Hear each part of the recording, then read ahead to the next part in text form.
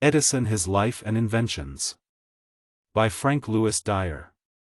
Introduction. Prior to this, no complete, authentic, and authorized record of the work of Mr. Edison, during an active life, has been given to the world.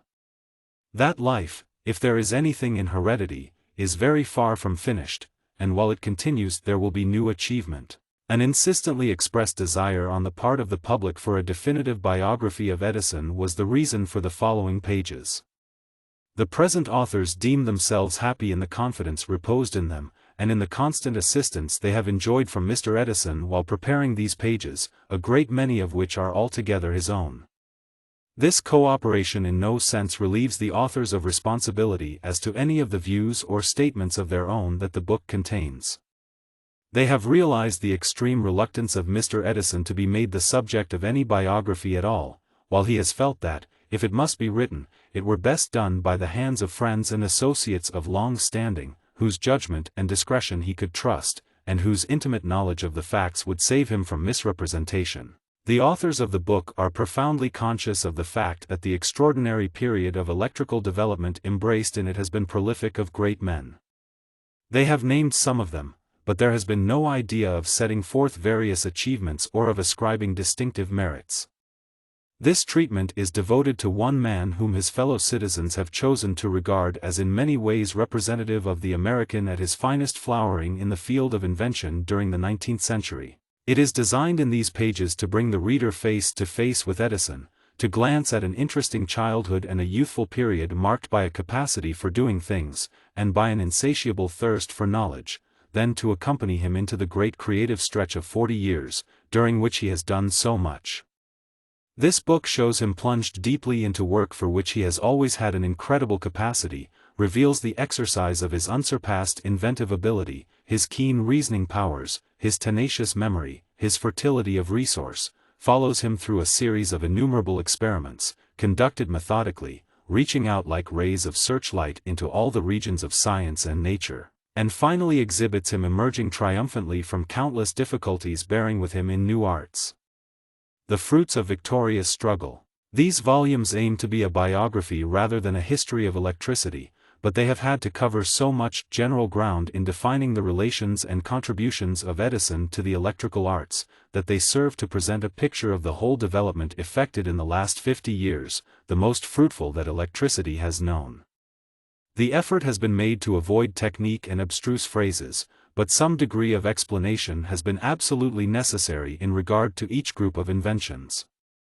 The task of the authors has consisted largely in summarizing fairly the methods and processes employed by Edison, and some idea of the difficulties encountered by them in so doing may be realized from the fact that one brief chapter, for example, that on or milling, covers 9 years of most intense application and activity on the part of the inventor. It is something like exhibiting the geological eras of the Earth in an outline lantern slide, to reduce an elaborate series of strenuous experiments and a vast variety of ingenious apparatus to the space of a few hundred words. A great deal of this narrative is given in Mr. Edison's own language, from oral or written statements made in reply to questions addressed to him with the object of securing accuracy. A further large part is based upon the personal contributions of many loyal associates, and it is desired here to make grateful acknowledgment to such collaborators as Messrs. Samuel Insull, E. H. Johnson, F. R. Upton, R. N. Dyer, S. B. Eaton, Francis Gell, W. S. Andrews, W. J. Jenks, W. J. Hammer, F. J. Sprague, W. S. Mallory, and C. L. Clark, and others, without whose aid the issuance of this book would indeed have been impossible. In particular, it is desired to acknowledge indebtedness to Mr. W. H. Meadowcroft not only for substantial aid in the literary part of the work, but for indefatigable effort to group, classify, and summarize the boundless material embodied in Edison's notebooks and memorabilia of all kinds now kept at the Orange Laboratory. Acknowledgment must also be made of the courtesy and assistance of Mrs. Edison, and especially of the loan of many interesting and rare photographs from her private collection. Chapter 1. The Age of Electricity. The year 1847 marked a period of great territorial acquisition by the American people, with incalculable additions to their actual and potential wealth. By the rational compromise with England in the dispute over the Oregon region, President Polk had secured during 1846, for undisturbed settlement, 300,000 square miles of forest, fertile land, and fisheries, including the whole fair Columbia Valley. Our active policy of the Pacific dated from that hour.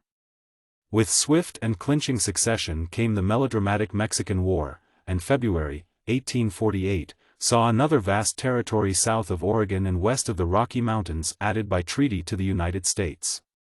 Thus in about 18 months there had been pieced into the national domain for quick development and exploitation a region as large as the entire Union of 13 states at the close of the War of Independence. Moreover, within its boundaries was embraced all the great American gold field, just on the eve of discovery, for Marshall had detected the shining particles in the mill race at the foot of the Sierra Nevada 9 days before Mexico signed away her rights in California and in all the vague, remote hinterland facing Catheward. Equally momentous were the times in Europe, where the attempt to secure opportunities of expansion as well as larger liberty for the individual took quite different form. The old absolutist system of government was fast breaking up, and ancient thrones were tottering. The red lava of deep revolutionary fires oozed up through many glowing cracks in the political crust, and all the social strata were shaken. That the wild outbursts of insurrection midway in the fifth decade failed and died away was not surprising, for the superincumbent deposits of tradition and convention were thick. But the retrospect indicates that many reforms and political changes were accomplished, although the process involved the exile of not a few ardent spirits to America, to become leading statesmen, inventors, journalists, and financiers. In 1847, too, Russia began her tremendous march eastward into Central Asia, just as France was solidifying her first gains on the littoral of northern Africa.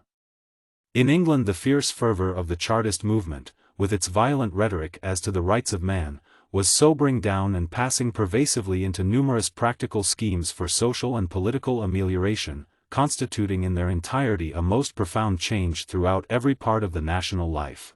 Into such times Thomas Alva Edison was born, and his relations to them and to the events of the past 60 years are the subject of this narrative. Aside from the personal interest that attaches to the picturesque career, so typically American, there is a broader aspect in which the work of the Franklin of the 19th century touches the welfare and progress of the race. It is difficult at any time to determine the effect of any single invention, and the investigation becomes more difficult where inventions of the first class have been crowded upon each other in rapid and bewildering succession.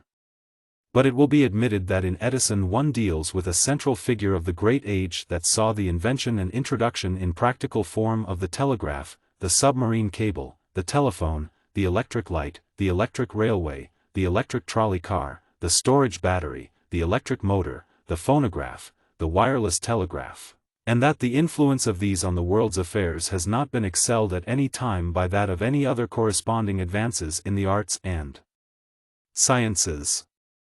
These pages deal with Edison's share in the great work of the last half-century in abridging distance, communicating intelligence, lessening toil, improving illumination, recording forever the human voice, and on behalf of inventive genius it may be urged that its beneficent results and gifts to mankind compare with any to be credited to statesman, warrior, or creative writer of the same period. Viewed from the standpoint of inventive progress, the first half of the 19th century had passed very profitably when Edison appeared, every year marked by some notable achievement in the arts and sciences, with promise of its early and abundant fruition in commerce and industry. There had been exactly 4 decades of steam navigation on American waters.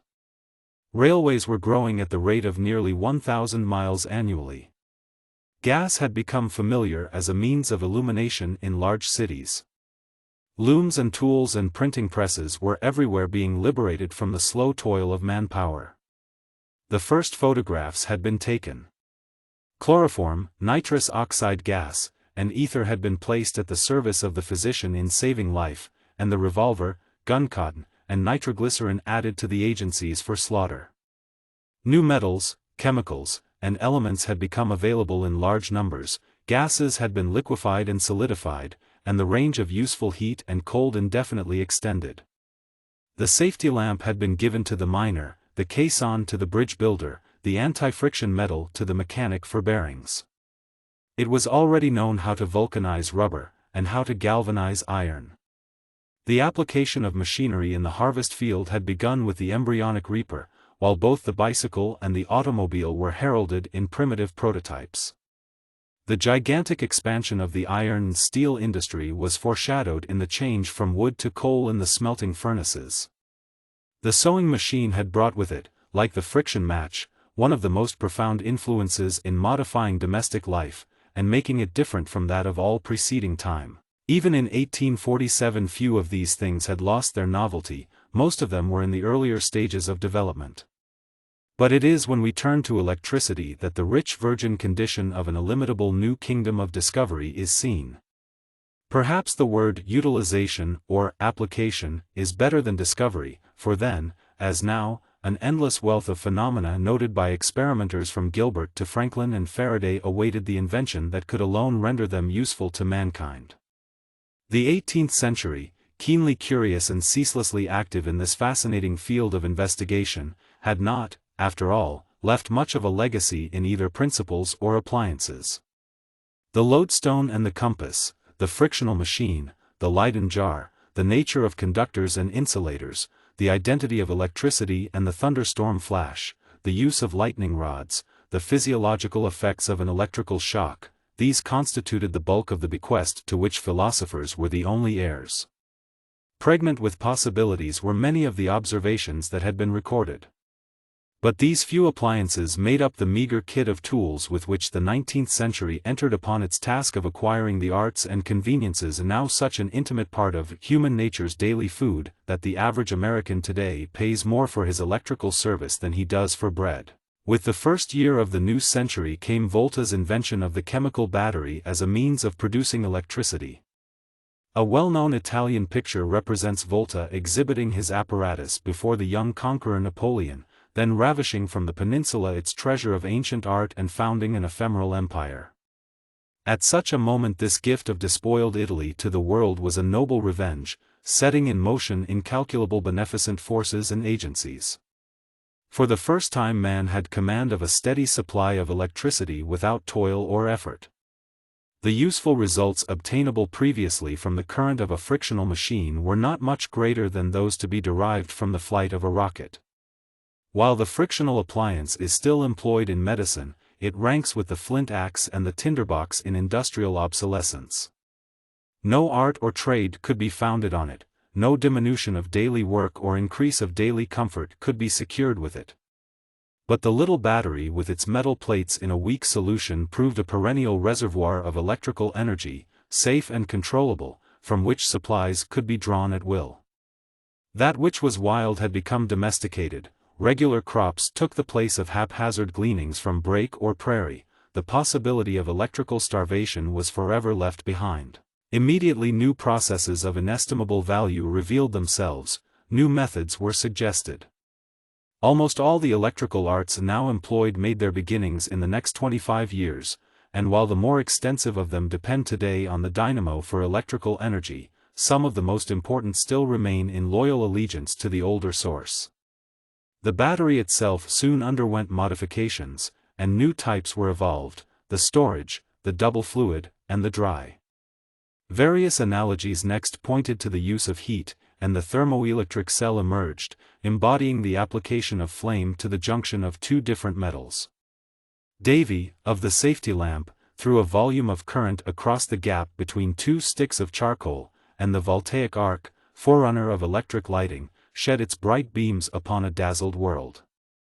The decomposition of water by electrolytic action was recognized and made the basis of communicating at a distance even before the days of the electromagnet. The ties that bind electricity and magnetism in twinship of relation and interaction were detected, and Faraday's work in induction gave the world at once the dynamo and the motor. "Hitch your wagon to a star," said Emerson. To all the coal fields and all the waterfalls Faraday had directly hitched the wheels of industry. Not only was it now possible to convert mechanical energy into electricity cheaply and in illimitable quantities, but electricity at once showed its ubiquitous availability as a motive power. Boats were propelled by it, cars were hauled, and even papers printed. Electroplating became an art, and telegraphy sprang into active being on both sides of the Atlantic. At the time Edison was born, in 1847, telegraphy, upon which he was to leave so indelible an imprint, had barely struggled into acceptance by the public. In England, Wheatstone and Cooke had introduced a ponderous magnetic needle telegraph. In America, in 1840, Morse had taken out his first patent on an electromagnetic telegraph, the principle of which is dominating in the art to this day. 4 years later the memorable message, "What hath God wrought?" was sent by young Miss Ellsworth over his circuits, and incredulous Washington was advised by wire of the action of the Democratic Convention in Baltimore in nominating Polk. By 1847 circuits had been strung between Washington and New York, under private enterprise, the government having declined to buy the Morse system for $100,000. Everything was crude and primitive. The poles were 200 feet apart and could barely hold up a wash line. The slim, bare, copper wire snapped on the least provocation, and the circuit was down for 36 days in the first 6 months. The little glass knob insulators made seductive targets for ignorant sportsmen. Attempts to insulate the line wire were limited to coating it with tar or smearing it with wax for the benefit of all the bees in the neighborhood. The farthest western reach of the telegraph lines in 1847 was Pittsburgh, with 3-ply iron wire mounted on square glass insulators with a little wooden pentroof for protection. In that office, where Andrew Carnegie was a messenger boy, the magnets in use to receive the signal sent with the aid of powerful nitric acid batteries weighed as much as 75 pounds apiece. But the business was fortunately small at the outset, until the new device, patronized chiefly by lottery men, had proved its utility. Then came the great outburst of activity. Within a score of years telegraph wires covered the whole occupied country with a network, and the first great electrical industry was a pronounced success, yielding to its pioneers the first great harvest of electrical fortunes.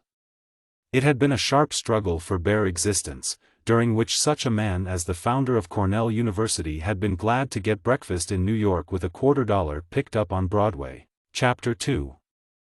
Edison's Pedigree. Thomas Alva Edison was born at Milan, Ohio, February 11, 1847. The state that rivals Virginia as a mother of presidents has evidently other titles to distinction of the same nature. For picturesque detail it would not be easy to find any story excelling that of the Edison family before it reached the Western Reserve. The story epitomizes American idealism, restlessness, freedom of individual opinion, and ready adjustment to the surrounding conditions of pioneer life.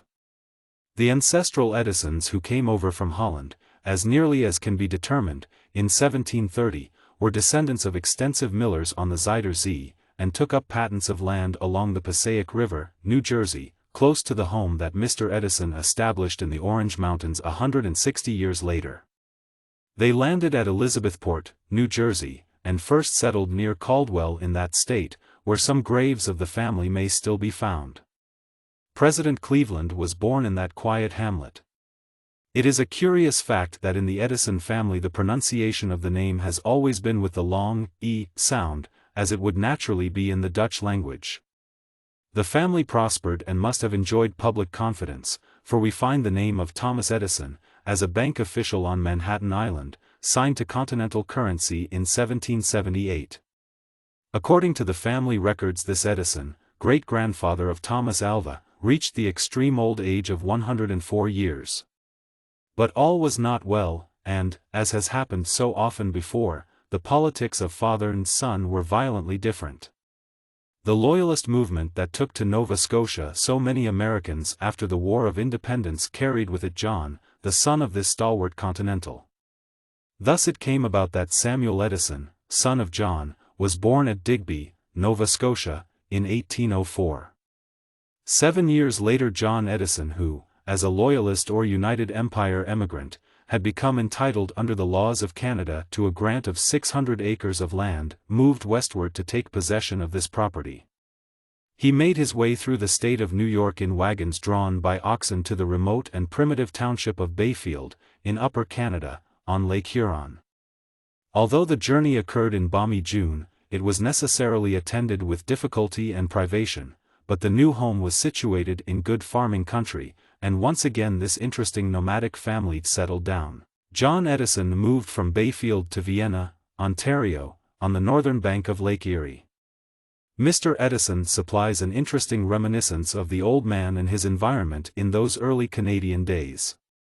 When I was 5 years old, I was taken by my father and mother on a visit to Vienna. We were driven by carriage from Milan, Ohio, to a railroad, then to a port on Lake Erie, thence by a canal boat in a tow of several to Port Burwell, in Canada, across the lake, and from there we drove to Vienna, a short distance away. I remember my grandfather perfectly as he appeared, at 102 years of age, when he died. In the middle of the day he sat under a large tree in front of the house facing a well-traveled road. His head was covered completely with a large quantity of very white hair, and he chewed tobacco incessantly, nodding to friends as they passed by. He used a very large cane, and walked from the chair to the house, resenting any assistance. I viewed him from a distance, and could never get very close to him. I remember some large pipes, and especially a molasses jug, a trunk, and several other things that came from Holland.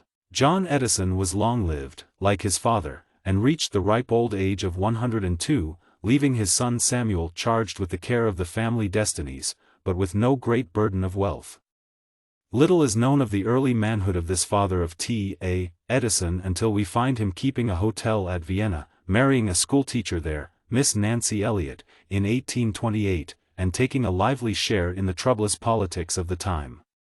He was 6 feet in height, of great bodily vigor, and of such personal dominance of character that he became a captain of the insurgent forces rallying under the banners of Papineau and Mackenzie. The opening years of Queen Victoria's reign witnessed a belated effort in Canada to emphasize the principle that there should not be taxation without representation, and this descendant of those who had left the United States from disapproval of such a doctrine, flung himself headlong into its support. It has been said of Earl Durham, who pacified Canada at this time and established the present system of government, that he made a country and marred a career.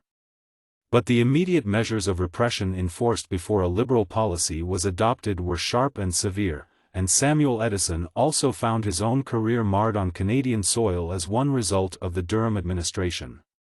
Exile to Bermuda with other insurgents was not so attractive as the perils of a flight to the United States. A very hurried departure was effected in secret from the scene of trouble, and there are romantic traditions of his thrilling journey of 182 miles toward safety, made almost entirely without food or sleep, through a wild country infested with Indians of unfriendly disposition. Thus was the Edison family repatriated by a picturesque political episode, and the great inventor given a birthplace on American soil, just as was Benjamin Franklin when his father came from England to Boston. Samuel Edison left behind him, however, in Canada, several brothers, all of whom lived to the age of 90 or more, and from whom there are descendants in the region. After some desultory wanderings for a year or two along the shores of Lake Erie, among the prosperous towns then springing up, the family, with its Canadian home forfeited, and in quest of another resting place, came to Milan, Ohio, in 1842. That pretty little village offered at the moment many attractions as a possible Chicago. The railroad system of Ohio was still in the future, but the Western Reserve had already become a vast wheat field, and huge quantities of grain from the central and northern counties sought shipment to eastern ports. The Huron River, emptying into Lake Erie, was navigable within a few miles of the village, and provided an admirable outlet.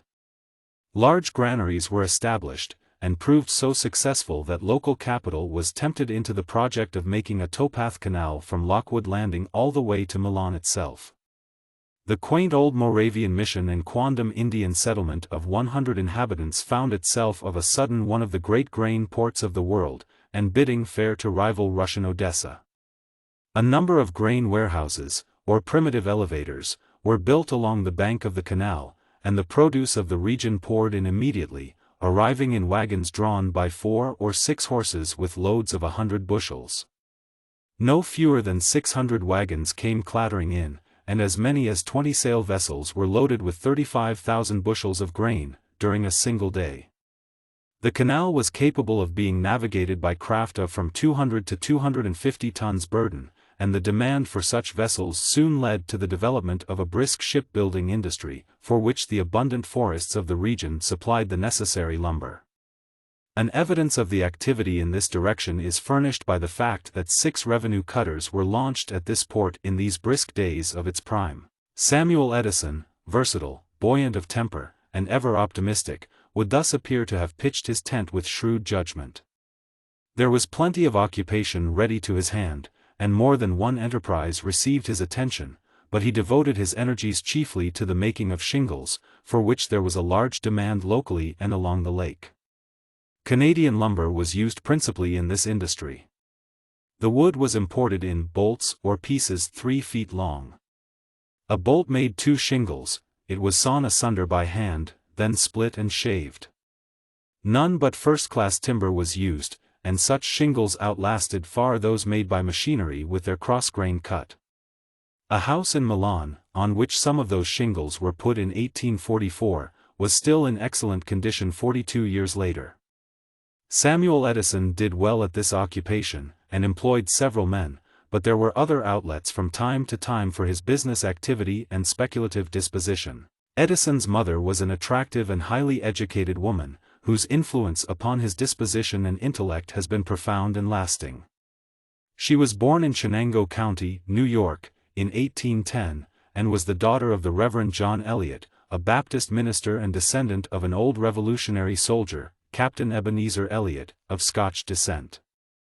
The old captain was a fine and picturesque type. He fought all through the long War of Independence, 7 years, and then appears to have settled down at Stonington, Connecticut. There, at any rate, he found his wife, Grandmother Eliot, who was Mercy Peckham, daughter of a Scotch Quaker. Then came the residence in New York State, with final removal to Vienna, for the old soldier, while drawing his pension at Buffalo, lived in the little Canadian town, and there died, over 100 years old. The family was evidently one of considerable culture and deep religious feeling, for 2 of Mrs. Edison's uncles and 2 brothers were also in the same Baptist ministry. As a young woman she became a teacher in the public high school at Vienna, and thus met her husband, who was residing there. The family never consisted of more than 3 children, 2 boys and a girl. A trace of the Canadian environment is seen in the fact that Edison's elder brother was named William Pitt, after the great English statesman. Both his brother and the sister exhibited considerable ability. William Pitt Edison as a youth was so clever with his pencil that it was proposed to send him to Paris as an art student. In later life he was manager of the local street railway lines at Port Huron, Michigan, in which he was heavily interested. He also owned a good farm near that town, and during the ill health at the close of his life, when compelled to spend much of the time indoors, he devoted himself almost entirely to sketching. It has been noted by intimate observers of Thomas A. Edison that in discussing any project or new idea his first impulse is to take up any piece of paper available and make drawings of it. His voluminous notebooks are a mass of sketches. Mrs. Tanny Edison Bailey, the sister, had, on the other hand, a great deal of literary ability, and spent much of her time in writing. The great inventor, whose iron endurance and stern will have enabled him to wear down all his associates by work sustained through arduous days and sleepless nights, was not at all strong as a child, and was of fragile appearance. He had an abnormally large but well-shaped head, and it is said that the local doctors feared he might have brain trouble. In fact, on account of his assumed delicacy, he was not allowed to go to school for some years, and even when he did attend for a short time the results were not encouraging, his mother being hotly indignant upon hearing that the teacher had spoken of him to an inspector as addled. The youth was, indeed, fortunate far beyond the ordinary in having a mother at once loving, well-informed, and ambitious, capable herself, from her experience as a teacher, of undertaking and giving him an education better than could be secured in the local schools of the day. Certain it is that under this simple regime studious habits were formed and a taste for literature developed that have lasted to this day. If ever there was a man who tore the heart out of books it is Edison, and what has once been read by him is never forgotten if useful or worthy of submission to the test of experiment. But even thus early the stronger love of mechanical processes and of probing natural forces manifested itself. Edison has said that he never saw a statement in any book as to such things that he did not involuntarily challenge, and wished to demonstrate as either right or wrong. As a mere child the busy scenes of the canal and the grain warehouses were of consuming interest, but the work in the shipbuilding yards had an irresistible fascination. His questions were so ceaseless and innumerable that the penetrating curiosity of an unusually strong mind was regarded as deficiency in powers of comprehension, and the father himself, a man of no mean ingenuity and ability, reports that the child, although capable of reducing him to exhaustion by endless inquiries, was often spoken of as rather wanting in ordinary acumen. This apparent dullness is, however, a quite common incident to youthful genius. The constructive tendencies of this child, of whom his father said once that he had never had any boyhood days in the ordinary sense, were early noted in his fondness for building little plank roads out of the debris of the yards and mills. His extraordinarily retentive memory was shown in his easy acquisition of all the songs of the lumber gangs and canal men before he was 5 years old. One incident tells how he was found one day in the village square copying laboriously the signs of the stores. A highly characteristic event at the age of 6 is described by his sister. He had noted a goose sitting on her eggs, and the result. One day soon after, he was missing. By and by, after an anxious search, his father found him sitting in a nest he had made in the barn, filled with goose eggs and hens' eggs he had collected, trying to hatch them out. One of Mr. Edison's most vivid recollections goes back to 1850, when as a child 3 or 4 years old he saw camped in front of his home 6 covered wagons, prairie schooners, and witnessed their departure for California. The great excitement over the gold discoveries was thus felt in Milan, and these wagons, laden with all the worldly possessions of their owners, were watched out of sight on their long journey by this fascinated urchin, whose own discoveries in later years were to tempt many other Argonauts into the auriferous realms of electricity. Another vivid memory of this period concerns his first realization of the grim mystery of death. He went off one day with the son of the wealthiest man in the town to bathe in the creek. Soon after they entered the water the other boy disappeared. Young Edison waited around the spot for half an hour or more, and then, as it was growing dark, went home puzzled and lonely, but silent as to the occurrence. About 2 hours afterward, when the missing boy was being searched for, a man came to the Edison home to make anxious inquiry of the companion with whom he had last been seen. Edison told all the circumstances with a painful sense of being in some way implicated. The creek was at once dragged, and then the body was recovered. Edison had himself more than one narrow escape. Of course he fell in the canal and was nearly drowned. Few boys in Milan worth their salt omitted that performance. On another occasion he encountered a more novel peril by falling into the pile of wheat in a grain elevator and being almost smothered. Holding the end of a skate strap for another lad to shorten with an axe, he lost the top of a finger. Fire also had its perils. He built a fire in a barn, but the flames spread so rapidly that, although he escaped himself, the barn was wholly destroyed, and he was publicly whipped in the village square as a warning to other youths. Equally well remembered is a dangerous encounter with a ram that attacked him while he was busily engaged digging out a bumblebee's nest near an orchard fence. The animal knocked him against the fence, and was about to butt him again when he managed to drop over on the safe side and escape. He was badly hurt and bruised, and no small quantity of arnica was needed for his wounds. Meantime little Milan had reached the zenith of its prosperity, and all of a sudden had been deprived of its flourishing grain trade by the new Columbus, Sandusky and Hocking Railroad. In fact, the short canal was one of the last efforts of its kind in this country to compete with the new means of transportation. The bell of the locomotive was everywhere ringing the death knell of effective water haulage, with such dire results that, in 1880, of the 4,468 miles of American freight canal, that had cost $214 million, no fewer than 1,893 miles had been abandoned, and of the remaining 2,575 miles quite a large proportion was not paying expenses. The short Milan Canal suffered with the rest, and today lies well nigh obliterated, hidden in part by vegetable gardens, a mere grass-grown depression at the foot of the winding, shallow valley. Other railroads also prevented any further competition by the canal, for a branch of the Wheeling and Lake Erie now passes through the village, while the Lake Shore and Michigan Southern runs a few miles to the south. The owners of the canal soon had occasion to regret that they had disdained the overtures of enterprising railroad promoters desirous of reaching the village, and the consequences of commercial isolation rapidly made themselves felt. It soon became evident to Samuel Edison and his wife that the cozy brick home on the bluff must be given up and the struggle with fortune resumed elsewhere. They were well-to-do, however, and removing, in 1854, to Port Huron, Michigan, occupied a large colonial house standing in the middle of an old government fort reservation of 10 acres overlooking the wide expanse of the St. Clair River just after it leaves Lake Huron. It was in many ways an ideal homestead, toward which the family has always felt the strongest attachment, but the association with Milan has never wholly ceased. The old house in which Edison was born is still occupied, in 1910, by Mr. S. O. Edison, a half-brother of Edison's father, and a man of marked inventive ability.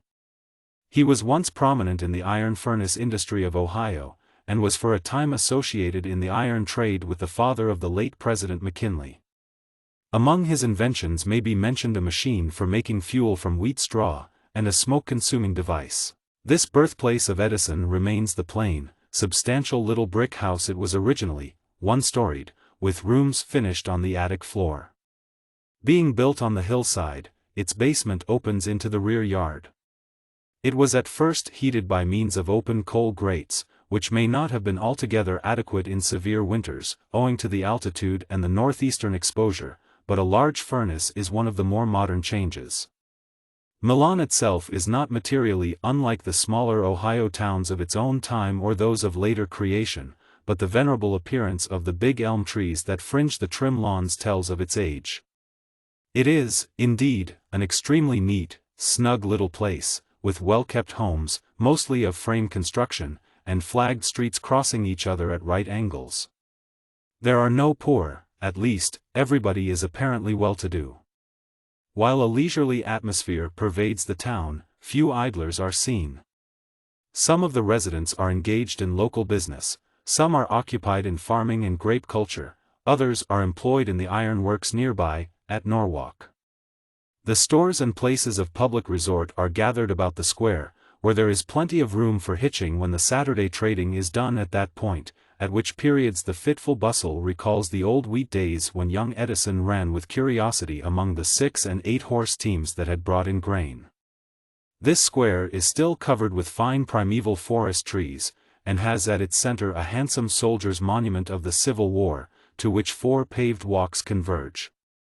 It is an altogether pleasant and unpretentious town, which cherishes with no small amount of pride its association with the name of Thomas Alva Edison. In view of Edison's Dutch descent, it is rather singular to find him with the name of Alva, for the Spanish Duke of Alva was notoriously the worst tyrant ever known to the Low Countries, and his evil deeds occupy many stirring pages in Motley's famous history. As a matter of fact, Edison was named after Captain Alva Bradley, an old friend of his father, and a celebrated shipowner on the lakes. Captain Bradley died a few years ago in wealth, while his old associate, with equal ability for making money, was never able long to keep it, differing again from the revolutionary New York banker from whom his son's other name, Thomas, was taken. Chapter 3. Boyhood at Port Huron, Michigan. The new home found by the Edison family at Port Huron, where Alva spent his brief boyhood before he became a telegraph operator and roamed the whole Middle West of that period, was unfortunately destroyed by fire just after the close of the Civil War. A smaller but perhaps more comfortable home was then built by Edison's father on some property he had bought at the nearby village of Greshett, and there his mother spent the remainder of her life in confirmed invalidism, dying in 1871. Hence the pictures and postal cards sold largely to souvenir hunters, as the Port Huron home do not actually show that in or around which the events now referred to took place. It has been a romance of popular biographers, based upon the fact that Edison began his career as a newsboy, to assume that these earlier years were spent in poverty and privation, as indeed they usually are by the newsies who swarm and shout their papers in our large cities. While it seems a pity to destroy this erroneous idea, suggestive of a heroic climb from the depths to the heights, nothing could be further from the truth. Socially, the Edison family stood high in Port Huron at a time when there was relatively more wealth and general activity than today. The town in its pristine prime was a great lumber center, and hummed with the industry of numerous sawmills. An incredible quantity of lumber was made there yearly until the forests nearby vanished and the industry with them. The wealth of the community, invested largely in this business and in allied transportation companies, was accumulated rapidly and as freely spent during those days of prosperity in St. Clair County, bringing with it a high standard of domestic comfort. In all this the Edisons shared on equal terms. Thus, contrary to the stories that have been so widely published, the Edisons, while not rich by any means, were in comfortable circumstances, with a well-stocked farm and large orchard to draw upon also for sustenance. Samuel Edison, on moving to Port Huron, became a dealer in grain and feed, and gave attention to that business for many years. But he was also active in the lumber industry in the Saginaw district and several other things. It was difficult for a man of such mercurial, restless temperament to stay constant to any one occupation. In fact, had he been less visionary he would have been more prosperous, but might not have had a son so gifted with insight and imagination. One instance of the optimistic vagaries which led him incessantly to spend time and money on projects that would not have appealed to a man less sanguine was the construction on his property of a wooden observation tower over 100 feet high, the top of which was reached toilsomely by winding stairs, after the payment of 25 cents. It is true that the tower commanded a pretty view by land and water, but Colonel Sellers himself might have projected this enterprise as a possible source of steady income. At first few visitors panted up the long flights of steps to the breezy platform. During the first 2 months Edison's father took in $3, and felt extremely blue over the prospect, and to young Edison and his relatives were left the lonely pleasures of the lookout and the enjoyment of the telescope with which it was equipped. But one fine day there came an excursion from an inland town to see the lake. They picnicked in the grove, and 600 of them went up the tower. After that the railroad company began to advertise these excursions, and the receipts each year paid for the observatory. It might be thought that, immersed in business and preoccupied with schemes of this character, Mr. Edison was to blame for the neglect of his son's education. But that was not the case. The conditions were peculiar. It was at the Port Huron Public School that Edison received all the regular scholastic instruction he ever enjoyed, just 3 months. He might have spent the full term there, but, as already noted, his teacher had found him addled. He was always, according to his own recollection, at the foot of the class, and had come almost to regard himself as a dunce, while his father entertained vague anxieties as to his stupidity. The truth of the matter seems to be that Mrs. Edison, a teacher of uncommon ability and force, held no very high opinion of the average public school methods and results, and was both eager to undertake the instruction of her son and ambitious for the future of a boy whom she knew from pedagogic experience to be receptive and thoughtful to a very unusual degree. With her he found study easy and pleasant. The quality of culture in that simple but refined home, as well as the intellectual character of this youth without schooling, may be inferred from the fact that before he had reached the age of 12 he had read, with his mother's help, Gibbon's Decline and Fall of the Roman Empire, Hume's History of England, Sear's History of the World, Burton's Anatomy of Melancholy, and the Dictionary of Sciences, and had even attempted to struggle through Newton's Principia, whose mathematics were decidedly beyond both teacher and student. Besides, Edison, like Faraday, was never a mathematician, and has had little personal use for arithmetic beyond that which is called mental. He said once to a friend, "I can always hire some mathematicians, but they can't hire me." His father, by the way, always encouraged these literary tastes, and paid him a small sum for each new book mastered. It will be noted that fiction makes no showing in the list, but it was not altogether excluded from the home library, and Edison has all his life enjoyed it, particularly the works of such writers as Victor Hugo, after whom, because of his enthusiastic admiration, possibly also because of his imagination, he was nicknamed by his fellow operators, Victor Hugo Edison. Electricity at that moment could have no allure for a youthful mind. Crude telegraphy represented what was known of it practically, and about that the books read by young Edison were not redundantly informational. Even had that not been so, the inclinations of the boy barely 10 years old were toward chemistry, and 50 years later there is seen no change of predilection. It sounds like heresy to say that Edison became an electrician by chance, but it is the sober fact that to this preeminent and brilliant leader in electrical achievement escape into the chemical domain still has the aspect of a delightful truant holiday.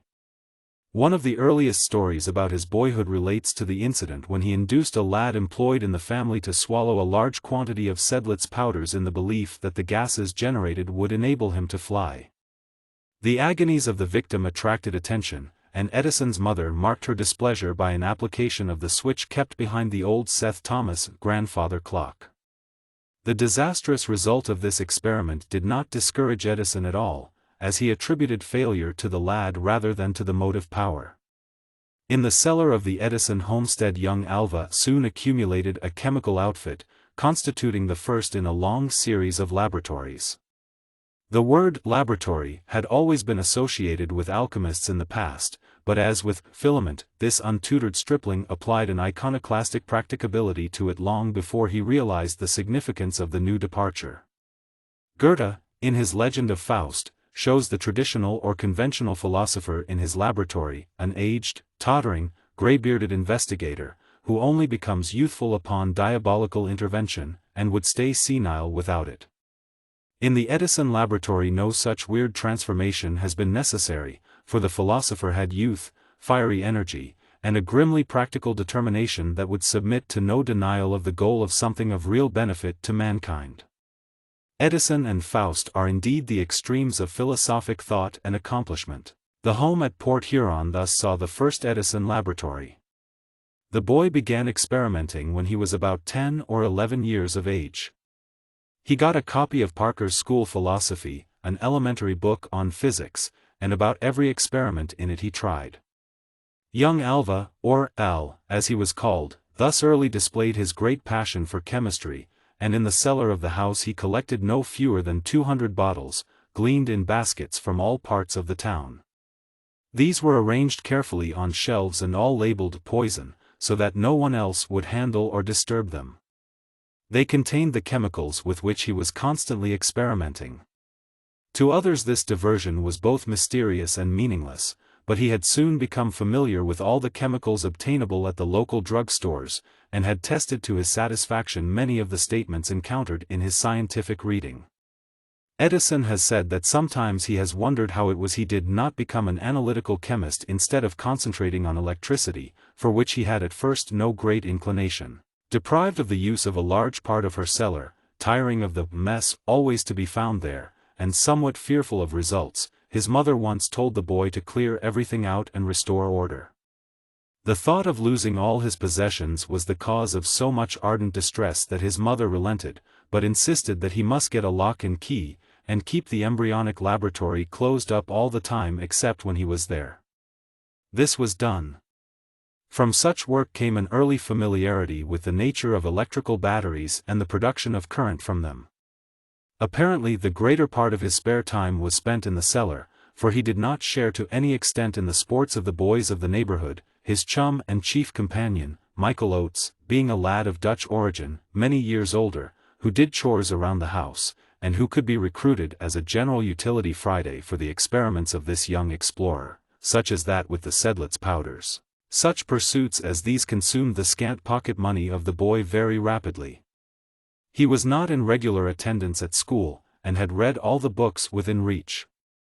It was thus he turned newsboy, overcoming the reluctance of his parents, particularly that of his mother, by pointing out that he could by this means earn all he wanted for his experiments and get fresh reading in the shape of papers and magazines free of charge. Besides, his leisure hours in Detroit he would be able to spend at the public library. He applied, in 1859, for the privilege of selling newspapers on the trains of the Grand Trunk Railroad, between Port Huron and Detroit, and obtained the concession after a short delay, during which he made an essay in his task of selling newspapers. Edison had, as a fact, already had some commercial experience from the age of 11. The 10 acres of the reservation offered an excellent opportunity for truck farming, and the versatile head of the family could not avoid trying his luck in this branch of work. A large market garden was laid out, in which Edison worked pretty steadily with the help of the Dutch boy, Michael Oates, he of the flying experiment. These boys had a horse and small wagon entrusted to them, and every morning in the season they would load up with onions, lettuce, peas, etc., and go through the town. As much as $600 was turned over to Mrs. Edison in 1 year from this source. The boy was indefatigable but not altogether charmed with agriculture. After a while I tired of this work, as hoeing corn in a hot sun is unattractive, and I did not wonder that it had built up cities. Soon the Grand Trunk Railroad was extended from Toronto to Port Huron, at the foot of Lake Huron, and thence to Detroit. At about the same time the War of the Rebellion broke out. By a great amount of persistence I got permission from my mother to go on the local train as a newsboy. The local train from Port Huron to Detroit, a distance of 63 miles, left at 7 a.m. and arrived again at 9:30 p.m. After being on the train for several months, I started 2 stores in Port Huron, one for periodicals, and the other for vegetables, butter, and berries in the season.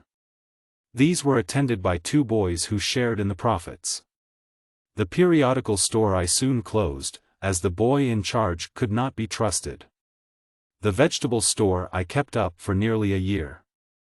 After the railroad had been opened a short time, they put on an express which left Detroit in the morning and returned in the evening. I received permission to put a newsboy on this train. Connected with this train was a car, one part for baggage and the other part for U.S. mail, but for a long time it was not used. Every morning I had 2 large baskets of vegetables from the Detroit market loaded in the mail car and sent to Port Huron, where the boy would take them to the store. They were much better than those grown locally, and sold readily. I never was asked to pay freight, and to this day cannot explain why, except that I was so small and industrious, and the nerve to appropriate a U.S. mail car to do a free freight business was so monumental. However, I kept this up for a long time, and in addition bought butter from the farmers along the line, and an immense amount of blackberries in the season. I bought wholesale and at a low price, and permitted the wives of the engineers and trainmen to have the benefit of the discount. After a while there was a daily immigrant train put on.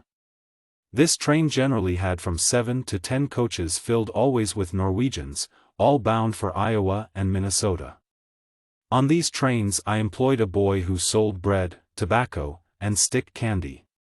As the war progressed the daily newspaper sales became very profitable, and I gave up the vegetable store. The hours of this occupation were long, but the work was not particularly heavy, and Edison soon found opportunity for his favorite avocation, chemical experimentation. His train left Port Huron at 7 a.m., and made its southward trip to Detroit in about 3 hours. This gave a stay in that city from 10 a.m. until the late afternoon, when the train left, arriving at Port Huron about 9:30 p.m.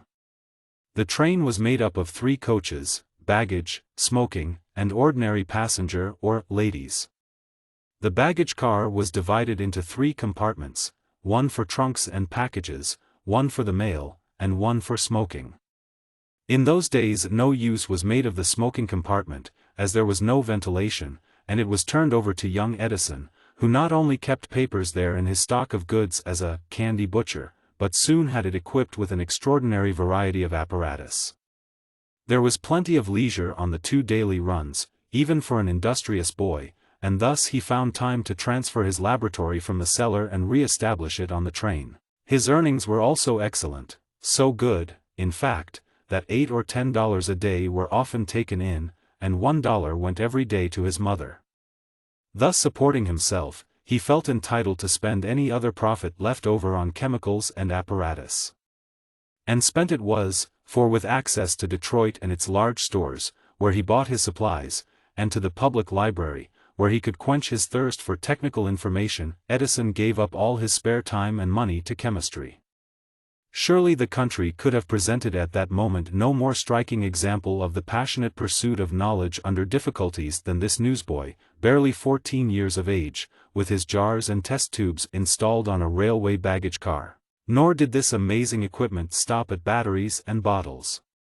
The same little space a few feet square was soon converted by this precocious youth into a newspaper office. The outbreak of the Civil War gave a great stimulus to the demand for all newspapers, noticing which he became ambitious to publish a local journal of his own, devoted to the news of that section of the Grand Trunk Road. A small printing press that had been used for hotel bills of fare was picked up in Detroit, and type was also bought, some of it being placed on the train so that composition could go on in spells of leisure. To one so mechanical in his tastes as Edison, it was quite easy to learn the rudiments of the printing art, and thus the Weekly Herald came into existence, of which he was compositor, pressman, editor, publisher, and newsdealer. Only 1 or 2 copies of this journal are now discoverable, but its appearance can be judged from the reduced facsimile here shown. The thing was indeed well done, as the work of a youth shown by the date to be less than 15 years old. The literary style is good, there are only a few trivial slips in spelling, and the appreciation is keen of what would be interesting news and gossip. The price was 3 cents a copy, or 8 cents a month for regular subscribers, and the circulation ran up to over 400 copies an issue. This was by no means the result of mere public curiosity, but attested the value of the sheet as a genuine newspaper, to which many persons in the railroad service along the line were willing contributors. Indeed, with the aid of the railway telegraph, Edison was often able to print late news of importance, of local origin, that the distant regular papers like those of Detroit, which he handled as a newsboy, could not get. It is no wonder that this clever little sheet received the approval and patronage of the English engineer Stephenson when inspecting the Grand Trunk system, and was noted by no less distinguished a contemporary than the London Times as the first newspaper in the world to be printed on a train in motion. The youthful proprietor sometimes cleared as much as $20 to $30 a month from this unique journalistic enterprise. But all this extra work required attention, and Edison solved the difficulty of attending also to the newsboy business by the employment of a young friend, whom he trained and treated liberally as an understudy. There was often plenty of work for both in the early days of the war, when the news of battle caused intense excitement and large sales of papers. Edison, with native shrewdness already so strikingly displayed, would telegraph the station agents and get them to bulletin the event of the day at the front, so that when each station was reached there were eager purchasers waiting.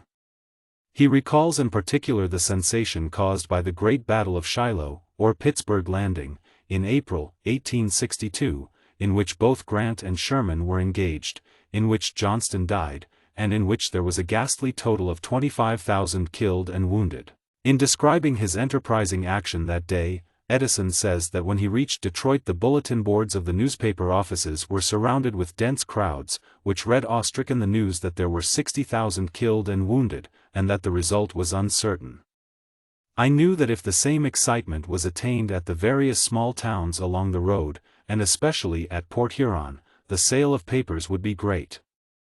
I then conceived the idea of telegraphing the news ahead, went to the operator in the depot, and by giving him Harper's Weekly and some other papers for 3 months, he agreed to telegraph to all the stations the matter on the bulletin board. I hurriedly copied it, and he sent it, requesting the agents to display it on the blackboards used for stating the arrival and departure of trains. I decided that instead of the usual 100 papers I could sell 1,000, but not having sufficient money to purchase that number, I determined in my desperation to see the editor himself and get credit. The great paper at that time was the Detroit Free Press. I walked into the office marked editorial and told a young man that I wanted to see the editor on important business, important to me, anyway. I was taken into an office where there were 2 men, and I stated what I had done about telegraphing, and that I wanted 1,000 papers, but only had money for 300, and I wanted credit. One of the men refused it, but the other told the first spokesman to let me have them. This man, I afterward learned, was Wilbur F. Story, who subsequently founded the Chicago Times, and became celebrated in the newspaper world. By the aid of another boy I lugged the papers to the train and started folding them.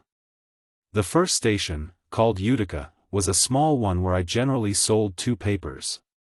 I saw a crowd ahead on the platform, and thought it some excursion, but the moment I landed there was a rush for me. Then I realized that the telegraph was a great invention. I sold 35 papers there. The next station was Mount Clemens, now a watering place, but then a town of about 1,000.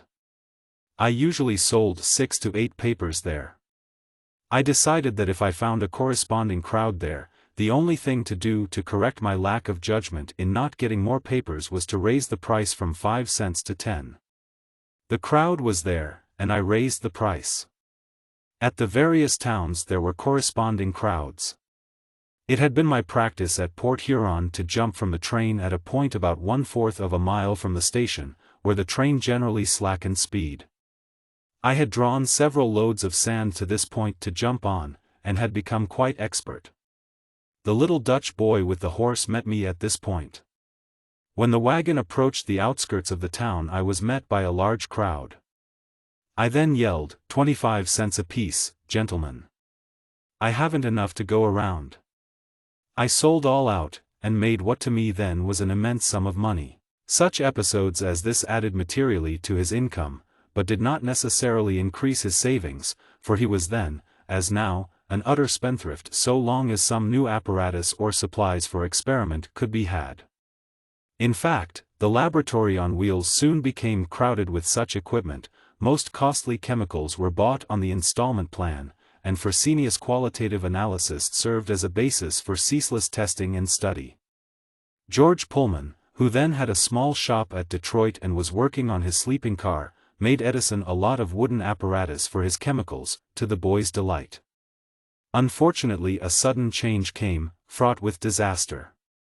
The train, running one day at 30 miles an hour over a piece of poorly laid track, was thrown suddenly out of the perpendicular with a violent lurch, and, before Edison could catch it, a stick of phosphorus was jarred from its shelf, fell to the floor, and burst into flame. The car took fire, and the boy, in dismay, was still trying to quench the blaze when the conductor, a quick-tempered Scotchman, who acted also as baggage master, hastened to the scene with water and saved his car. On the arrival at Mount Clemens Station, its next stop, Edison and his entire outfit, laboratory, printing plant, and all, were promptly ejected by the enraged conductor, and the train then moved off, leaving him on the platform, tearful and indignant in the midst of his beloved but ruined possessions. It was Lynch law of a kind, but in view of the responsibility, this action of the conductor lay well within his rights and duties. It was through this incident that Edison acquired the deafness that has persisted all through his life, a severe box on the ears from the scorched and angry conductor being the direct cause of the infirmity. Although this deafness would be regarded as a great affliction by most people, and has brought in its train other serious baubles, Mr. Edison has always regarded it philosophically, and said about it recently, "This deafness has been of great advantage to me in various ways. When in a telegraph office, I could only hear the instrument directly on the table at which I sat, and unlike the other operators, I was not bothered by the other instruments. Again, in experimenting on the telephone, I had to improve the transmitter so I could hear it. This made the telephone commercial, as the magneto-telephone receiver of Bell was too weak to be used as a transmitter commercially. It was the same with the phonograph. The great defect of that instrument was the rendering of the overtones in music, and the hissing consonants in speech. I worked over 1 year, 20 hours a day, Sundays and all, to get the word "specie" perfectly recorded and reproduced on the phonograph. When this was done I knew that everything else could be done, which was a fact. Again, my nerves have been preserved intact. Broadway is as quiet to me as a country village is to a person with normal hearing. Saddened but not wholly discouraged, Edison soon reconstituted his laboratory and printing office at home, although on the part of the family there was some fear and objection after this episode, on the score of fire. But Edison promised not to bring in anything of a dangerous nature. He did not cease the publication of the Weekly Herald. On the contrary, He prospered in both his enterprises until persuaded by the printer's devil in the office of the Port Huron Commercial to change the character of his journal, enlarge it, and issue it under the name of Paul Pry, a happy designation for this or kindred ventures in the domain of society journalism. No copies of Paul Pry can now be found, but it is known that its style was distinctly personal, that gossip was its specialty, and that no small offense was given to the people whose peculiarities or peccadillos were discussed in a frank and breezy style by the two boys. In one instance the resentment of the victim of such unsought publicity was so intense he laid hands on Edison and pitched the startled young editor into the St. Clair River. The name of this violator of the freedom of the press was thereafter excluded studiously from the columns of Paul Pry, and the incident may have been one of those which soon caused the abandonment of the paper. Edison had great zest in this work, and but for the strong influences in other directions would probably have continued in the newspaper field, in which he was, beyond question, the youngest publisher and editor of the day. Before leaving this period of his career, it is to be noted that it gave Edison many favorable opportunities. In Detroit he could spend frequent hours in the public library, and it is matter of record that he began his liberal acquaintance with its contents by grappling bravely with a certain section and trying to read it through consecutively, shelf by shelf, regardless of subject. In a way this is curiously suggestive of the earnest, energetic method of frontal attack with which the inventor has since addressed himself to so many problems in the arts and sciences. The Grand Trunk Railroad machine shops at Port Huron were a great attraction to the boy, who appears to have spent a good deal of his time there. He who was to have much to do with the evolution of the modern electric locomotive was fascinated by the mechanism of the steam locomotive, and whenever he could get the chance Edison rode in the cab with the engineer of his train. He became thoroughly familiar with the intricacies of firebox, boiler, valves, levers, and gears, and liked nothing better than to handle the locomotive himself during the run. On one trip, when the engineer lay asleep while his eager substitute piloted the train, the boiler primed, and a deluge overwhelmed the young driver, who stuck to his post till the run and the ordeal were ended. Possibly this helped to spoil a locomotive engineer, but went to make a great master of the new motive power. "Steam is half an Englishman," said Emerson. The temptation is strong to say that workaday electricity is half an American.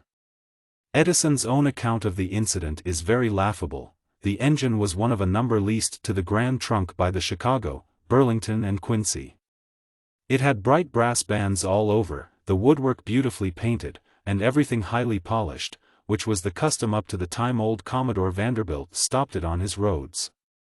After running about 15 miles the fireman couldn't keep his eyes open. This event followed an all-night dance of the trainmen's fraternal organization, and he agreed to permit me to run the engine.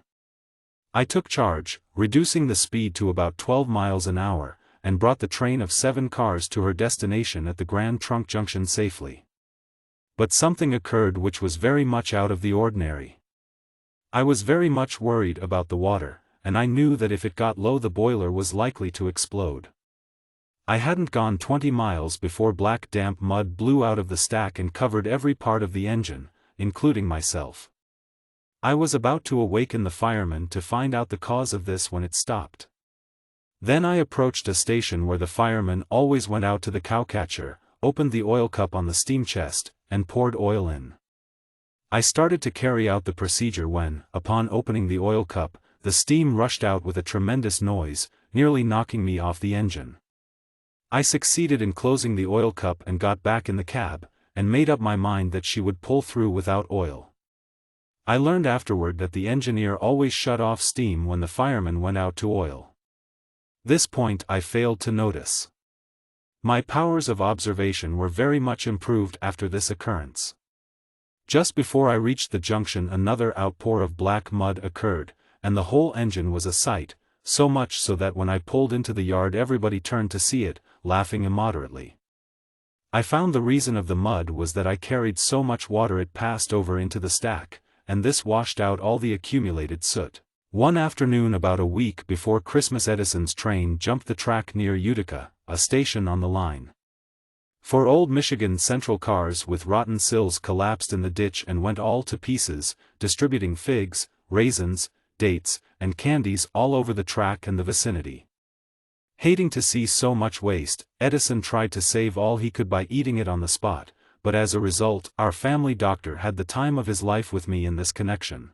An absurd incident described by Edison throws a vivid light on the free and easy condition of early railroad travel and on the Southern extravagance of the time. In 1860, just before the war broke out, there came to the train one afternoon, in Detroit, two fine-looking young men accompanied by a colored servant. They bought tickets for Port Huron, the terminal point for the train. After leaving the junction just outside of Detroit, I brought in the evening papers. When I came opposite the two young men, one of them said, "Boy, what have you got?" I said, "Papers." "All right." He took them and threw them out of the window, and, turning to the colored man, said, "Nicodemus, pay this boy." I told Nicodemus the amount, and he opened a satchel and paid me. The passengers didn't know what to make of the transaction. I returned with the illustrated papers and magazines. These were seized and thrown out of the window, and I was told to get my money of Nicodemus. I then returned with all the old magazines and novels I had not been able to sell, thinking perhaps this would be too much for them. I was small and thin, and the layer reached above my head, and was all I could possibly carry. I had prepared a list, and knew the amount in case they bid again. When I opened the door, all the passengers roared with laughter. I walked right up to the young men. One asked me what I had. I said, "Magazines and novels." He promptly threw them out of the window, and Nicodemus settled. Then I came in with cracked hickory nuts, then popcorn balls, and, finally, molasses candy. All went out of the window. I felt like Alexander the Great, I had no more chance. I had sold all I had. Finally I put a rope to my trunk, which was about the size of a carpenter's chest, and started to pull this from the baggage car to the passenger car. It was almost too much for my strength, but at last I got it in front of those men. I pulled off my coat, shoes, and hat, and laid them on the chest. Then he asked, "What have you got, boy?" I said, "Everything, sir, that I can spare that is for sale."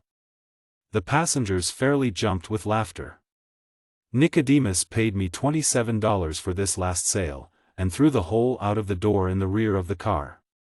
These men were from the South, and I have always retained a soft spot in my heart for a Southern gentleman. While Edison was a newsboy on the train, a request came to him one day to go to the office of E.B. Ward and Company, at that time the largest owners of steamboats on the Great Lakes. The captain of their largest boat had died suddenly, and they wanted a message taken to another captain who lived about 14 miles from Ridgeway Station on the railroad. This captain had retired, taken up some lumber land, and had cleared part of it. Edison was offered $15 by Mr. Ward to go and fetch him, but as it was a wild country and would be dark, Edison stood out for $25, so that he could get the companionship of another lad. The terms were agreed to. Edison arrived at Ridgeway at 8:30 p.m., when it was raining and as dark as ink. Getting another boy with difficulty to volunteer, he launched out on his errand in the pitch-black night. The two boys carried lanterns, but the road was a rough path through dense forest. The country was wild, and it was a usual occurrence to see deer, bear, and coon skins nailed up on the sides of houses to dry. Edison had read about bears, but couldn't remember whether they were day or night prowlers. The farther they went, the more apprehensive they became, and every stump in the ravished forest looked like a bear. The other lad proposed seeking safety up a tree, but Edison demurred on the plea that bears could climb, and that the message must be delivered that night to enable the captain to catch the morning train. First one lantern went out, then the other. We leaned up against a tree and cried. I thought if I ever got out of that scrape alive I would know more about the habits of animals and everything else, and be prepared for all kinds of mischance when I undertook an enterprise. However, the intense darkness dilated the pupils of our eyes so as to make them very sensitive, and we could just see at times the outlines of the road. Finally, just as a faint gleam of daylight arrived, we entered the captain's yard and delivered the message. In my whole life I never spent such a night of horror as this, but I got a good lesson. An amusing incident of this period is told by Edison. When I was a boy, he says, the Prince of Wales, the late King Edward, came to Canada, 1860. Great preparations were made at Sarnia, the Canadian town opposite Port Huron. About every boy, including myself, went over to see the affair. The town was draped in flags most profusely, and carpets were laid on the crosswalks for the prince to walk on. There were arches, etc. A stand was built raised above the general level, where the prince was to be received by the mayor. Seeing all these preparations, my idea of a prince was very high, but when he did arrive I mistook the Duke of Newcastle for him, the Duke being a fine-looking man. I soon saw that I was mistaken, that the prince was a young stripling, and did not meet expectations. Several of us expressed our belief that a prince wasn't much, after all, and said that we were thoroughly disappointed. For this one boy was whipped. Soon the Canuck boys attacked the Yankee boys, and we were all badly licked. I, myself, got a black eye. That has always prejudiced me against that kind of ceremonial and folly. It is certainly interesting to note that in later years the prince for whom Edison endured the ignominy of a black eye made generous compensation in a graceful letter accompanying the gold Albert Medal awarded by the Royal Society of Arts. Another incident of the period is as follows. After selling papers in Port Huron, which was often not reached until about 9:30 at night, I seldom got home before 11:00 or 11:30. About halfway home from the station and the town, and within 25 feet of the road in a dense wood, was a soldier's graveyard where 300 soldiers were buried, due to a cholera epidemic which took place at Fort Gratiot, nearby, many years previously. At first we used to shut our eyes and run the horse past this graveyard, and if the horse stepped on a twig my heart would give a violent movement, and it is a wonder that I haven't some valvular disease of that organ. But soon this running of the horse became monotonous, and after a while all fears of graveyards absolutely disappeared from my system. I was in the condition of Sam Houston, the pioneer and founder of Texas, who, it was said, knew no fear. Houston lived some distance from the town and generally went home late at night, having to pass through a dark cypress swamp over a corduroy road. One night, to test his alleged fearlessness, a man stationed himself behind a tree and enveloped himself in a sheet. He confronted Houston suddenly, and Sam stopped and said, "If you are a man, you can't hurt me. If you are a ghost, you don't want to hurt me. And if you are the devil, come home with me, I married your sister." It is not to be inferred, however, from some of the preceding statements that the boy was of an exclusively studious bent of mind. He had then, as now, the keen enjoyment of a joke, and no particular aversion to the practical form. An incident of the time is in point. After the breaking out of the war there was a regiment of volunteer soldiers quartered at Fort Gratiot, the reservation extending to the boundary line of our house. Nearly every night we would hear a call, such as, "Corporal of the Guard, No. 1.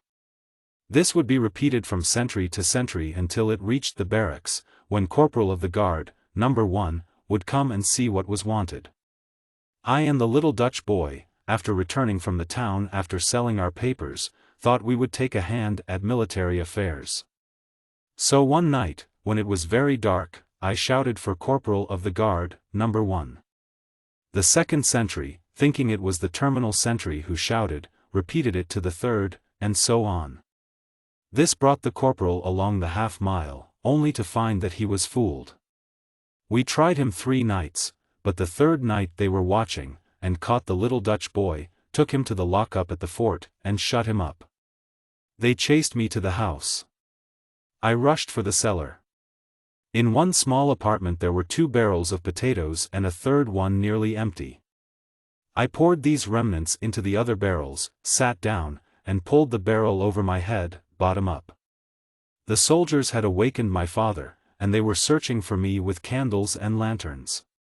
The corporal was absolutely certain I came into the cellar, and couldn't see how I could have gotten out, and wanted to know from my father if there was no secret hiding place. On assurance of my father, who said that there was not, he said it was most extraordinary. I was glad when they left, as I was cramped, and the potatoes were rotten that had been in the barrel and violently offensive. The next morning I was found in bed, and received a good switching on the legs from my father, the first and only one I ever received from him, although my mother kept a switch behind the old Seth Thomas clock that had the bark worn off. My mother's ideas and mine differed at times, especially when I got experimenting and mussed up things. The Dutch boy was released next morning. Chapter 4. The Young Telegraph Operator.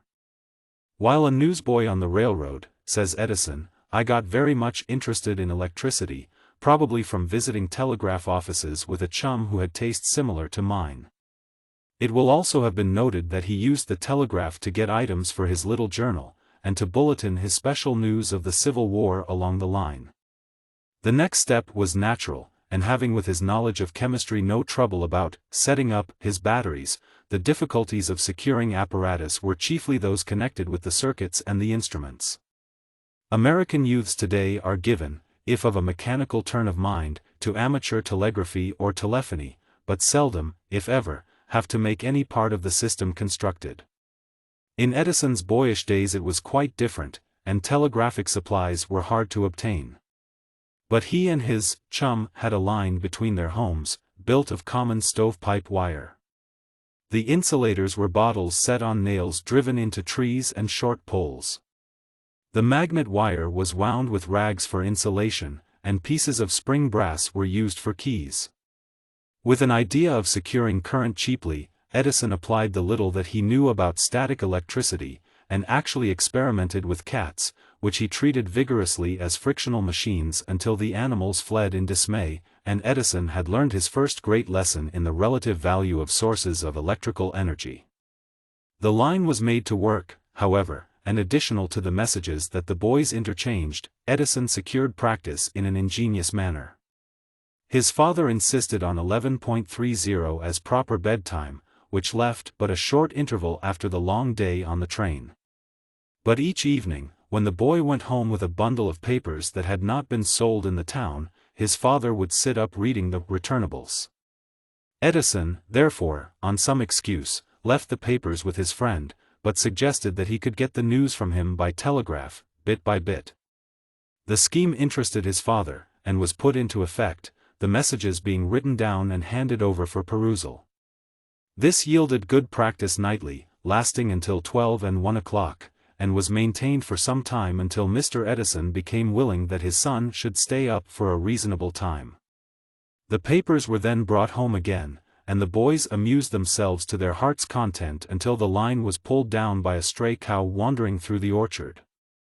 Meantime better instruments had been secured, and the rudiments of telegraphy had been fairly mastered. The mixed train on which Edison was employed as newsboy did the wayfreight work and shunting at the Mount Clemens station, about half an hour being usually spent in the work.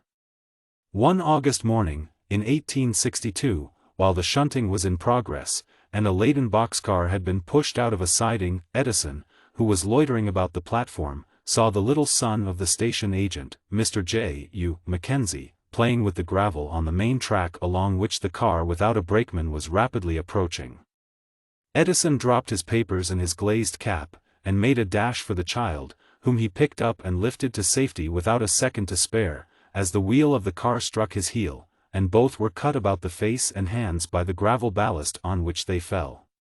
The two boys were picked up by the train hands and carried to the platform, and the grateful father at once offered to teach the rescuer, whom he knew and liked, the art of train telegraphy and to make an operator of him. It is needless to say that the proposal was eagerly accepted. Edison found time for his new studies by letting one of his friends look after the newsboy work on the train for part of the trip, reserving to himself the run between Port Huron and Mount Clemens. That he was already well qualified as a beginner is evident from the fact that he had mastered the Morse code of the telegraphic alphabet, and was able to take to the station a neat little set of instruments he had just finished with his own hands at a gun shop in Detroit. This was probably a unique achievement in itself among railway operators of that day or of later times. The drill of the student involved chiefly the acquisition of the special signals employed in railway work, including the numerals and abbreviations applied to save time. Some of these have passed into the slang of the day, 73 being well known as a telegrapher's expression of compliments or good wishes, while 23 is an accident or death message, and has been given broader popular significance as a general synonym for hoodoo. All of this came easily to Edison, who had, moreover, as his herald showed, an unusual familiarity with train movement along that portion of the Grand Trunk Road. 3 or 4 months were spent pleasantly and profitably by the youth in this course of study, and Edison took to it enthusiastically, giving it no less than 18 hours a day. He then put up a little telegraph line from the station to the village, a distance of about a mile, and opened an office in a drug store, but the business was naturally very small. The telegraph operator at Port Huron, knowing of his proficiency, and wanting to get into the United States Military Telegraph Corps, where the pay in those days of the Civil War was high, succeeded in convincing his brother-in-law, Mr. M. Walker, that young Edison could fill the position. Edison was, of course, well acquainted with the operators along the road and at the southern terminal, and took up his new duties very easily. The office was located in a jewelry store, where newspapers and periodicals were also sold. Edison was to be found at the office both day and night, sleeping there. I became quite valuable to Mr. Walker. After working all day I worked at the office nights as well, for the reason that press report came over one of the wires until 3 a.m., and I would cut in and copy it as well as I could, to become more rapidly proficient. The goal of the rural telegraph operator was to be able to take press. Mr. Walker tried to get my father to apprentice me at $20 per month, but they could not agree. I then applied for a job on the Grand Trunk Railroad as a railway operator, and was given a place, nights, at Stratford Junction, Canada. Apparently his friend Mackenzie helped him in the matter. The position carried a salary of $25 per month. No serious objections were raised by his family, for the distance from Port Huron was not great, and Stratford was near Bayfield, the old home from which the Edisons had come, so that there were doubtless friends or even relatives in the vicinity. This was in 1863. Mr. Walker was an observant man, who has since that time installed a number of waterworks systems and obtained several patents of his own. He describes the boy of 16 as engrossed intensely in his experiments and scientific reading, and somewhat indifferent, for this reason, to his duties as operator. This office was not particularly busy, taking from $50 to $75 a month, but even the messages taken in would remain unsent on the hook while Edison was in the cellar below trying to solve some chemical problem.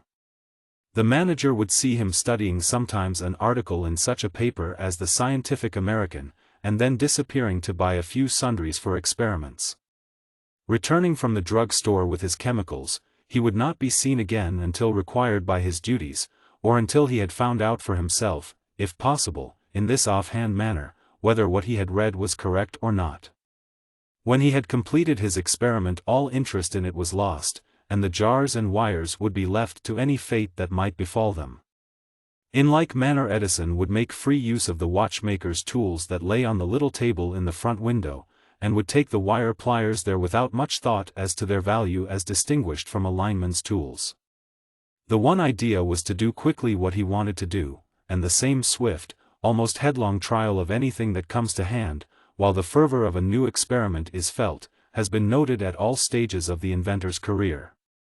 One is reminded of Palissy's recklessness, when in his efforts to make the enamel melt on his pottery he used the very furniture of his home for firewood.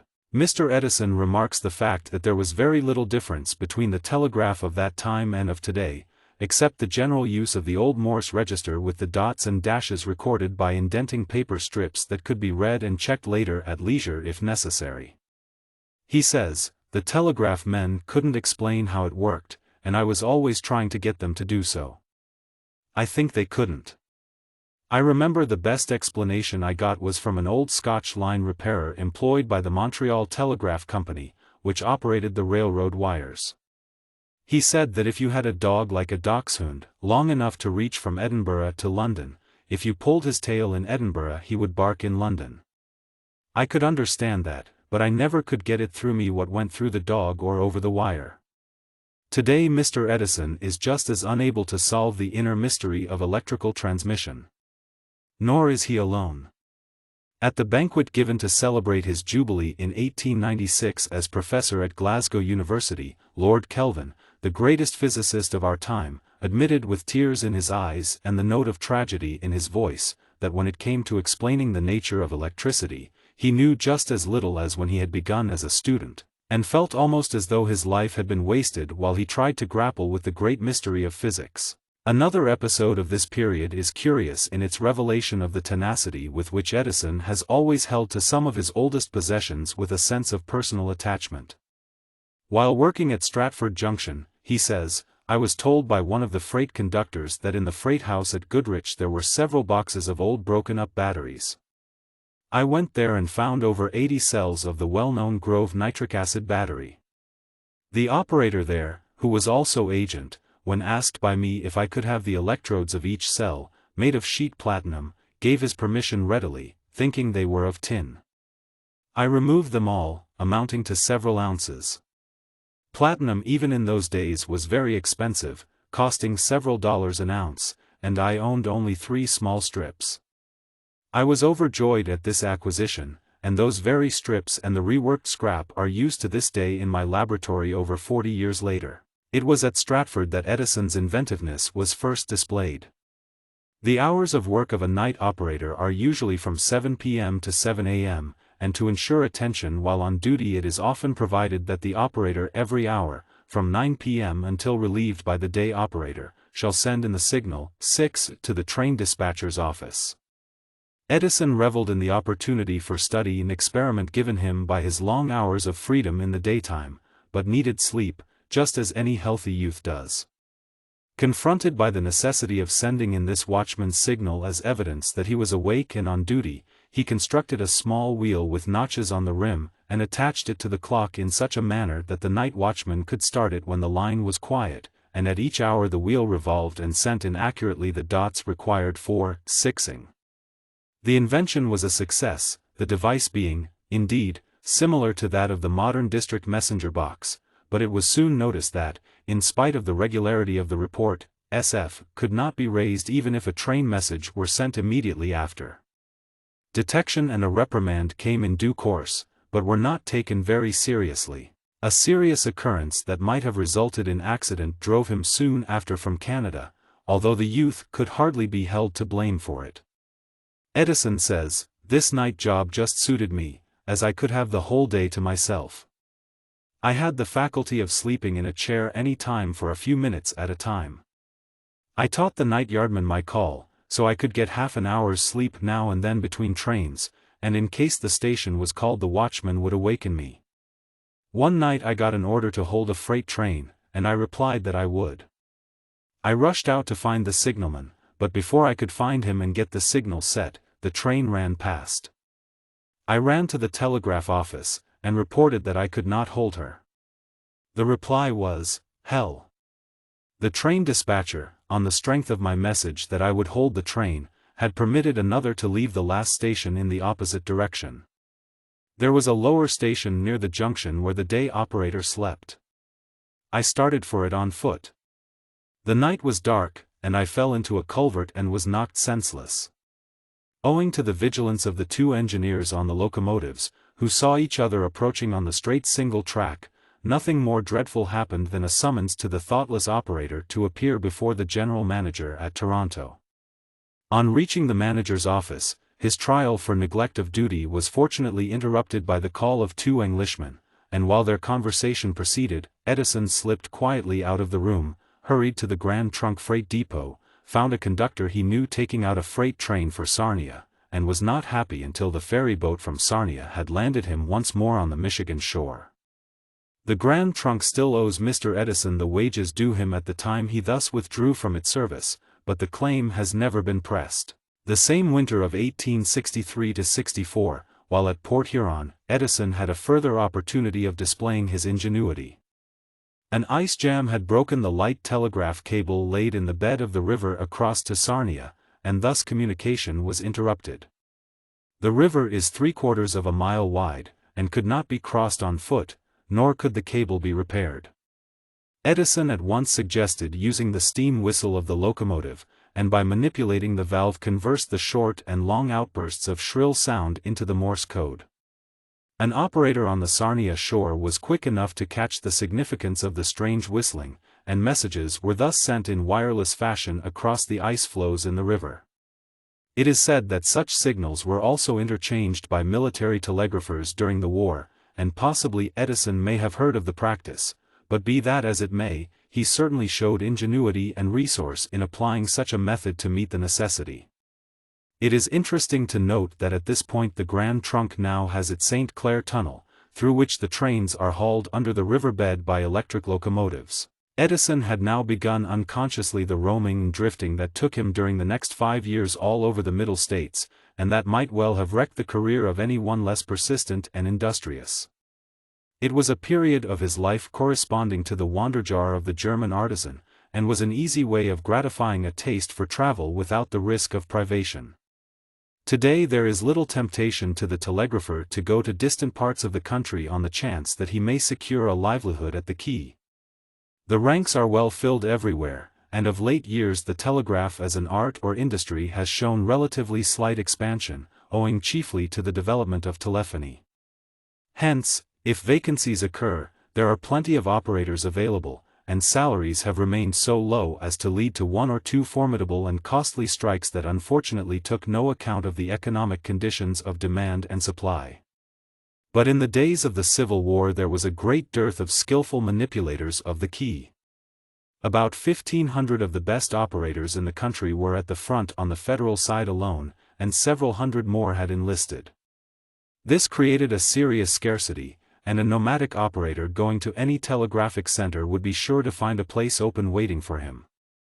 At the close of the war a majority of those who had been with the two opposed armies remained at the key under more peaceful surroundings, but the rapid development of the commercial and railroad systems fostered a new demand, and then for a time it seemed almost impossible to train new operators fast enough.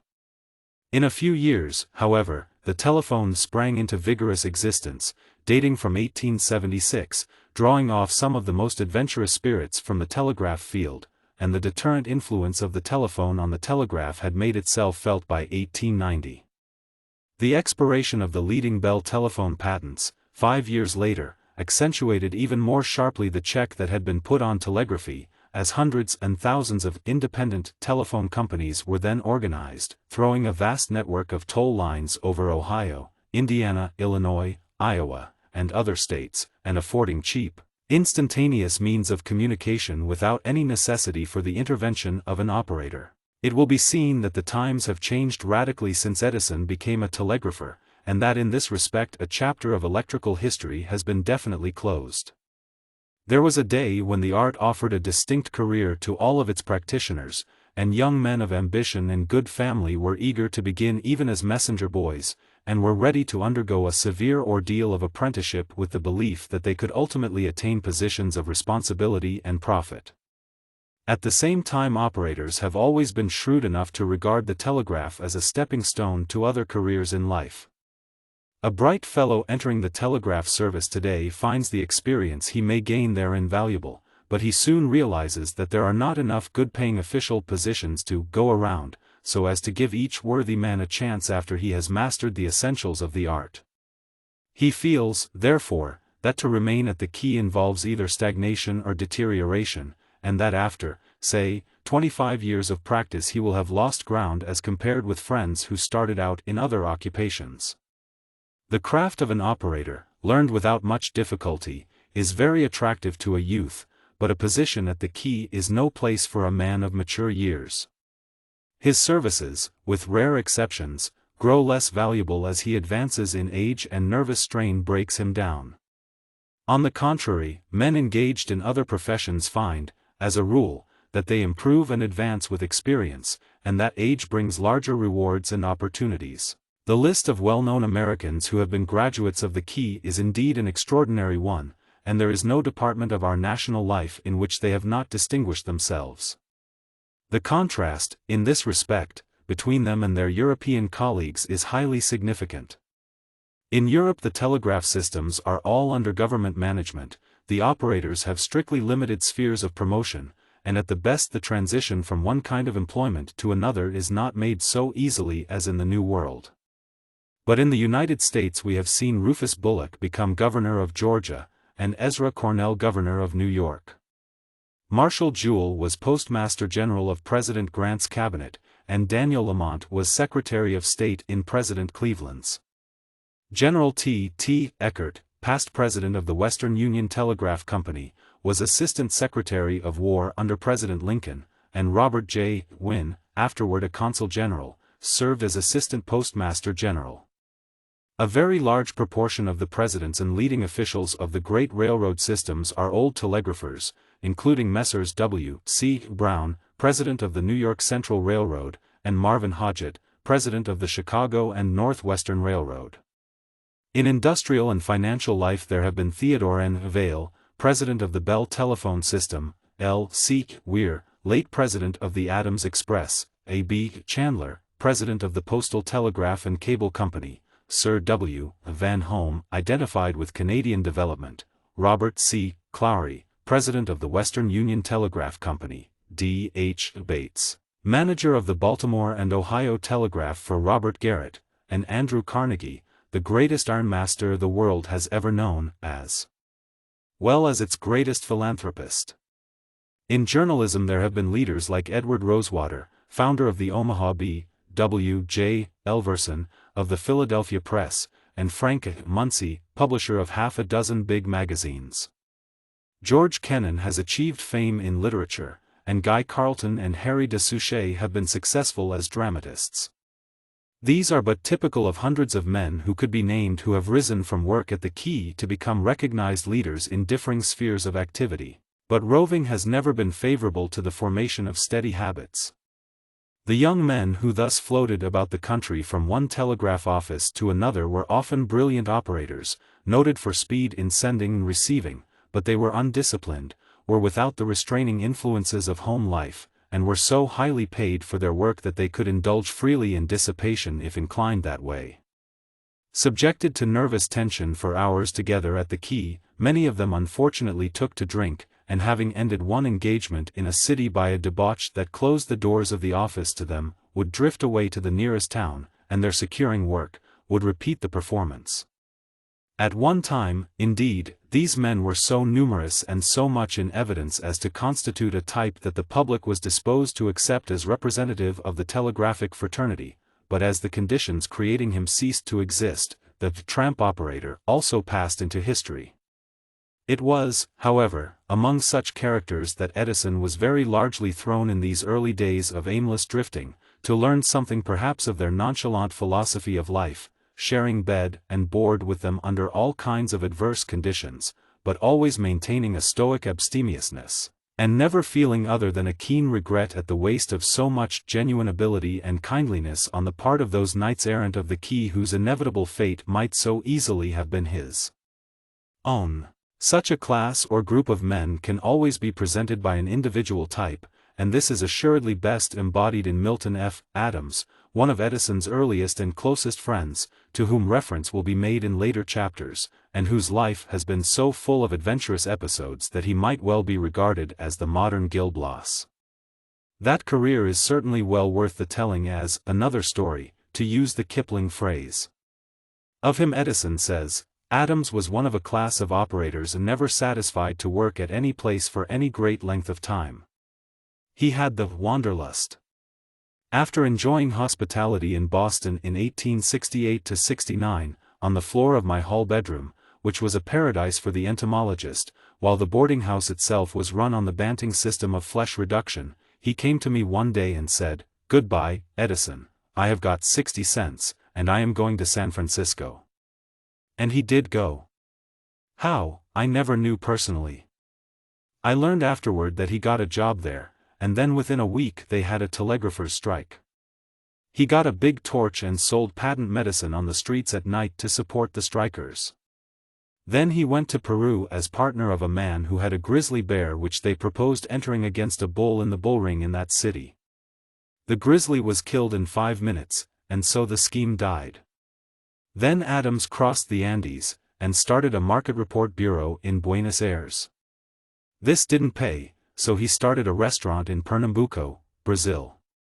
There he did very well, but something went wrong, as it always does to a nomad, so he went to the Transvaal, and ran a panorama called Paradise Lost, in the Kaffir Kraals. This didn't pay, and he became the editor of a newspaper, then went to England to raise money for a railroad in Cape Colony.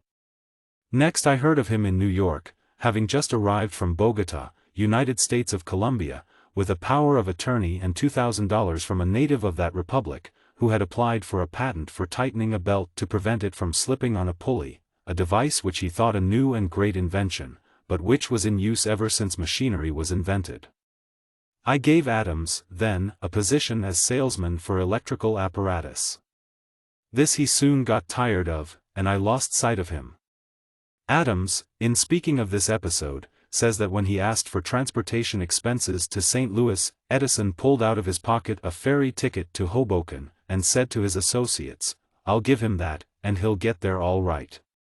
This was in the early days of electric lighting, but down to the present moment the peregrinations of this versatile genius of the key have never ceased in one hemisphere or the other, so that as Mr. Adams himself remarked to the authors in April, 1908, the life has been somewhat variegated, but never dull. The fact remains also that throughout this period Edison, while himself a very Ishmael, never ceased to study, explore, experiment. Referring to this beginning of his career, he mentions a curious fact that throws light on his ceaseless application. "After I became a telegraph operator," he says, "I practiced for a long time to become a rapid reader of print, and got so expert I could sense the meaning of a whole line at once. This faculty, I believe, should be taught in schools, as it appears to be easily acquired. Then one can read 2 or 3 books in a day, whereas if each word at a time only is sensed, reading is laborious." Chapter 5. Arduous Years in the Central West. In 1903, when accepting the position of honorary electrician to the International Exposition held in St. Louis, Indiana 1904, to commemorate the centenary of the Louisiana Purchase, Mr. Edison spoke in his letter of the Central West as a region where as a young telegraph operator I spent many arduous years before moving east. The term of probation thus referred to did not end until 1868, and while it lasted Edison's wanderings carried him from Detroit to New Orleans, and took him, among other cities, to Indianapolis, Cincinnati, Louisville, and Memphis, some of which he visited twice in his peregrinations to secure work. From Canada, after the episodes noted in the last chapter, he went to Adrian, Michigan, and of what happened there Edison tells a story typical of his wanderings for several years to come. "After leaving my first job at Stratford Junction, I got a position as operator on the Lake Shore and Michigan Southern, Adrian, Michigan, in the division superintendent's office. As usual, I took the night trick, which most operators disliked, but which I preferred, as it gave me more leisure to experiment. I had obtained from the station agent a small room, and had established a little shop of my own. One day the day operator wanted to get off, and I was on duty. About 9 o'clock the superintendent handed me a dispatch which he said was very important, and which I must get off at once. The wire at the time was very busy, and I asked if I should break in. I got orders to do so, and acting under those orders of the superintendent, I broke in and tried to send the dispatch, but the other operator would not permit it, and the struggle continued for 10 minutes. Finally I got possession of the wire and sent the message. The Superintendent of Telegraph, who then lived in Adrian and went to his office in Toledo every day, happened that day to be in the Western Union office uptown, and it was the superintendent I was really struggling with. In about 20 minutes he arrived livid with rage, and I was discharged on the spot. I informed him that the general superintendent had told me to break in and send the dispatch, but the general superintendent then and there repudiated the whole thing. Their families were socially close, so I was sacrificed. My faith in human nature got a slight jar. Edison then went to Toledo and secured a position at Fort Wayne, on the Pittsburgh, Fort Wayne and Chicago Railroad, now leased to the Pennsylvania system. This was a day job, and he did not like it. He drifted 2 months later to Indianapolis, arriving there in the fall of 1864, when he was at first assigned to duty at the Union Station at a salary of $75 a month for the Western Union Telegraph Company, whose service he now entered, and with which he has been destined to maintain highly important and close relationships throughout a large part of his life. Superintendent Wallach appears to have treated him generously and to have loaned him instruments, a kindness that was greatly appreciated, for 20 years later the inventor called on his old employer, and together they visited the scene where the borrowed apparatus had been mounted on a rough board in the depot. Edison did not stay long in Indianapolis, however, resigning in February 1865, and proceeding to Cincinnati. The transfer was possibly due to trouble caused by one of his early inventions embodying what has been characterized by an expert as probably the most simple and ingenious arrangement of connections for a repeater. His ambition was to take press report, but finding, even after considerable practice, that he broke frequently, he adjusted two embossing Morse registers, one to receive the press matter, and the other to repeat the dots and dashes at a lower speed, so that the message could be copied leisurely. Hence he could not be rushed or broken in receiving, while he could turn out copy that was a marvel of neatness and clearness. All was well so long as ordinary conditions prevailed, but when an unusual pressure occurred the little system fell behind, and the newspapers complained of the slowness with which reports were delivered to them. It is easy to understand that with matter received at a rate of 40 words per minute and worked off at 25 words per minute a serious congestion or delay would result, and the newspapers were more anxious for the news than they were for fine penmanship. Of this device Mr. Edison remarks, "Together we took press for several nights, my companion keeping the apparatus in adjustment and I copying. The regular press operator would go to the theater or take a nap, only finishing the report after 1 a.m. One of the newspapers complained of bad copy toward the end of the report, that is from 1 to 3 a.m., and requested that the operator taking the report up to 1 a.m., which was ourselves, take it all, as the copy then was perfectly unobjectionable. This led to an investigation by the manager, and the scheme was forbidden. This instrument, many years afterward, was applied by me for transferring messages from one wire to any other wire simultaneously, or after any interval of time. It consisted of a disc of paper, the indentations being formed in a volute spiral, exactly as in the disc phonograph today. It was this instrument which gave me the idea of the phonograph while working on the telephone. Arrived in Cincinnati, where he got employment in the Western Union Commercial Telegraph Department at a wage of $60 per month, Edison made the acquaintance of Milton F. Adams, already referred to as facile princeps, the typical telegrapher in all his more sociable and brilliant aspects. Speaking of that time, Mr. Adams says, "I can well recall when Edison drifted in to take a job. He was a youth of about 18 years, decidedly unprepossessing in dress and rather uncouth in manner. I was 21, and very dudish. He was quite thin in those days, and his nose was very prominent, giving a Napoleonic look to his face, although the curious resemblance did not strike me at the time. The boys did not take to him cheerfully, and he was lonesome. I sympathized with him, and we became close companions. As an operator he had no superiors and very few equals. Most of the time he was monkeying with the batteries and circuits, and devising things to make the work of telegraphy less irksome. He also relieved the monotony of office work by fitting up the battery circuits to play jokes on his fellow operators, and to deal with the vermin that infested the premises. He arranged in the cellar what he called his rat paralyzer, a very simple contrivance consisting of two plates insulated from each other and connected with the main battery. They were so placed that when a rat passed over them the 4 feet on the one plate and the hind feet on the other completed the circuit and the rat departed this life, electrocuted. Shortly after Edison's arrival at Cincinnati came the close of the Civil War and the assassination of President Lincoln. It was natural that telegraphers should take an intense interest in the general struggle, for not only did they handle all the news relating to it, but many of them were at one time or another personal participants. For example, one of the operators in the Cincinnati office was George Ellsworth, who was telegrapher for Morgan, the famous Southern guerrilla, and was with him when he made his raid into Ohio and was captured near the Pennsylvania line. Ellsworth himself made a narrow escape by swimming the Ohio River with the aid of an army mule.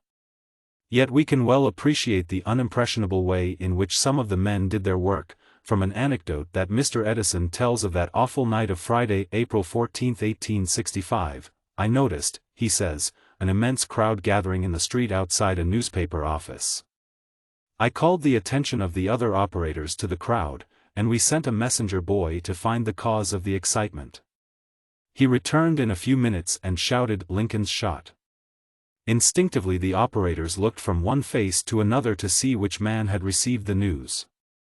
All the faces were blank, and every man said he had not taken a word about the shooting. "Look over your files," said the boss to the man handling the press stuff. For a few moments we waited in suspense, and then the man held up a sheet of paper containing a short account of the shooting of the president. The operator had worked so mechanically that he had handled the news without the slightest knowledge of its significance. Mr. Adams says that at the time the city was en fete on account of the close of the war, the name of the assassin was received by telegraph, and it was noted with a thrill of horror that it was that of a brother of Edwin Booth and of Junius Brutus Booth, the latter of whom was then playing at the old National Theatre. Booth was hurried away into seclusion, and the next morning the city that had been so gay overnight with bunting was draped with mourning. Edison's diversions in Cincinnati were chiefly those already observed. He read a great deal, but spent most of his leisure in experiment. Mr. Adams remarks, "Edison and I were very fond of tragedy. Forrest and John McCullough were playing at the National Theatre, and when our capital was sufficient we would go to see those eminent tragedians alternate in Othello and Iago." Edison always enjoyed Othello greatly. Aside from an occasional visit to the Lowen Garden over the Rhine, with a glass of beer and a few pretzels, consumed while listening to the excellent music of a German band, the theater was the sum and substance of our innocent dissipation. The Cincinnati office, as a central point, appears to have been attractive to many of the clever young operators who graduated from it to positions of larger responsibility. Some of them were conspicuous for their skill and versatility. Mr. Adams tells this interesting story as an illustration. L.C. Weir, or Charlie, as he was known, at that time agent for the Adams Express Company, had the remarkable ability of taking messages and copying them 25 words behind the sender. One day he came into the operating room, and passing a table he heard Louisville calling Cincinnati. He reached over to the key and answered the call. My attention was arrested by the fact that he walked off after responding, and the sender happened to be a good one. Weir coolly asked for a pen, and when he sat down the sender was just one message ahead of him with date, address, and signature. Charlie started in, and in a beautiful, large, round hand copied that message. The sender went right along, and when he finished with 6 messages closed his key. When Weir had done with the last one the sender began to think that after all there had been no receiver, as Weir did not break, but simply gave his OK. He afterward became president of the Adams Express, and was certainly a wonderful operator. The operating room referred to was on the 5th floor of the building with no elevators. Those were the early days of trade unionism in telegraphy, and the movement will probably never quite die out in the craft which has always shown so much solidarity. While Edison was in Cincinnati, a delegation of 5 union operators went over from Cleveland to form a local branch, and the occasion was one of great conviviality. Night came, but the unionists were conspicuous by their absence, although more circuits than one were intolerant of delay and clamorous for attention, 8 local unionists being away.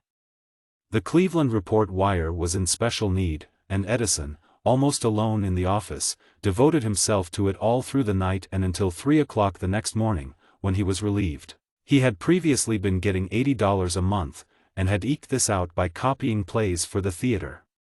His rating was that of a plug or inferior operator, but he was determined to lift himself into the class of first-class operators, and had kept up the practice of going to the office at night to copy press, acting willingly as a substitute for any operator who wanted to get off for a few hours, which often meant all night.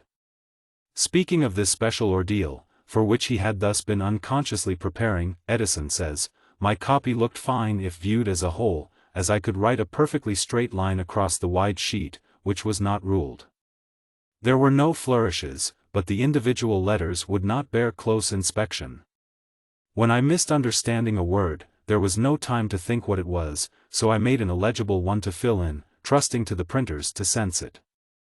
I knew they could read anything, although Mr. Bloss, an editor of the Inquirer, made such bad copy that one of his editorials was pasted up on the notice board in the telegraph office with an offer of $1 to any man who could read 20 consecutive words. Nobody ever did it. When I got through I was too nervous to go home, so waited the rest of the night for the day manager, Mr. Stevens, to see what was to be the outcome of this union formation and of my efforts. He was an austere man, and I was afraid of him.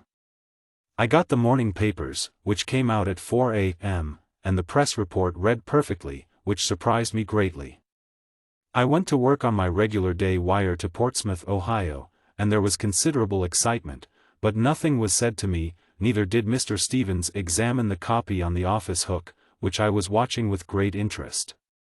However, about 3 p.m., he went to the hook, grabbed the bunch and looked at it as a whole without examining it in detail, for which I was thankful. Then he jabbed it back on the hook, and I knew I was all right. He walked over to me, and said, "Young man, I want you to work the Louisville wire nights. Your salary will be $125. Thus I got from the plug classification to that of a first-class man. But no sooner was this promotion secured than he started again on his wandering southward, while his friend Adams went north, neither having any difficulty in making the trip. The boys in those days had extraordinary facilities for travel. As a usual thing it was only necessary for them to board a train and tell the conductor they were operators. Then they would go as far as they liked. The number of operators was small, and they were in demand everywhere. It was in this way Edison made his way south as far as Memphis, Tennessee, where the telegraph service at that time was under military law, although the operators received $125 a month. Here again Edison began to invent and improve on existing apparatus, with the result of having once more to move on. The story may be told in his own terse language. I was not the inventor of the auto repeater, but while in Memphis I worked on one.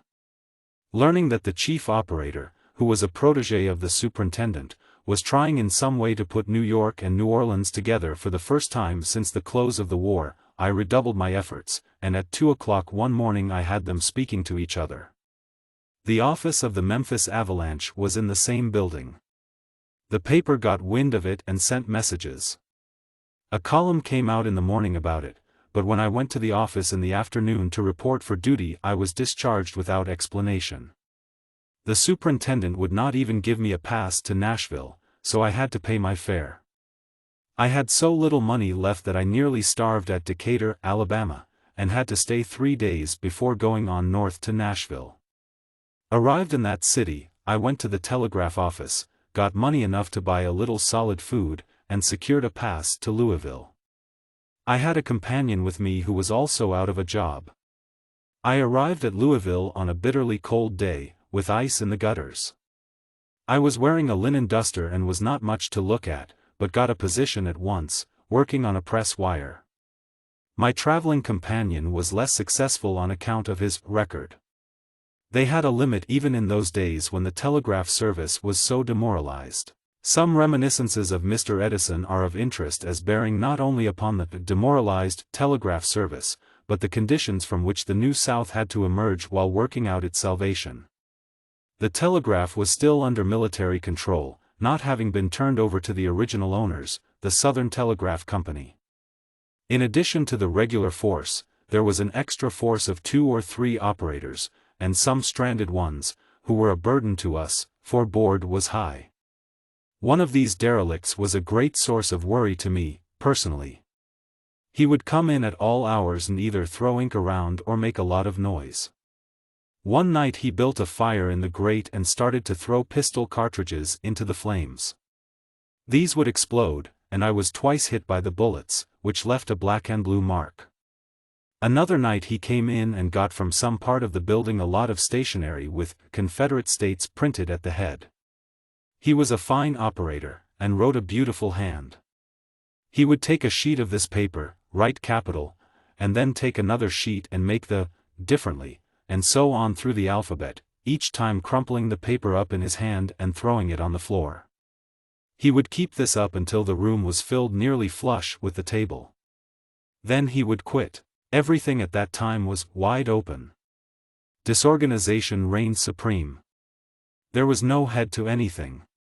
At night myself and a companion would go over to a gorgeously furnished faro bank and get our midnight lunch. Everything was free. There were over 20 keno rooms running. One of them that I visited was in a Baptist church, the man with the wheel being in the pulpit, and the gamblers in the pews. While there the manager of the telegraph office was arrested for something I never understood, and incarcerated in a military prison about half a mile from the office. The building was in plain sight from the office, and 4 stories high. He was kept strictly incommunicado.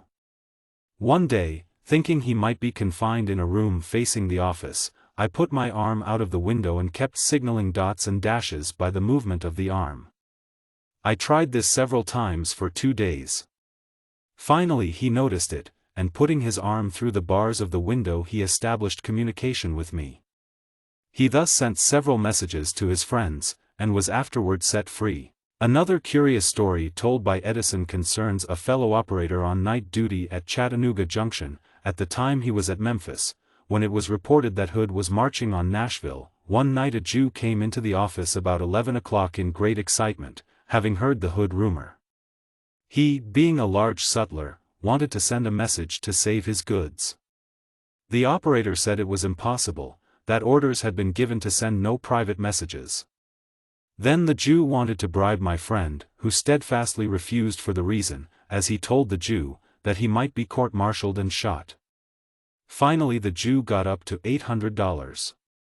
The operator swore him to secrecy and sent the message. Now there was no such order about private messages, and the Jew, finding it out, complained to Captain Van Duzer, chief of telegraphs, who investigated the matter, and while he would not discharge the operator, laid him off indefinitely. Van Duzer was so lenient that if an operator were discharged, all the operator had to do was to wait 3 days and then go and sit on the stoop of Van Duzer's office all day, and he would be taken back. But Van Duzer swore he would never give in this case. He said that if the operator had taken $800 and sent the message at the regular rate, which was 25 cents, it would have been all right, as the Jew would be punished for trying to bribe a military operator, but when the operator took the $800 and then sent the message deadhead, he couldn't stand it, and he would never relent. A third typical story of this period deals with a cipher message for Thomas.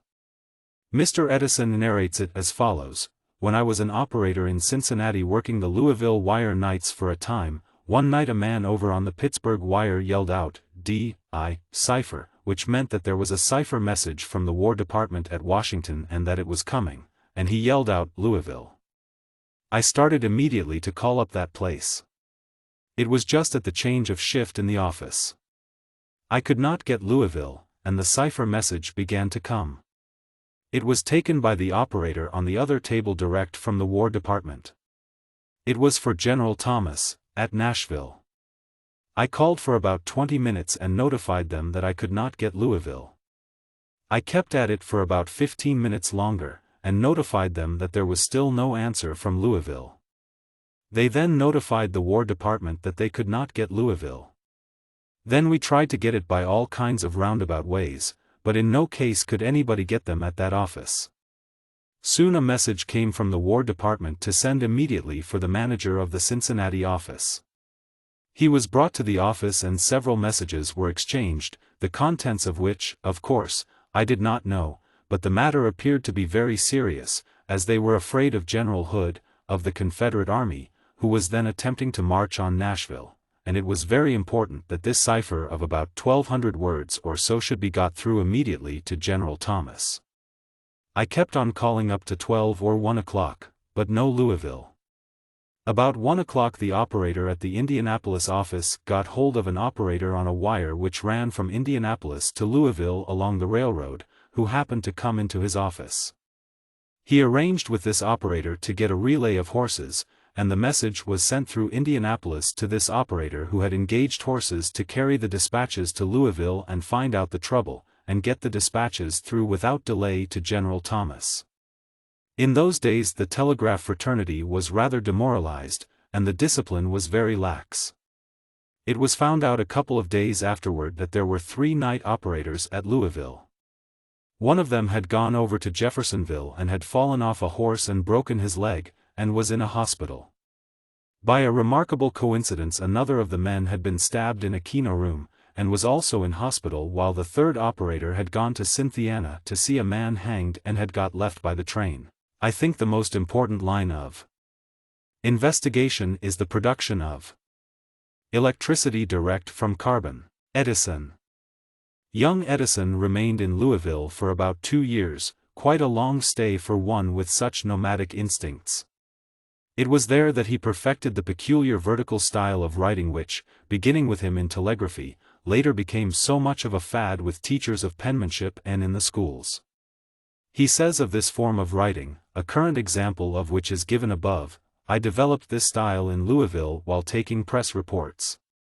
My wire was connected to the blind side of a repeater at Cincinnati, so that if I missed a word or sentence, or if the wire worked badly, I could not break in and get the last words, because the Cincinnati man had no instrument by which he could hear me. I had to take what came. When I got the job, the cable across the Ohio River at Covington, connecting with the line to Louisville, had a variable leak in it, which caused the strength of the signaling current to make violent fluctuations. I obviated this by using several relays, each with a different adjustment, working several sounders all connected with one sounding plate. The clatter was bad, but I could read it with fair ease. When, in addition to this infernal leak, the wires north to Cleveland worked badly, it required a large amount of imagination to get the sense of what was being sent. An imagination requires an appreciable time for its exercise, and as the stuff was coming at the rate of 35 to 40 words a minute, it was very difficult to write down what was coming and imagine what wasn't coming.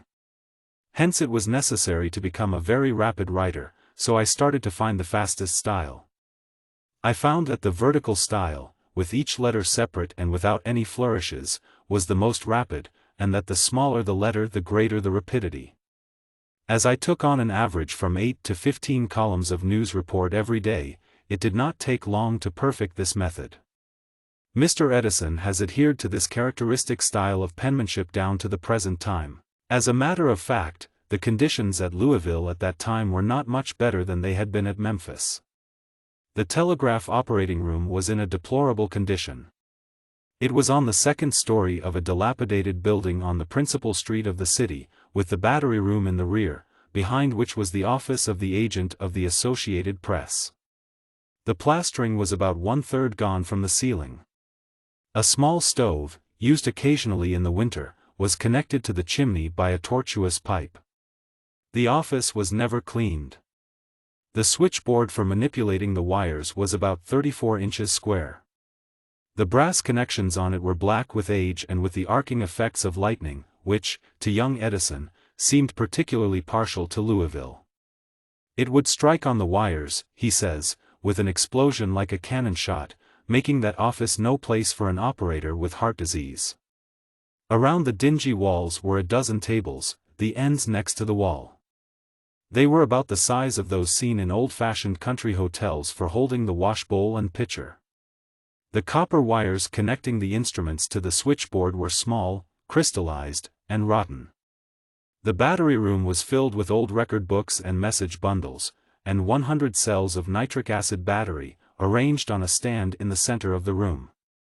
This stand, as well as the floor, was almost eaten through by the destructive action of the powerful acid.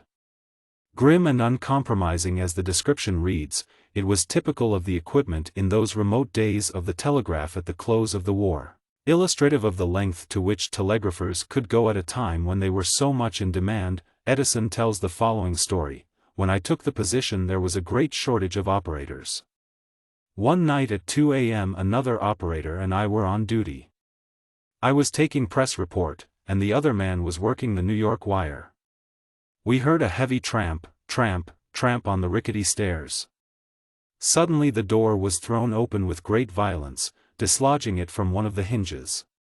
There appeared in the doorway one of the best operators we had, who worked daytime, and who was of a very quiet disposition except when intoxicated. He was a great friend of the manager of the office. His eyes were bloodshot and wild, and one sleeve had been torn away from his coat. Without noticing either of us, he went up to the stove and kicked it over. The stovepipe fell, dislocated at every joint. It was half full of exceedingly fine soot, which floated out and filled the room completely. This produced a momentary respite to his labors. When the atmosphere had cleared sufficiently to see, he went around and pulled every table away from the wall, piling them on top of the stove in the middle of the room. Then he proceeded to pull the switchboard away from the wall. It was held tightly by screws. He succeeded, finally, and when it gave way he fell with the board, and striking on a table cut himself so that he soon became covered with blood. He then went to the battery room and knocked all the batteries off on the floor. The nitric acid soon began to combine with the plaster in the room below, which was the public receiving room for messengers and bookkeepers. The excess acid poured through and ate up the account books. After having finished everything to his satisfaction, he left. I told the other operator to do nothing. We would leave things just as they were, and wait until the manager came. In the meantime, as I knew all the wires coming through to the switchboard, I rigged up a temporary set of instruments so that the New York business could be cleared up, and we also got the remainder of the press matter. At 7 o'clock the day men began to appear. They were told to go downstairs and wait the coming of the manager.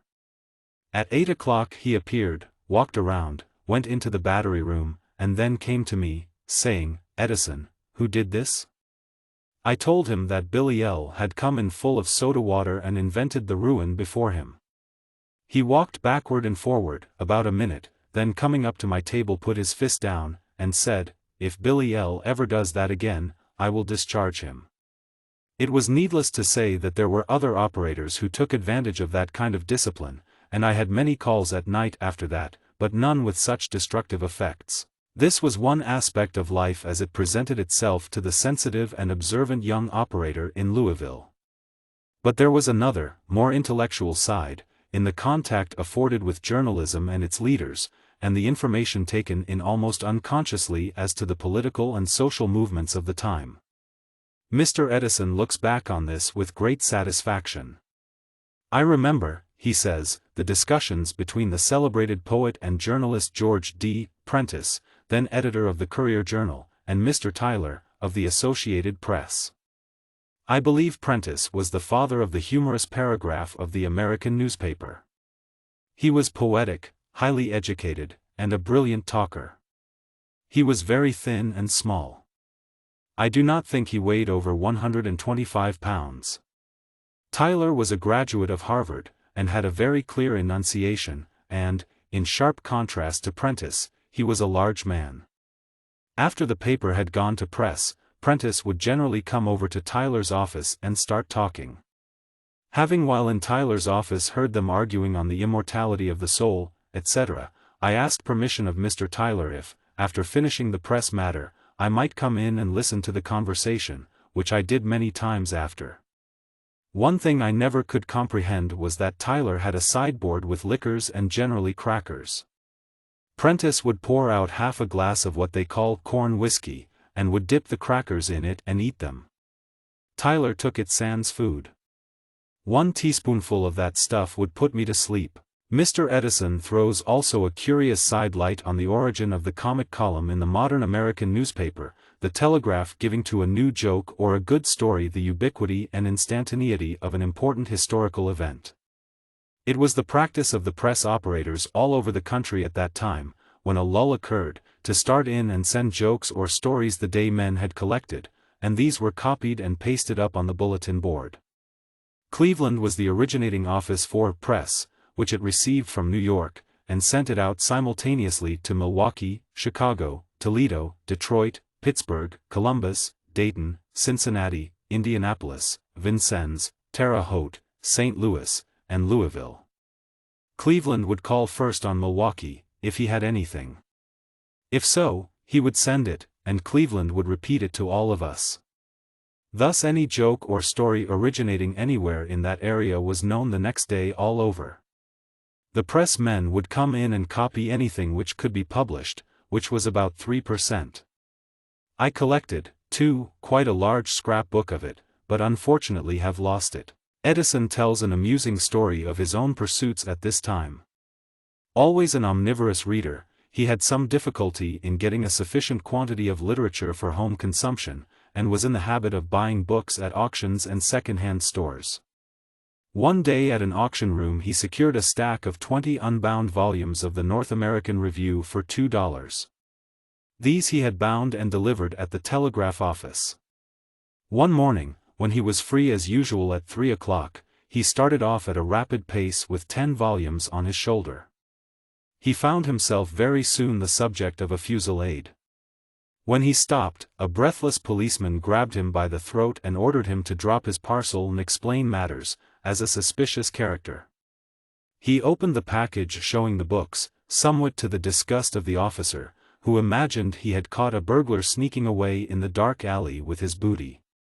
Edison explained that being deaf he had heard no challenge, and therefore had kept moving, and the policeman remarked apologetically that it was fortunate for Edison he was not a better shot. The incident is curiously revelatory of the character of the man, for it must be admitted that while literary telegraphers are by no means scarce, there are very few who would spend scant savings on back numbers of a ponderous review at an age when tragedy, beer, and pretzels are far more enticing. Through all his travels Edison has preserved those books, and has them now in his library at Llewellyn Park, on Orange Mountain, New Jersey. Drifting after a time from Louisville, Edison made his way as far north as Detroit, but, like the famous Duke of York, soon made his way back again.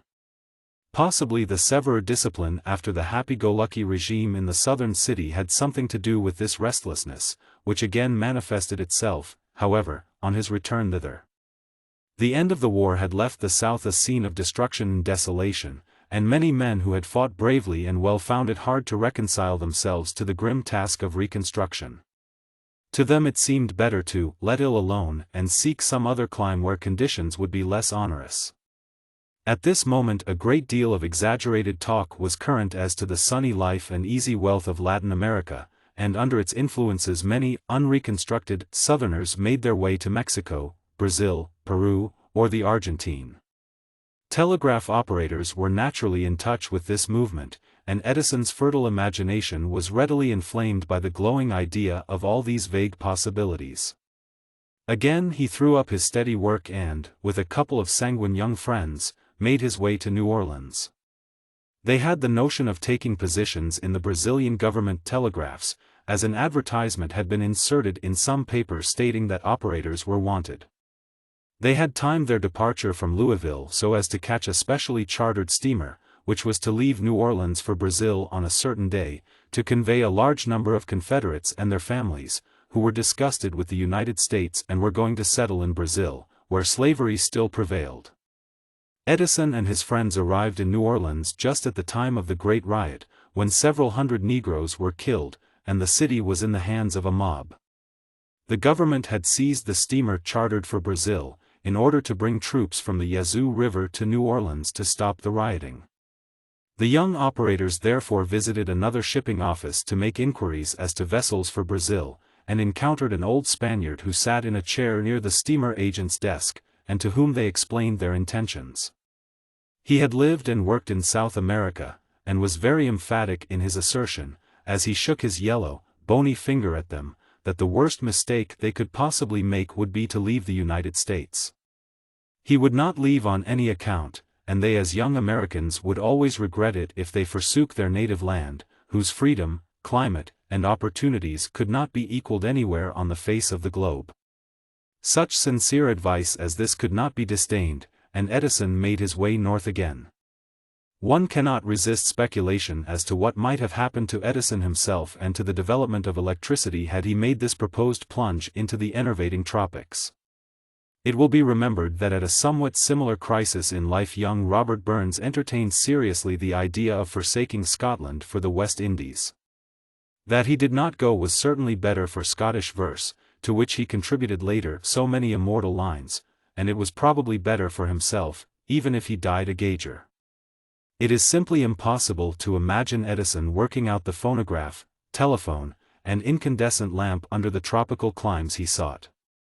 Some years later he was informed that both his companions had gone to Vera Cruz, Mexico, and had died there of yellow fever. Work was soon resumed at Louisville, where the dilapidated old office occupied at the close of the war had been exchanged for one much more comfortable and luxurious in its equipment. As before, Edison was allotted to press report, and remembers very distinctly taking the presidential message and veto of the District of Columbia bill by President Johnson. As the matter was received over the wire, he paragraphed it so that each printer had exactly 3 lines, thus enabling the matter to be set up very expeditiously in the newspaper offices. This earned him the gratitude of the editors, a dinner, and all the newspaper exchanges he wanted. Edison's accounts of the sprees and debauches of other night operators in the loosely managed offices enable one to understand how even a little steady application to the work in hand would be appreciated. On one occasion Edison acted as treasurer for his bibulous companions, holding the stakes, so to speak, in order that the supply of liquor might last longer. One of the mildest-mannered of the party took umbrage at the parsimony of the treasurer and knocked him down, whereupon the others in the party set upon the assailant and mauled him so badly that he had to spend 3 weeks in hospital. At another time 2 of his companions, sharing the temporary hospitality of his room, smashed most of the furniture, and went to bed with their boots on. Then his kindly good nature rebelled. I felt that this was running hospitality into the ground, so I pulled them out and left them on the floor to cool off from their alcoholic trance. Edison seems on the whole to have been fairly comfortable and happy in Louisville, surrounding himself with books and experimental apparatus, and even inditing a treatise on electricity. But his very thirst for knowledge and new facts again proved his undoing. The instruments in the handsome new offices were fastened in their proper places, and operators were strictly forbidden to remove them, or to use the batteries except on regular work. This prohibition meant little to Edison, who had access to no other instruments except those of the company. I went one night, he says, into the battery room to obtain some sulfuric acid for experimenting. The carboy tipped over, the acid ran out, went through to the manager's room below, and ate up his desk and all the carpet. The next morning I was summoned before him, and told that what the company wanted was operators, not experimenters. I was at liberty to take my pay and get out. The fact that Edison is a very studious man, an insatiate lover and reader of books, is well known to his associates, but surprise is often expressed at his fund of miscellaneous information. This, it will be seen, is partly explained by his work for years as a press reporter. He says of this, "The second time I was in Louisville, they had moved into a new office, and the discipline was now good. I took the press job. In fact, I was a very poor sender, and therefore made the taking of press report a specialty. The newspaper men allowed me to come over after going to press at 3 a.m. and get all the exchanges I wanted. These I would take home and lay at the foot of my bed. I never slept more than 4 or 5 hours, so that I would awake at 9 or 10 and read these papers until dinner time. I thus kept posted, and knew from their activity every member of Congress, and what committees they were on, and all about the topical doings, as well as the prices of breadstuffs in all the primary markets. I was in a much better position than most operators to call on my imagination to supply missing words or sentences, which were frequent in those days of old, rotten wires, badly insulated, especially on stormy nights. Upon such occasions I had to supply in some cases 1/5 of the whole matter, pure guessing, but I got caught only once. There had been some kind of convention in Virginia, in which John Minor Botts was the leading figure. There was great excitement about it, and 2 votes had been taken in the convention on the 2 days. There was no doubt that the vote the next day would go a certain way. A very bad storm came up about 10 o'clock, and my wire worked very badly. Then there was a cessation of all signals, then I made out the words Minor Botts. The next was a New York item. I filled in a paragraph about the convention and how the vote had gone, as I was sure it would. But next day I learned that instead of there being a vote, the convention had adjourned without action until the day after. In like manner, it was at Louisville that Mr. Edison got an insight into the manner in which great political speeches are more frequently reported than the public suspects. The Associated Press had a shorthand man traveling with President Johnson when he made his celebrated swing around the circle in a private train, delivering hot speeches in defense of his conduct. The man engaged me to write out the notes from his reading. He came in loaded and on the verge of incoherence. We started in, but about every 2 minutes I would have to scratch out whole paragraphs and insert the same thing said in another and better way. He would frequently change words, always to the betterment of the speech. I couldn't understand this, and when he got through, and I had copied about 3 columns, I asked him why those changes, if he read from notes. "Sonny," he said, "if these politicians had their speeches published as they deliver them, a great many shorthand writers would be out of a job. The best shorthanders and the holders of good positions are those who can take a lot of rambling, incoherent stuff and make a rattling good speech out of it." Going back to Cincinnati and beginning his second term there as an operator, Edison found the office in new quarters and with greatly improved management. He was again put on night duty, much to his satisfaction. He rented a room in the top floor of an office building, bought a cot and an oil stove, a foot lathe, and some tools. He cultivated the acquaintance of Mr. Summers, Superintendent of Telegraph of the Cincinnati and Indianapolis Railroad, who gave him permission to take such scrap apparatus as he might desire, that was of no use to the company. With Summers on one occasion he had an opportunity to indulge his always strong sense of humor.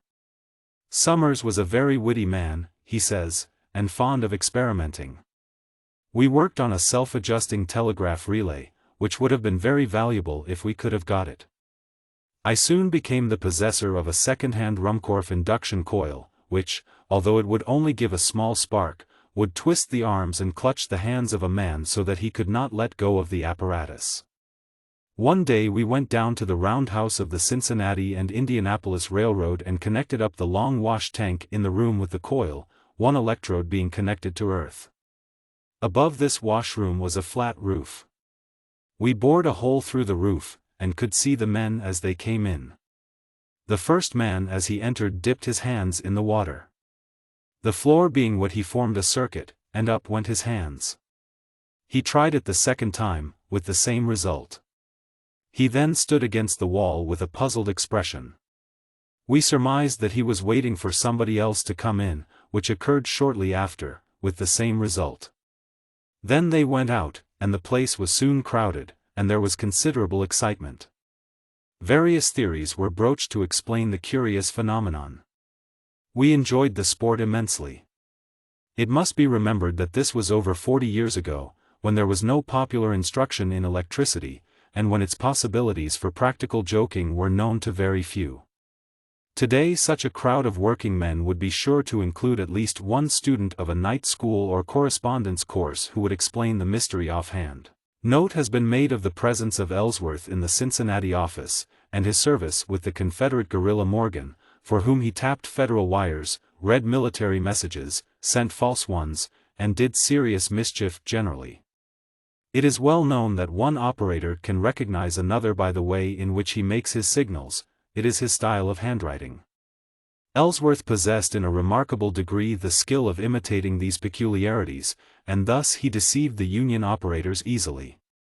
Edison says that while apparently a quiet man in bearing, Ellsworth, after the excitement of fighting, found the tameness of a telegraph office obnoxious, and that he became a bad gun man in the panhandle of Texas, where he was killed.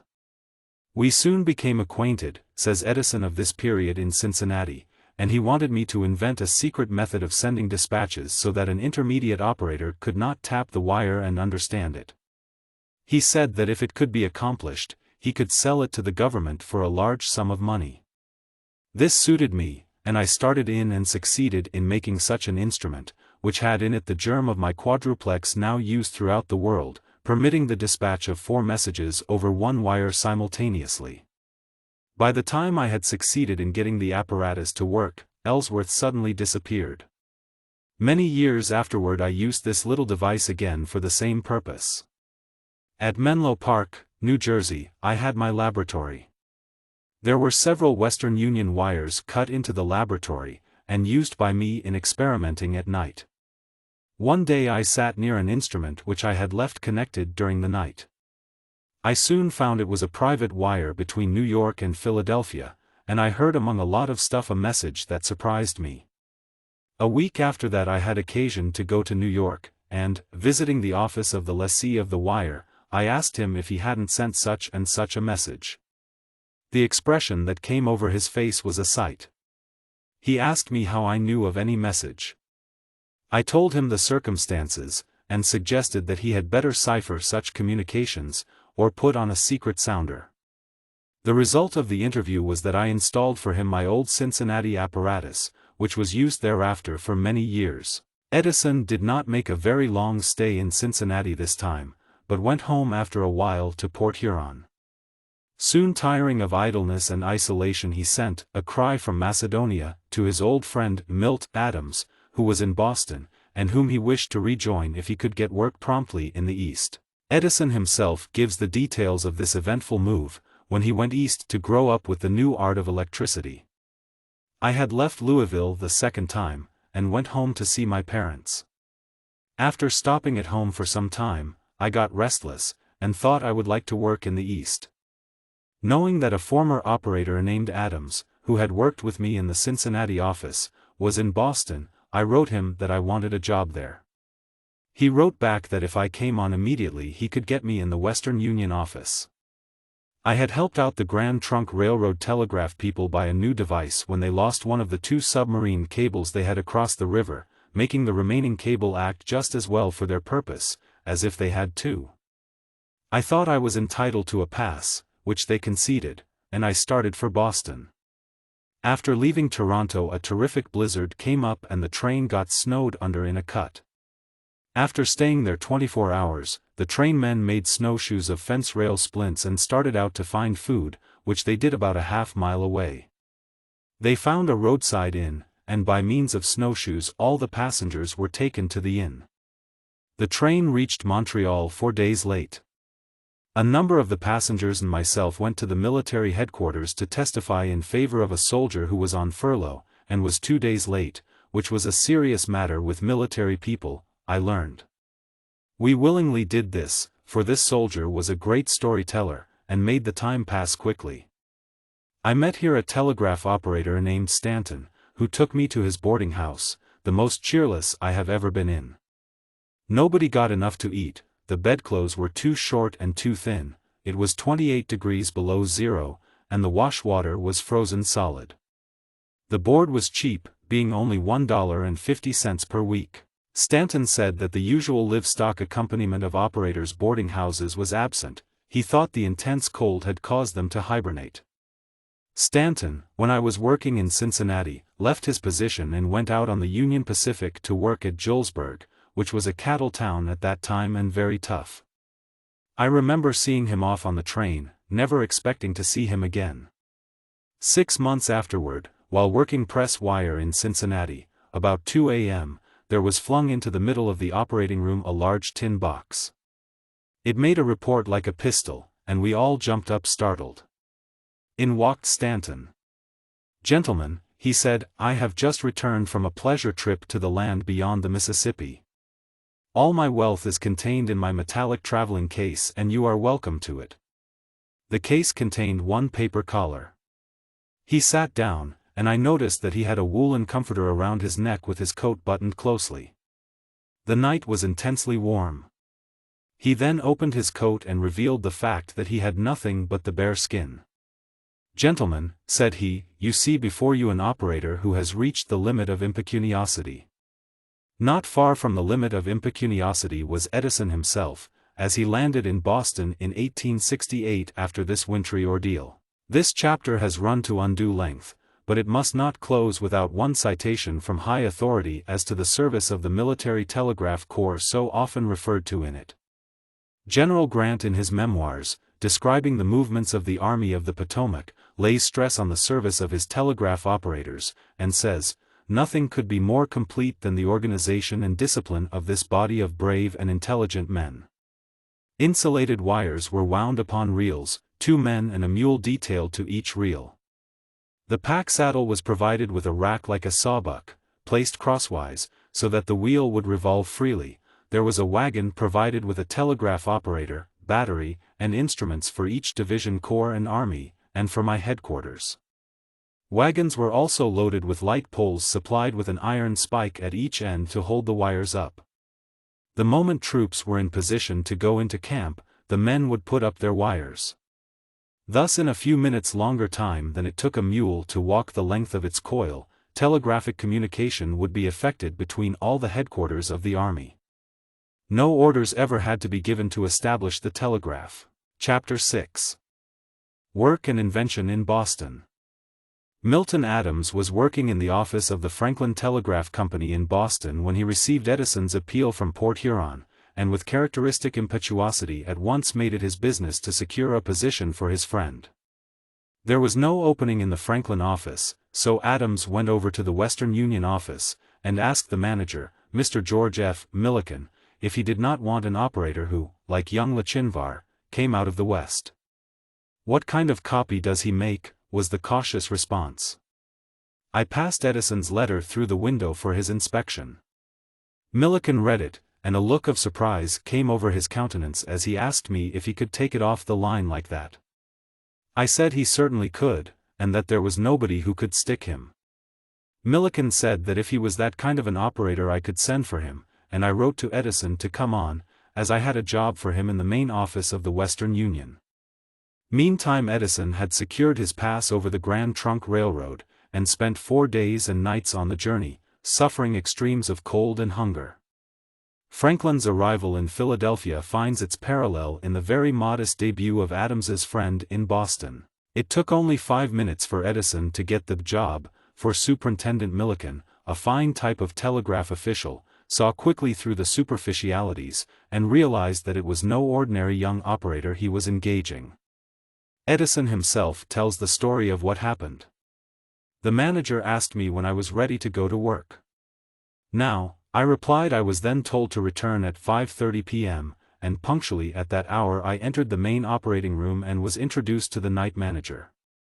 The weather being cold, and being clothed poorly, my peculiar appearance caused much mirth, and, as I afterward learned, the night operators had consulted together how they might put up a job on the J from the woolly West.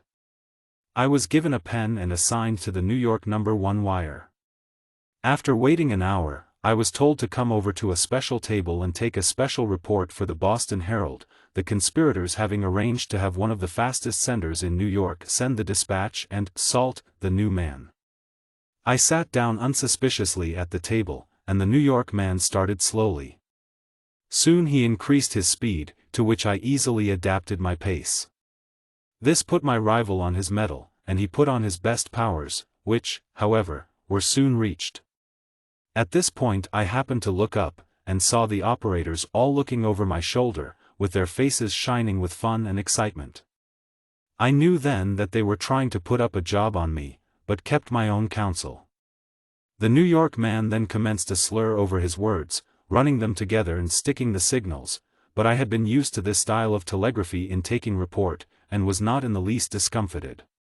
Finally, when I thought the fun had gone far enough, and having about completed the special, I quietly opened the key and remarked, telegraphically, to my New York friend, "Say, young man, change off and send with your other foot." This broke the New York man all up, and he turned the job over to another man to finish. Edison had a distaste for taking press report, due to the fact that it was steady, continuous work, and interfered with the studies and investigations that could be carried on in the intervals of ordinary commercial telegraphy. He was not lazy in any sense. While he had no very lively interest in the mere routine work of a telegraph office, he had the profoundest curiosity as to the underlying principles of electricity that made telegraphy possible, and he had an unflagging desire and belief in his own ability to improve the apparatus he handled daily. The whole intellectual atmosphere of Boston was favorable to the development of the brooding genius in this shy, awkward, studious youth, utterly indifferent to clothes and personal appearance, but ready to spend his last dollar on books and scientific paraphernalia. It is matter of record that he did once buy a new suit for $30 in Boston, but the following Sunday, while experimenting with acids in his little workshop, the suit was spoiled. "That is what I get for putting so much money in a new suit," was the laconic remark of the youth, who was more than delighted to pick up a complete set of Faraday's works about the same time. Adams says that when Edison brought home these books at 4 a.m. he read steadily until breakfast time, and then he remarked, enthusiastically, "Adams, I have got so much to do and life is so short, I am going to hustle." And thereupon he started on a run for breakfast. Edison himself says, "It was in Boston I bought Faraday's works. I think I must have tried about everything in those books." His explanations were simple. He used no mathematics. He was the master experimenter. I don't think there were many copies of Faraday's works sold in those days. The only people who did anything in electricity were the telegraphers and the opticians making simple school apparatus to demonstrate the principles. One of these firms was Palmer and Hall, whose catalogue of 1850 showed a miniature electric locomotive made by Mr. Thomas Hall, and exhibited in operation the following year at the Charitable Mechanics Fair in Boston. In 1852 Mr. Hall made for a Dr. A. L. Henderson, of Buffalo, New York, a model line of railroad with electric motor engine, telegraph line, and electric railroad signals, together with a figure operating the signals at each end of the line automatically. This was in reality the first example of railroad trains moved by telegraph signals, a practice now so common and universal as to attract no comment. To show how little some fundamental methods can change in 50 years, it may be noted that Hall conveyed the current to his tiny car through 40 feet of rail, using the rail as conductor, just as Edison did more than 30 years later in his historic experiments for Villard at Menlo Park, and just as a large proportion of American trolley systems do at this present moment. It was among such practical, investigating folk as these that Edison was very much at home. Another notable man of this stamp, with whom Edison was thrown in contact, was the late Mr. Charles Williams, who, beginning his career in the electrical field in the 40s, was at the height of activity as a maker of apparatus when Edison arrived in the city, and who afterward, as an associate of Alexander Graham Bell, enjoyed the distinction of being the first manufacturer in the world of telephones. At his Court Street workshop Edison was a frequent visitor. Telegraph repairs and experiments were going on constantly, especially on the early fire alarm telegraphs of Farmer and Gamewell, and with the aid of one of the men there, probably George Anders, Edison worked out into an operative model his first invention, a vote recorder, the first Edison patent, for which papers were executed on October 11, 1868, and which was taken out June 1, 1869, number 90,646. The purpose of this particular device was to permit a vote in the National House of Representatives to be taken in a minute or so, complete lists being furnished of all members voting on the two sides of any question. Mr. Edison, in recalling the circumstances, says, Roberts was the telegraph operator who was the financial backer to the extent of $100. The invention when completed was taken to Washington. I think it was exhibited before a committee that had something to do with the Capitol. The chairman of the committee, after seeing how quickly and perfectly it worked, said, "Young man, if there is any invention on earth that we don't want down here, it is this. One of the greatest weapons in the hands of a minority to prevent bad legislation is filibustering on votes, and this instrument would prevent it." I saw the truth of this, because as press operator I had taken miles of congressional proceedings, and to this day an enormous amount of time is wasted during each session of the House in foolishly calling the members' names and recording and then adding their votes, when the whole operation could be done in almost a moment by merely pressing a particular button at each desk. For filibustering purposes, however, the present methods are most admirable. Edison determined from that time forth to devote his inventive faculties only to things for which there was a real, genuine demand, something that subserved the actual necessities of humanity. This first patent was taken out for him by the late Honorable Carroll D. Wright, afterward U.S. Commissioner of Labor, and a well-known publicist, then practicing patent law in Boston. He describes Edison as uncouth in manner, a chewer rather than a smoker of tobacco, but full of intelligence and ideas. Edison's curiously practical, though imaginative, mind demanded realities to work upon, things that belong to human nature's daily food, and he soon harked back to telegraphy, a domain in which he was destined to succeed, and over which he was to reign supreme as an inventor. He did not, however, neglect chemistry, but indulged his tastes in that direction freely, although we have no record that this work was anything more, at that time, than the carrying out of experiments outlined in the books. The foundations were being laid for the remarkable chemical knowledge that later on grappled successfully with so many knotty problems in the realm of chemistry, notably with the incandescent lamp and the storage battery. Of one incident in his chemical experiments he tells the following story: I had read in a scientific paper the method of making nitroglycerin, and was so fired by the wonderful properties it was said to possess, that I determined to make some of the compound. We tested what we considered a very small quantity, but this produced such terrible and unexpected results that we became alarmed, the fact dawning upon us that we had a very large white elephant in our possession. At 6 a.m. I put the explosive into a sarsaparilla bottle, tied a string to it, wrapped it in a paper, and gently let it down into the sewer, corner of State and Washington streets. The associate in this was a man whom he had found endeavoring to make electrical apparatus for sleight-of-hand performances. In the Boston Telegraph office at that time, as perhaps at others, there were operators studying to enter college, possibly some were already in attendance at Harvard University. This condition was not unusual at one time. The first electrical engineer graduated from Columbia University, New York, followed up his studies while a night operator, and came out brilliantly at the head of his class. Edison says of these scholars that they paraded their knowledge rather freely, and that it was his delight to go to the second-hand bookstores on Cornhill and study up questions which he could spring upon them when he got an occasion. With those engaged on night duty he got midnight lunch from an old Irishman called the Cake Man, who appeared regularly with his wares at 12 midnight. The office was on the ground floor, and had been a restaurant previous to its occupation by the Western Union Telegraph Company. It was literally loaded with cockroaches, which lived between the wall and the board running around the room at the floor, and which came after the lunch. These were such a bother on my table that I pasted 2 strips of tinfoil on the wall at my desk, connecting one piece to the positive pole of the big battery supplying current to the wires and the negative pole to the other strip. The cockroaches moving up on the wall would pass over the strips. The moment they got their legs across both strips there was a flash of light and the cockroaches went into gas. This automatic electrocuting device attracted so much attention, and got half a column in an evening paper, that the manager made me stop it. The reader will remember that a similar plan of campaign against rats was carried out by Edison while in the West.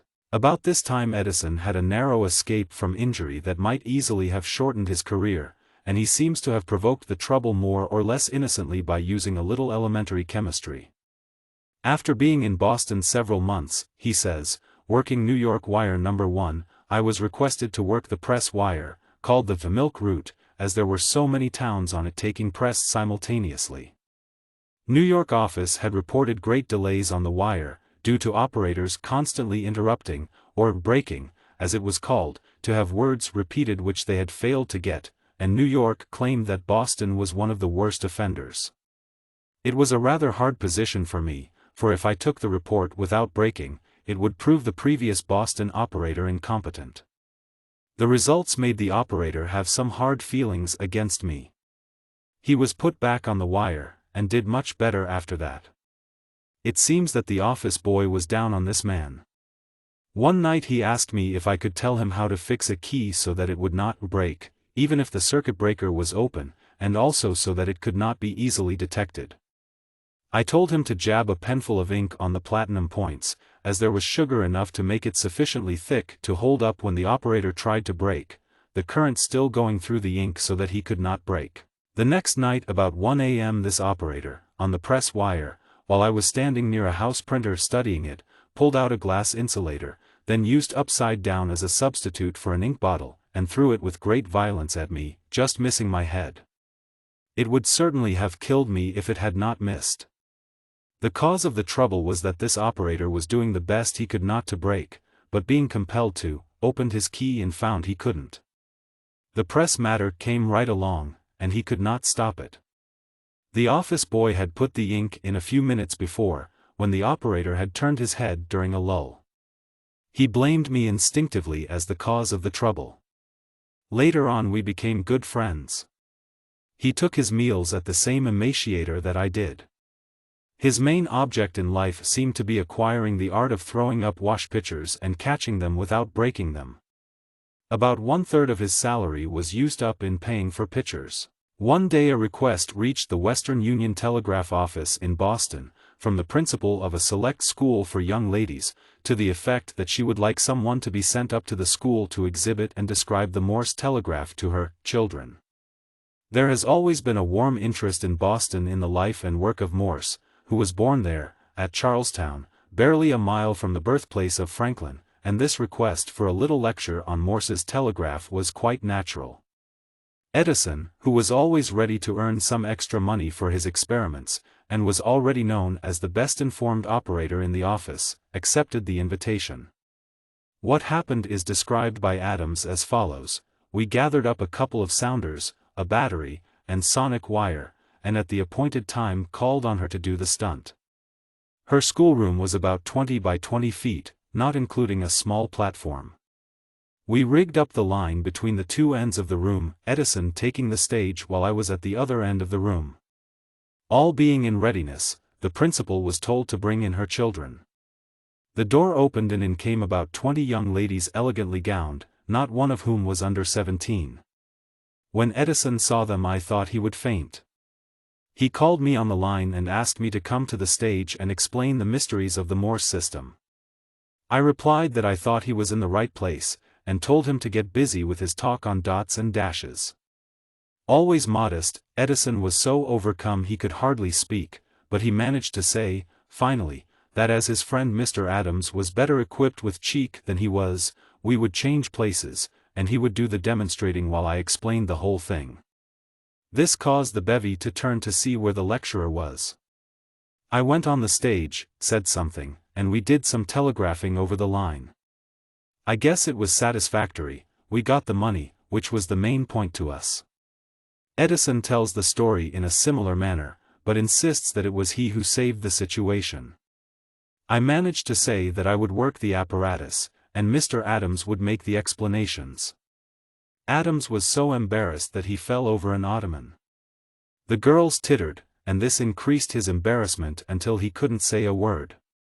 The situation was so desperate that for a reason I never could explain I started in myself and talked and explained better than I ever did before or since. I can talk to 2 or 3 persons, but when there are more they radiate some unknown form of influence which paralyzes my vocal cords.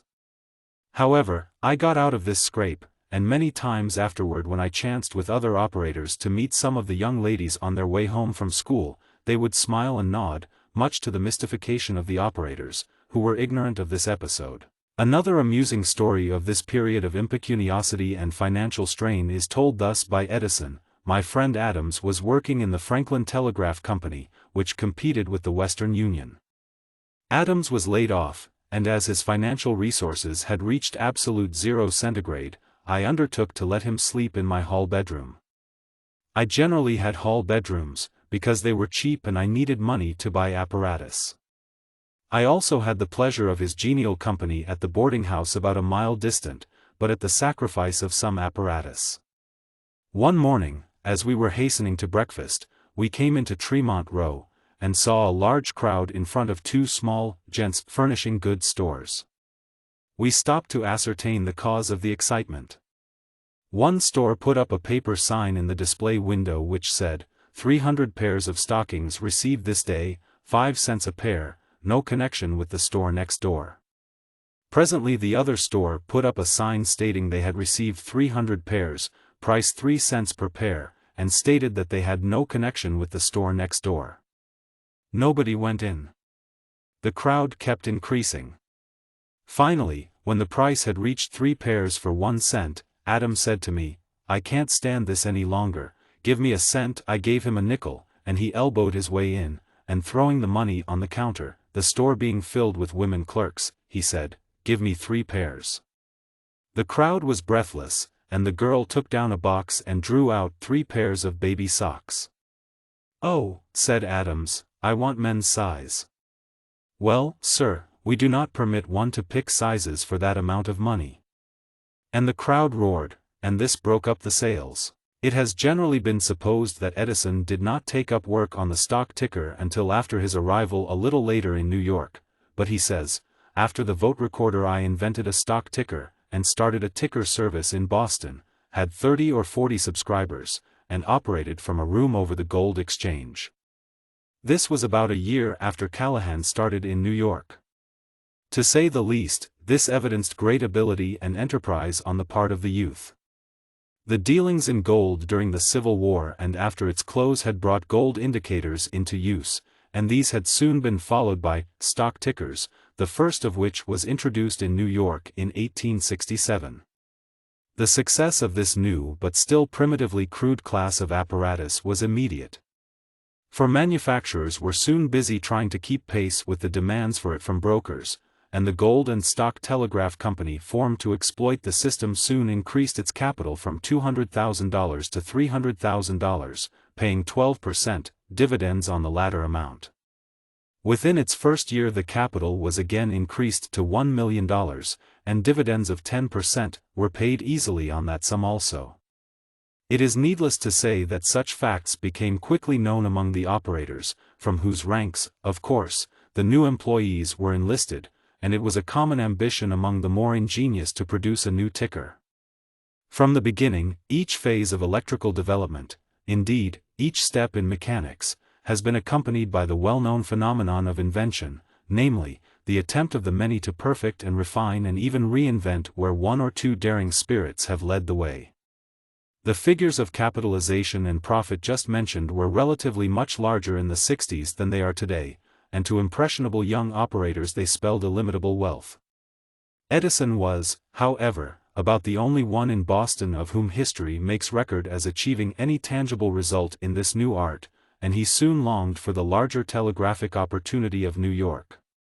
His friend, Milt Adams, went west with quenchless zest for that kind of roving life and aimless adventure of which the serious-minded Edison had already had more than enough.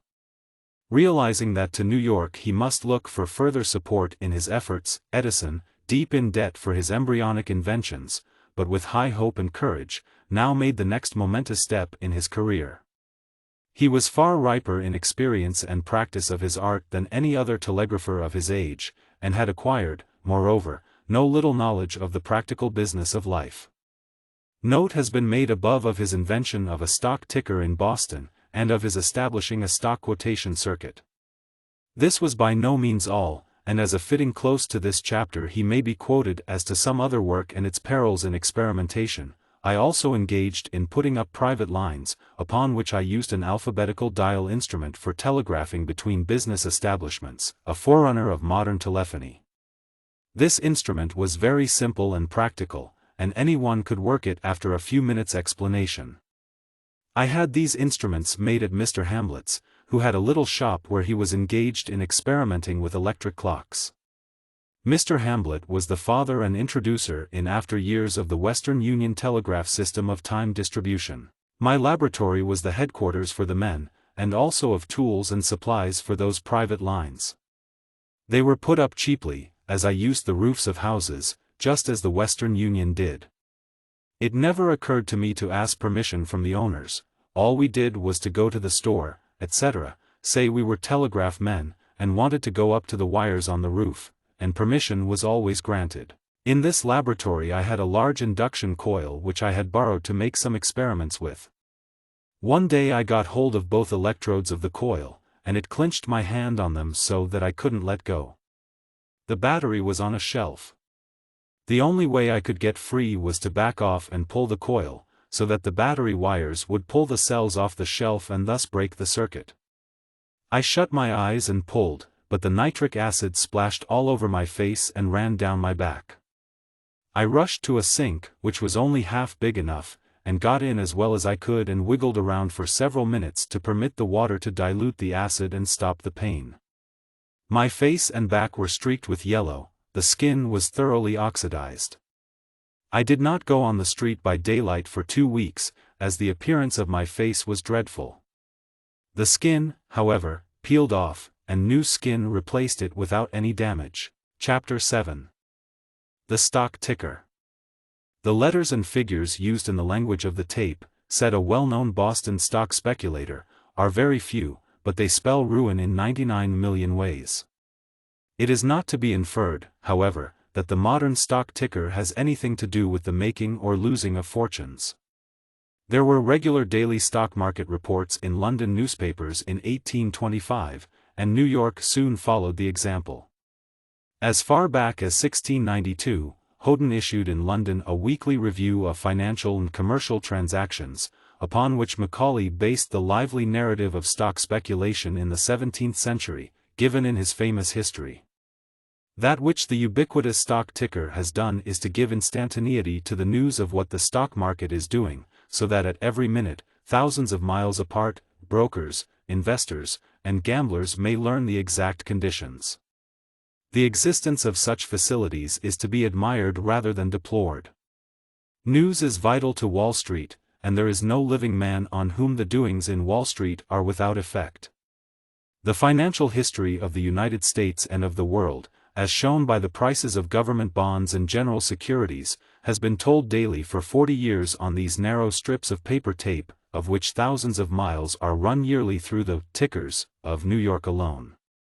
It is true that the record of the chattering little machine, made in cabalistic abbreviations on the tape, can drive a man suddenly to the very verge of insanity with joy or despair, but if there be blame for that, it attaches to the American spirit of speculation and not to the ingenious mechanism which reads and registers the beating of the financial pulse. Edison came first to New York in 1868, with his early stock printer, which he tried unsuccessfully to sell. He went back to Boston, and quite undismayed got up a duplex telegraph. Toward the end of my stay in Boston, he says, I obtained a loan of money, amounting to $800, to build a peculiar kind of duplex telegraph for sending 2 messages over a single wire simultaneously. The apparatus was built, and I left the Western Union employ and went to Rochester, New York, to test the apparatus on the lines of the Atlantic and Pacific Telegraph between that city and New York. But the assistant at the other end could not be made to understand anything, notwithstanding I had written out a very minute description of just what to do. After trying for a week I gave it up and returned to New York with but a few cents in my pocket.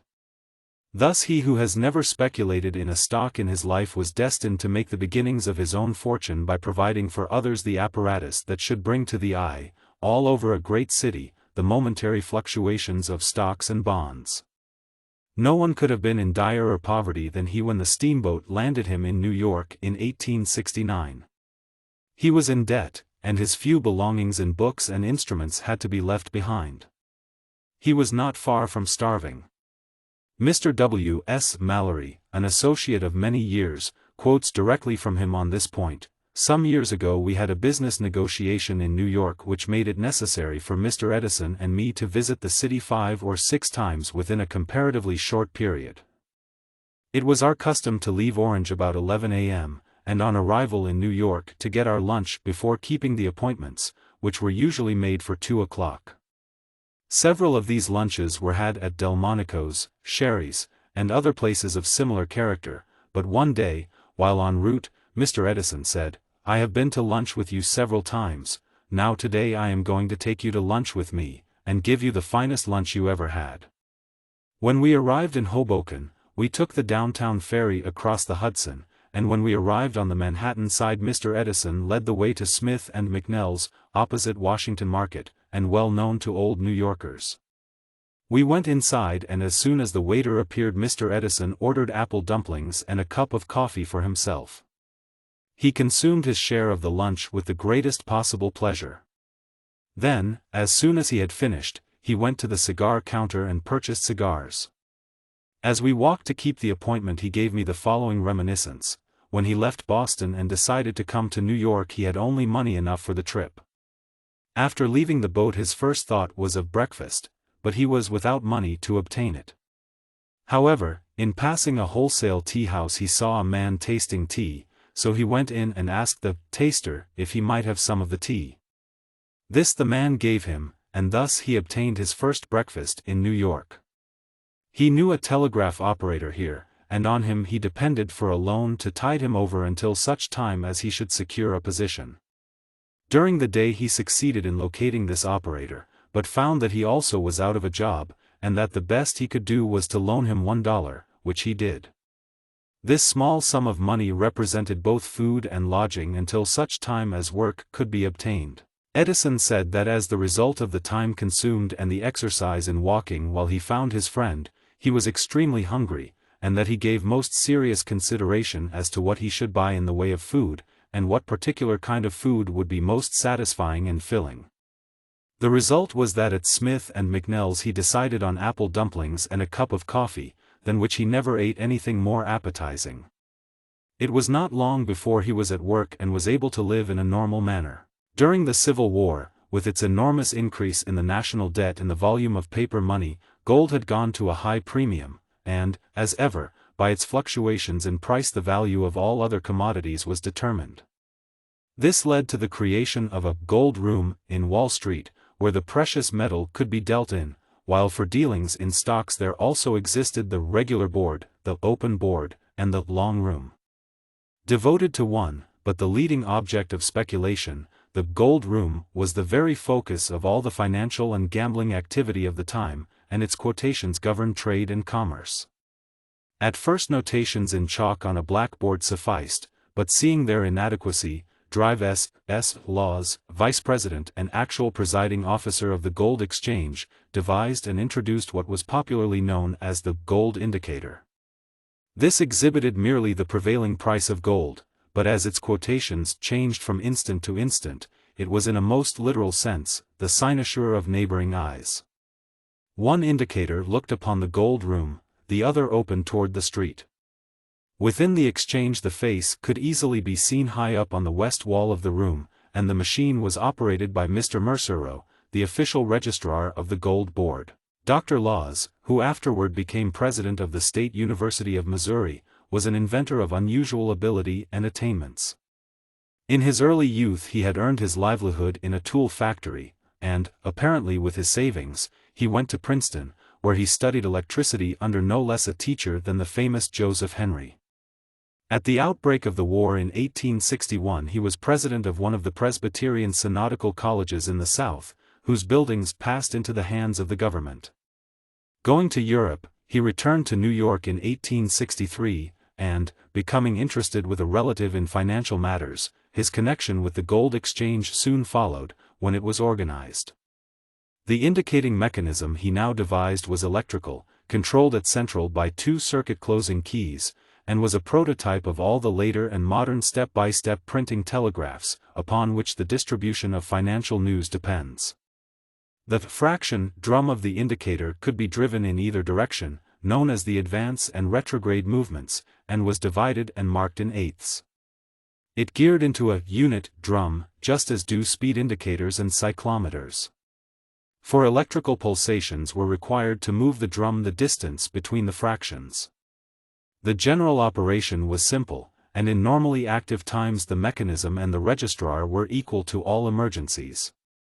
But it is obvious that the record had to be carried away to the brokers' offices and other places by messengers, and the delay, confusion, and mistakes soon suggested to Dr. Laws the desirability of having a number of indicators at such scattered points, operated by a master transmitter, and dispensing with the regiments of noisy boys. He secured this privilege of distribution, and, resigning from the exchange, devoted his exclusive attention to the gold reporting telegraph, which he patented, and for which, at the end of 1866, he had secured 50 subscribers. His indicators were small oblong boxes, in the front of which was a long slot, allowing the dials as they traveled past, inside, to show the numerals constituting the quotation, the dials or wheels being arranged in a row horizontally, overlapping each other, as in modern fare registers which are now seen on most trolley cars. It was not long before there were 300 subscribers, but the very success of this device brought competition and improvement. Mr. E. A. Callahan, an ingenious printing telegraph operator, saw that there were unexhausted possibilities in the idea, and his foresight and inventiveness made him the father of the ticker, in connection with which he was thus, like Laws, one of the first to grasp and exploit the underlying principle of the central station as a universal source of supply. The genesis of his invention Mr. Callahan has told in an interesting way. In 1867, on the site of the present Mills Building on Broad Street, opposite the Stock Exchange of today, was an old building which had been cut up to subserve the necessities of its occupants, all engaged in dealing in gold and stocks. It had one main entrance from the street to a hallway, from which entrance to the offices of two prominent broker firms was obtained. Each firm had its own army of boys, numbering from 12 to 15, whose duties were to ascertain the latest quotations from the different exchanges. Each boy devoted his attention to some particularly active stock, pushing each other to get into these narrow quarters, yelling out the prices at the door, and pushing back for later ones. The hustle made this doorway to me a most undesirable refuge from an April shower. I was simply whirled into the street. I naturally thought that much of this noise and confusion might be dispensed with, and that the prices might be furnished through some system of telegraphy which would not require the employment of skilled operators. The conception of the stock ticker dates from this incident. Mr. Callahan's first idea was to distribute gold quotations, and to this end he devised an indicator. It consisted of two dials mounted separately, each revolved by an electromagnet, so that the desired figures were brought to an aperture in the case enclosing the apparatus, as in the Laws system. Each shaft with its dial was provided with two ratchet wheels, one the reverse of the other. One was used in connection with the propelling lever, which was provided with a pawl to fit into the teeth of the reversed ratchet wheel on its forward movement. It was thus made impossible for either dial to go by momentum beyond its limit. Learning that Dr. Laws, with the skillful aid of F. L. Pope, was already active in the same direction, Mr. Callahan, with ready wit, transformed his indicator into a ticker that would make a printed record. The name of the ticker came through the casual remark of an observer to whom the noise was the most striking feature of the mechanism. Mr. Callahan removed the two dials, and, substituting type wheels, turned the movements face to face, so that each type wheel could imprint its characters upon a paper tape in two lines. 3 wires stranded together ran from the central office to each instrument. Of these one furnished the current for the alphabet wheel, one for the figure wheel, and one for the mechanism that took care of the inking and printing on the tape. Callahan made the further innovation of insulating his circuit wires, although the cost was then 40 times as great as that of bare wire. It will be understood that electromagnets were the ticker's actuating agency. The ticker apparatus was placed under a neat glass shade and mounted on a shelf. 25 instruments were energized from one circuit, and the quotations were supplied from a central at 18 New Street. The Gold and Stock Telegraph Company was promptly organized to supply to brokers the system, which was very rapidly adopted throughout the financial district of New York, at the southern tip of Manhattan Island. Quotations were transmitted by the Morse telegraph from the floor of the Stock Exchange to the Central, and thence distributed to the subscribers. Success with the stock news system was instantaneous. It was at this juncture that Edison reached New York, and according to his own statement found shelter at night in the battery room of the Gold Indicator Company, having meantime applied for a position as operator with the Western Union.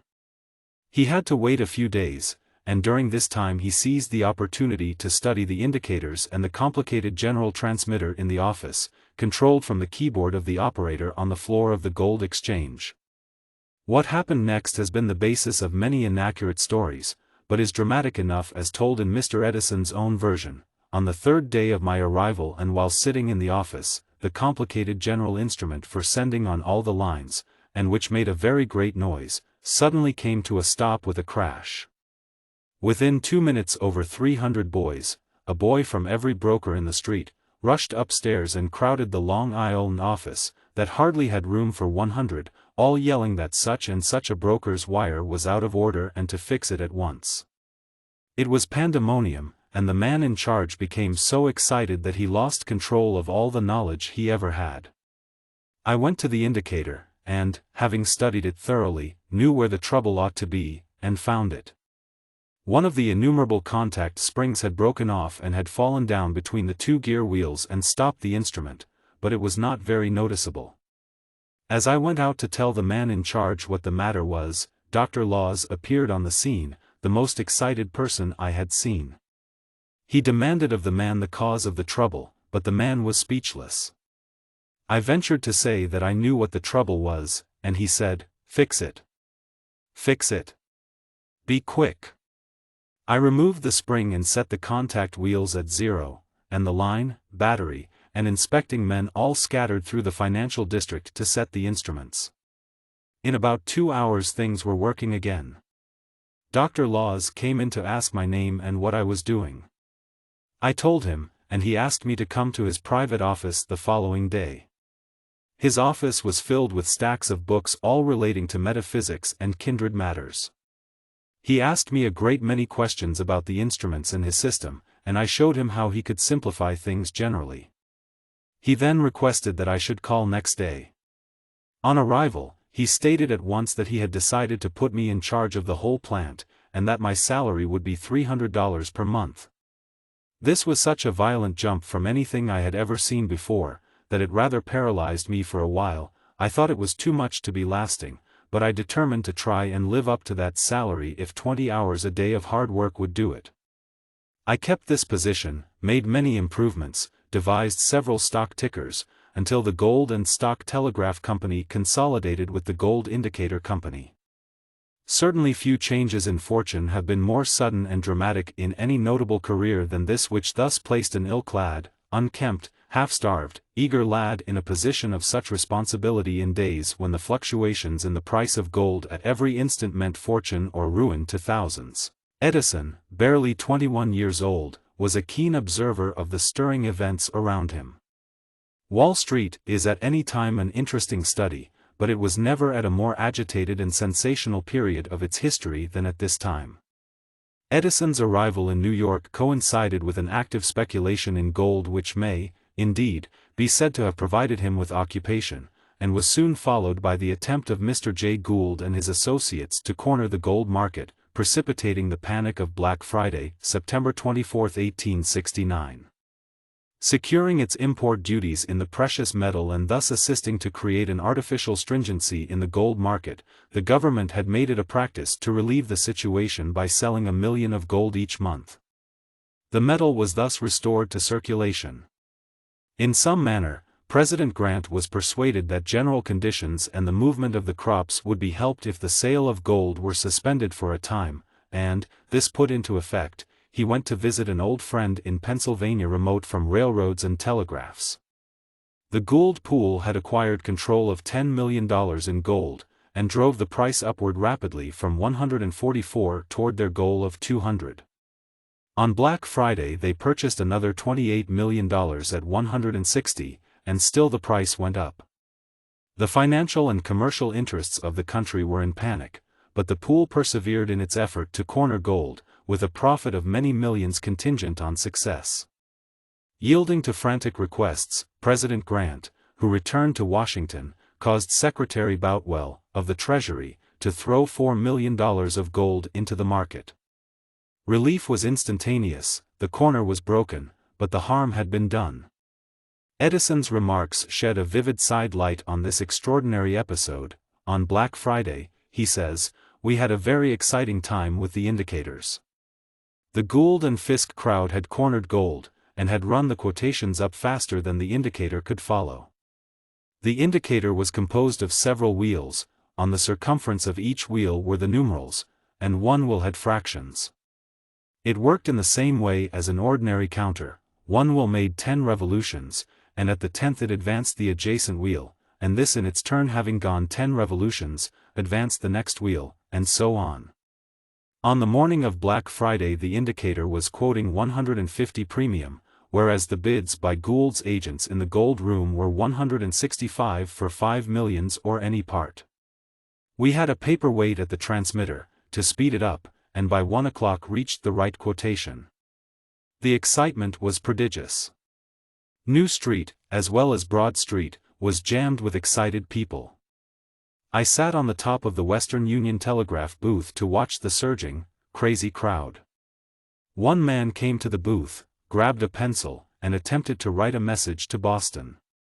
The first stroke went clear off the blank. He was so excited that he had the operator write the message for him.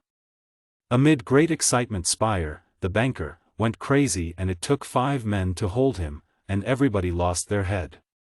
The Western Union operator came to me and said, "Shake, Edison, we are okay. We haven't got a cent." I felt very happy because we were poor. These occasions are very enjoyable to a poor man, but they occur rarely. There is a calm sense of detachment about this description that has been possessed by the narrator even in the most anxious moments of his career.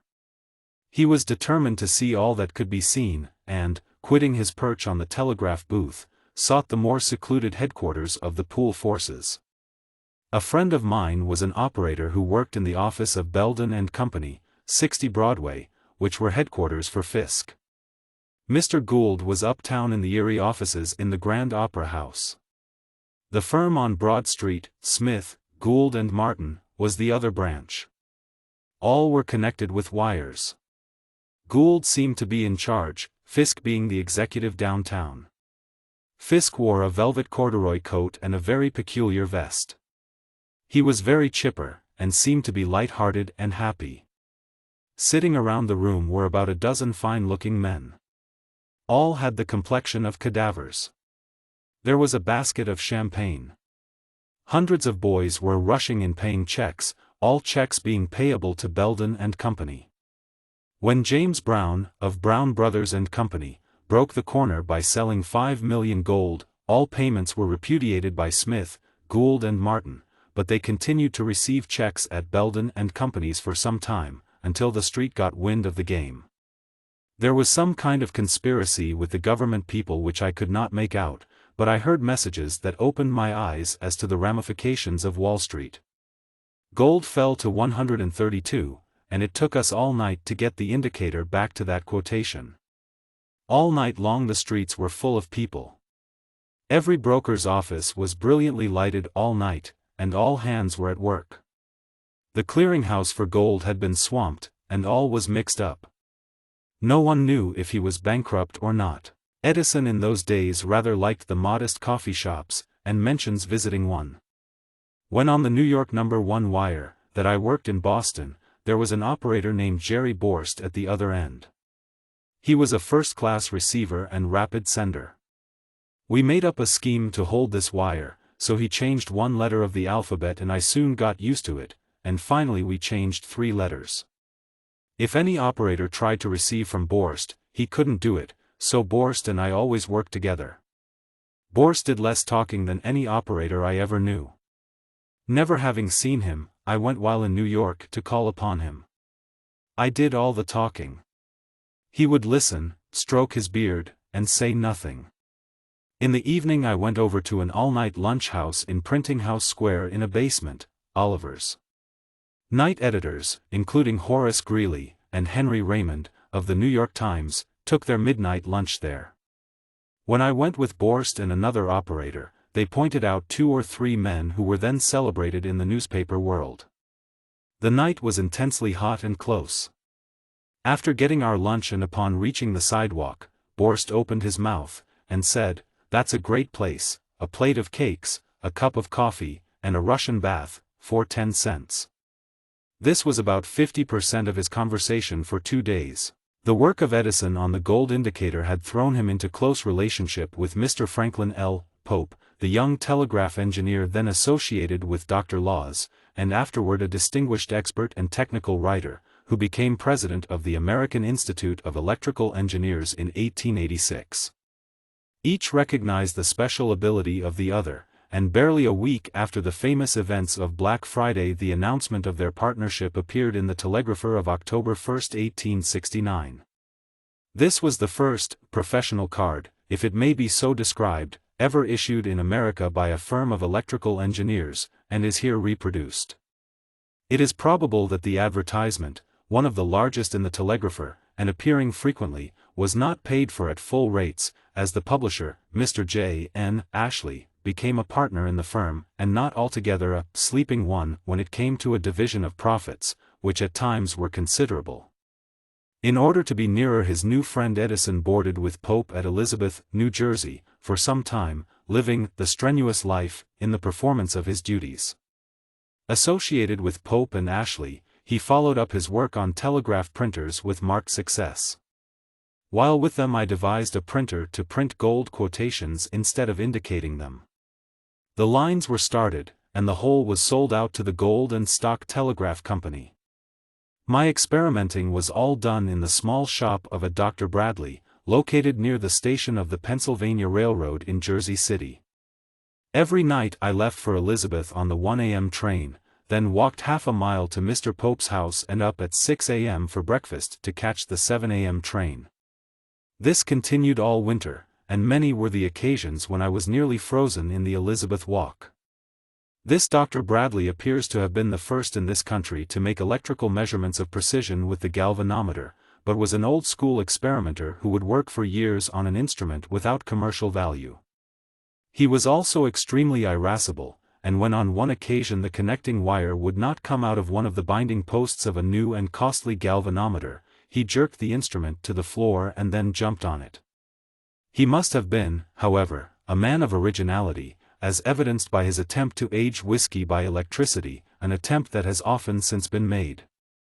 The hobby he had at the time I was there, says Edison, was the aging of raw whiskey by passing strong electric currents through it.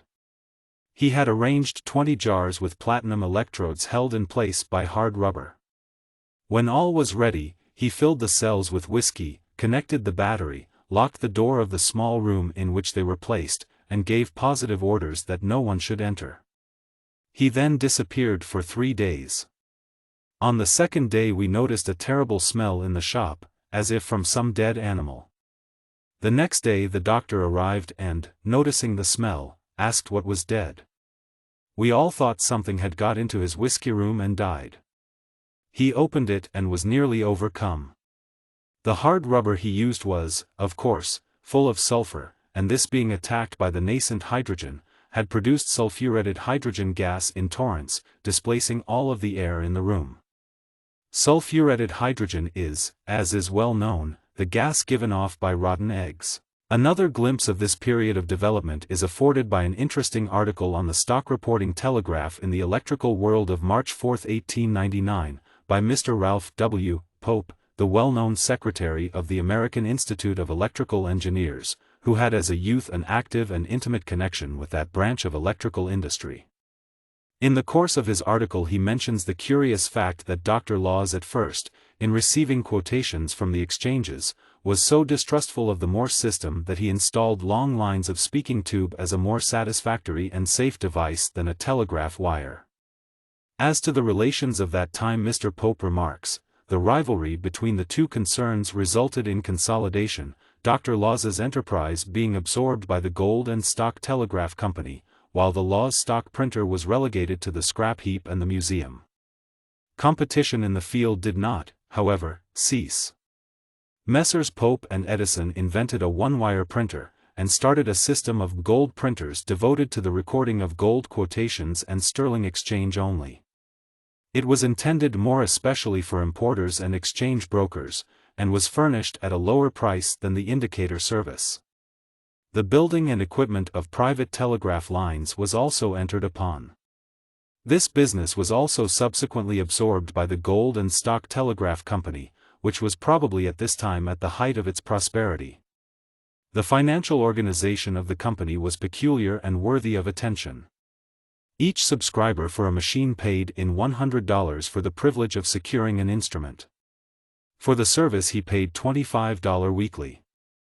In case he retired or failed, he could transfer his right, and employees were constantly on the alert for purchasable rights, which could be disposed of at a profit. It was occasionally worth the profit to convince a man that he did not actually own the machine which had been placed in his office. The Western Union Telegraph Company secured a majority of its stock, and General Marshall Lefferts was elected president. A private line department was established, and the business taken over from Pope, Edison, and Ashley was rapidly enlarged. At this juncture General Lefferts, as president of the Gold and Stock Telegraph Company, requested Edison to go to work on improving the stock ticker, furnishing the money, and the well-known universal ticker, in widespread use in its day, was one result. Mr. Edison gives a graphic picture of the startling effect on his fortunes. I made a great many inventions. One was the special ticker used for many years outside of New York in the large cities. This was made exceedingly simple, as they did not have the experts we had in New York to handle anything complicated. The same ticker was used on the London Stock Exchange. After I had made a great number of inventions and obtained patents, the general seemed anxious that the matter should be closed up. One day I exhibited and worked a successful device whereby if a ticker should get out of unison in a broker's office and commence to print wild figures, it could be brought to unison from the central station, which saved the labor of many men and much trouble to the broker. He called me into his office, and said, "Now, young man, I want to close up the matter of your inventions. How much do you think you should receive?" I had made up my mind that, taking into consideration the time and killing pace I was working at, I should be entitled to $5,000, but could get along with $3,000.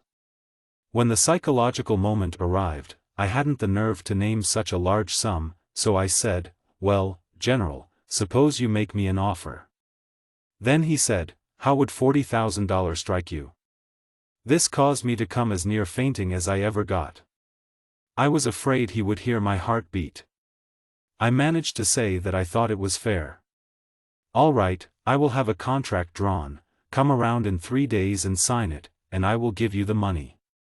I arrived on time, but had been doing some considerable thinking on the subject. The sum seemed to be very large for the amount of work, for at that time I determined the value by the time and trouble, and not by what the invention was worth to others. I thought there was something unreal about it. However, the contract was handed to me. I signed without reading it. Edison was then handed the first check he had ever received, one for $40,000 drawn on the Bank of New York, at the corner of William and Wall Streets. On going to the bank and passing in the check at the wicket of the paying teller, some brief remarks were made to him, which in his deafness he did not understand. The check was handed back to him, and Edison, fancying for a moment that in some way he had been cheated, went outside to the large steps to let the cold sweat evaporate. He then went back to the general, who, with his secretary, had a good laugh over the matter, told him the check must be endorsed, and sent with him a young man to identify him. The ceremony of identification performed with the paying teller, who was quite merry over the incident, Edison was given the amount in bundles of small bills, until there certainly seemed to be 1 cubic foot. Unaware that he was the victim of a practical joke, Edison proceeded gravely to stow away the money in his overcoat pockets and all his other pockets. He then went to Newark and sat up all night with the money for fear it might be stolen.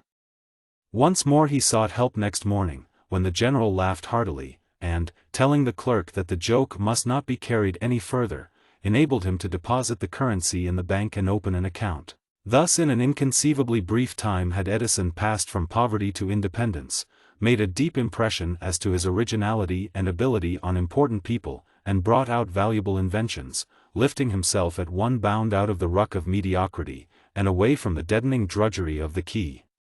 Best of all, he was enterprising, one of the leaders and pioneers for whom the world is always looking, and, to use his own criticism of himself, he had too sanguine a temperament to keep money in solitary confinement. With quiet self-possession he seized his opportunity, began to buy machinery, rented a shop and got work for it. Moving quickly into a larger shop, numbers 10 and 12 Ward Street, Newark, New Jersey, he secured large orders from General Lefferts to build stock tickers, and employed 50 men. As business increased he put on a night force, and was his own foreman on both shifts. Half an hour of sleep 3 or 4 times in the 24 hours was all he needed in those days, when one invention succeeded another with dazzling rapidity, and when he worked with the fierce, eruptive energy of a great volcano, throwing out new ideas incessantly with spectacular effect on the arts to which they related. It has always been a theory with Edison that we sleep altogether too much, but on the other hand he never, until long past 50, knew or practiced the slightest moderation in work or in the use of strong coffee and black cigars. He has, moreover, while of tender and kindly disposition, never hesitated to use men up as freely as a Napoleon or Grant, seeing only the goal of a complete invention or perfected device, to attain which all else must become subsidiary. He gives a graphic picture of his first methods as a manufacturer. Nearly all my men were on piece work, and I allowed them to make good wages, and never cut until the pay became absurdly high as they got more expert. I kept no books. I had 2 hooks. All the bills and accounts I owed I jabbed on one hook, and memoranda of all owed to myself I put on the other. When some of the bills fell due, and I couldn't deliver tickers to get a supply of money, I gave a note. When the notes were due, a messenger came around from the bank with the note and a protest pinned to it for $1.25. Then I would go to New York and get an advance, or pay the note if I had the money. This method of giving notes for my accounts and having all notes protested I kept up over 2 years, yet my credit was fine.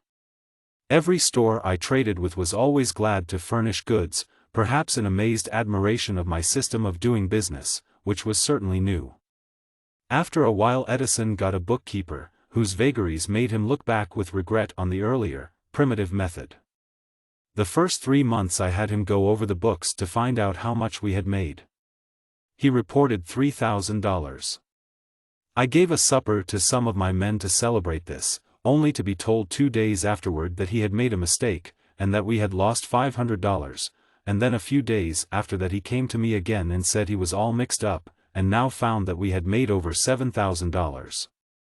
Edison changed bookkeepers, but never thereafter counted anything real profit until he had paid all his debts and had the profits in the bank. The factory work at this time related chiefly to stock tickers, principally the Universal, of which at one time 1,200 were in use. Edison's connection with this particular device was very close while it lasted.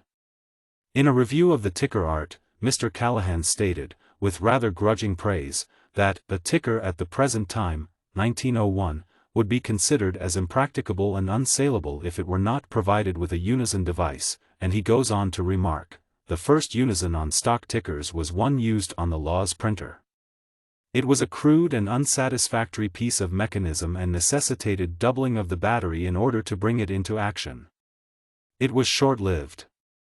The Edison unison comprised a lever with a free end traveling in a spiral or worm on the type wheel shaft until it met a pin at the end of the worm, thus obstructing the shaft and leaving the type wheels at the 0 point until released by the printing lever. This device is too well known to require a further description. It is not applicable to any instrument using 2 independently moving type wheels, but on nearly if not all other instruments will be found in use. The stock ticker has enjoyed the devotion of many brilliant inventors, G. M. Phelps, H. Van Heavenberg, A. Knudsen, G. B. Scott, S. D. Field, John Burry, and remains in extensive use as an appliance for which no substitute or competitor has been found. In New York, the 2 great stock exchanges have deemed it necessary to own and operate a stock ticker service for the sole benefit of their members, and down to the present moment the process of improvement has gone on, impelled by the increasing volume of business to be reported. It is significant of Edison's work, now dimmed and overlaid by later advances, that at the very outset he recognized the vital importance of interchangeability in the construction of this delicate and sensitive apparatus. But the difficulties of these early days were almost insurmountable. Mr. R. W. Pope says of the Universal machines that they were simple and substantial and generally satisfactory, but adds, these instruments were supposed to have been made with interchangeable parts, but as a matter of fact the instances in which these parts would fit were very few. The instruction book prepared for the use of inspectors stated that the parts should not be tinkered or bent, as they are accurately made and interchangeable. The difficulties encountered in fitting them properly doubtless gave rise to a story that Mr. Edison had stated that there were 3 degrees of interchangeability. This was interpreted to mean, first, the parts will fit, second, they will almost fit, third, they do not fit, and can't be made to fit. This early shop affords an illustration of the manner in which Edison has made a deep impression on the personnel of the electrical arts.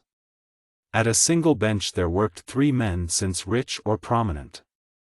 One was Sigmund Bergman, for a time partner with Edison in his lighting developments in the United States, and now head and principal owner of electrical works in Berlin, employing 10,000 men. The next man adjacent was John Cruacy, afterward engineer of the great General Electric works at Schenectady. A third was Schuckert, who left the bench to settle up his father's little estate at Nuremberg, stayed there and founded electrical factories, which became the 3rd largest in Germany, their proprietor dying very wealthy. I gave them a good training as to working hours and hustling, says their quondam master, and this is equally true as applied to many scores of others working in companies bearing the Edison name or organized under Edison patents.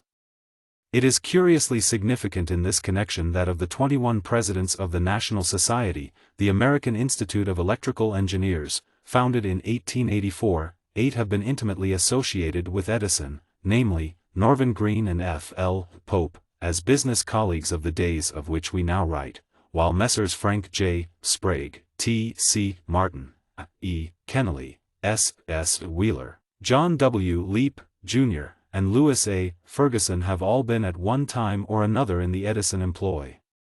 The remark was once made that if a famous American teacher sat at one end of a log and a student at the other end, the elements of a successful university were present. It is equally true that in Edison and the many men who have graduated from his stern school of endeavor, America has had its foremost seat of electrical engineering. Chapter 8. Automatic, duplex, and quadruplex telegraphy. Work of various kinds poured in upon the young manufacturer, busy also with his own schemes and inventions, which soon began to follow so many distinct lines of inquiry that it ceases to be easy or necessary for the historian to treat them all in chronological sequence.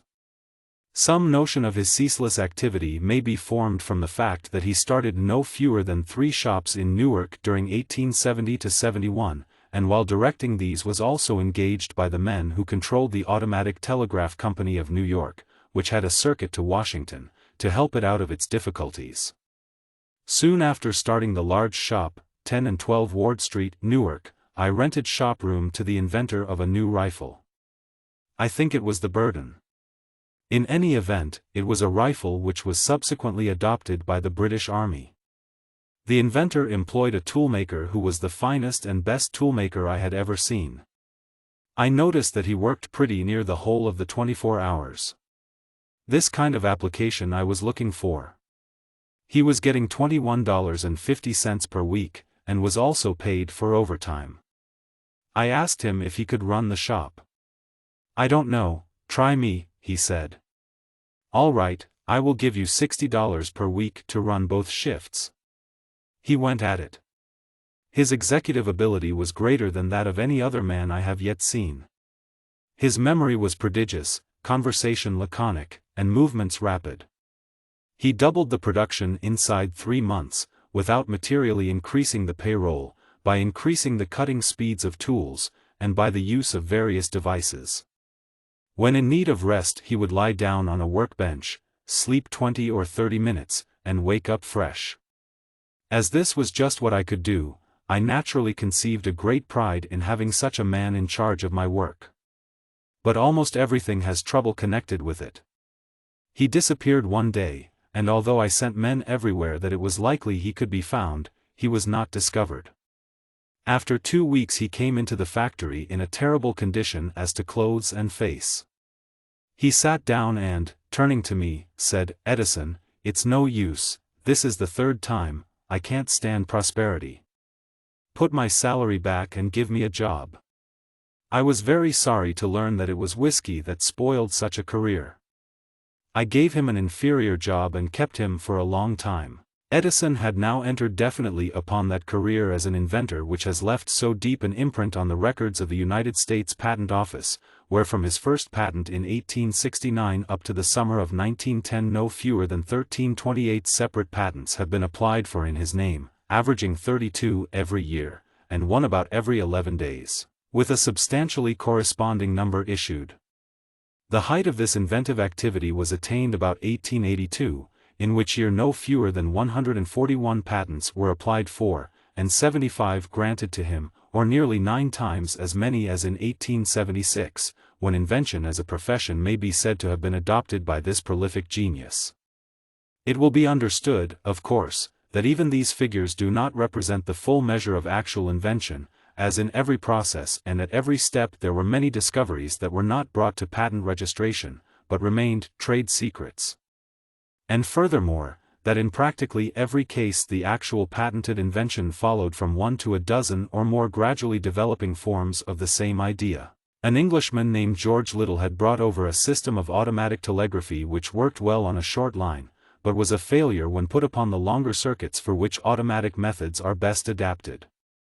The general principle involved in automatic or rapid telegraphs, except the photographic ones, is that of preparing the message in advance, for dispatch, by perforating narrow strips of paper with holes, work which can be done either by hand punches or by typewriter apparatus. A certain group of perforations corresponds to a Morse group of dots and dashes for a letter of the alphabet. When the tape thus made ready is run rapidly through a transmitting machine, electrical contact occurs wherever there is a perforation, permitting the current from the battery to flow into the line and thus transmit signals correspondingly.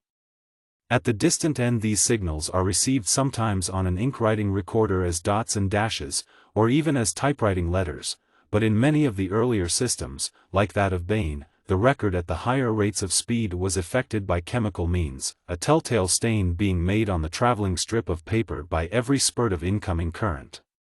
Solutions of potassium iodide were frequently used for this purpose, giving a sharp, blue record, but fading away too rapidly. The little system had perforating apparatus operated by electromagnets, its transmitting machine was driven by a small electromagnetic motor, and the record was made by electrochemical decomposition, the writing member being a minute platinum roller instead of the more familiar iron stylus.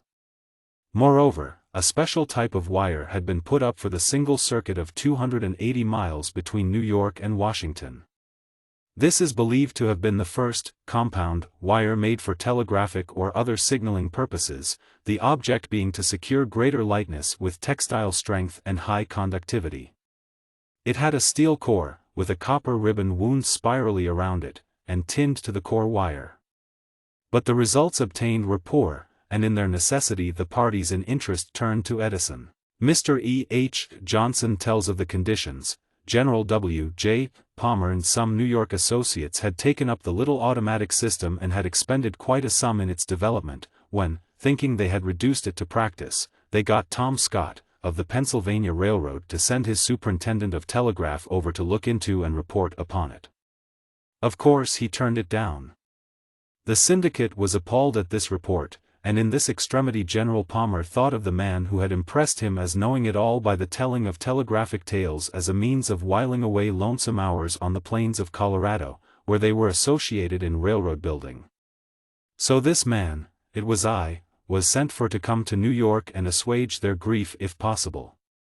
My report was that the system was sound fundamentally, that it contained the germ of a good thing, but needed working out. Associated with General Palmer was one Colonel Josiah C. Reef, then Eastern Bond Agent for the Kansas Pacific Railroad. The colonel was always resourceful, and didn't fail in this case. He knew of a young fellow who was doing some good work for Marshal Lefferts, and who it was said was a genius at invention, and a very fiend for work. His name was Edison, and he had a shop out at Newark, New Jersey. He came and was put in my care for the purpose of a mutual exchange of ideas and for a report by me as to his competency in the matter. This was my introduction to Edison. He confirmed my views of the automatic system. He saw its possibilities, as well as the chief obstacles to be overcome, viz., the sluggishness of the wire, together with the need of mechanical betterment of the apparatus, and he agreed to take the job on one condition, namely, that Johnson would stay and help, as he was a man with ideas. Mr. Johnson was accordingly given 3 months' leave from Colorado Railroad building, and has never seen Colorado since.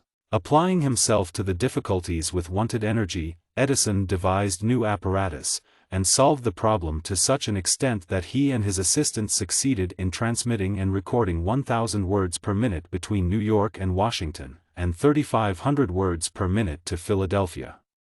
Ordinary manual transmission by key is not in excess of 40 to 50 words a minute.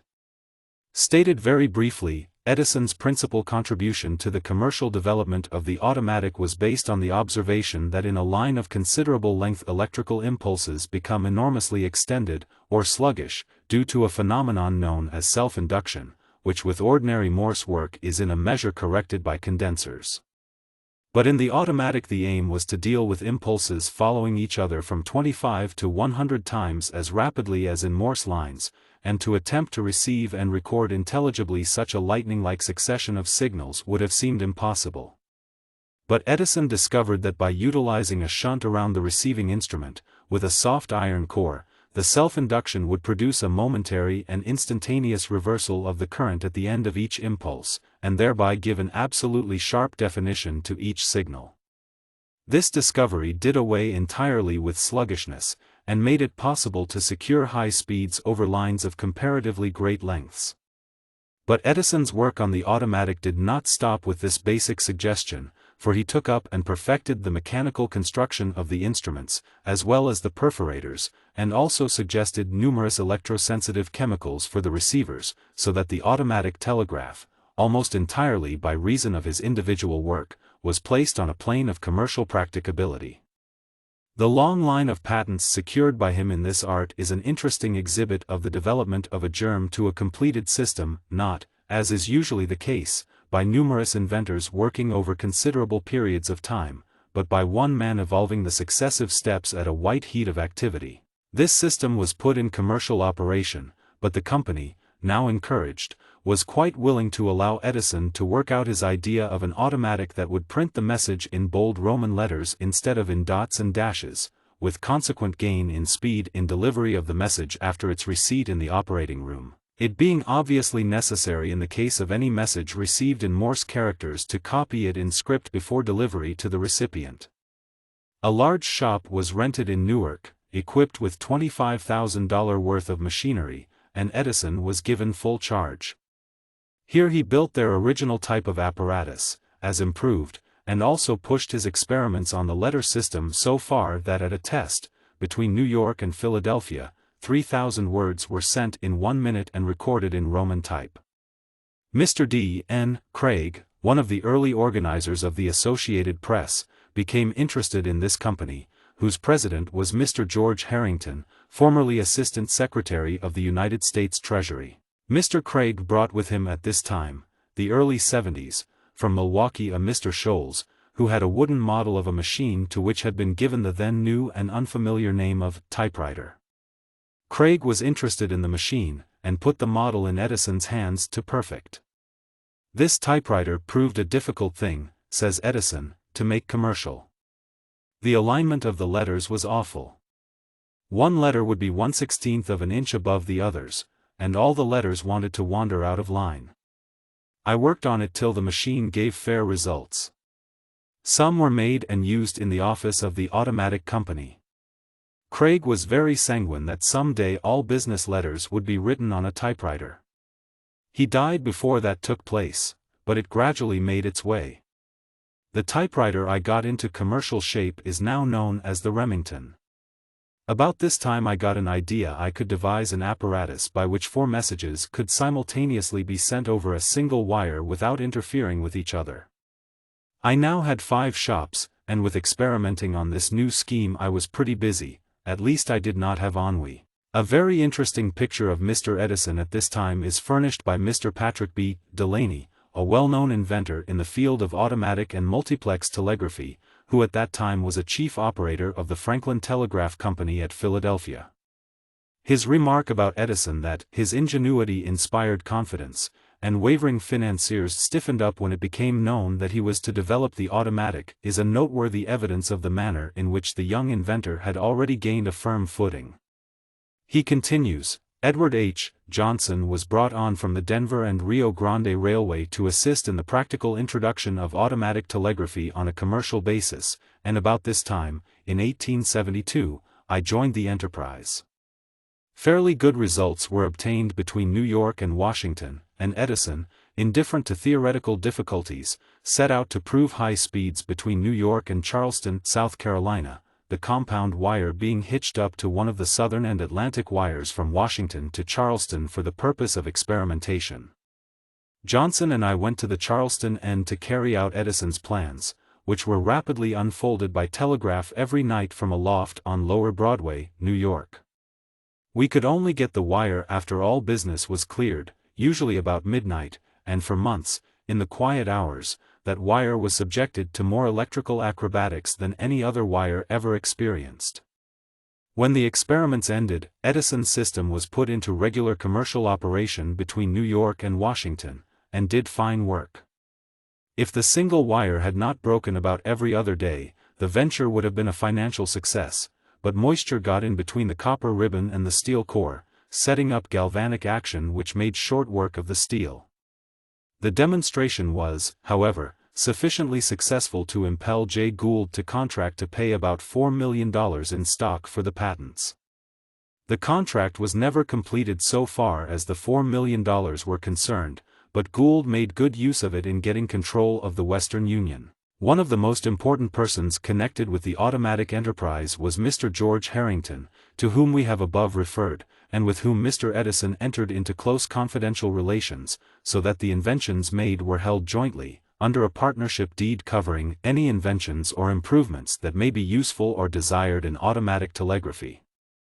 Mr. Harrington was assured at the outset by Edison that while the little perforator would give on the average only 7 or 8 words per minute, which was not enough for commercial purposes, he could devise one giving 50 or 60 words, and that while the little solution for the receiving tape cost $15 to $17 per gallon, he could furnish a ferric solution costing only 5 or 6 cents per gallon. In every respect Edison made good, and in a short time the system was a success, Mr. Little having withdrawn his obsolete perforator, his ineffective resistance, his costly chemical solution, to give place to Edison's perforator, Edison's resistance and devices, and Edison's solution costing a few cents per gallon. But, continues Mr. Harrington, in a memorable affidavit, the inventive efforts of Mr. Edison were not confined to automatic telegraphy, nor did they cease with the opening of that line to Washington. They all led up to the quadruplex. Flattered by their success, Messrs. Harrington and Reef, who owned with Edison the foreign patents for the new automatic system, entered into an arrangement with the British Postal Telegraph authorities for a trial of the system in England, involving its probable adoption if successful. Edison was sent to England to make the demonstration, in 1873, reporting there to Colonel George E. Gouraud, who had been an associate in the United States Treasury with Mr. Harrington, and was now connected with the new enterprise. With one small satchel of clothes, 3 large boxes of instruments, and a bright fellow telegrapher named Jack Wright, he took voyage on the Jumping Java, as she was humorously known, of the Cunard Line. The voyage was rough and the little Java justified her reputation by jumping all over the ocean. At the table, says Edison, there were never more than 10 or 12 people. I wondered at the time how it could pay to run an ocean steamer with so few people, but when we got into calm water and could see the green fields, I was astounded to see the number of people who appeared. There were certainly 200 or 300. I learned afterward that they were mostly going to the Vienna Exposition. Only 2 days could I get on deck, and on one of these a gentleman had a bad scalp wound from being thrown against the iron wall of a small smoking room erected over a freight hatch. Arrived in London, Edison set up his apparatus at the Telegraph Street headquarters, and sent his companion to Liverpool with the instruments for that end. The condition of the test was that he was to send from Liverpool and receive in London, and to record at the rate of 1,000 words per minute, 500 words to be sent every half hour for 6 hours. Edison was given a wire and batteries to operate with, but a preliminary test soon showed that he was going to fail. Both wire and batteries were poor, and one of the men detailed by the authorities to watch the test remarked quietly, in a friendly way, "You are not going to have much show. They are going to give you an old Bridgewater Canal wire that is so poor we don't work it, and a lot of sand batteries at Liverpool." The situation was rather depressing to the young American thus encountering, for the first time, the stolid conservatism and opposition to change that characterizes so much of official life and methods in Europe. I thanked him, says Edison, and hoped to reciprocate somehow. I knew I was in a hole. I had been staying at a little hotel in Covent Garden called the Hum-Mums, and got nothing but roast beef and flounders, and my imagination was getting into a coma. What I needed was pastry. That night I found a French pastry shop in High Holborn Street and filled up. My imagination got all right. Early in the morning I saw Gouraud, stated my case, and asked if he would stand for the purchase of a powerful battery to send to Liverpool. He said, yes. I went immediately to Apps on the Strand and asked if he had a powerful battery. He said he hadn't, that all that he had was Tyndall's Royal Institution battery, which he supposed would not serve. I saw it, 100 cells, and getting the price, 100 guineas, hurried to Gouraud. He said, go ahead. I telegraphed to the man in Liverpool. He came on, got the battery to Liverpool, set up and ready, just 2 hours before the test commenced.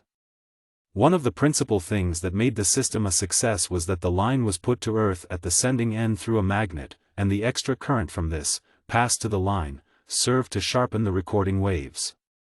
This new battery was strong enough to pass a powerful current through the magnet without materially diminishing the strength of the line current. The test under these more favorable circumstances was a success. The record was as perfect as copper plate, and not a single remark was made in the time lost column. Edison was now asked if he thought he could get a greater speed through submarine cables with this system than with the regular methods, and replied that he would like a chance to try it. For this purpose, 2,200 miles of Brazilian cable, then stored under water in tanks at the Greenwich Works of the Telegraph Construction and Maintenance Company, near London, was placed at his disposal from 8 p.m. until 6 a.m. This just suited me, as I preferred night work. I got my apparatus down and set up, and then to get a preliminary idea of what the distortion of the signal would be, I sent a single D, which should have been recorded upon my automatic paper by a mark about 1/32 of an inch long. Instead of that it was 27 feet long. If I ever had any conceit, it vanished from my boots up. I worked on this cable more than 2 weeks, and the best I could do was 2 words per minute, which was only 1/7 of what the guaranteed speed of the cable should be when laid. What I did not know at the time was that a coiled cable, owing to induction, was infinitely worse than when laid out straight, and that my speed was as good as, if not better than, with the regular system, but no one told me this. While he was engaged on these tests, Colonel Gouraud came down one night to visit him at the lonely works, spent a vigil with him, and toward morning wanted coffee. There was only one little inn nearby, frequented by longshoremen and employees from the soap works and cement factories, a rough lot, and there at daybreak they went as soon as the other customers had left for work. The place had a bar and 6 bare tables, and was simply infested with roaches. The only things that I ever could get were coffee made from burnt bread, with brown molasses cake. I ordered these for Gouraud. The taste of the coffee, the insects, etc., were too much. He fainted. I gave him a big dose of gin, and this revived him. He went back to the works and waited until 6 when the day men came, and telegraphed for a carriage. He lost all interest in the experiments after that, and I was ordered back to America. Edison states, however, that the automatic was finally adopted in England and used for many years, indeed, is still in use there. But they took whatever was needed from his system, and he has never had a cent from them. Arduous work was at once resumed at home on duplex and quadruplex telegraphy, just as though there had been no intermission or discouragement over dots 27 feet long. A clue to his activity is furnished in the fact that in 1872 he had applied for 38 patents in the class of telegraphy, and 25 in 1873, several of these being for duplex methods, on which he had experimented. The earlier apparatus had been built several years prior to this, as shown by a curious little item of news that appeared in the Telegrapher of January 30, 1869. Edison has resigned his situation in the Western Union Office, Boston, and will devote his time to bringing out his inventions. Oh, the supreme, splendid confidence of youth! 6 months later, as we have seen, he had already made his mark, and the same journal, in October, 1869, could say, "Mr. Edison is a young man of the highest order of mechanical talent, combined with good scientific electrical knowledge and experience. He has already invented and patented a number of valuable and useful inventions, among which may be mentioned the best instrument for double transmission yet brought out. Not bad for a novice of 22. It is natural, therefore, after his intervening work on indicators, stock tickers, automatic telegraphs, and typewriters, to find him harking back to duplex telegraphy, if, indeed, he can be said to have dropped it in the interval. It has always been one of the characteristic features of Edison's method of inventing that work in several lines has gone forward at the same time. No one line of investigation has ever been enough to occupy his thoughts fully, or to express it otherwise. He has found rest in turning from one field of work to another, having absolutely no recreations or hobbies, and not needing them. It may also be said that, once entering it, Mr. Edison has never abandoned any field of work. He may change the line of attack, he may drop the subject for a time, but sooner or later the notebooks or the patent office will bear testimony to the reminiscent outcropping of latent thought on the matter. His attention has shifted chronologically, and by process of evolution, from one problem to another, and some results are found to be final, but the interest of the man in the thing never dies out. No one sees more vividly than he the fact that in the interplay of the arts one industry shapes and helps another, and that no invention lives to itself alone. The path to the quadruplex lay through work on the duplex, which, suggested first by Moses G. Farmer in 1852, had been elaborated by many ingenious inventors, notably in this country by Stearns, before Edison once again applied his mind to it. The different methods of such multiple transmission, namely, the simultaneous dispatch of the two communications in opposite directions over the same wire, or the dispatch of both at once in the same direction, gave plenty of play to ingenuity. Prescott's Elements of the Electric Telegraph, a standard work in its day, described a method of simultaneous transmission invented by T.A. Edison, of New Jersey, in 1873, and says of it, "Its peculiarity consists in the fact that the signals are transmitted in one direction by reversing the polarity of a constant current, and in the opposite direction by increasing or decreasing the strength of the same current." Herein lay the germ of the Edison quadruplex. It is also noted that, in 1874 Edison invented a method of simultaneous transmission by induced currents, which has given very satisfactory results in experimental trials. Interest in the duplex as a field of invention dwindled, however, as the quadruplex loomed up, for while the one doubled the capacity of a circuit, the latter created 3 phantom wires, and thus quadruplexed the working capacity of any line to which it was applied. As will have been gathered from the above, the principle embodied in the quadruplex is that of working over the line with 2 currents from each end that differ from each other in strength or nature, so that they will affect only instruments adapted to respond to just such currents and no others, and by so arranging the receiving apparatus as not to be affected by the currents transmitted from its own end of the line. Thus by combining instruments that respond only to variation in the strength of current from the distant station, with instruments that respond only to the change in the direction of current from the distant station, and by grouping a pair of these at each end of the line, the quadruplex is the result. 4 sending and 4 receiving operators are kept busy at each end, or 8 in all. Aside from other material advantages, it is estimated that at least from $15 million to $20 million has been saved by the Edison quadruplex merely in the cost of line construction in America. The quadruplex has not as a rule the same working efficiency that 4 separate wires have. This is due to the fact that when one of the receiving operators is compelled to break the sending operator for any reason, the break causes the interruption of the work of 8 operators, instead of 2, as would be the case on a single wire. The working efficiency of the quadruplex, therefore, with the apparatus in good working condition, depends entirely upon the skill of the operators employed to operate it. But this does not reflect upon or diminish the ingenuity required for its invention. Speaking of the problem involved, Edison said some years later to Mr. Upton, his mathematical assistant, that he always considered he was only working from one room to another. Thus he was not confused by the amount of wire and the thought of distance. The immense difficulties of reducing such a system to practice may be readily conceived, especially when it is remembered that the line itself, running across hundreds of miles of country, is subject to all manner of atmospheric conditions, and varies from moment to moment in its ability to carry current, and also when it is borne in mind that the quadruplex requires at each end of the line a so-called artificial line, which must have the exact resistance of the working line and must be varied with the variations in resistance of the working line. At this juncture other schemes were fermenting in his brain, but the quadruplex engrossed him. This problem was of most difficult and complicated kind, and I bent all my energies toward its solution. It required a peculiar effort of the mind, such as the imagining of 8 different things moving simultaneously on a mental plane, without anything to demonstrate their efficiency.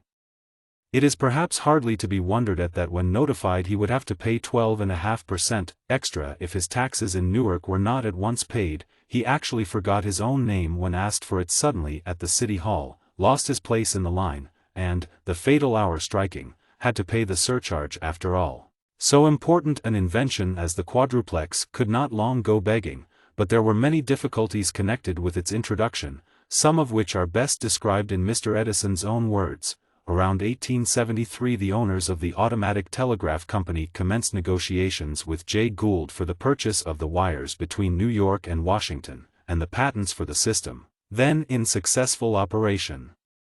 Jay Gould at that time controlled the Atlantic and Pacific Telegraph Company, and was competing with the Western Union and endeavoring to depress Western Union stock on the exchange. About this time I invented the quadruplex. I wanted to interest the Western Union Telegraph Company in it, with a view of selling it, but was unsuccessful until I made an arrangement with the chief electrician of the company, so that he could be known as a joint inventor and receive a portion of the money. At that time I was very short of money, and needed it more than glory. This electrician appeared to want glory more than money, so it was an easy trade. I brought my apparatus over and was given a separate room with a marble-tiled floor, which, by the way, was a very hard kind of floor to sleep on, and started in putting on the finishing touches. After 2 months of very hard work, I got a detail at regular times of 8 operators, and we got it working nicely from one room to another over a wire which ran to Albany and back. Under certain conditions of weather, one side of the quadruplex would work very shakily, and I had not succeeded in ascertaining the cause of the trouble. On a certain day, when there was a board meeting of the company, I was to make an exhibition test. The day arrived. I had picked the best operators in New York, and they were familiar with the apparatus. I arranged that if a storm occurred, and the bad side got shaky, they should do the best they could and draw freely on their imaginations. They were sending old messages. About 1 o'clock everything went wrong, as there was a storm somewhere near Albany, and the bad side got shaky. Mr. Orton, the president, and William H. Vanderbilt and the other directors came in.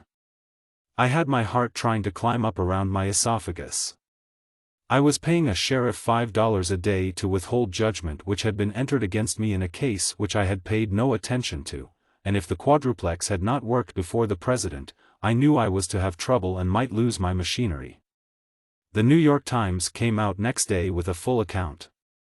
I was given $5,000 as part payment for the invention, which made me easy, and I expected the whole thing would be closed up.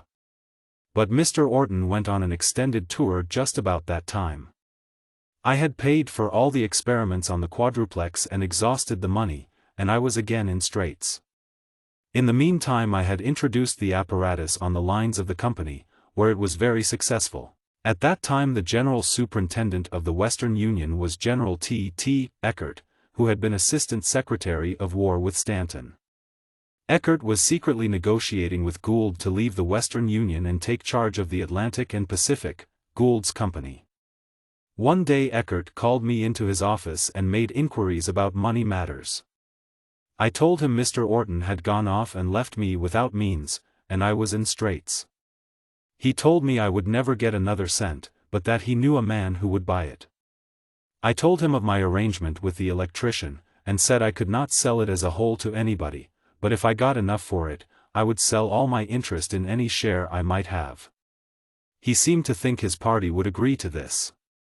I had a set of quadruplex over in my shop, 10 and 12 Ward Street, Newark, and he arranged to bring him over next evening to see the apparatus. So the next morning Eckert came over with Jay Gould and introduced him to me. This was the first time I had ever seen him. I exhibited and explained the apparatus, and they departed. The next day Eckert sent for me, and I was taken up to Gould's house, which was near the Windsor Hotel, 5th Avenue. In the basement he had an office. It was in the evening, and we went in by the servants' entrance, as Eckert probably feared that he was watched. Gould started in at once and asked me how much I wanted. I said, "Make me an offer." Then he said, "I will give you $30,000. I said, "I will sell any interest I may have for that money," which was something more than I thought I could get. The next morning I went with Gould to the office of his lawyers, Sherman and Sterling, and received a check for $30,000, with a remark by Gould that I had got the steamboat Plymouth Rock, as he had sold her for $30,000 and had just received the check. There was a big fight on between Gould's company and the Western Union, and this caused more litigation. The electrician, on account of the testimony involved, lost his glory. The judge never decided the case, but went crazy a few months afterward. It was obviously a characteristically shrewd move on the part of Mr. Gould to secure an interest in the quadruplex, as a factor in his campaign against the Western Union, and as a decisive step toward his control of that system, by the subsequent merger that included not only the Atlantic and Pacific Telegraph Company, but the American Union Telegraph Company. Nor was Mr. Gould less appreciative of the value of Edison's automatic system. Referring to matters that will be taken up later in the narrative, Edison says, "After this Gould wanted me to help install the automatic system in the Atlantic and Pacific Company, of which General Eckert had been elected president, the company having bought the Automatic Telegraph Company. I did a lot of work for this company making automatic apparatus in my shop at Newark. About this time I invented a district messenger callbox system, and organized a company called the Domestic Telegraph Company, and started in to install the system in New York.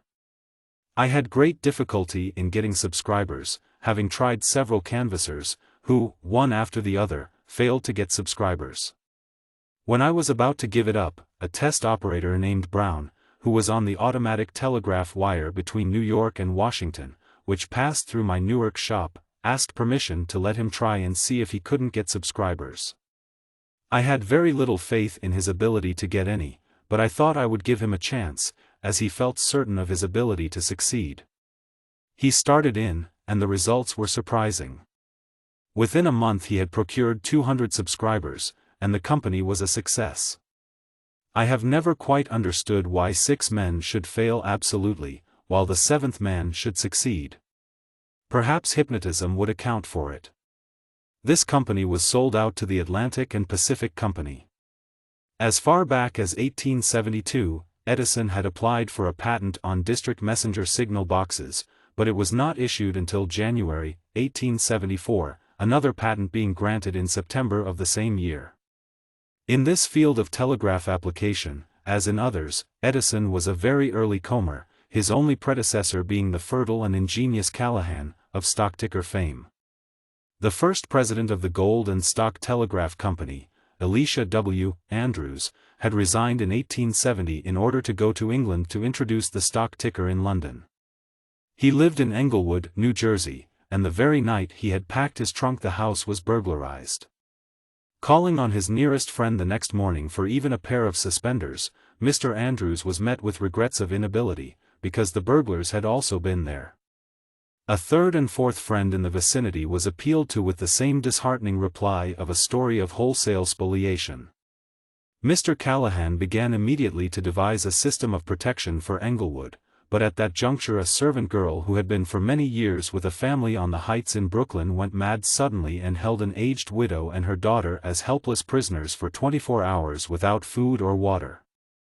This incident led to an extension of the protective idea, and very soon a system was installed in Brooklyn with 100 subscribers. Out of this grew in turn the district messenger system, for it was just as easy to call a messenger as to sound a fire alarm or summon the police.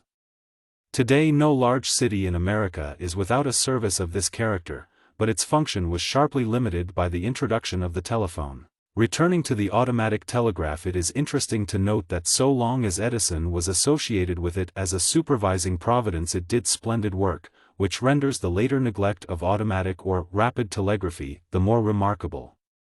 Reed's Standard Telegraph in America bears astonishing testimony on this point in 1880, as follows: the Atlantic and Pacific Telegraph Company had 22 automatic stations.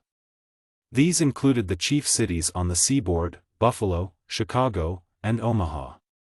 The through business during nearly 2 years was largely transmitted in this way.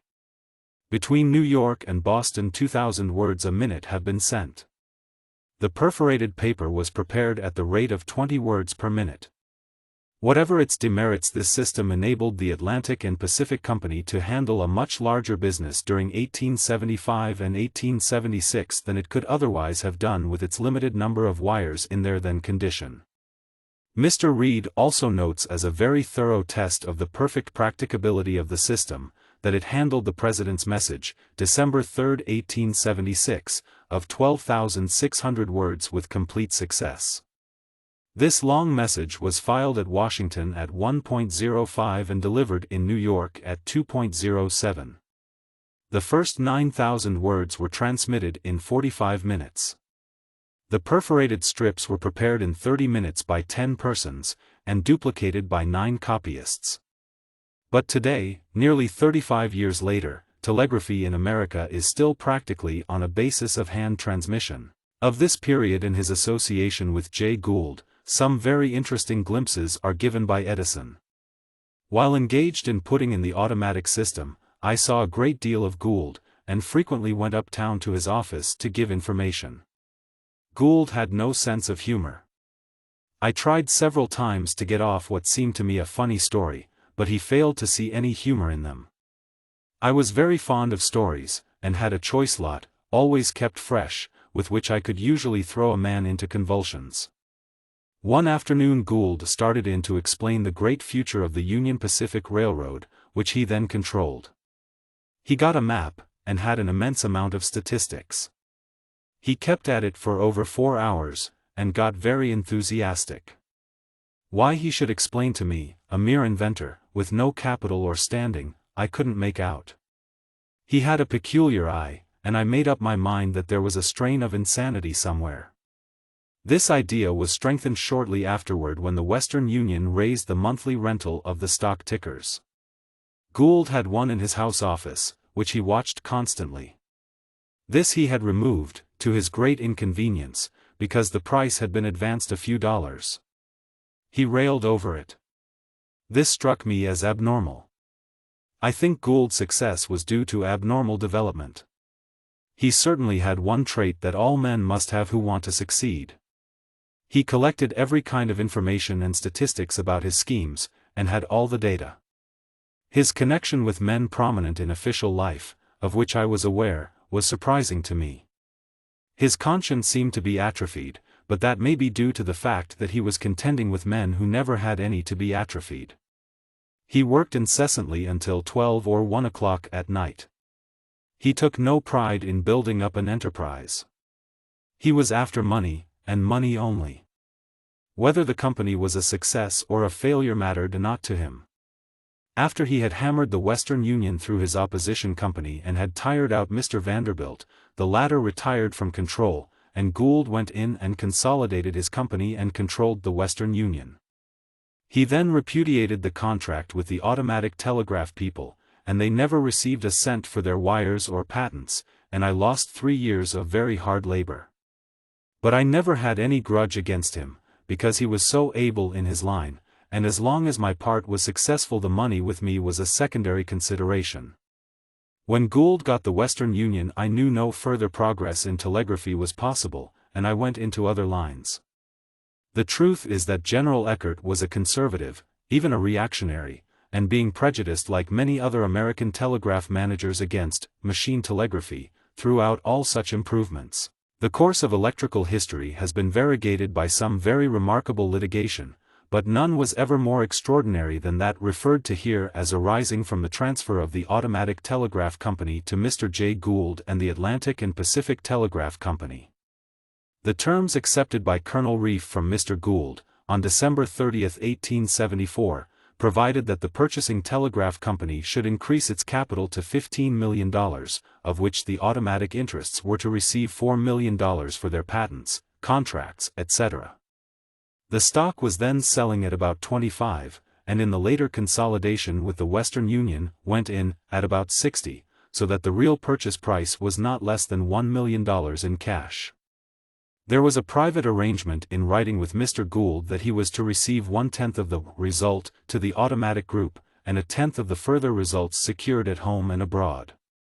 Mr. Gould personally bought up and gave money and bonds for 1 or 2 individual interests on the above basis, including that of Harrington, who in his representative capacity executed assignments to Mr. Gould.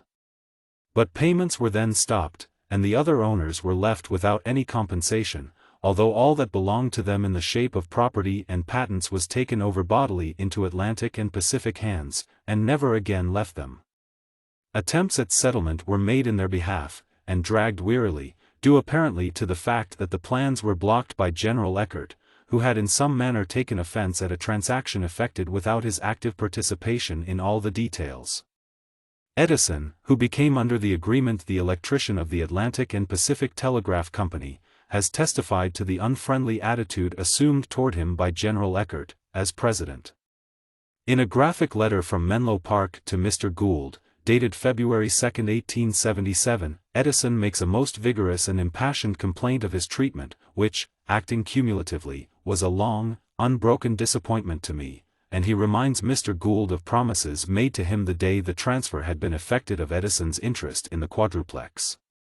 The situation was galling to the busy, high-spirited young inventor, who, moreover, had to live, and it led to his resumption of work for the Western Union Telegraph Company, which was only too glad to get him back. Meantime, the saddened and perplexed automatic group was left unpaid, and it was not until 1906, on a bill filed nearly 30 years before, that Judge Hazel, in the United States Circuit Court for the Southern District of New York, found strongly in favor of the claimants and ordered an accounting. The court held that there had been a most wrongful appropriation of the patents, including alike those relating to the automatic, the duplex, and the quadruplex, all being included in the general arrangement under which Mr. Gould had held put his tempting bait of $4 million. In the end, however, the complainant had nothing to show for all his struggle, as the master who made the accounting set the damages at $1. Aside from the great value of the quadruplex, saving millions of dollars, for a share in which Edison received $30,000, the automatic itself is described as of considerable utility by Sir William Thomson in his Jura report at the Centennial Exposition of 1876, recommending it for award. This leading physicist of his age, afterward Lord Kelvin, was an adept in telegraphy, having made the ocean cable talk, and he saw in Edison's American automatic, as exhibited by the Atlantic and Pacific Company, a most meritorious and useful system. With the aid of Mr. E. H. Johnson he made exhaustive tests, carrying away with him to Glasgow University the surprising records that he obtained. His official report closes thus: the electromagnetic shunt with soft iron core, invented by Mr. Edison, utilizing Professor Henry's discovery of electromagnetic induction in a single circuit to produce a momentary reversal of the line current at the instant when the battery is thrown off and so cut off the chemical marks sharply at the proper instant, is the electrical secret of the great speed he has achieved. The main peculiarities of Mr. Edison's automatic telegraph shortly stated in conclusion are: 1. The perforator, 2. The contact maker, 3. The electromagnetic shunt, and 4. The ferric cyanide of iron solution. It deserves award as a very important step in land telegraphy. The attitude thus disclosed toward Mr. Edison's work was never changed, except that admiration grew as fresh inventions were brought forward. To the day of his death Lord Kelvin remained on terms of warmest friendship with his American co-laborer, with whose genius he thus first became acquainted at Philadelphia in the environment of Franklin. It is difficult to give any complete idea of the activity maintained at the Newark shops during these anxious, harassed years, but the statement that at one time no fewer than 45 different inventions were being worked upon, will furnish some notion of the incandescent activity of the inventor and his assistants. The hours were literally endless, and upon one occasion, when the order was in hand for a large quantity of stock tickers, Edison locked his men in until the job had been finished of making the machine perfect, and all the bugs taken out, which meant 60 hours of unintermitted struggle with the difficulties. Nor were the problems and inventions all connected with telegraphy. On the contrary, Edison's mind welcomed almost any new suggestion as a relief from the regular work in hand.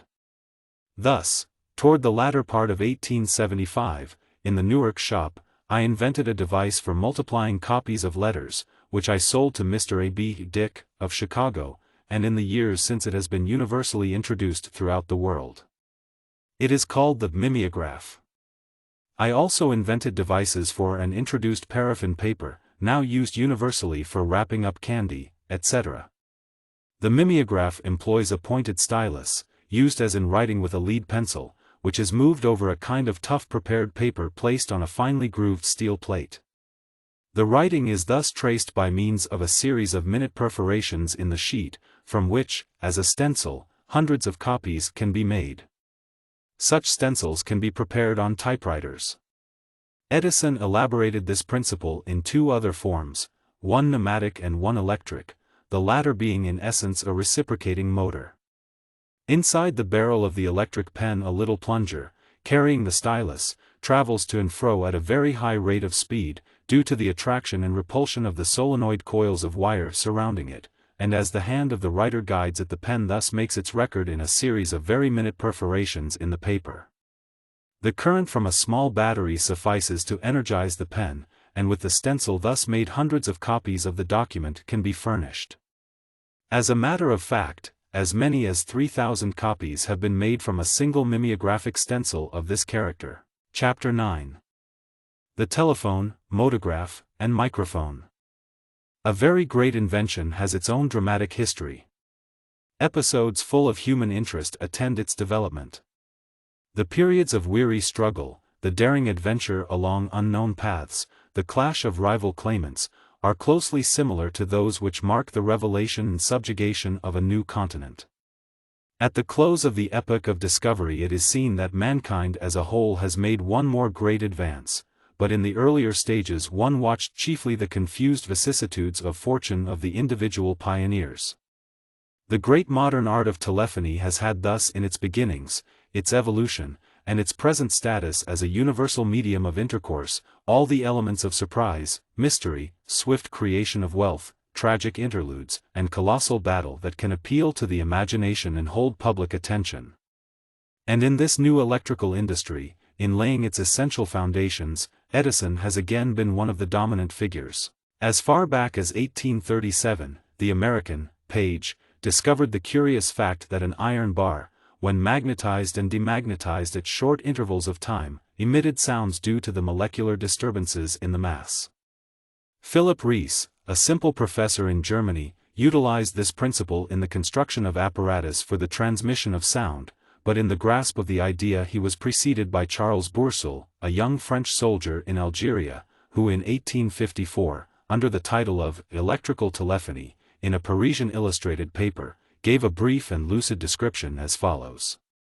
We know that sounds are made by vibrations, and are made sensible to the ear by the same vibrations, which are reproduced by the intervening medium. But the intensity of the vibrations diminishes very rapidly with the distance, so that even with the aid of speaking tubes and trumpets it is impossible to exceed somewhat narrow limits. Suppose a man speaks near a movable disc sufficiently flexible to lose none of the vibrations of the voice, that this disc alternately makes and breaks the connection with a battery, you may have at a distance another disc which will simultaneously execute the same vibrations. Anyone who is not deaf and dumb may use this mode of transmission, which would require no apparatus except an electric battery, 2 vibrating discs, and a wire. This would serve admirably for a portrayal of the Bell telephone, except that it mentions distinctly the use of the make-and-break method, i.e., where the circuit is necessarily opened and closed as in telegraphy, although, of course, at an enormously higher rate, which has never proved practical. So far as is known, Bourseul was not practical enough to try his own suggestion, and never made a telephone. About 1860, Rees built several forms of electrical telephonic apparatus, all imitating in some degree the human ear, with its auditory tube, tympanum, etc., and examples of the apparatus were exhibited in public not only in Germany, but in England. There is a variety of testimony to the effect that not only musical sounds, but stray words and phrases, were actually transmitted with mediocre, casual success. It was impossible, however, to maintain the devices in adjustment for more than a few seconds, since the invention depended upon the make-and-break principle, the circuit being made and broken every time an impulse-creating sound went through it, causing the movement of the diaphragm on which the sound waves impinged. Rees himself does not appear to have been sufficiently interested in the marvelous possibilities of the idea to follow it up, remarking to the man who bought his telephonic instruments and tools that he had shown the world the way. In reality it was not the way, although a monument erected to his memory at Frankfurt styles him the inventor of the telephone. As one of the American judges said, in deciding an early litigation over the invention of the telephone, 100 years of Rees would not have given the world the telephonic art for public use. Many others after Rees tried to devise practical make-and-break telephones, and all failed, although their success would have rendered them very valuable as a means of fighting the Bell patent. But the method was a good starting point, even if it did not indicate the real path. If Rees had been willing to experiment with his apparatus so that it did not make and break, he would probably have been the true father of the telephone, besides giving it the name by which it is known. It was not necessary to slam the gate open and shut. All that was required was to keep the gate closed, and rattle the latch softly. Incidentally, it may be noted that Edison, in experimenting with the Rees transmitter, recognized at once the defect caused by the make-and-break action, and sought to keep the gap closed by the use, first, of one drop of water, and later of several drops. But the water decomposed, and the incurable defect was still there. The Rees telephone was brought to America by Dr. P. H. van der Waide, a well-known physicist in his day, and was exhibited by him before a technical audience at Cooper Union, New York, in 1868, and described shortly after in the technical press. The apparatus attracted attention, and a set was secured by Professor Joseph Henry for the Smithsonian Institution. There the famous philosopher showed and explained it to Alexander Graham Bell, when that young and persevering Scotch genius went to get help and data as to harmonic telegraphy, upon which he was working, and as to transmitting vocal sounds. Bell took up immediately and energetically the idea that his two predecessors had dropped, and reached the goal. In 1875 Bell, who as a student and teacher of vocal physiology had unusual qualifications for determining feasible methods of speech transmission, constructed his first pair of magneto-telephones for such a purpose. In February of 1876 his first telephone patent was applied for, and in March it was issued. The first published account of the modern speaking telephone was a paper read by Bell before the American Academy of Arts and Sciences in Boston in May of that year, while at the Centennial Exposition at Philadelphia the public first gained any familiarity with it. It was greeted at once with scientific acclaim and enthusiasm as a distinctly new and great invention, although at first it was regarded more as a scientific toy than as a commercially valuable device. By an extraordinary coincidence, the very day that Bell's application for a patent went into the United States Patent Office, a caveat was filed there by Elisha Gray, of Chicago, covering the specific idea of transmitting speech and reproducing it in a telegraphic circuit, through an instrument capable of vibrating responsively to all the tones of the human voice, and by which they are rendered audible. Out of this incident arose a struggle and a controversy whose echoes are yet heard as to the legal and moral rights of the two inventors, the assertion even being made that one of the most important claims of Gray, that on a liquid battery transmitter, was surreptitiously lifted into the Bell application, then covering only the magneto-telephone. It was also asserted that the filing of the Gray caveat antedated by a few hours the filing of the Bell application. All such issues when brought to the American courts were brushed aside, the the Bell patent being broadly maintained in all its remarkable breadth and fullness, embracing an entire art, but Gray was embittered and chagrined, and to the last expressed his belief that the honor and glory should have been his. The path of Gray to the telephone was a natural one. A Quaker carpenter who studied 5 years at Oberlin College, he took up electrical invention, and brought out many ingenious devices in rapid succession in the telegraphic field, including the now universal needle annunciator for hotels, etc., the useful telautograph, automatic self-adjusting relays, private line printers, leading up to his famous harmonic system. This was based upon the principle that a sound produced in the presence of a reed or tuning fork responding to the sound, and acting as the armature of a magnet in a closed circuit, would, by induction, set up electric impulses in the circuit and cause a distant magnet having a similarly tuned armature to produce the same tone or note. He also found that over the same wire at the same time another series of impulses corresponding to another note could be sent through the agency of a second set of magnets without in any way interfering with the first series of impulses. Building the principle into apparatus, with a keyboard and vibrating reeds before his magnets, Dr. Gray was able not only to transmit music by his harmonic telegraph, but went so far as to send 9 different telegraph messages at the same instant, each set of instruments depending on its selective note, while any intermediate office could pick up the message for itself by simply tuning its relays to the keynote required. Theoretically, the system could be split up into any number of notes and semitones. Practically, it served as the basis of some real telegraphic work, but is not now in use. Anyone can realize, however, that it did not take so acute and ingenious a mind very long to push forward to the telephone, as a dangerous competitor with Bell, who had also, like Edison, been working assiduously in the field of acoustic and multiple telegraphs. Seen in the retrospect, the struggle for the goal at this moment was one of the memorable incidents in electrical history. Among the interesting papers filed at the Orange Laboratory is a lithograph, the size of an ordinary patent drawing, headed, "First Telephone on Record."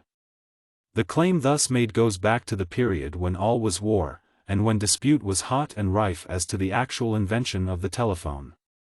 The device shown, made by Edison in 1875, was actually included in a caveat filed January 14, 1876, a month before Bell or Gray. It shows a little solenoid arrangement, with one end of the plunger attached to the diaphragm of a speaking or resonating chamber. Edison states that while the device is crudely capable of use as a magnetotelephone, he did not invent it for transmitting speech, but as an apparatus for analyzing the complex waves arising from various sounds. It was made in pursuance of his investigations into the subject of harmonic telegraphs.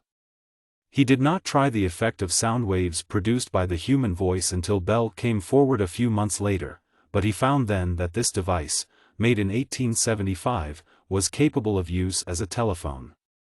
In his testimony and public utterances, Edison has always given Bell credit for the discovery of the transmission of articulate speech by talking against a diaphragm placed in front of an electromagnet, but it is only proper here to note, in passing, the curious fact that he had actually produced a device that could talk, prior to 1876, and was therefore very close to Bell, who took the one great step further.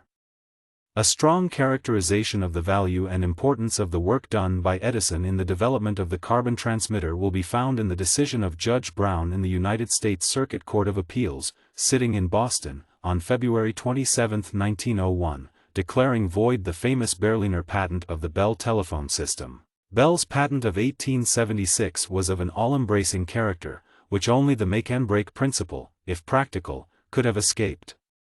It was pointed out in the patent that Bell discovered the great principle that electrical undulations induced by the vibrations of a current produced by sound waves can be represented graphically by the same sinusoidal curve that expresses the original sound vibrations themselves, or, in other words, that a curve representing sound vibrations will correspond precisely to a curve representing electric impulses produced or generated by those identical sound vibrations, as, for example, when the latter impinge upon a diaphragm acting as an armature of an electromagnet, and which by movement to and fro sets up the electric impulses by induction.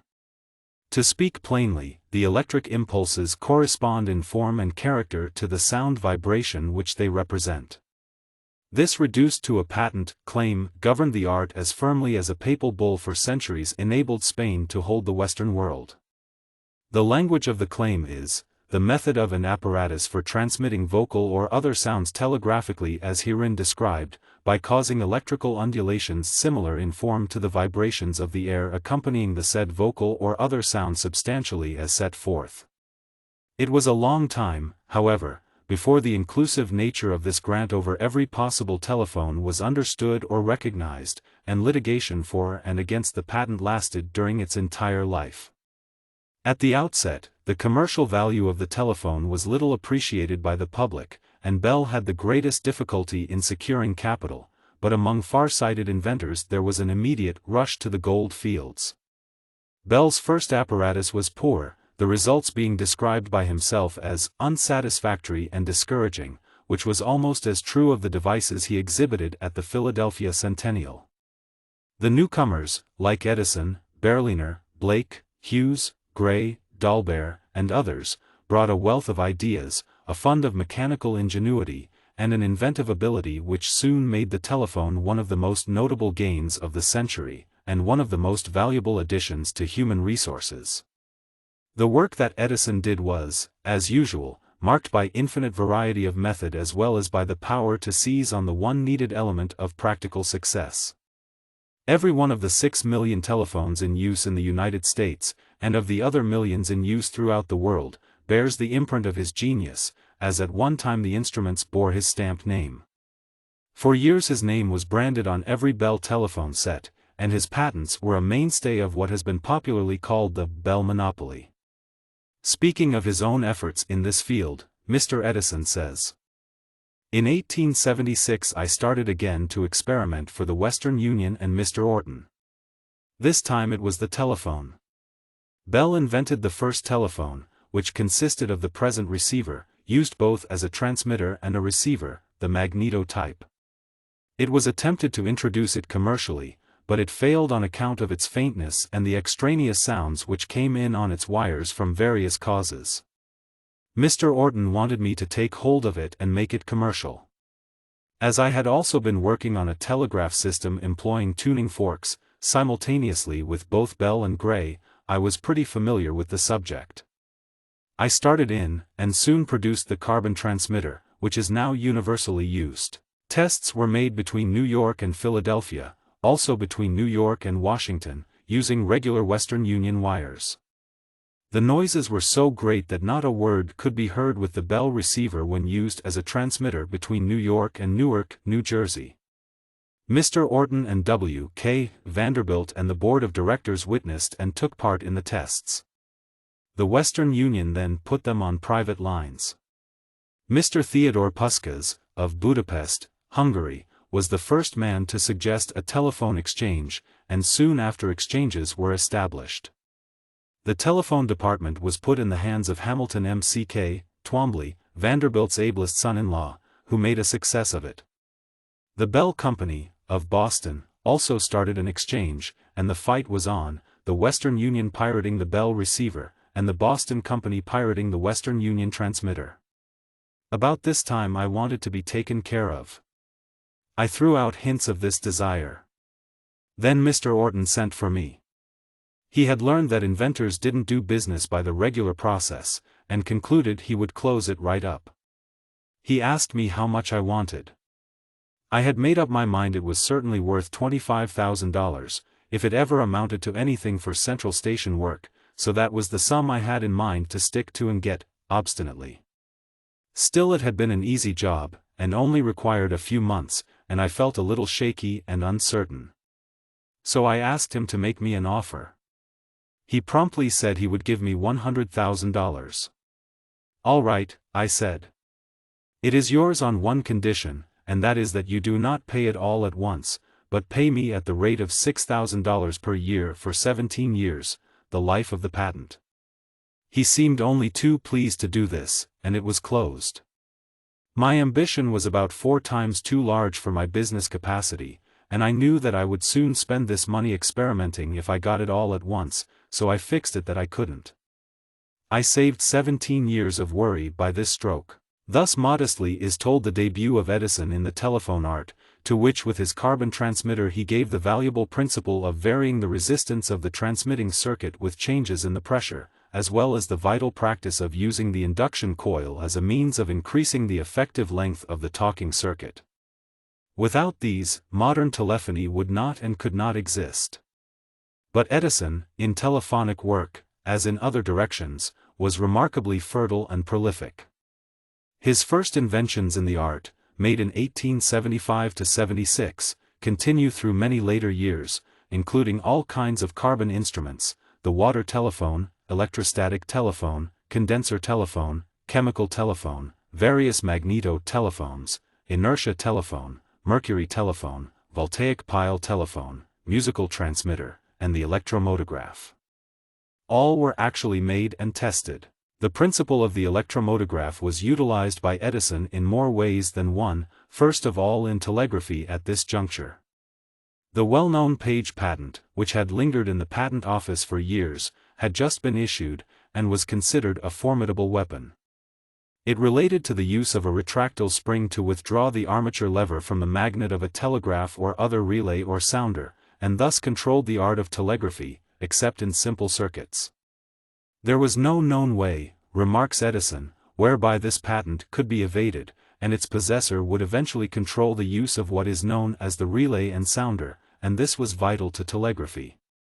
Gould was pounding the Western Union on the stock exchange, disturbing its railroad contracts, and, being advised by his lawyers that this patent was of great value, bought it.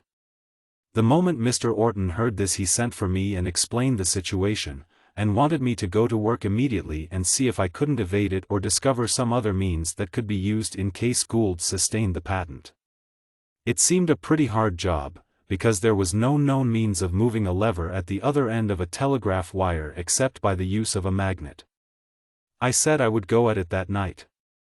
In experimenting some years previously, I had discovered a very peculiar phenomenon, and that was that if a piece of metal connected to a battery was rubbed over a moistened piece of chalk resting on a metal connected to the other pole, when the current passed the friction was greatly diminished. When the current was reversed the friction was greatly increased over what it was when no current was passing. Remembering this, I substituted a piece of chalk rotated by a small electric motor for the magnet, and connecting a sounder to a metallic finger resting on the chalk, the combination claim of Page was made worthless. A hitherto unknown means was introduced in the electric art. 2 or 3 of the devices were made and tested by the company's expert. Mr. Orton, after he had me sign the patent application and got it in the patent office, wanted to settle for it at once. He asked my price. Again I said, "Make me an offer." Again he named $100,000. I accepted, providing he would pay it at the rate of $6,000 a year for 17 years. This was done, and thus, with the telephone money, I received $12,000 yearly for that period from the Western Union Telegraph Company. A year or 2 later the motograph cropped up again in Edison's work in a curious manner.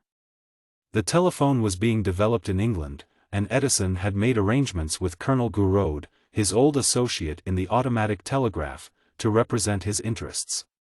A company was formed, a large number of instruments were made and sent to Gouraud in London, and prospects were bright. Then there came a threat of litigation from the owners of the Bell patent, and Gouraud found he could not push the enterprise unless he could avoid using what was asserted to be an infringement of the Bell receiver. He cabled for help to Edison, who sent back word telling him to hold the fort. I had recourse again, says Edison, to the phenomenon discovered by me years previous, that the friction of a rubbing electrode passing over a moist chalk surface was varied by electricity. I devised a telephone receiver which was afterward known as the loud-speaking telephone, or chalk receiver.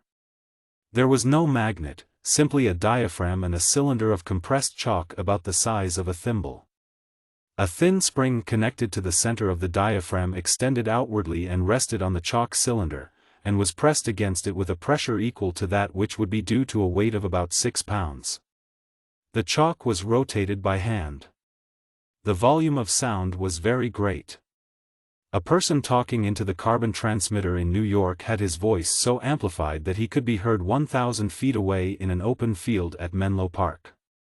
This great excess of power was due to the fact that the latter came from the person turning the handle. The voice, instead of furnishing all the power as with the present receiver, merely controlled the power, just as an engineer working a valve would control a powerful engine. I made 6 of these receivers and sent them in charge of an expert on the first steamer. They were welcomed and tested, and shortly afterward I shipped 100 more. At the same time I was ordered to send 20 young men, after teaching them to become expert. I set up an exchange, around the laboratory, of 10 instruments. I would then go out and get each one out of order in every conceivable way, cutting the wires of one, short-circuiting another, destroying the adjustment of a third, putting dirt between the electrodes of a fourth, and so on. A man would be sent to each to find out the trouble. When he could find the trouble 10 consecutive times, using 5 minutes each, he was sent to London. About 60 men were sifted to get 20. Before all had arrived, the Bell Company there, seeing we could not be stopped, entered into negotiations for consolidation. One day I received a cable from Gouraud offering 30,000 for my interest. I cabled back I would accept. When the draft came I was astonished to find it was for L30,000. I had thought it was dollars. In regard to this singular and happy conclusion, Edison makes some interesting comments as to the attitude of the courts toward inventors, and the difference between American and English courts. The men I sent over were used to establish telephone exchanges all over the continent, and some of them became wealthy. It was among this crowd in London that Bernard Shaw was employed before he became famous. The chalk telephone was finally discarded in favor of the Bell receiver, the latter being more simple and cheaper. Extensive litigation with newcomers followed. My carbon transmitter patent was sustained, and preserved the monopoly of the telephone in England for many years. Bell's patent was not sustained by the courts. Sir Richard Webster, now Chief Justice of England, was my counsel, and sustained all of my patents in England for many years. Webster has a marvelous capacity for understanding things scientific, and his address before the courts was lucidity itself. His brain is highly organized. My experience with the legal fraternity is that scientific subjects are distasteful to them, and it is rare in this country, on account of the system of trying patent suits, for a judge really to reach the meat of the controversy, and inventors scarcely ever get a decision squarely and entirely in their favor. The fault rests, in my judgment, almost wholly with the system under which testimony to the extent of thousands of pages bearing on all conceivable subjects, many of them having no possible connection with the invention in dispute, is presented to an overworked judge in an hour or two of argument supported by several hundred pages of briefs. And the judge is supposed to extract some essence of justice from this mass of conflicting, blind, and misleading statements. It is a human impossibility, no matter how able and fair-minded the judge may be. In England the case is different. There the judges are face to face with the experts and other witnesses. They get the testimony first-hand and only so much as they need, and there are no long-winded briefs and arguments, and the case is decided then and there, a few months perhaps after suit is brought, instead of many years afterward, as in this country. And in England, when a case is once finally decided it is settled for the whole country, while here it is not so. Here a patent having once been sustained, say, in Boston, may have to be litigated all over again in New York, and again in Philadelphia, and so on for all the federal circuits. Furthermore, it seems to me that scientific disputes should be decided by some court containing at least one or two scientific men capable of comprehending the significance of an invention and the difficulties of its accomplishment, if justice is ever to be given to an inventor. And I think, also, that this court should have the power to summon before it and examine any recognized expert in the special art, who might be able to testify to facts for or against the patent, instead of trying to gather the truth from the tedious essays of hired experts, whose depositions are really nothing but sworn arguments. The real gist of patent suits is generally very simple, and I have no doubt that any judge of fair intelligence, assisted by one or more scientific advisors, could in a couple of days at the most examine all the necessary witnesses, hear all the necessary arguments, and actually decide an ordinary patent suit in a way that would more nearly be just, than can now be done at an expenditure of 100 times as much money and months and years of preparation. And I have no doubt that the time taken by the court would be enormously less, because if a judge attempts to read the bulky records and briefs, that work alone would require several days. Acting as judges, inventors would not be very apt to correctly decide a complicated law point, and on the other hand, it is hard to see how a lawyer can decide a complicated scientific point rightly.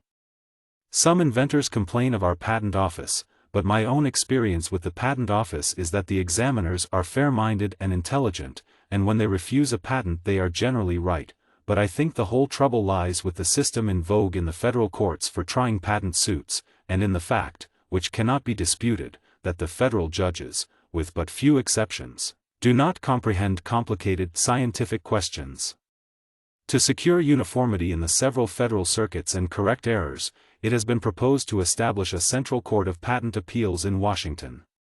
This I believe in, but this court should also contain at least 2 scientific men, who would not be blind to the sophistry of paid experts. Men whose inventions would have created wealth of millions have been ruined and prevented from making any money whereby they could continue their careers as creators of wealth for the general good, just because the experts befuddled the judge by their misleading statements. Mr. Bernard Shaw, the distinguished English author, has given a most vivid and amusing picture of this introduction of Edison's telephone into England, describing the apparatus as a much too ingenious invention, being nothing less than a telephone of such stentorian efficiency that it bellowed your most private communications all over the house, instead of whispering them with some sort of discretion. Shaw, as a young man, was employed by the Edison Telephone Company, and was very much alive to his surroundings, often assisting in public demonstrations of the apparatus, in a manner which I am persuaded laid the foundation of Mr. Edison's reputation. The sketch of the men sent over from America is graphic. Whilst the Edison Telephone Company lasted, it crowded the basement of a high pile of offices in Queen Victoria Street with American artificers. These deluded and romantic men gave me a glimpse of the skilled proletariat of the United States. They sang obsolete sentimental songs with genuine emotion, and their language was frightful even to an Irishman. They worked with a ferocious energy which was out of all proportion to the actual result achieved. Indomitably resolved to assert their republican manhood by taking no orders from a tall-hatted Englishman whose stiff politeness covered his conviction that they were relatively to himself inferior and common persons, they insisted on being slave-driven with genuine American oaths by a genuine free and equal American foreman. They utterly despised the artfully slow British workman, who did as little for his wages as he possibly could, never hurried himself, and had a deep reverence for one whose pocket could be tapped by respectful behavior. Need I add that they were contemptuously wondered at by this same British workman as a parcel of outlandish adult boys who sweated themselves for their employer's benefit instead of looking after their own interest? They adored Mr. Edison as the greatest man of all time in every possible department of science, art, and philosophy, and execrated Mr. Graham Bell, the inventor of the rival telephone, as his satanic adversary, but each of them had, or intended to have, on the brink of completion an improvement on the telephone, usually a new transmitter.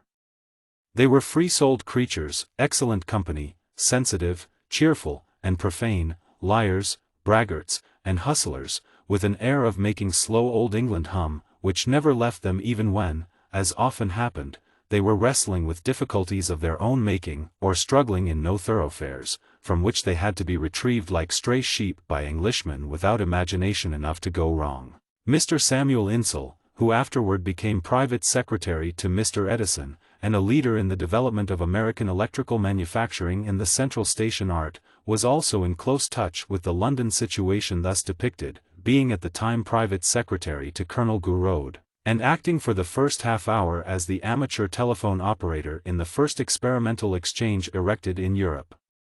He took notes of an early meeting where the affairs of the company were discussed by leading men like Sir John Lubbock, Lord Avebury, and the Right Honourable E. P. Bouverie, then a cabinet minister, none of whom could see in the telephone much more than an auxiliary for getting out promptly in the next morning's papers the midnight debates in Parliament. I remember another incident, says Mr. Insel. It was at some celebration of one of the Royal Societies at the Burlington House, Piccadilly. We had a telephone line running across the roofs to the basement of the building. I think it was to Tyndall's laboratory in Burlington Street. As the ladies and gentlemen came through, they naturally wanted to look at the great curiosity, the loud-speaking telephone. In fact, any telephone was a curiosity then. Mr. and Mrs. Gladstone came through. I was handling the telephone at the Burlington House end. Mrs. Gladstone asked the man over the telephone whether he knew if a man or woman was speaking, and the reply came in quite loud tones that it was a man. With Mr. E. H. Johnson, who represented Edison, there went to England for the furtherance of this telephone enterprise, Mr. Charles Edison, a nephew of the inventor. He died in Paris, October, 1879, not 20 years of age. Stimulated by the example of his uncle, this brilliant youth had already made a mark for himself as a student and inventor, and when only 18 he secured in open competition the contract to install a complete fire alarm telegraph system for Port Huron. A few months later he was eagerly welcomed by his uncle at Menlo Park, and after working on the telephone was sent to London to aid in its introduction. There he made the acquaintance of Professor Tyndall, exhibited the telephone to the late King of England, and also won the friendship of the late King of the Belgians, with whom he took up the project of establishing telephonic communication between Belgium and England. At the time of his premature death he was engaged in installing the Edison quadruplex between Brussels and Paris, being one of the very few persons then in Europe familiar with the working of that invention. Meantime, the telephonic art in America was undergoing very rapid development. In March, 1878, addressing the capitalists of the Electric Telephone Company on the future of his invention, Bell outlined with prophetic foresight and remarkable clearness the coming of the modern telephone exchange.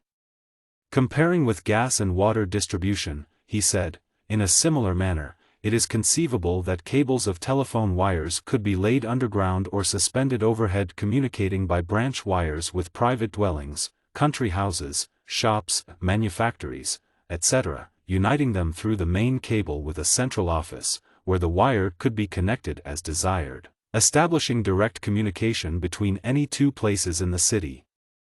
Not only so, but I believe, in the future, wires will unite the head offices of telephone companies in different cities, and a man in one part of the country may communicate by word of mouth with another in a distant place, all of which has come to pass. Professor Bell also suggested how this could be done by the employ of a man in each central office for the purpose of connecting the wires as directed. He also indicated the two methods of telephonic tariff, a fixed rental and a toll, and mentioned the practice, now in use on long-distance lines, of a time charge. As a matter of fact, this centralizing was attempted in May, 1877, in Boston, with the circuits of the home's burglar alarm system, for banking houses being thus interconnected, while in January of 1878 the Bell Telephone Central Office System at New Haven, Connecticut, was opened for business, the first fully equipped commercial telephone exchange ever established for public or general service. All through this formative period Bell had adhered to and introduced the magneto form of telephone, now used only as a receiver, and very poorly adapted for the vital function of a speech transmitter. From August, 1877, the Western Union Telegraph Company worked along the other line, and in 1878, with its allied Gold and Stock Telegraph Company, it brought into existence the American Speaking Telephone Company to introduce the Edison apparatus, and to create telephone exchanges all over the country. In this warfare, the possession of a good battery transmitter counted very heavily in favor of the Western Union, for upon that the real expansion of the whole industry depended, but in a few months the Bell system had its battery transmitter, too, tending to equalize matters. Late in the same year patent litigation was begun which brought out clearly the merits of Bell, through his patent, as the original and first inventor of the electric speaking telephone, and the Western Union Telegraph Company made terms with its rival. A famous contract bearing date of November 10, 1879, showed that under the Edison and other controlling patents the Western Union Company had already set going some 85 exchanges, and was making large quantities of telephonic apparatus.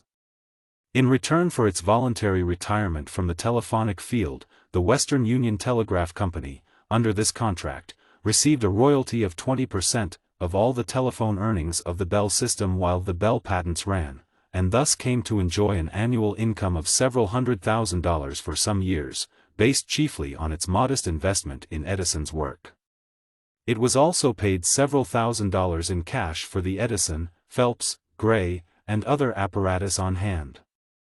It secured further 40% of the stock of the local telephone systems of New York and Chicago, and last, but by no means least, it exacted from the Bell interests an agreement to stay out of the telegraph field. By March 1881, there were in the United States only 9 cities of more than 10,000 inhabitants, and only one of more than 15,000, without a telephone exchange.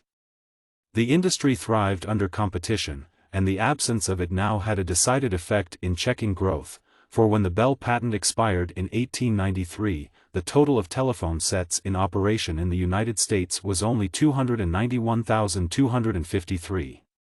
To quote from an official Bell statement, "The brief but vigorous Western Union competition was a kind of blessing in disguise.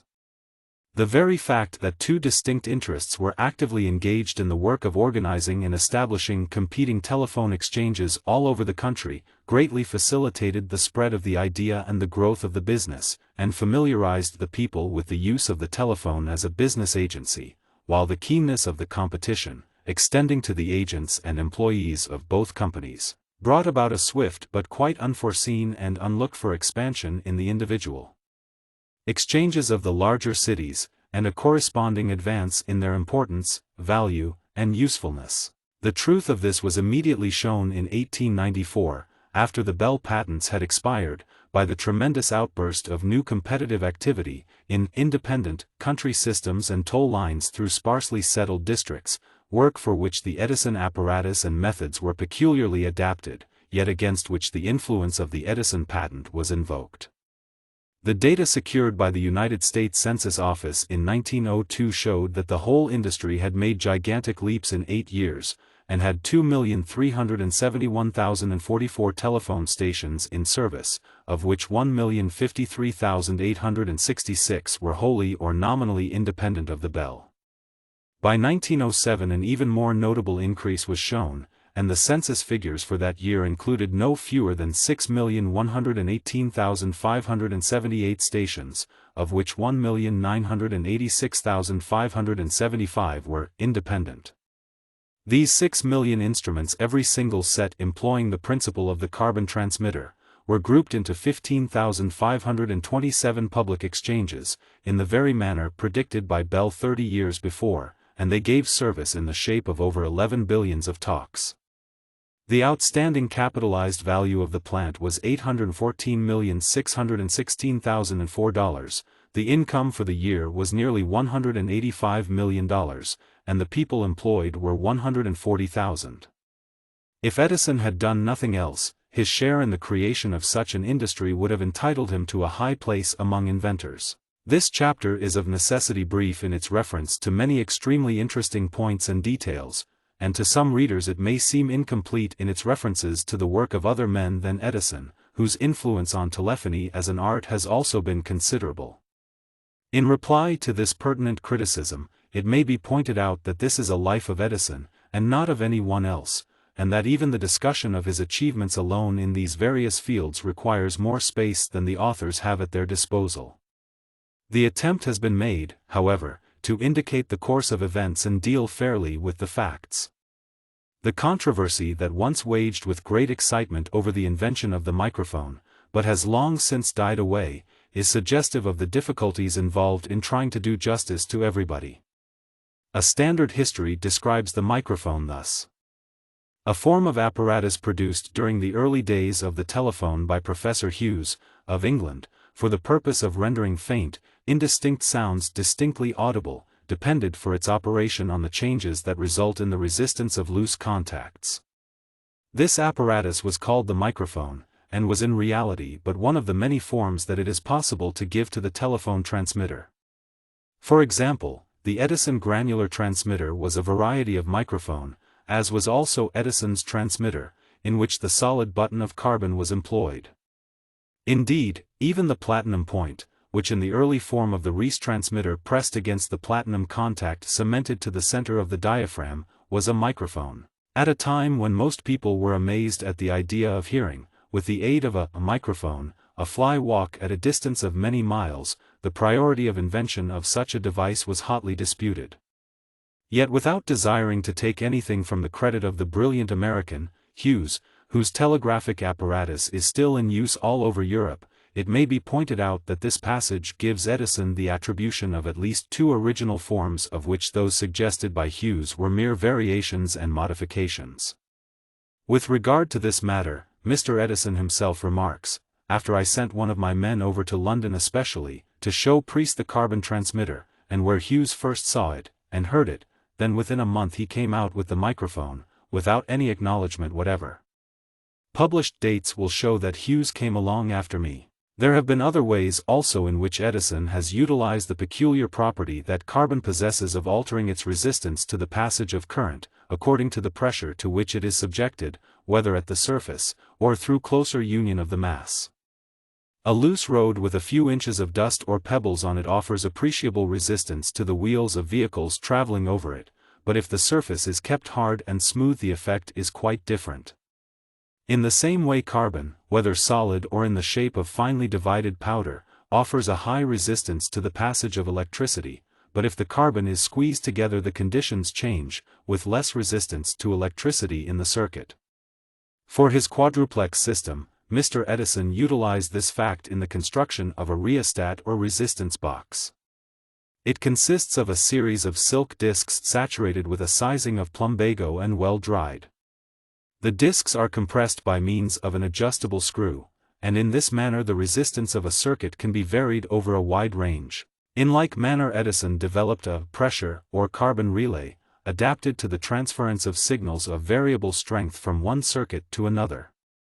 An ordinary relay consists of an electromagnet inserted in the main line for telegraphing, which brings a local battery and sounder circuit into play, reproducing in the local circuit the signal sent over the main line. The relay is adjusted to the weaker currents likely to be received, but the signals reproduced on the sounder by the agency of the relay are, of course, all of equal strength, as they depend upon the local battery, which has only this steady work to perform. In cases where it is desirable to reproduce the signals in the local circuit with the same variations in strength as they are received by the relay, the Edison carbon pressure relay does the work. The poles of the electromagnet in the local circuit are hollowed out and filled up with carbon discs or powdered plumbago. The armature and the carbon-tipped poles of the electromagnet form part of the local circuit, and if the relay is actuated by a weak current the armature will be attracted but feebly.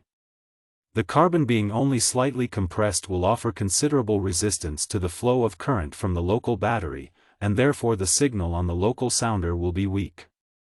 If, on the contrary, the incoming current on the main line be strong, the armature will be strongly attracted, the carbon will be sharply compressed, the resistance in the local circuit will be proportionately lowered, and the signal heard on the local sounder will be a loud one.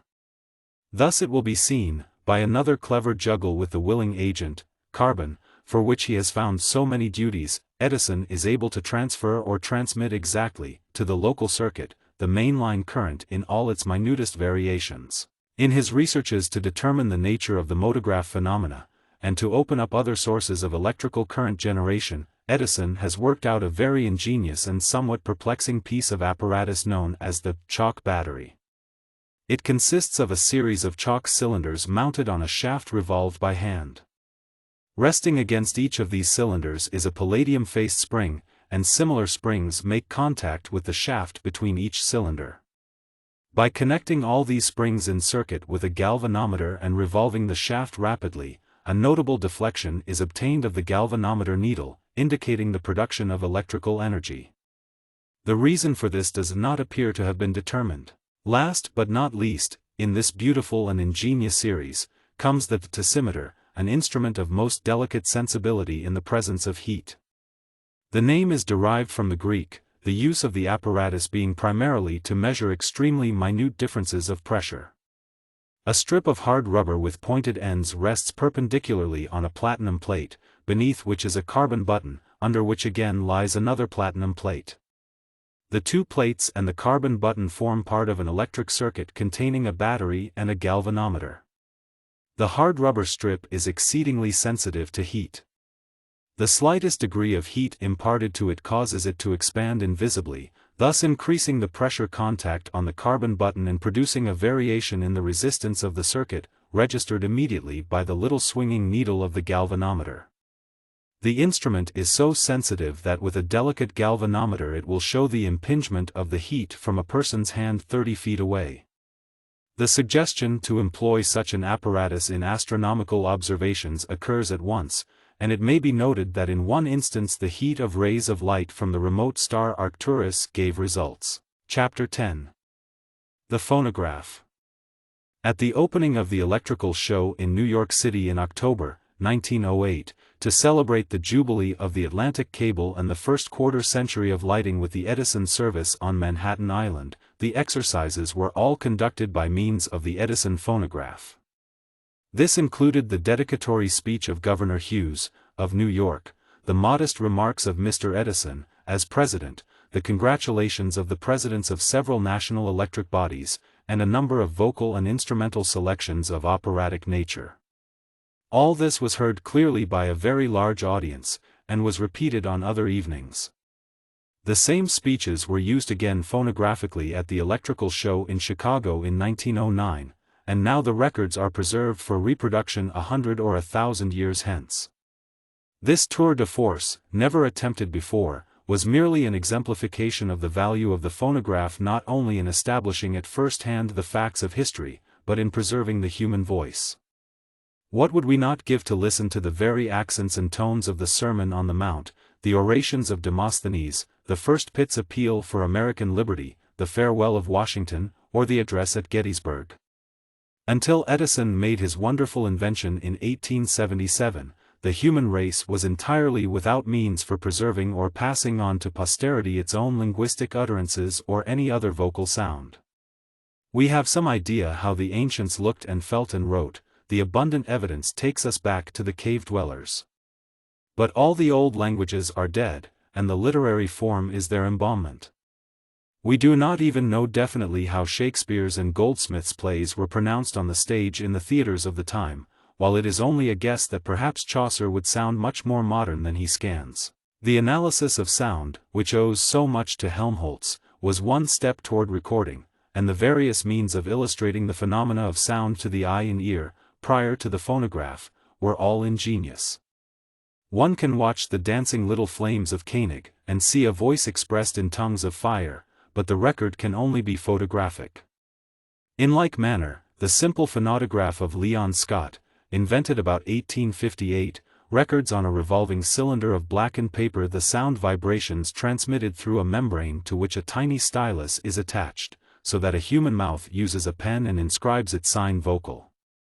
Yet after all we are just as far away as ever from enabling the young actors at Harvard to give Aristophanes with all the true, subtle intonation and inflection of the Athens of 400 BC. The instrument is dumb. Ingenuity has been shown also in the invention of talking machines, like Faber's, based on the reed organ pipe. These automata can be made by dexterous manipulation to jabber a little, like a doll with its monotonous mama, or a cuckoo clock, but they lack even the sterile utility of the imitative art of ventriloquism. The real great invention lies in creating devices that shall be able to evoke from tinfoil, wax, or composition at any time today or in the future the sound that once was as evanescent as the vibrations it made on the air. Contrary to the general notion, very few of the great modern inventions have been the result of a sudden inspiration by which, Minerva-like, they have sprung full-fledged from their creator's brain, but, on the contrary, they have been evolved by slow and gradual steps, so that frequently the final advance has been often almost imperceptible. The Edison phonograph is an important exception to the general rule, not, of course, the phonograph of the present day with all of its mechanical perfection, but as an instrument capable of recording and reproducing sound. Its invention has been frequently attributed to the discovery that a point attached to a telephone diaphragm would, under the effect of sound waves, vibrate with sufficient force to prick the finger. The story, though interesting, is not founded on fact, but, if true, it is difficult to see how the discovery in question could have contributed materially to the ultimate accomplishment. To a man of Edison's perception, it is absurd to suppose that the effect of the so-called discovery would not have been made as a matter of deduction long before the physical sensation was experienced. As a matter of fact, the invention of the phonograph was the result of pure reason. Some time prior to 1877, Edison had been experimenting on an automatic telegraph in which the letters were formed by embossing strips of paper with the proper arrangement of dots and dashes. By drawing this strip beneath a contact lever, the latter was actuated so as to control the circuits and send the desired signals over the line. It was observed that when the strip was moved very rapidly, the vibration of the lever resulted in the production of an audible note. With these facts before him, Edison reasoned that if the paper strip could be imprinted with elevations and depressions representative of sound waves, they might be caused to actuate a diaphragm so as to reproduce the corresponding sounds. The next step in the line of development was to form the necessary undulations on the strip, and it was then reasoned that original sounds themselves might be utilized to form a graphic record by actuating a diaphragm and causing a cutting or indenting point carried thereby to vibrate in contact with a moving surface, so as to cut or indent the record therein. Strange as it may seem, therefore, and contrary to the general belief, the phonograph was developed backward, the production of the sounds being of prior development to the idea of actually recording them. Mr. Edison's own account of the invention of the phonograph is intensely interesting. "I was experimenting," he says, "on an automatic method of recording telegraph messages on a disc of paper laid on a revolving platen, exactly the same as the disc talking machine of today.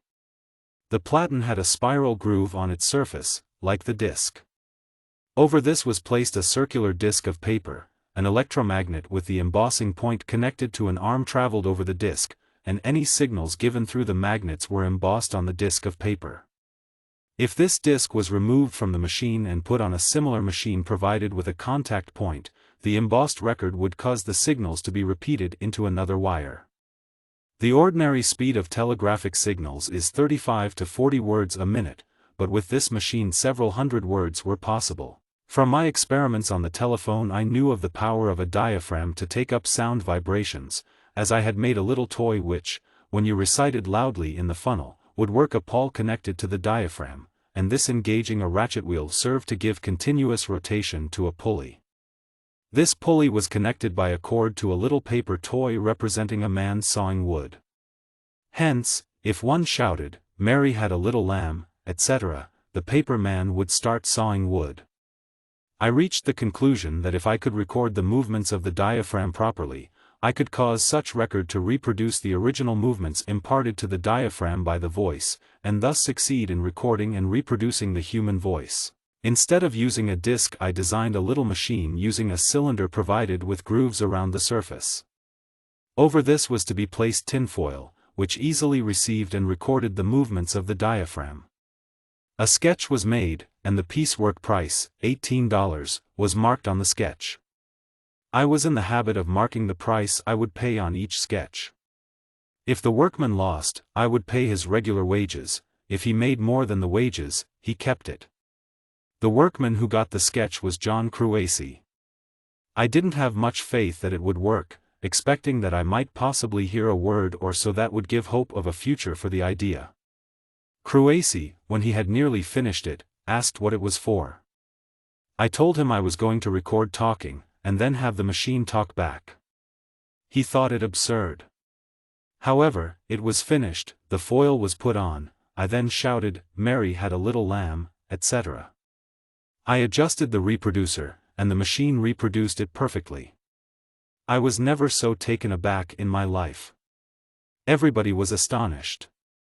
I was always afraid of things that worked the first time. Long experience proved that there were great drawbacks found generally before they could be got commercial, but here was something there was no doubt of. No wonder that honest John Cruacy, as he stood and listened to the marvelous performance of the simple little machine he had himself just finished, ejaculated in an awe-stricken tone, "Mein Gott im Himmel." And yet he had already seen Edison do a few clever things.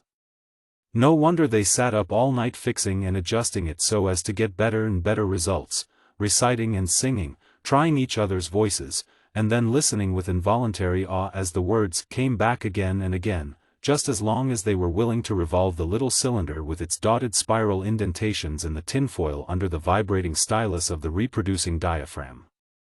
It took a little time to acquire the knack of turning the crank steadily while leaning over the recorder to talk into the machine, and there was some deftness required also in fastening down the tinfoil on the cylinder where it was held by a pin running in a longitudinal slot. Paraffined paper appears also to have been experimented with as an impressible material.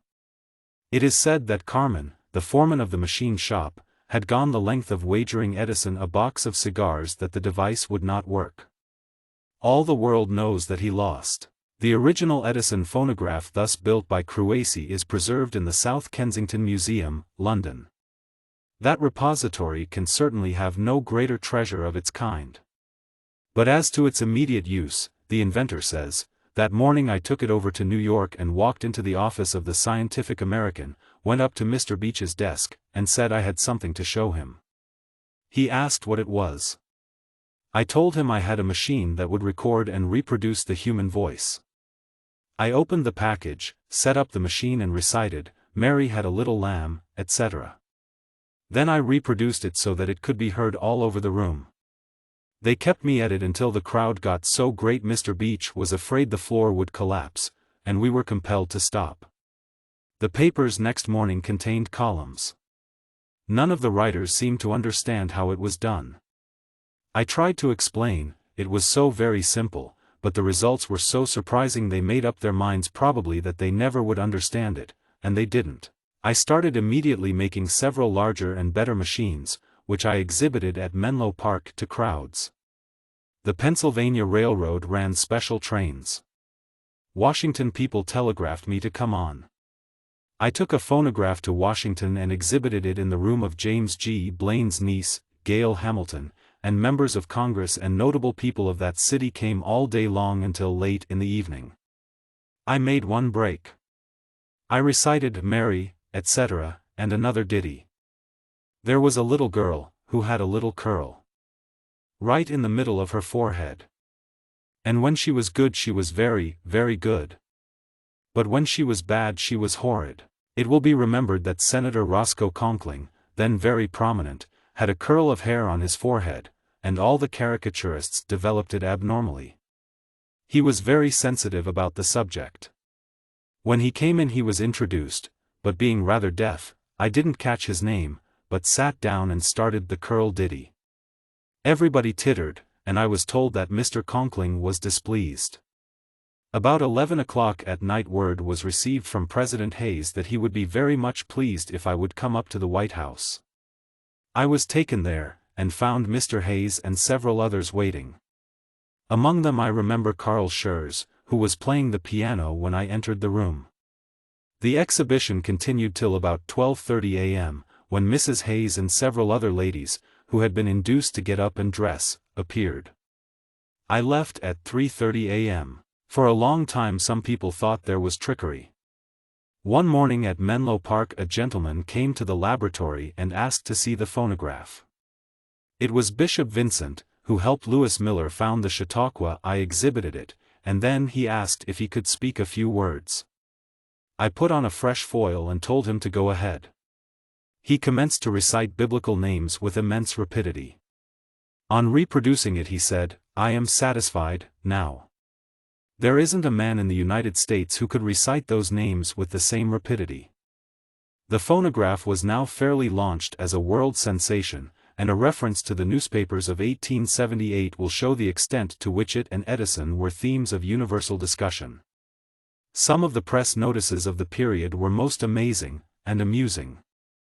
As though the real achievements of this young man, barely 30, were not tangible and solid enough to justify admiration of his genius, the yellow journalists of the period began busily to create an Edison myth, with gross absurdities of assertion and attribution from which the modest subject of it all has not yet ceased to suffer with unthinking people.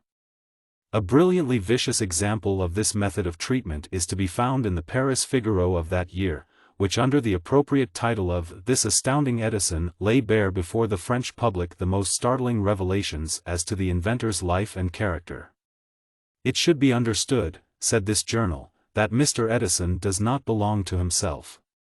He is the property of the telegraph company which lodges him in New York at a superb hotel, keeps him on a luxurious footing, and pays him a formidable salary so as to be the one to know of and profit by his discoveries. The company has, in the dwelling of Edison, men in its employ who do not quit him for a moment, at the table, on the street, in the laboratory. So that this wretched man, watched more closely than ever was any malefactor, cannot even give a moment's thought to his own private affairs without one of his guards asking him what he is thinking about." This foolish blog was accompanied by a description of Edison's new aerophone, a steam machine which carried the voice a distance of 1.5 miles. You speak to a jet of vapor. A friend previously advised can answer you by the same method. Nor were American journals backward in this wild exaggeration. The furor had its effect in stimulating a desire everywhere on the part of everybody to see and hear the phonograph. A small commercial organization was formed to build and exploit the apparatus, and the shops at Menlo Park Laboratory were assisted by the Little Bergman shop in New York.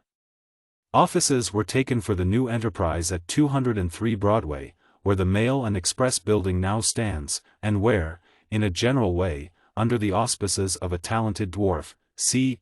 Cheever, the embryonic phonograph and the crude telephone shared rooms and expenses. Gardiner G. Hubbard, father-in-law of Alex. Graham Bell, was one of the stockholders in the phonograph company, which paid Edison $10,000 cash and a 20% royalty.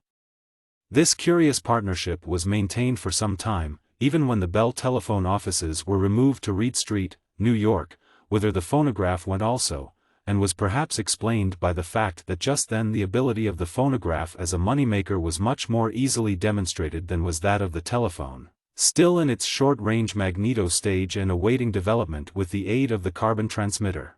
The earning capacity of the phonograph then, as largely now, lay in its exhibition qualities. The royalties from Boston, ever intellectually awake and ready for something new, ran as high as $1,800 a week. In New York there was a ceaseless demand for it, and with the aid of Hilborn L. Roosevelt, a famous organ builder, and uncle of ex-President Roosevelt, concerts were given at which the phonograph was featured. To manage this novel show business the services of James Redpath were called into requisition with great success. Redpath, famous as a friend and biographer of John Brown, as a Civil War correspondent, and as founder of the celebrated Redpath Lyceum Bureau in Boston, divided the country into territories, each section being leased for exhibition purposes on a basis of a percentage of the gate money. To 203 Broadway from all over the Union flocked a swarm of showmen, cranks, and particularly of old operators, who, the seedier they were in appearance, the more insistent they were that Tom should give them, for the sake of Auld Lang Syne, this chance to make a fortune for him and for themselves. At the top of the building was a floor on which these novices were graduated in the use and care of the machine, and then, with an equipment of tinfoil and other supplies, they were sent out on the road. It was a diverting experience while it lasted. The excitement over the phonograph was maintained for many months, until a large proportion of the inhabitants of the country had seen it, and then the show receipts declined and dwindled away. Many of the old operators, taken on out of good nature, were poor exhibitors and worse accountants, and at last they and the machines with which they had been entrusted faded from sight. But in the meantime Edison had learned many lessons as to this practical side of development that were not forgotten when the renaissance of the phonograph began a few years later, leading up to the present enormous and steady demand for both machines and records. It deserves to be pointed out that the phonograph has changed little in the intervening years from the first crude instruments of 1877 to 78. It has simply been refined and made more perfect in a mechanical sense. Edison was immensely impressed with its possibilities, and greatly inclined to work upon it, but the coming of the electric light compelled him to throw all his energies for a time into the vast new field awaiting conquest. The original phonograph, as briefly noted above, was rotated by hand, and the cylinder was fed slowly longitudinally by means of a nut engaging a screw thread on the cylinder shaft. Wrapped around the cylinder was a sheet of tinfoil, with which engaged a small chisel-like recording needle, connected adhesively with the center of an iron diaphragm. Obviously, as the cylinder was turned, the needle followed a spiral path whose pitch depended upon that of the feed screw. Along this path a thread was cut in the cylinder so as to permit the needle to indent the foil readily as the diaphragm vibrated. By rotating the cylinder and by causing the diaphragm to vibrate under the effect of vocal or musical sounds, the needle-like point would form a series of indentations in the foil corresponding to and characteristic of the sound waves. By now engaging the point with the beginning of the grooved record so formed, and by again rotating the cylinder, the undulations of the record would cause the needle and its attached diaphragm to vibrate so as to effect the reproduction. Such an apparatus was necessarily undeveloped, and was interesting only from a scientific point of view. It had many mechanical defects which prevented its use as a practical apparatus. Since the cylinder was rotated by hand, the speed at which the record was formed would vary considerably, even with the same manipulator, so that it would have been impossible to record and reproduce music satisfactorily, in doing which exact uniformity of speed is essential. The formation of the record in tinfoil was also objectionable from a practical standpoint, since such a record was faint and would be substantially obliterated after 2 or 3 reproductions. Furthermore, the foil could not be easily removed from and replaced upon the instrument, and consequently the reproduction had to follow the recording immediately, and the successive tinfoils were thrown away.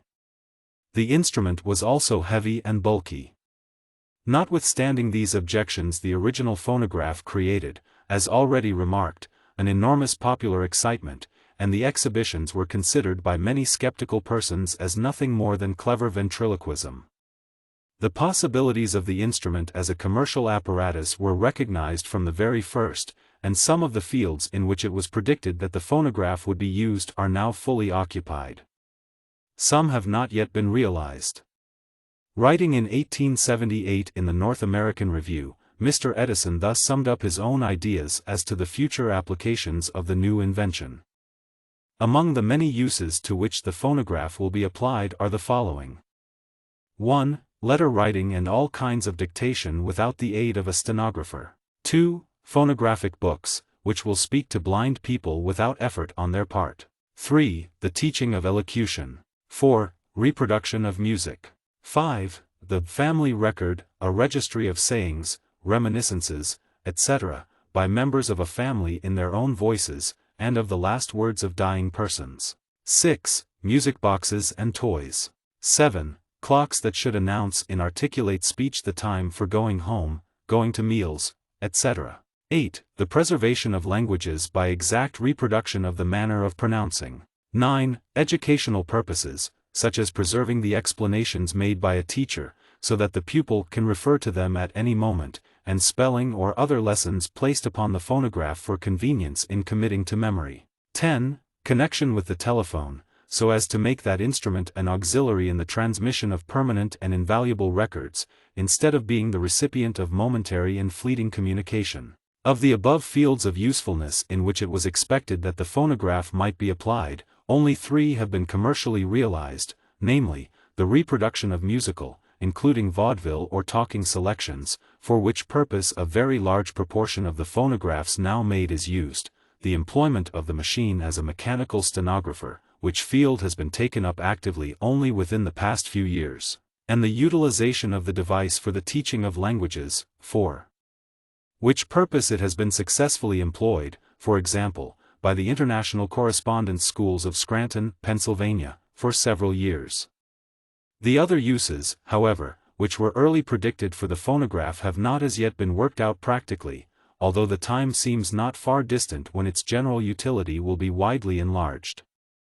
Both dolls and clocks have been made, but thus far the world has not taken them seriously. The original phonograph, as invented by Edison, remained in its crude and immature state for almost 10 years, still the object of philosophical interest, and as a convenient textbook illustration of the effect of sound vibration. It continued to be a theme of curious interest to the imaginative, and the subject of much fiction, while its neglected commercial possibilities were still more or less vaguely referred to. During this period of arrested development, Edison was continuously working on the invention and commercial exploitation of the incandescent lamp. In 1887 his time was comparatively free, and the phonograph was then taken up with renewed energy, and the effort made to overcome its mechanical defects and to furnish a commercial instrument, so that its early promise might be realized. The important changes made from that time up to 1890 converted the phonograph from a scientific toy into a successful industrial apparatus. The idea of forming the record on tinfoil had been early abandoned, and in its stead was substituted a cylinder of wax-like material, in which the record was cut by a minute chisel-like gouging tool. Such a record or phonogram, as it was then called, could be removed from the machine or replaced at any time. Many reproductions could be obtained without wearing out the record, and whenever desired the record could be shaved off by a turning tool so as to present a fresh surface on which a new record could be formed, something like an ancient palimpsest. A wax cylinder having walls less than 1/4 of an inch in thickness could be used for receiving a large number of records, since the maximum depth of the record groove is hardly ever greater than 1/1000th of an inch. Later on, and as the crowning achievement in the phonograph field, from a commercial point of view, came the duplication of records to the extent of many thousands from a single master. This work was actively developed between the years 1890 and 1898, and its difficulties may be appreciated when the problem is stated: the copying from a single master of many millions of excessively minute sound waves having a maximum width of 1/100th of an inch, and a maximum depth of 1/1000th of an inch, or less than the thickness of a sheet of tissue paper. Among the interesting developments of this process was the coating of the original or master record with a homogeneous film of gold so thin that 300,000 of these piled one on top of the other would present a thickness of only 1 inch. Another important change was in the nature of a reversal of the original arrangement, the cylinder or mandrel carrying the record being mounted in fixed bearings, and the recording or reproducing device being fed lengthwise, like the cutting tool of a lathe, as the blank or record was rotated.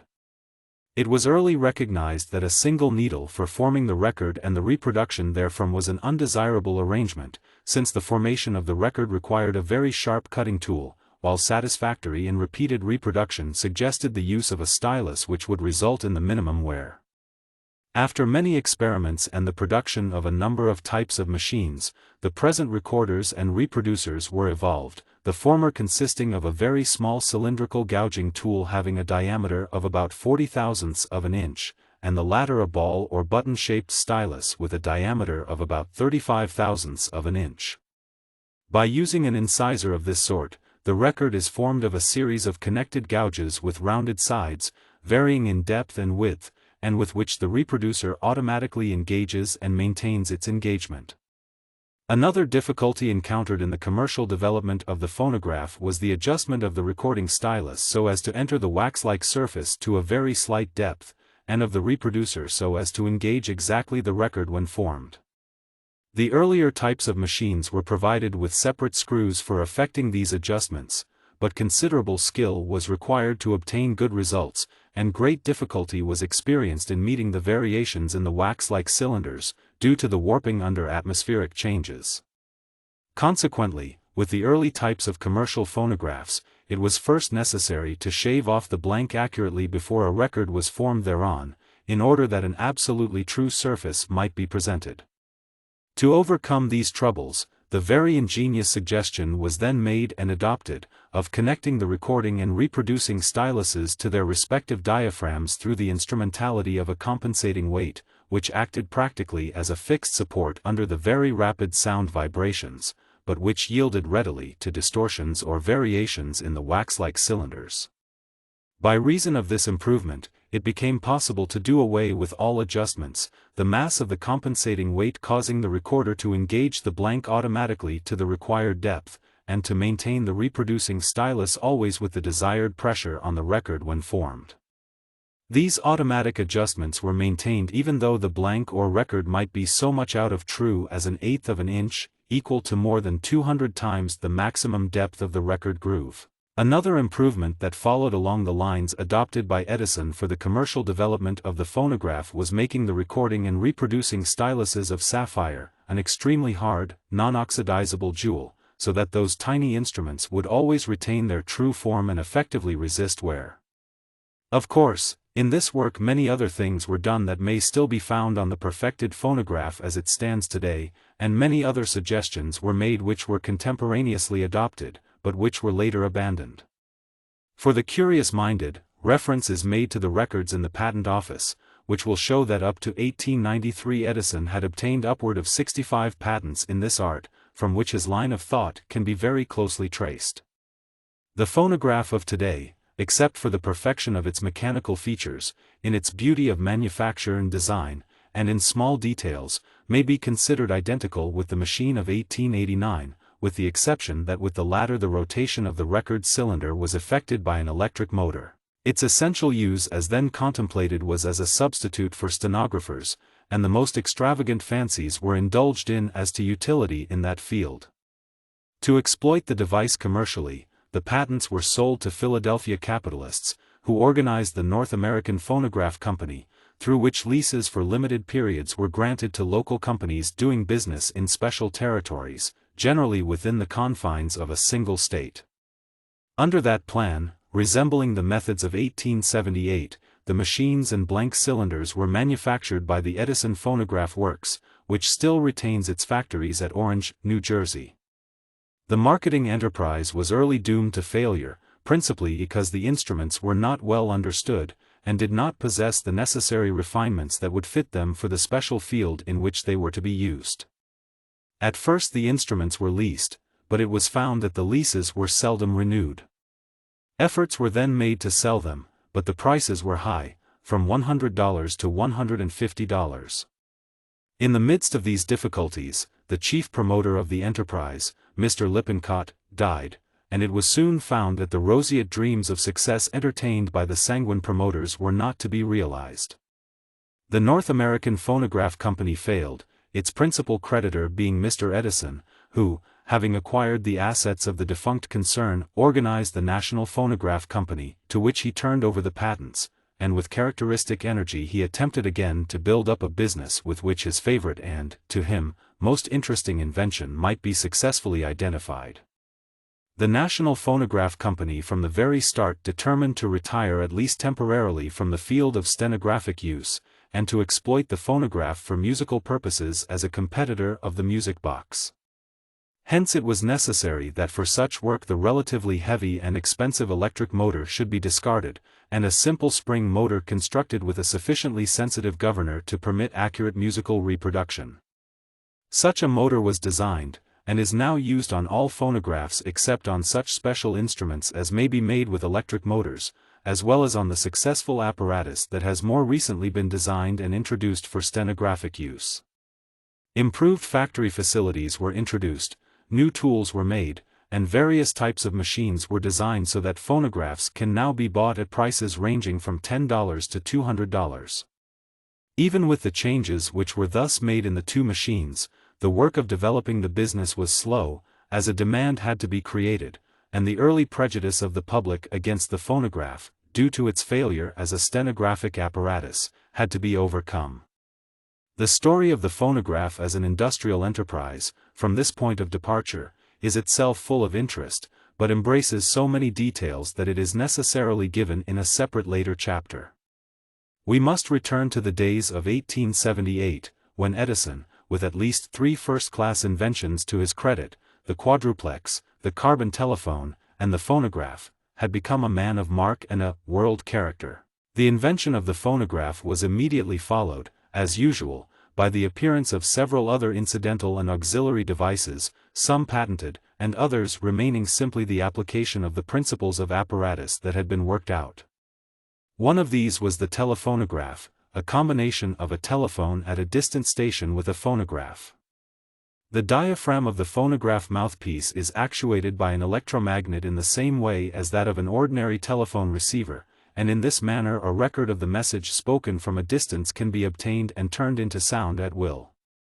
Evidently such a process is reversible, and the phonograph can send a message to the distant receiver. This idea was brilliantly demonstrated in practice in February, 1889, by Mr. W. J. Hammer, one of Edison's earliest and most capable associates, who carried on telephonographic communication between New York and an audience in Philadelphia. The record made in New York on the Edison phonograph was repeated into an Edison carbon transmitter, sent over 103 miles of circuit, including 6 miles of underground cable, received by an Edison motograph, repeated by that onto a phonograph, transferred from the phonograph to an Edison carbon transmitter, and by that delivered to the Edison motograph receiver in the enthusiastic lecture hall, where everyone could hear each sound and syllable distinctly. In real practice, this spectacular playing with sound vibrations, as if they were lacrosse balls to toss around between the goals, could be materially simplified. The modern megaphone, now used universally in making announcements to large crowds, particularly at sporting events, is also due to this period as a perfection by Edison of many antecedent devices going back, perhaps, much further than the legendary funnels through which Alexander the Great is said to have sent commands to his outlying forces. The improved Edison megaphone for long-distance work comprised 2 horns of wood or metal about 6 feet long, tapering from a diameter of 2 feet 6 inches at the mouth to a small aperture provided with ear tubes. These converging horns or funnels, with a large speaking trumpet in between them, are mounted on a tripod, and the megaphone is complete. Conversation can be carried on with this megaphone at a distance of over 2 miles, as with a ship or the balloon.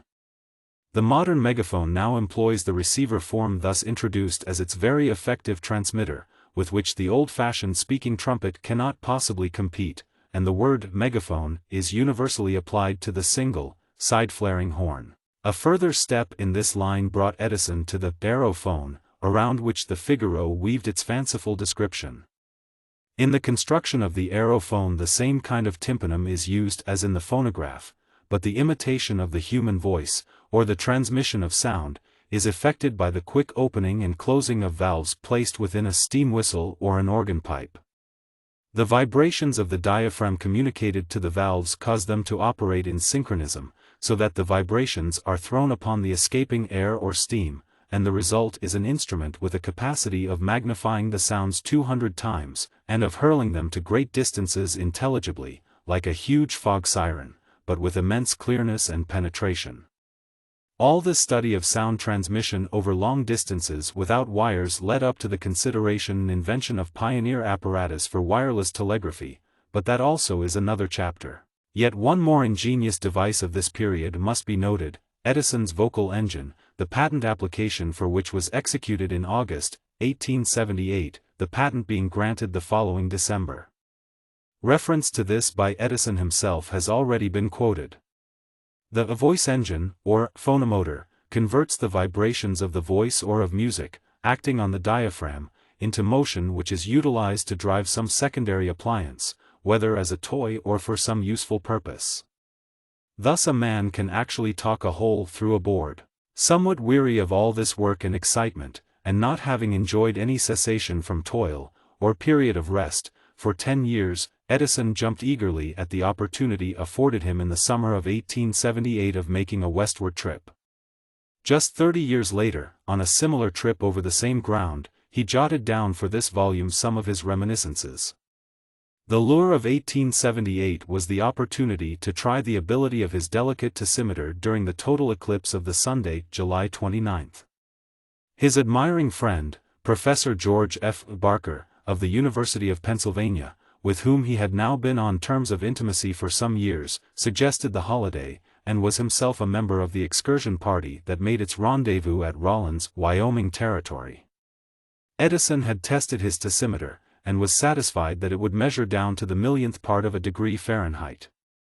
It was just 10 years since he had left the West in poverty and obscurity, a penniless operator in search of a job, but now he was a great inventor and famous, a welcome addition to the band of astronomers and physicists assembled to observe the eclipse and the corona. There were astronomers from nearly every nation, says Mr. Edison. We had a special car. The country at that time was rather new, game was in great abundance, and could be seen all day long from the car window, especially antelope. We arrived at Rawlins about 4 p.m. It had a small machine shop, and was the point where locomotives were changed for the next section. The hotel was a very small one, and by doubling up we were barely accommodated. My roommate was Fox, the correspondent of the New York Herald. After we retired and were asleep, a thundering knock on the door awakened us. Upon opening the door, a tall, handsome man with flowing hair dressed in Western style entered the room. His eyes were bloodshot, and he was somewhat inebriated. He introduced himself as Texas Jack, Joe Cromondo, and said he wanted to see Edison, as he had read about me in the newspapers. Both Fox and I were rather scared, and didn't know what was to be the result of the interview. The landlord requested him not to make so much noise, and was thrown out into the hall. Jack explained that he had just come in with a party which had been hunting, and that he felt fine. He explained, also, that he was the boss pistol shot of the West, that it was he who taught the celebrated Dr. Carver how to shoot. Then suddenly pointing to a weather vane on the freight depot, he pulled out a Colt revolver and fired through the window, hitting the vane. The shot awakened all the people, and they rushed in to see who was killed. It was only after I told him I was tired and would see him in the morning that he left. Both Fox and I were so nervous we didn't sleep any that night. We were told in the morning that Jack was a pretty good fellow, and was not one of the bad men, of whom they had a good supply. They had one in the jail, and Fox and I went over to see him. A few days before he had held up a Union Pacific train and robbed all the passengers. In the jail also was a half-breed horse thief. We interviewed the bad man through bars as big as railroad rails. He looked like a bad man. The rim of his ear all around came to a sharp edge and was serrated. His eyes were nearly white, and appeared as if made of glass and set in wrong, like the life-size figures of Indians in the Smithsonian Institution. His face was also extremely irregular. He wouldn't answer a single question. I learned afterward that he got 7 years in prison, while the horse thief was hanged. As horses ran wild, and there was no protection, it meant death to steal one. This was one interlude among others. The first thing the astronomers did was to determine with precision their exact locality upon the Earth. A number of observations were made, and Watson, of Michigan University, with 2 others, worked all night computing, until they agreed. They said they were not in error more than 100 feet, and that the station was 12 miles out of the position given on the maps. It seemed to take an immense amount of mathematics.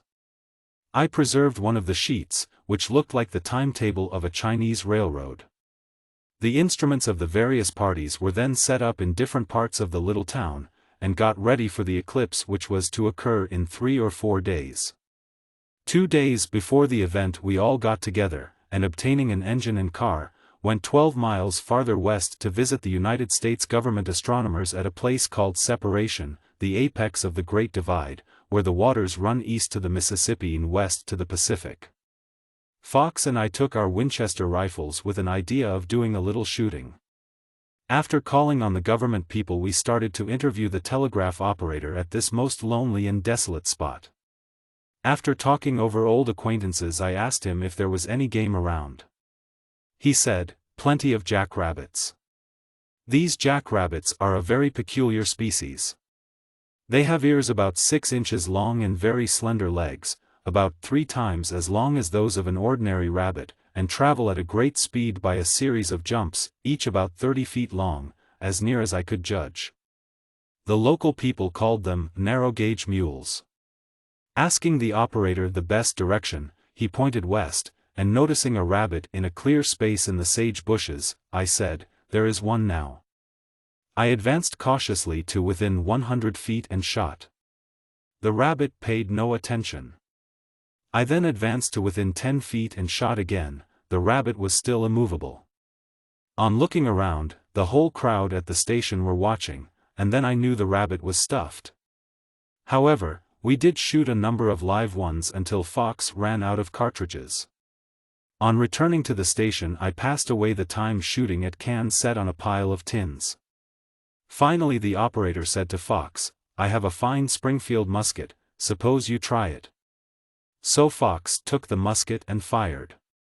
It knocked him nearly over. It seems that the musket had been run over by a handcar, which slightly bent the long barrel, but not sufficiently for an amateur like Fox to notice. After Fox had his shoulder treated with arnica at the government hospital tent, we returned to Rawlins. The eclipse was, however, the prime consideration, and Edison followed the example of his colleagues in making ready. The place which he secured for setting up his tessimeter was an enclosure hardly suitable for the purpose, and he describes the results as follows. I had my apparatus in a small yard enclosed by a board fence 6 feet high. At one end there was a house for hens. I noticed that they all went to roost just before totality. At the same time a slight wind arose, and at the moment of totality the atmosphere was filled with thistledown and other light articles. I noticed one feather, whose weight was at least 150 milligrams, rise perpendicularly to the top of the fence, where it floated away on the wind. My apparatus was entirely too sensitive, and I got no results. It was found that the heat from the corona of the sun was 10 times the index capacity of the instrument, but this result did not leave the value of the device in doubt. The Scientific American remarked, "Seeing that the tessimeter is affected by a wider range of etheric undulations than the eye can take cognizance of, and is withal far more acutely sensitive, the probabilities are that it will open up hitherto inaccessible regions of space, and possibly extend the range of aerial knowledge as far beyond the limit obtained by the telescope as that is beyond the narrow reach of unaided vision." The eclipse over, Edison, with Professor Barker, Major Thornburg, several soldiers, and a number of railroad officials, went hunting about 100 miles south of the railroad in the Ute country. A few months later the major and 30 soldiers were ambushed near the spot at which the hunting party had camped, and all were killed. Through an introduction from Mr. J. Gould, who then controlled the Union Pacific, Edison was allowed to ride on the cowcatchers of the locomotives. The different engineers gave me a small cushion, and every day I rode in this manner, from Omaha to the Sacramento Valley, except through the snowshed on the summit of the Sierras, without dust or anything else to obstruct the view. Only once was I in danger when the locomotive struck an animal about the size of a small cub bear, which I think was a badger. This animal struck the front of the locomotive just under the headlight with great violence, and was then thrown off by the rebound. I was sitting to one side grasping the angle brace, so no harm was done. This welcome vacation lasted nearly 2 months, but Edison was back in his laboratory and hard at work before the end of August, gathering up many loose ends, and trying out many thoughts and ideas that had accumulated on the trip. One hot afternoon, August 30th, as shown by the document in the case, Mr. Edison was found by one of the authors of this biography employed most busily in making a mysterious series of tests on paper, using for ink acids that corrugated and blistered the paper where written upon.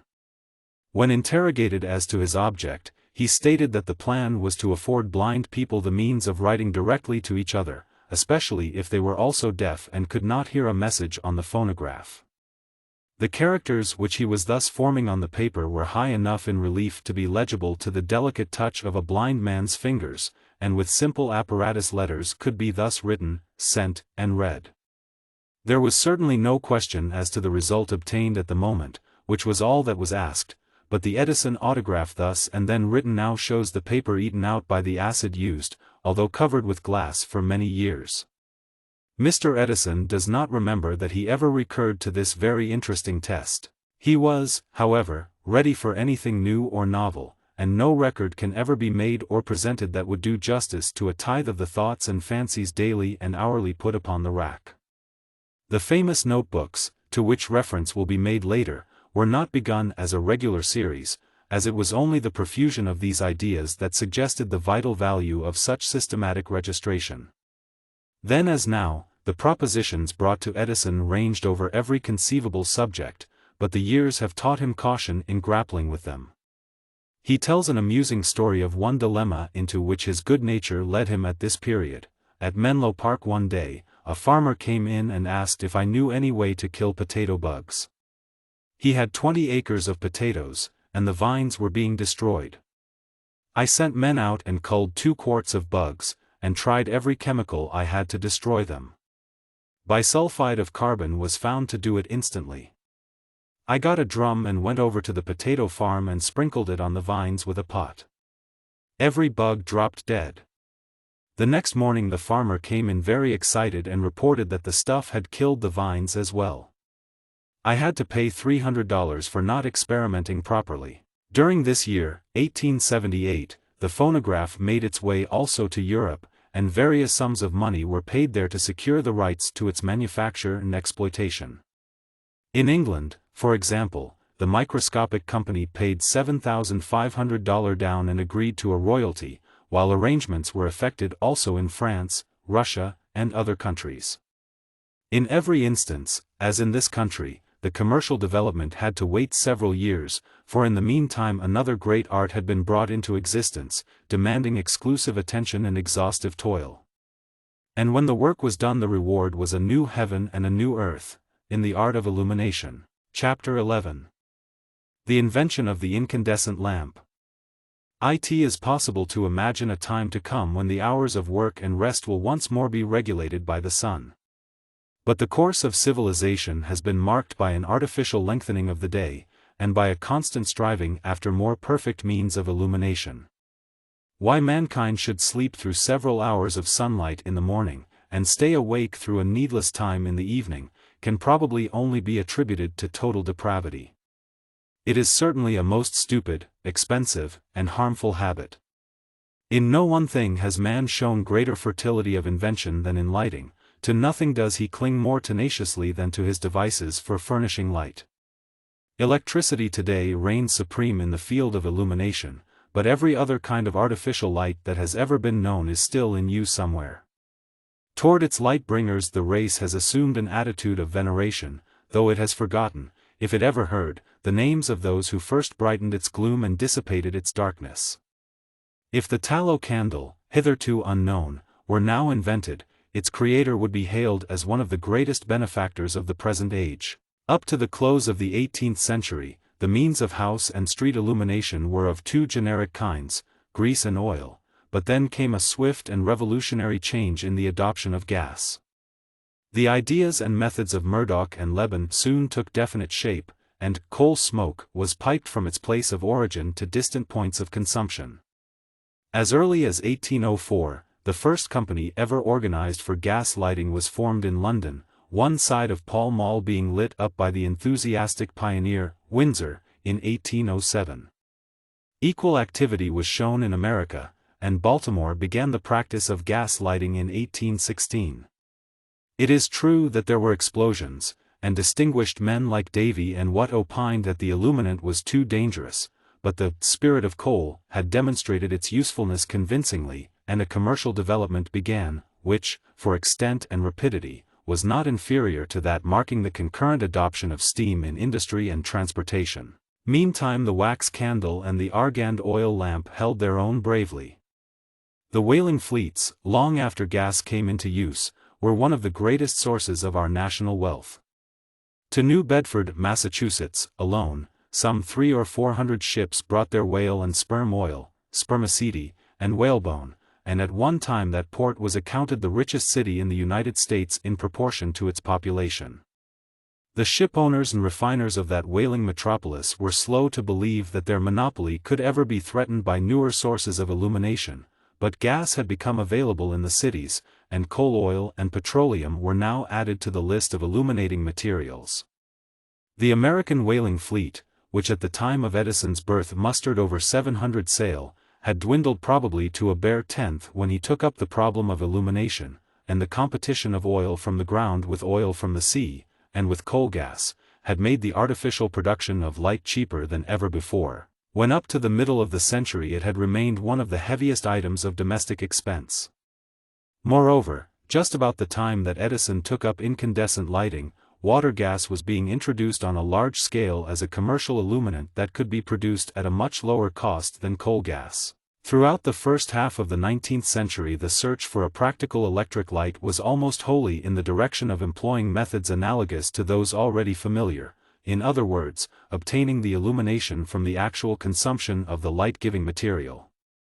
In the third quarter of the century these methods were brought to practicality, but all may be referred back to the brilliant demonstrations of Sir Humphry Davy at the Royal Institution, circa 1809–10, when, with the current from a battery of 2,000 cells, he produced an intense voltaic arc between the points of consuming sticks of charcoal.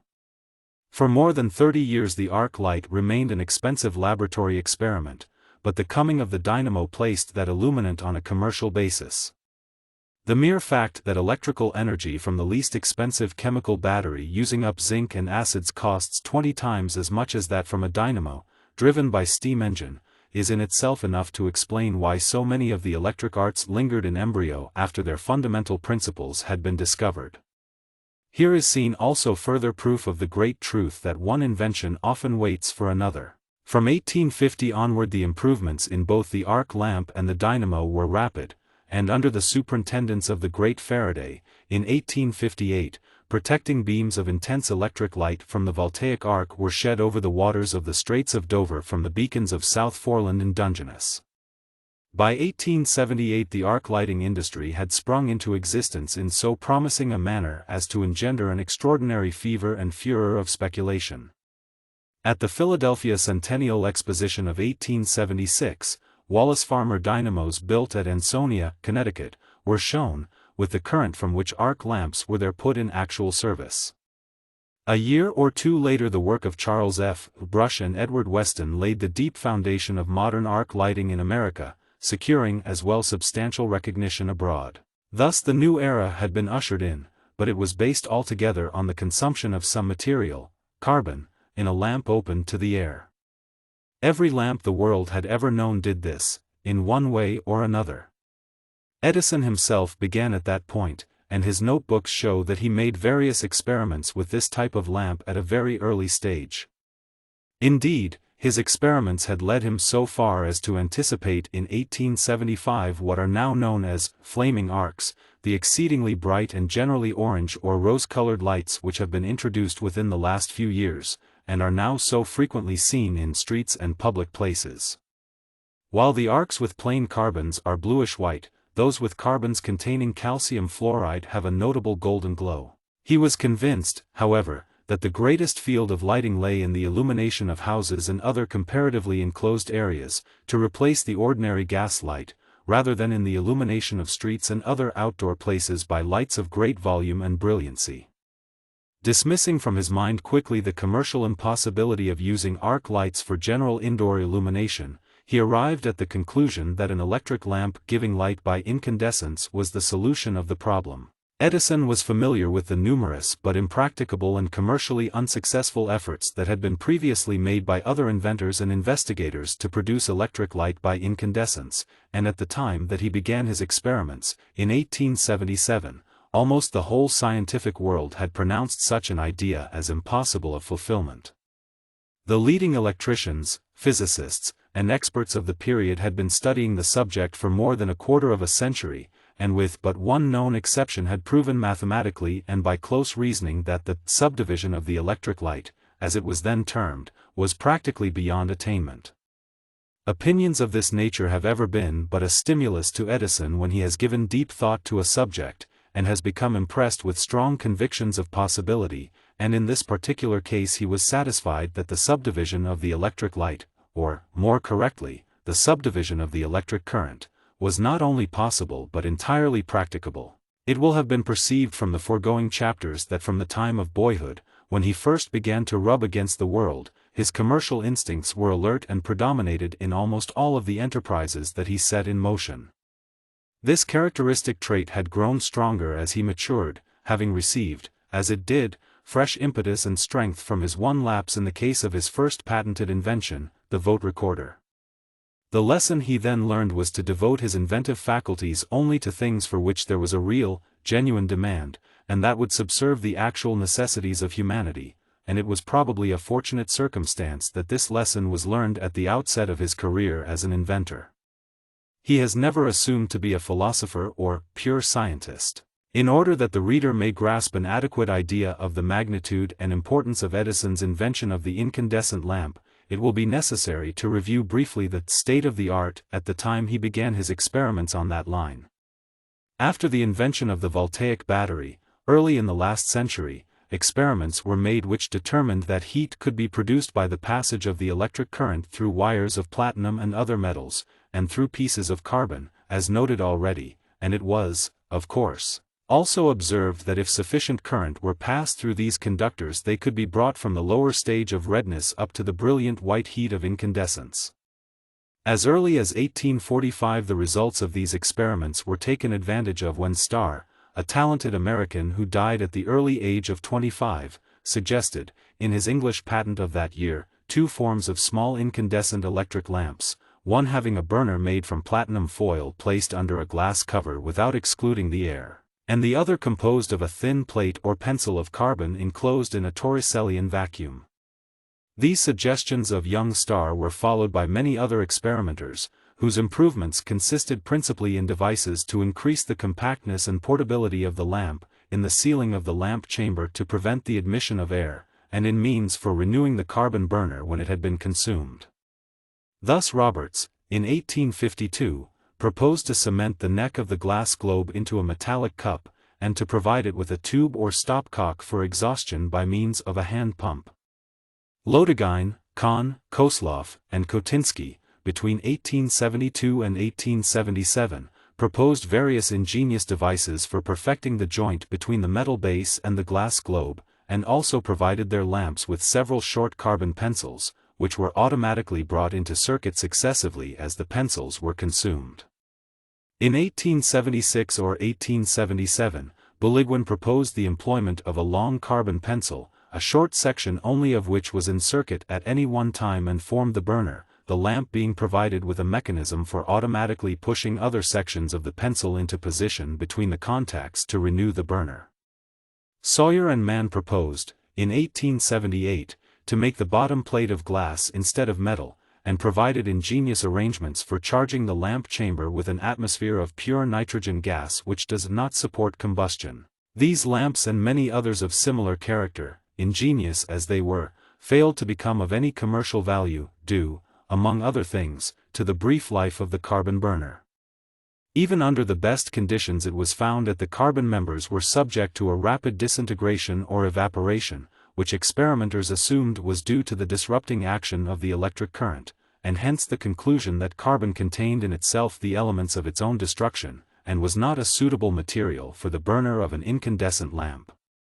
On the other hand, platinum, although found to be the best of all materials for the purpose, aside from its great expense, and not combining with oxygen at high temperatures as does carbon, required to be brought so near the melting point in order to give light, that a very slight increase in the temperature resulted in its destruction. It was assumed that the difficulty lay in the material of the burner itself, and not in its environment. It was not realized up to such a comparatively recent date as 1879 that the solution of the great problem of subdivision of the electric current would not, however, be found merely in the production of a durable incandescent electric lamp, even if any of the lamps above referred to had fulfilled that requirement.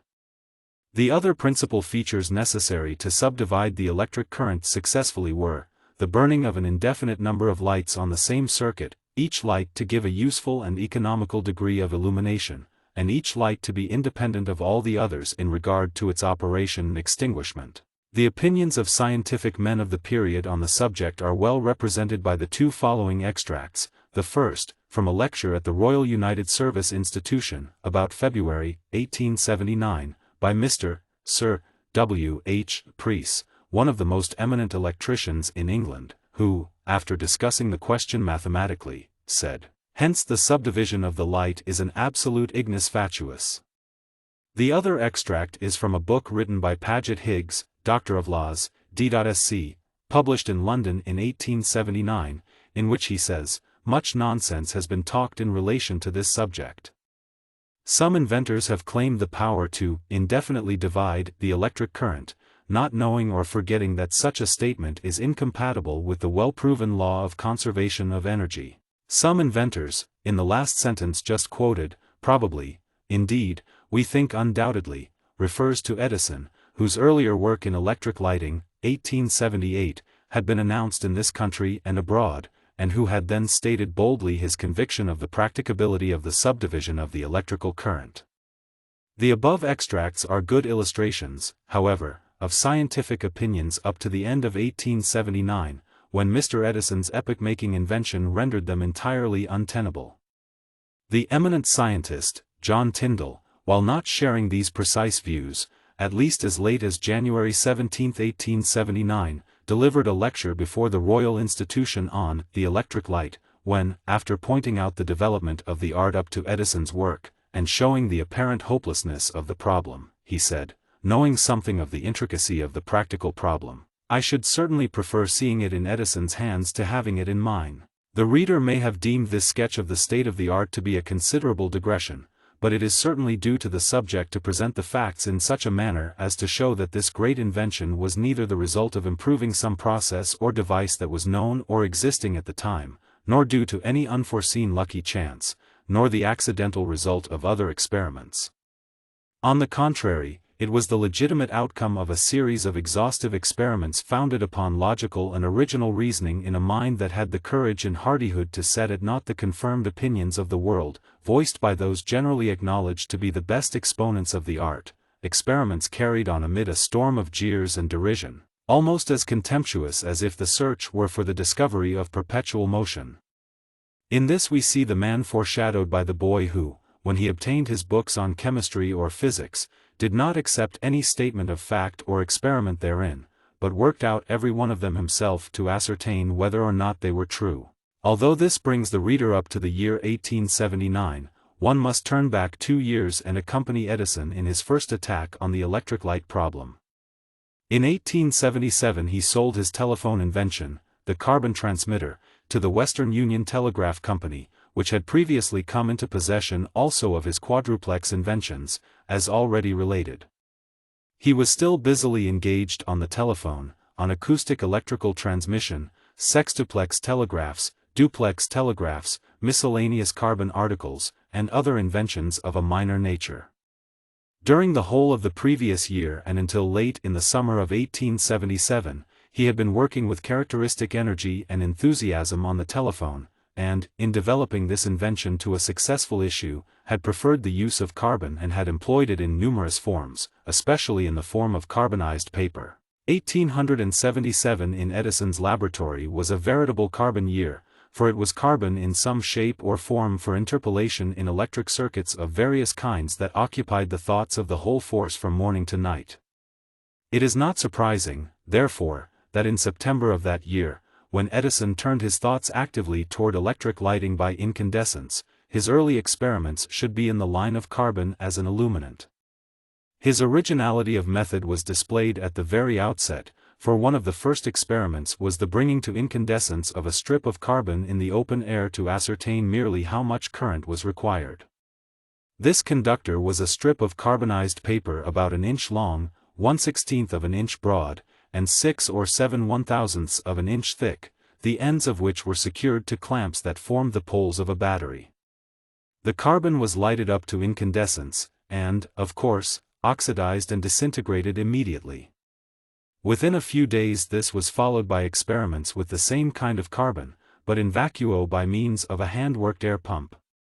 This time the carbon strip burned at incandescence for about 8 minutes.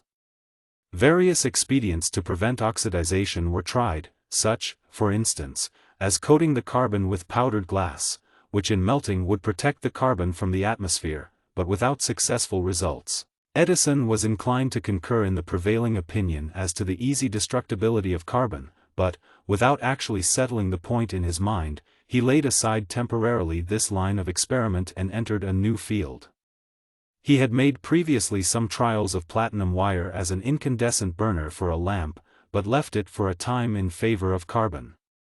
He now turned to the use of almost infusible metals, such as boron, ruthenium, chromium, etc., as separators or tiny bridges between two carbon points, the current acting so as to bring these separators to a high degree of incandescence, at which point they would emit a brilliant light. He also placed some of these refractory metals directly in the circuit, bringing them to incandescence, and used silicon in powdered form in glass tubes placed in the electric circuit. His notes include the use of powdered silicon mixed with lime or other very infusible nonconductors or semiconductors. Edison's conclusions on these substances were that, while in some respects they were within the bounds of possibility for the subdivision of the electric current, they did not reach the ideal that he had in mind for commercial results. Edison's systematized attacks on the problem were two in number, the first of which we have just related, which began in September 1877 and continued until about January 1878. Contemporaneously, he and his force of men were very busily engaged day and night on other important enterprises and inventions. Among the latter, the phonograph may be specially mentioned, as it was invented in the late fall of 1877. From that time until July 1878, his time and attention day and night were almost completely absorbed by the excitement caused by the invention and exhibition of the machine. In July, feeling entitled to a brief vacation after several years of continuous labor, Edison went with the expedition to Wyoming to observe an eclipse of the sun, and incidentally to test his decimeter, a delicate instrument devised by him for measuring heat transmitted through immense distances of space. His trip has been already described. He was absent about 2 months. Coming home rested and refreshed, Mr. Edison says, "After my return from the trip to observe the eclipse of the sun, I went with Professor Barker, professor of physics in the University of Pennsylvania, and Dr. Chandler, professor of chemistry in Columbia College, to see Mr. Wallace, a large manufacturer of brass in Ansonia, Connecticut." Wallace at this time was experimenting on series arc lighting. Just at that time I wanted to take up something new, and Professor Barker suggested that I go to work and see if I could subdivide the electric light so it could be got in small units like gas. This was not a new suggestion, because I had made a number of experiments on electric lighting a year before this. They had been laid aside for the phonograph. I determined to take up the search again and continue it. On my return home I started my usual course of collecting every kind of data about gas, bought all the transactions of the gas engineering societies, etc., all the back volumes of gas journals, etc.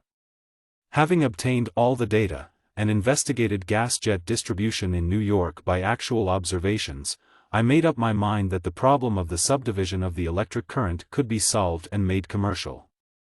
About the end of August 1878, he began his second organized attack on the subdivision of the current, which was steadily maintained until he achieved signal victory a year and 2 months later. The date of this interesting visit to Ansonia is fixed by an inscription made by Edison on a glass goblet which he used.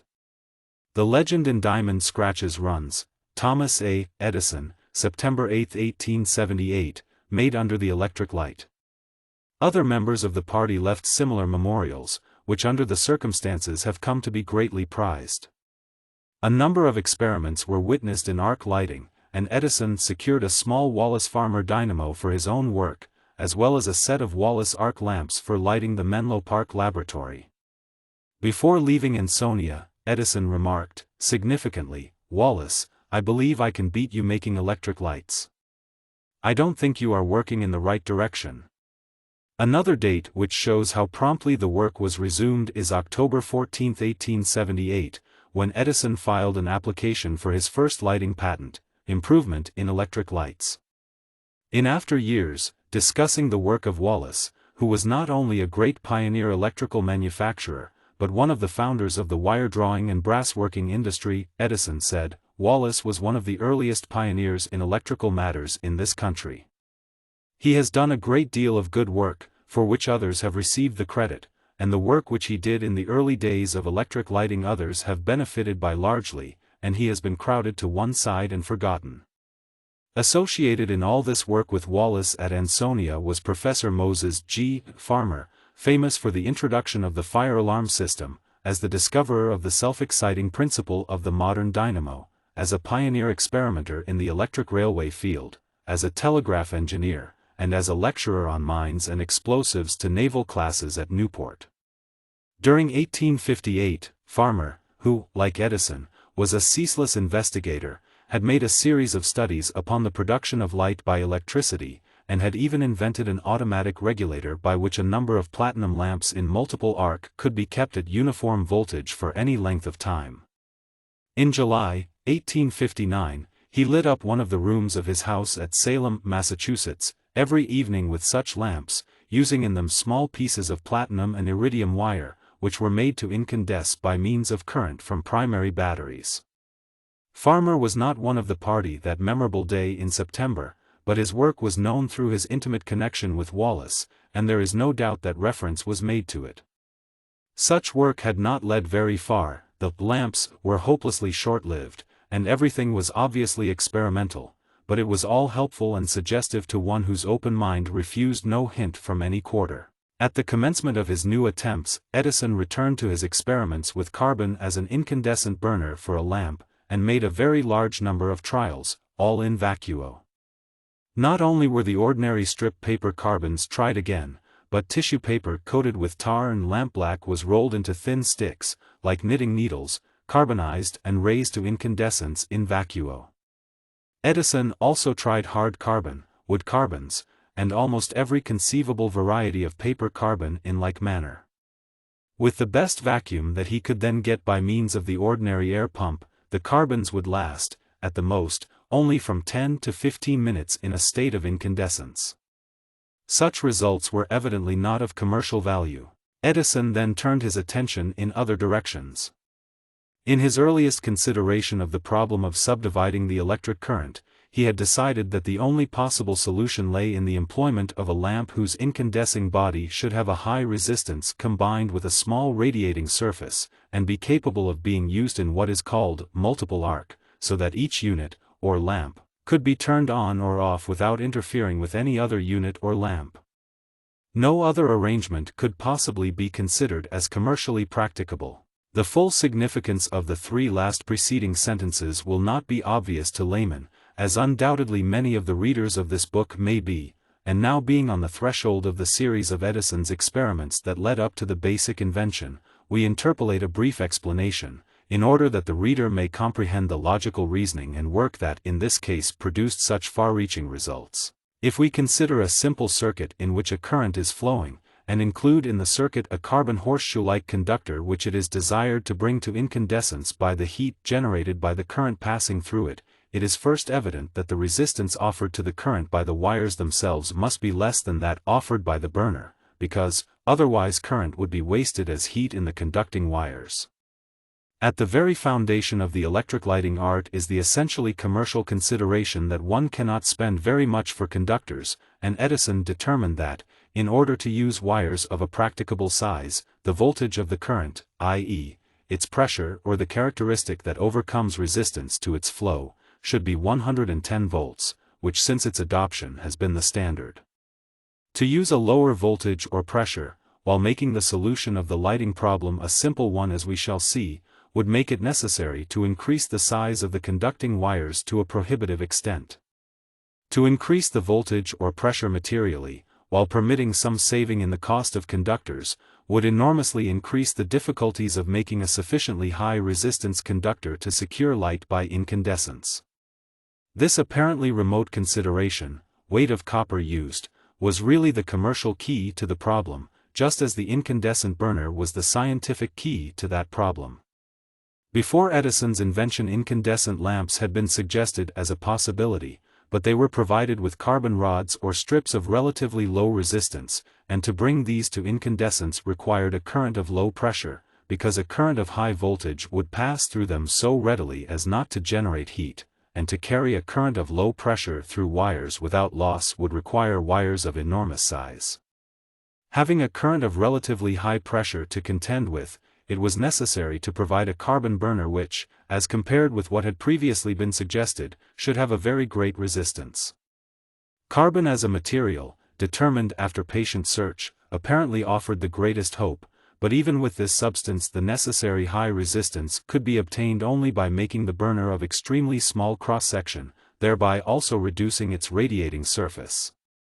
Therefore, the crucial point was the production of a hair-like carbon filament, with a relatively great resistance and small radiating surface, capable of withstanding mechanical shock, and susceptible of being maintained at a temperature of over 2000 degrees for 1000 hours or more before breaking. And this filamentary conductor required to be supported in a vacuum chamber so perfectly formed and constructed that during all those hours, and subjected as it is to varying temperatures, not a particle of air should enter to disintegrate the filament. And not only so, but the lamp after its design must not be a mere laboratory possibility, but a practical commercial article capable of being manufactured at low cost and in large quantities. A statement of what had to be done in those days of actual as well as scientific electrical darkness is quite sufficient to explain Tyndall's attitude of mind in preferring that the problem should be in Edison's hands rather than in his own. To say that the solution of the problem lay merely in reducing the size of the carbon burner to a mere hair, is to state a half-truth only. But who, we ask, would have had the temerity even to suggest that such an attenuated body could be maintained at a white heat, without disintegration, for 1,000 hours? The solution consisted not only in that, but in the enormous mass of patiently worked-out details, the manufacture of the filaments, their uniform carbonization, making the globes, producing a perfect vacuum, and countless other factors, the omission of any one of which would probably have resulted eventually in failure. Continuing the digression one step farther in order to explain the term multiple arc, it may be stated that there are two principal systems of distributing electric current, one termed series, and the other multiple arc. The two are illustrated, diagrammatically, side by side, the arrows indicating flow of current. The series system, it will be seen, presents one continuous path for the current. The current for the last lamp must pass through the first and all the intermediate lamps. Hence, if any one light goes out, the continuity of the path is broken, current cannot flow, and all the lamps are extinguished unless a loop or bypath is provided.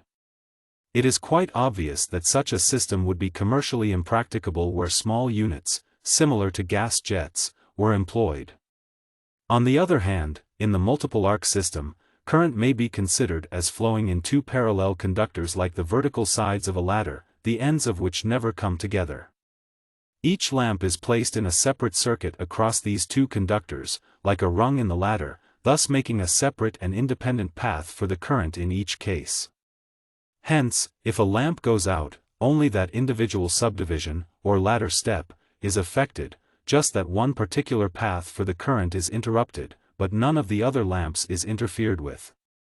They remain lighted, each one independent of the other. The reader will quite readily understand, therefore, that a multiple arc system is the only one practically commercial where electric light is to be used in small units like those of gas or oil. Such was the nature of the problem that confronted Edison at the outset.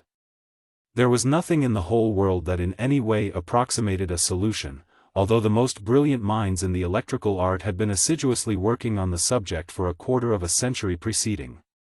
As already seen, he came early to the conclusion that the only solution lay in the use of a lamp of high resistance and small radiating surface, and, with characteristic fervor and energy, he attacked the problem from this standpoint, having absolute faith in a successful outcome. The mere fact that even with the successful production of the electric lamp the assault on the complete problem of commercial lighting would hardly be begun did not deter him in the slightest. To one of Edison's enthusiastic self-confidence the long vista of difficulties ahead, we say it in all sincerity, must have been alluring. After having devoted several months to experimental trials of carbon, at the end of 1878, as already detailed, he turned his attention to the platinum group of metals and began a series of experiments in which he used chiefly platinum wire and iridium wire, and alloys of refractory metals in the form of wire burners for incandescent lamps. These metals have very high fusing points, and were found to last longer than the carbon strips previously used when heated up to incandescence by the electric current, although under such conditions as were then possible they were melted by excessive current after they had been lighted a comparatively short time, either in the open air or in such a vacuum as could be obtained by means of the ordinary air pump. Nevertheless, Edison continued along this line of experiment with unremitting vigor, making improvement after improvement, until about April, 1879, he devised a means whereby platinum wire of a given length, which would melt in the open air when giving a light equal to 4 candles, would emit a light of 25 candle power without fusion. This was accomplished by introducing the platinum wire into an all-glass globe, completely sealed and highly exhausted of air, and passing a current through the platinum wire while the vacuum was being made. In this, which was a new and radical invention, we see the first step toward the modern incandescent lamp. The knowledge thus obtained that current passing through the platinum during exhaustion would drive out occluded gases, i.e., gases mechanically held in or upon the metal, and increase the infusibility of the platinum, led him to aim at securing greater perfection in the vacuum, on the theory that the higher the vacuum obtained, the higher would be the infusibility of the platinum burner. And this fact also was of the greatest importance in making successful the final use of carbon, because without the subjection of the carbon to the heating effect of current during the formation of the vacuum, the presence of occluded gases would have been a fatal obstacle. Continuing these experiments with most fervent zeal, taking no account of the passage of time, with an utter disregard for meals, and but scanty hours of sleep snatched reluctantly at odd periods of the day or night, Edison kept his laboratory going without cessation. A great variety of lamps was made of the platinum-iridium type, mostly with thermal devices to regulate the temperature of the burner and prevent its being melted by an excess of current. The study of apparatus for obtaining more perfect vacua was unceasingly carried on, for Edison realized that in this there lay a potent factor of ultimate success. About August he had obtained a pump that would produce a vacuum up to about the 100,000th part of an atmosphere, and sometime during the next month, or beginning of October, had obtained one that would produce a vacuum up to the 1,000,000th part of an atmosphere. It must be remembered that the conditions necessary for maintaining this high vacuum were only made possible by his invention of the one-piece all-glass globe, in which all the joints were hermetically sealed during its manufacture into a lamp, whereby a high vacuum could be retained continuously for any length of time. In obtaining this perfection of vacuum apparatus, Edison realized that he was approaching much nearer to a solution of the problem.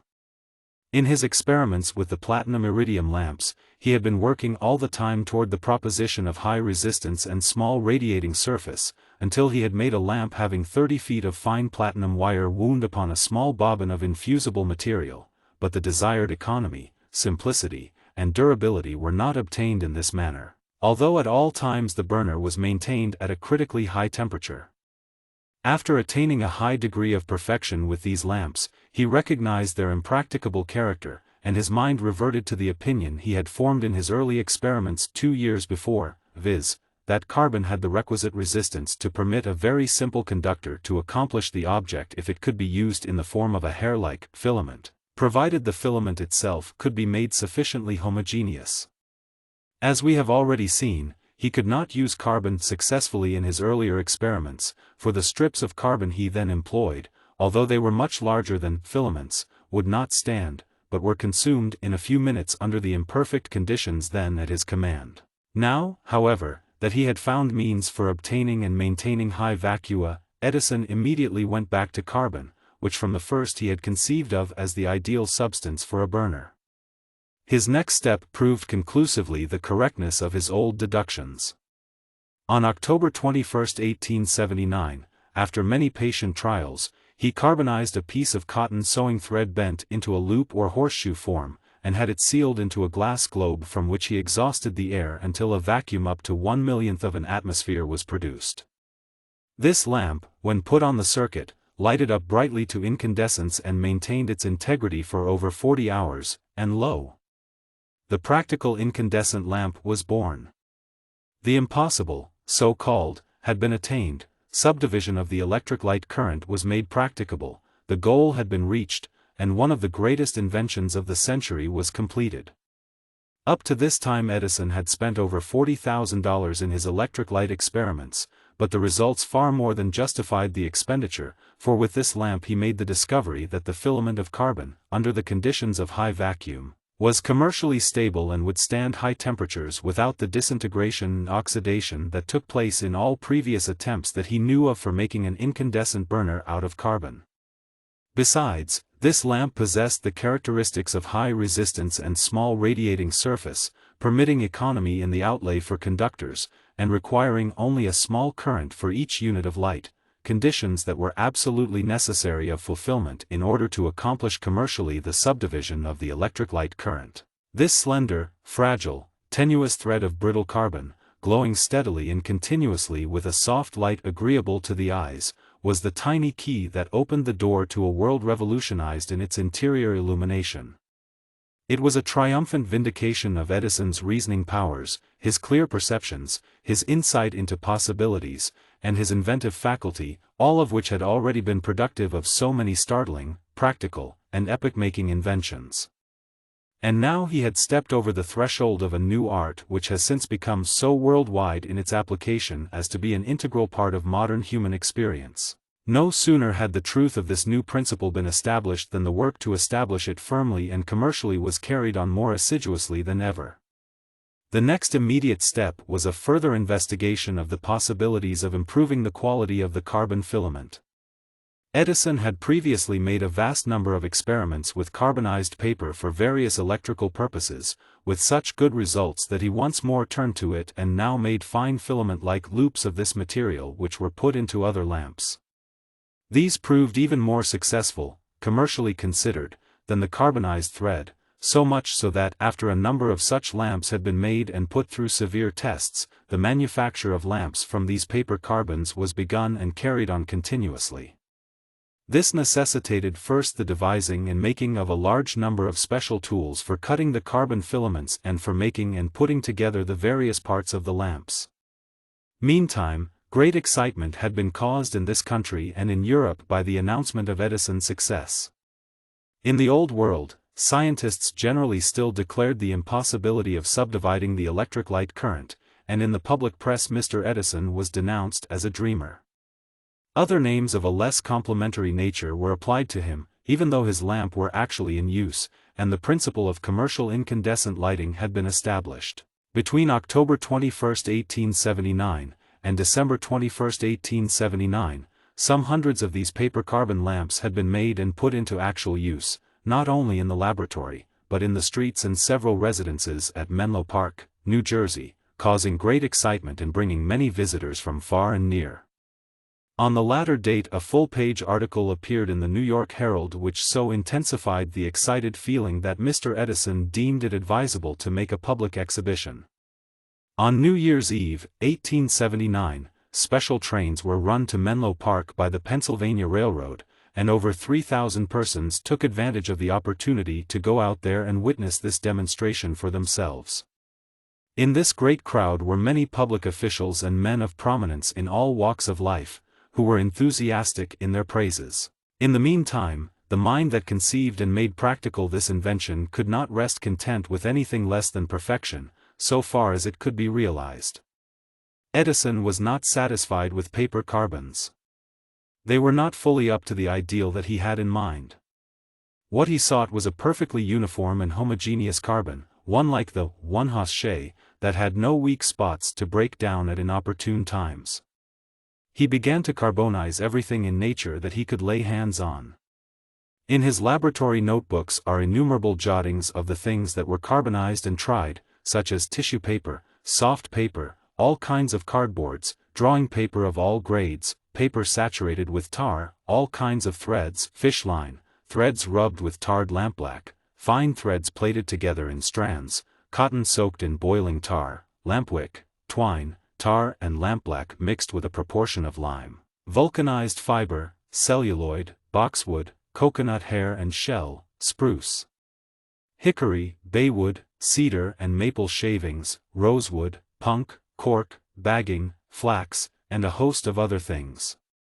He also extended his searches far into the realms of nature in the line of grasses, plants, canes, and similar products, and in these experiments at that time and later he carbonized, made into lamps, and tested no fewer than 6,000 different species of vegetable growths. The reasons for such prodigious research are not apparent on the face of the subject, nor is this the occasion to enter into an explanation, as that alone would be sufficient to fill a fair-sized book. Suffice it to say that Edison's omnivorous reading, keen observation, power of assimilating facts and natural phenomena, and skill in applying the knowledge thus attained to whatever was in hand, now came into full play in determining that the results he desired could only be obtained in certain directions. At this time he was investigating everything with a microscope, and one day in the early part of 1880 he noticed upon a table in the laboratory an ordinary palm leaf fan. He picked it up and, looking it over, observed that it had a binding rim made of bamboo, cut from the outer edge of the cane, a very long strip. He examined this, and then gave it to one of his assistants, telling him to cut it up and get out of it all the filaments he could, carbonize them, put them into lamps, and try them.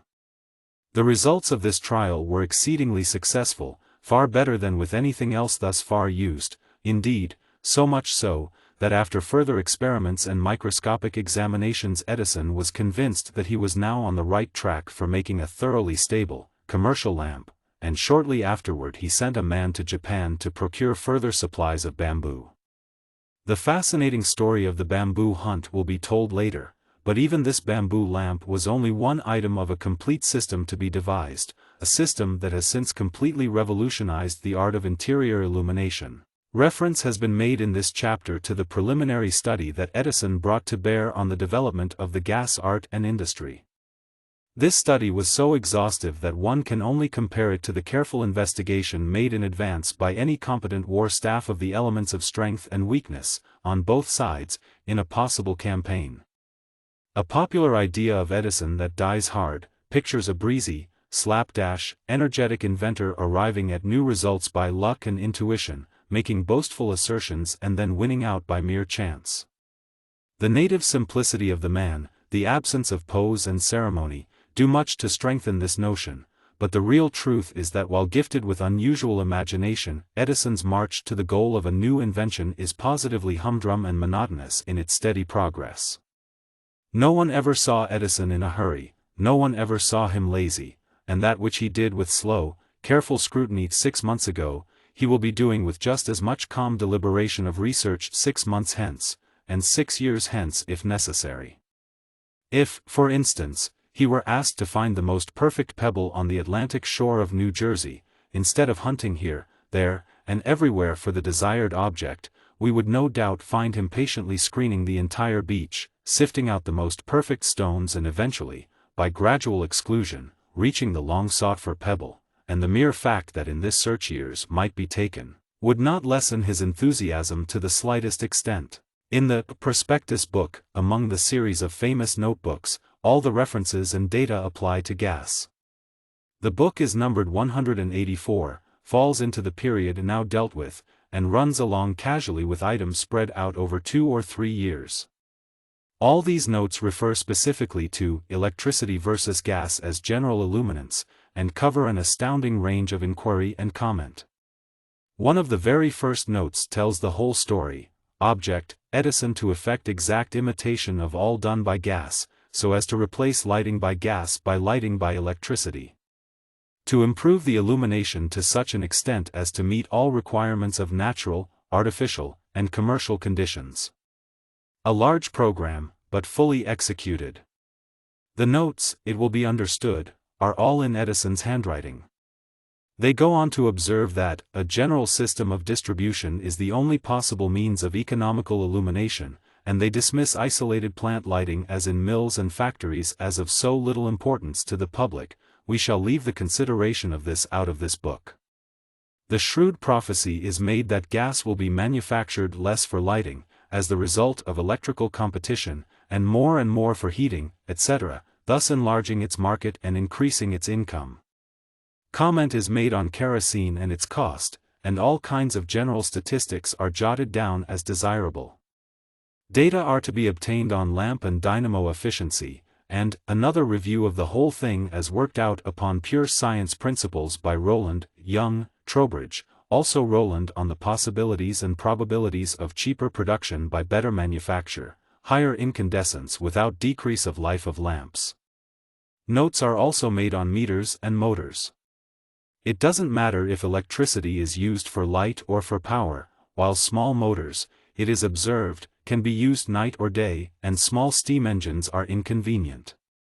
Again the shrewd comment, generally poorest district for light, best for power, thus evening up whole city, the effect of this on investment. It is pointed out that previous inventions failed, necessities for commercial success and accomplishment by Edison. Edison's great effort, not to make a large light or a blinding light, but a small light having the mildness of gas. Curves are then called for of iron and copper investment, also energy line, curves of candle power and electromotive force, curves on motors, graphic representation of the consumption of gas January to December, tables and formulae, representations graphically of what $1 will buy in different kinds of light, table, weight of copper required different distance, 100 ohm lamp, 16 candles, table with curves showing increased economy by larger engine, higher power, etc. There is not much that is dilettante about all this. Note is made of an article in April, 1879, putting the total amount of gas investment in the whole world at that time at $1,500,000,000, which is now, 1910, about the amount of the electric lighting investment in the United States. Incidentally, a note remarks, so unpleasant is the effect of the products of gas that in the new Madison Square Theater every gas jet is ventilated by special tubes to carry away the products of combustion. In short, there is no aspect of the new problem to which Edison failed to apply his acutest powers, and the speed with which the new system was worked out and introduced was simply due to his initial mastery of all the factors in the older art.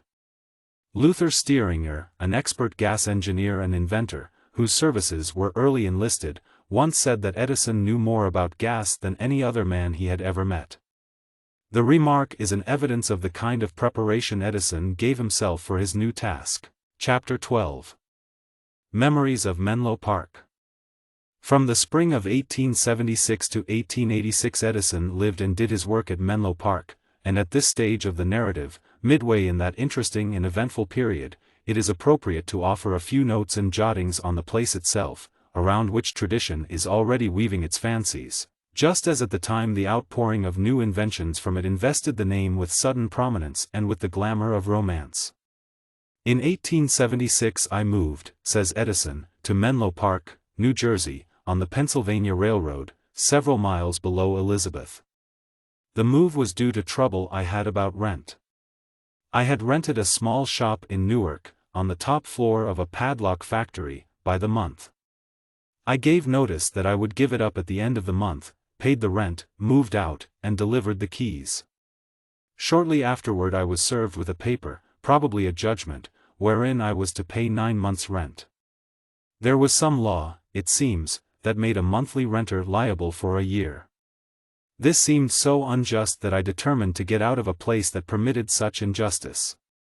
For several Sundays he walked through different parts of New Jersey with 2 of his assistants before he decided on Menlo Park.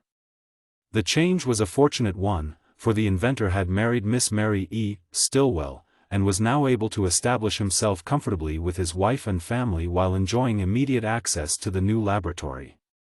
Every moment thus saved was valuable. Today the place and region have gone back to the insignificance from which Edison's genius lifted them so startlingly.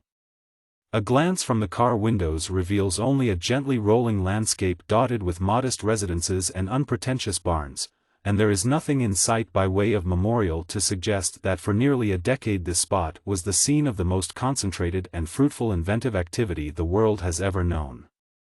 Close to the Menlo Park railway station is a group of gaunt and deserted buildings, shelter of the casual tramp, and slowly crumbling away when not destroyed by the carelessness of some ragged smoker. This silent group of buildings comprises the famous old laboratory and workshops of Mr. Edison, historic as being the birthplace of the carbon transmitter, the phonograph, the incandescent lamp, and the spot where Edison also worked out his systems of electrical distribution, his commercial dynamo, his electric railway, his megaphone, his tachymeter, and many other inventions of greater or lesser degree. Here he continued, moreover, his earlier work on the quadruplex, sextuplex, multiplex, and automatic telegraphs, and did his notable pioneer work in wireless telegraphy. As the reader knows, it had been a master passion with Edison from boyhood up to possess a laboratory, in which with free use of his own time and powers, and with command of abundant material resources, he could wrestle with nature and probe her closest secrets. Thus, from the little cellar at Port Huron, from the scant shelves in a baggage car, from the nooks and corners of dingy telegraph offices, and the grimy little shops in New York and Newark, he had now come to the proud ownership of an establishment to which his favorite word, laboratory, might justly be applied. Here he could experiment to his heart's content and invent on a larger, bolder scale than ever, and he did. Menlo Park was the merest hamlet. Omitting the laboratory structures, it had only about 7 houses, the best looking of which Edison lived in, a place that had a windmill pumping water into a reservoir. One of the stories of the day was that Edison had his front gate so connected with the pumping plant that every visitor as he opened or closed the gate added involuntarily to the supply in the reservoir. 2 or 3 of the houses were occupied by the families of members of the staff, in the others boarders were taken, the laboratory, of course, furnishing all the patrons. Near the railway station was a small saloon kept by an old Scotchman named Davis, where billiards were played in idle moments, and where in the long winter evenings the hot stove was a center of attraction to loungers and storytellers. The truth is that there was very little social life of any kind possible under the strenuous conditions prevailing at the laboratory, where, if anywhere, relaxation was enjoyed at odd intervals of fatigue and waiting.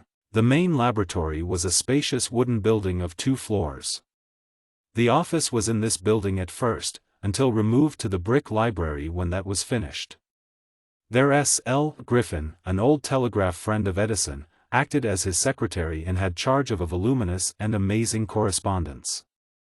The office employees were the Carman brothers and the late John F. Randolph, afterward secretary. According to Mr. Francis Gell, of Budapest, then one of the staff, to whom the writers are indebted for a great deal of valuable data on this period, it was on the upper story of this laboratory that the most important experiments were executed, and where the incandescent lamp was born. This floor consisted of a large hall containing several long tables, upon which could be found all the various instruments, scientific and chemical apparatus that the arts at that time could produce. Books lay promiscuously about, while here and there long lines of bichromate of potash cells could be seen, together with experimental models of ideas that Edison or his assistants were engaged upon.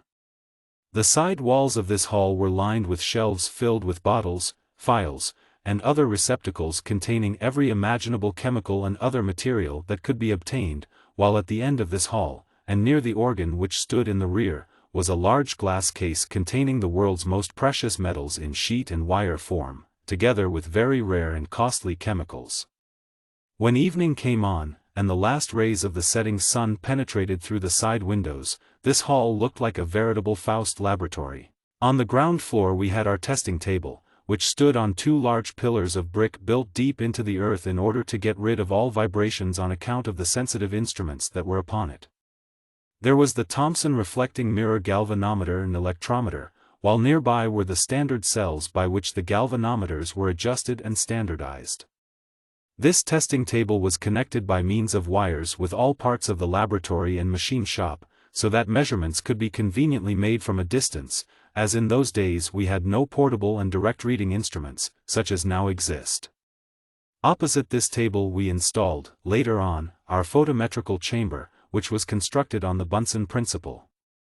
A little way from this table, and separated by a partition, we had the chemical laboratory with its furnaces and stink chambers. Later on another chemical laboratory was installed near the photometer room, and this Dr. A. Haid had charge of. Next to the laboratory in importance was the machine shop, a large and well-lighted building of brick, at one end of which there was the boiler and engine room. This shop contained light and heavy lathes, boring and drilling machines, all kinds of planing machines, in fact, tools of all descriptions, so that any apparatus, however delicate or heavy, could be made and built as might be required by Edison in experimenting. Mr. John Cruacy had charge of this shop, and was assisted by a number of skilled mechanics, notably Johnot, whose deft fingers and quick intuitive grasp of the master's ideas are still in demand under the more recent conditions at the Llewellyn Park Laboratory in Orange. Between the machine shop and the laboratory was a small building of wood used as a carpenter shop, where Tom Logan plied his art. Nearby was the gasoline plant. Before the incandescent lamp was perfected, the only illumination was from gasoline gas, and that was used later for incandescent lamp glass blowing, which was done in another small building on one side of the laboratory. Apparently little or no lighting service was obtained from the Wallace Farmer arc lamps secured from Ansonia, Connecticut. The dynamo was probably needed for Edison's own experiments. On the outskirts of the property was a small building in which lampblack was crudely but carefully manufactured and pressed into very small cakes, for use in the Edison carbon transmitters of that time. The night watchman, Alfred Swanson, took care of this curious plant, which consisted of a battery of petroleum lamps that were forced to burn to the sooting point. During his rounds in the night, Swanson would find time to collect from the chimneys the soot that the lamps gave. It was then weighed out into very small portions, which were pressed into cakes or buttons by means of a hand press. These little cakes were delicately packed away between layers of cotton in small, light boxes and shipped to Bergman in New York, by whom the telephone transmitters were being made. A little later the Edison Electric Railway was built on the confines of the property out through the woods, at first only 1/3 of a mile in length, but reaching ultimately to Pumptown, almost 3 miles away. Mr. Edison's own words may be quoted as to the men with whom he surrounded himself here and upon whose services he depended principally for help in the accomplishment of his aims. In an autobiographical article in the Electrical World of March 5, 1904, he says, "It is interesting to note that in addition to those mentioned above, Charles Batchelor and Frank Upton, I had around me other men who ever since have remained active in the field, such as Messrs. Francis Gell, William J. Hammer, Martin Force, Ludwig K. Bohm, not forgetting that good friend and co-worker, the late John Cruacy.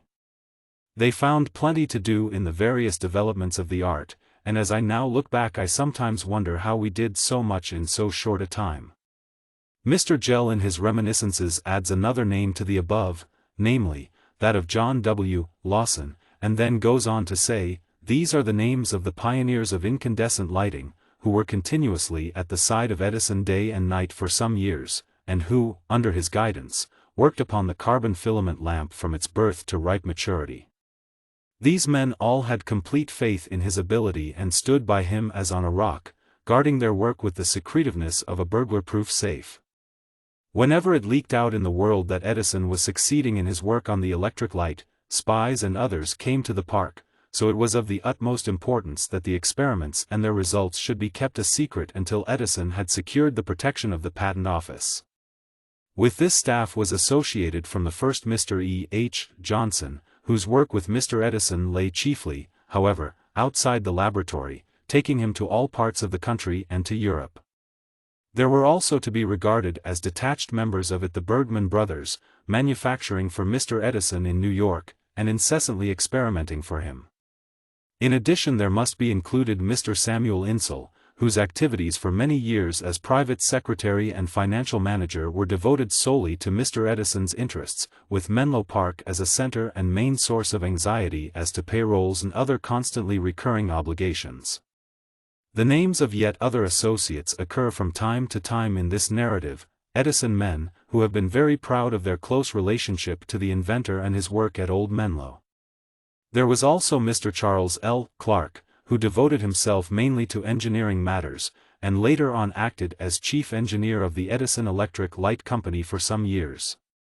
Then there were William Halser and James Hipple, both of whom took an active part in the practical development of the glass-blowing department of the laboratory, and, subsequently, at the first Edison lamp factory at Menlo Park.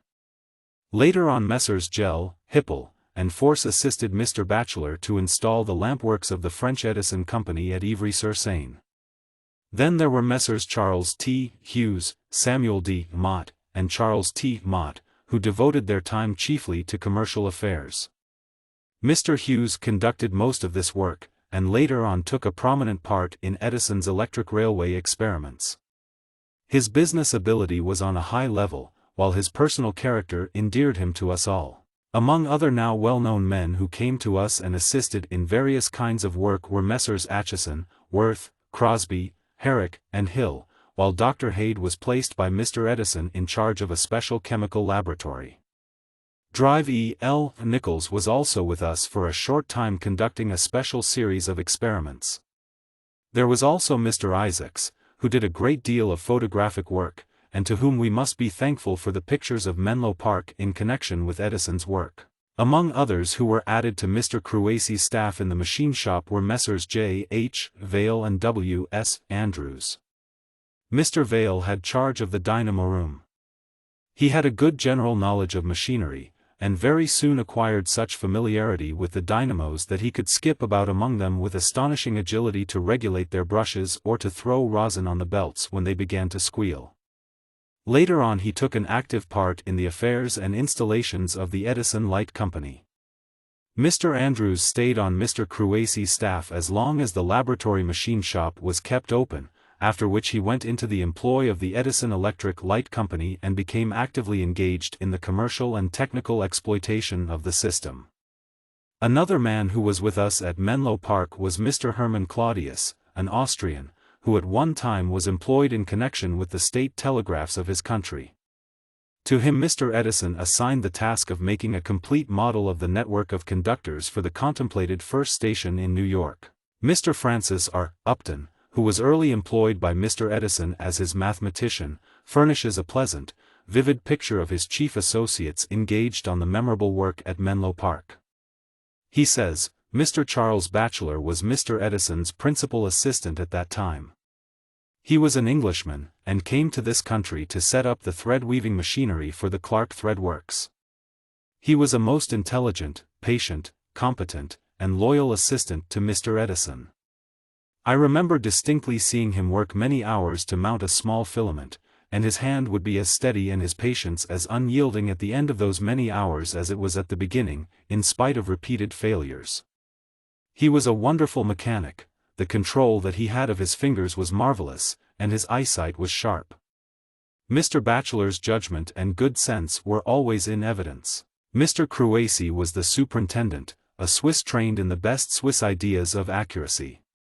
He was a splendid mechanic with a vigorous temper, and wonderful ability to work continuously and to get work out of men. It was an ideal combination, that of Edison, Batchelor, and Cruacy.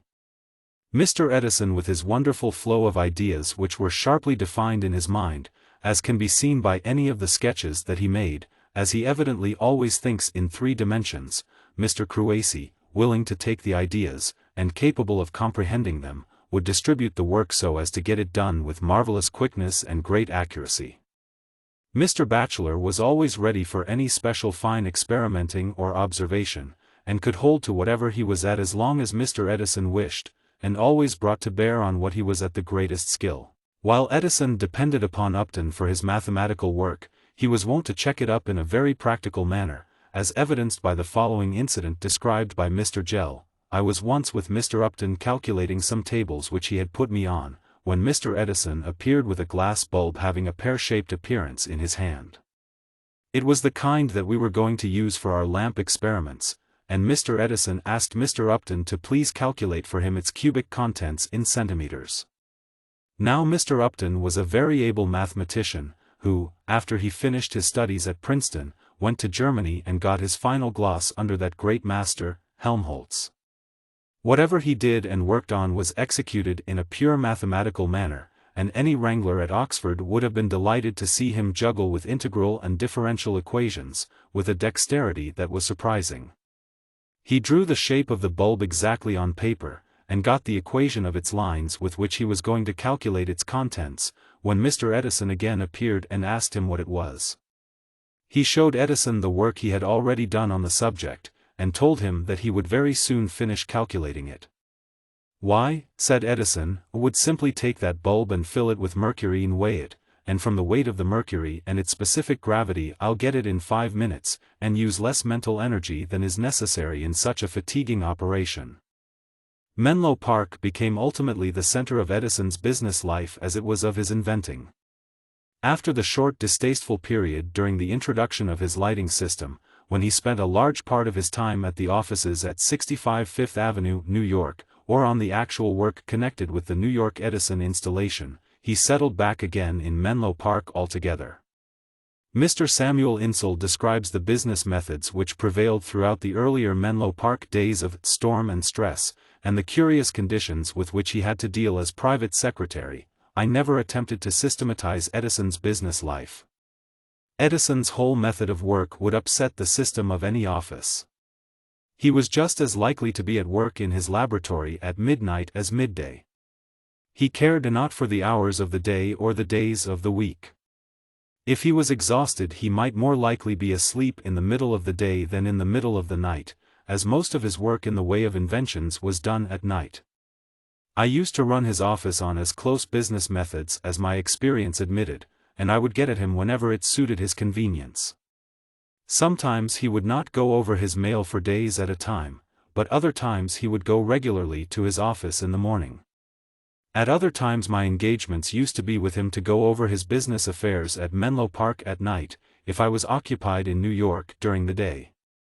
In fact, as a matter of convenience, I used more often to get at him at night, as it left my days free to transact his affairs, and enabled me, probably at a midnight luncheon, to get a few minutes of his time to look over his correspondence and get his directions as to what I should do in some particular negotiation or matter of finance.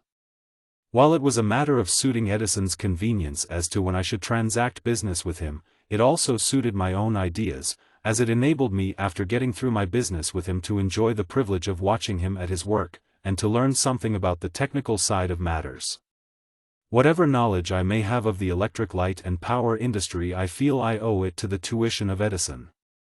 He was about the most willing tutor, and I must confess that he had to be a patient one. Here again occurs the reference to the incessant night work at Menlo Park, a note that is struck in every reminiscence and in every record of the time. But it is not to be inferred that the atmosphere of grim determination and persistent pursuit of the new invention characteristic of this period made life a burden to the small family of laborers associated with Edison. Many a time during the long, weary nights of experimenting, Edison would call a halt for refreshments, which he had ordered always to be sent in when night work was in progress. Everything would be dropped, all present would join in the meal, and the last good story or joke would pass around.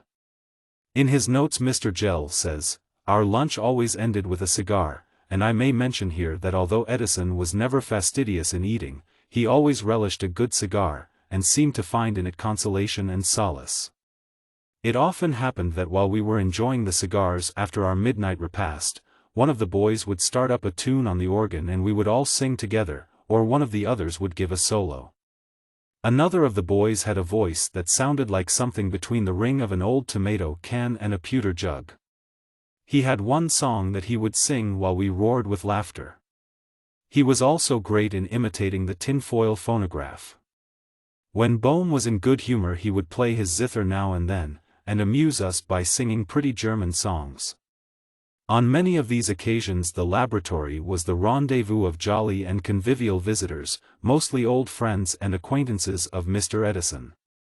Some of the office employees would also drop in once in a while, and as everybody present was always welcome to partake of the midnight meal, we all enjoyed these gatherings.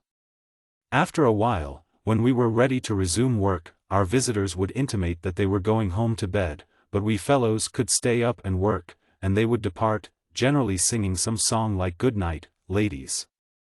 It often happened that when Edison had been working up to 3 or 4 o'clock in the morning, he would lie down on one of the laboratory tables, and with nothing but a couple of books for a pillow, would fall into a sound sleep. He said it did him more good than being in a soft bed, which spoils a man. Some of the laboratory assistants could be seen now and then sleeping on a table in the early morning hours. If their snoring became objectionable to those still at work, the calmer was applied. This machine consisted of a Babbitt soap box without a cover. Upon it was mounted a broad ratchet wheel with a crank, while into the teeth of the wheel there played a stout, elastic slab of wood. The box would be placed on the table where the snorer was sleeping and the crank turned rapidly. The racket thus produced was something terrible, and the sleeper would jump up as though a typhoon had struck the laboratory.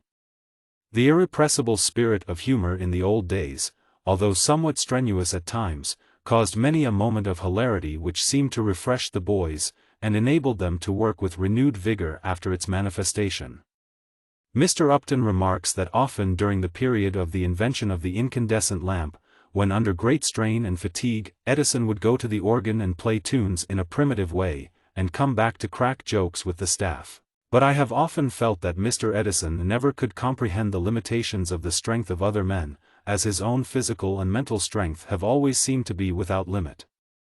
He could work continuously as long as he wished, and had sleep at his command. His sleep was always instant, profound, and restful. He has told me that he never dreamed. I have known Mr. Edison now for 31 years, and feel that he has always kept his mind direct and simple, going straight to the root of troubles. One of the peculiarities I have noticed is that I have never known him to break into a conversation going on around him, and ask what people were talking about. The nearest he would ever come to it was when there had evidently been some story told, and his face would express a desire to join in the laugh, which would immediately invite telling the story to him. Next to those who worked with Edison at the laboratory and were with him constantly at Menlo Park were the visitors, some of whom were his business associates, some of them scientific men, and some of them hero worshippers and curiosity hunters.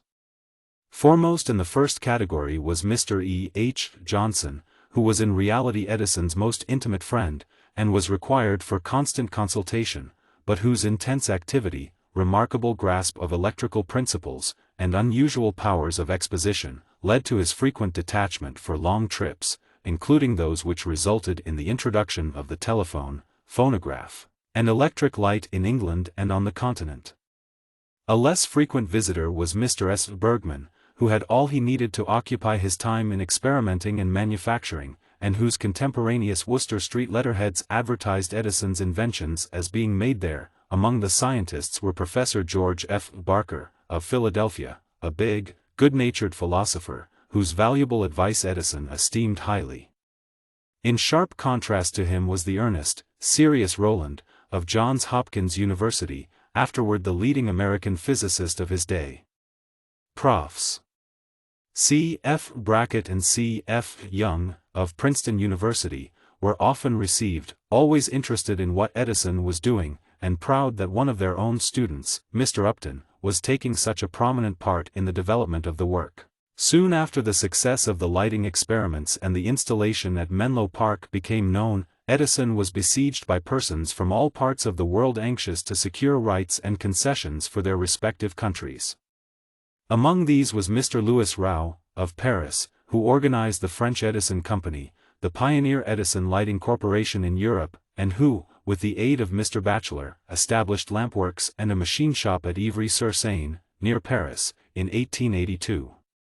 It was there that Mr. Nikola Tesla made his entree into the field of light and power, and began his own career as an inventor, and there also Mr. Etienne Fodor, general manager of the Hungarian General Electric Company at Budapest, received his early training. It was he who erected at Athens the first European Edison station on the now universal three-wire system.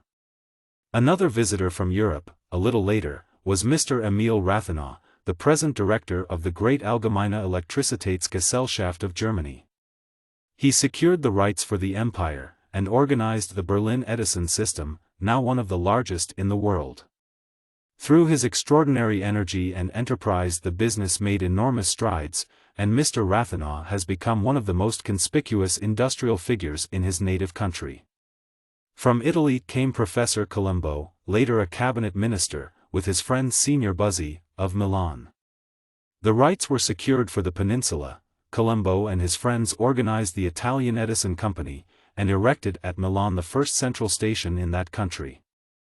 Mr. John W. Leap, Jr., now a vice president of the New York Edison Company, was sent over by Mr. Edison to steer the enterprise technically, and spent 10 years in building it up, with such brilliant success that he was later decorated as Commander of the Order of the Crown of Italy by King Victor. Another young American enlisted into European service was Mr. E. G. Acheson, the inventor of carborundum, who built a number of plants in Italy and France before he returned home.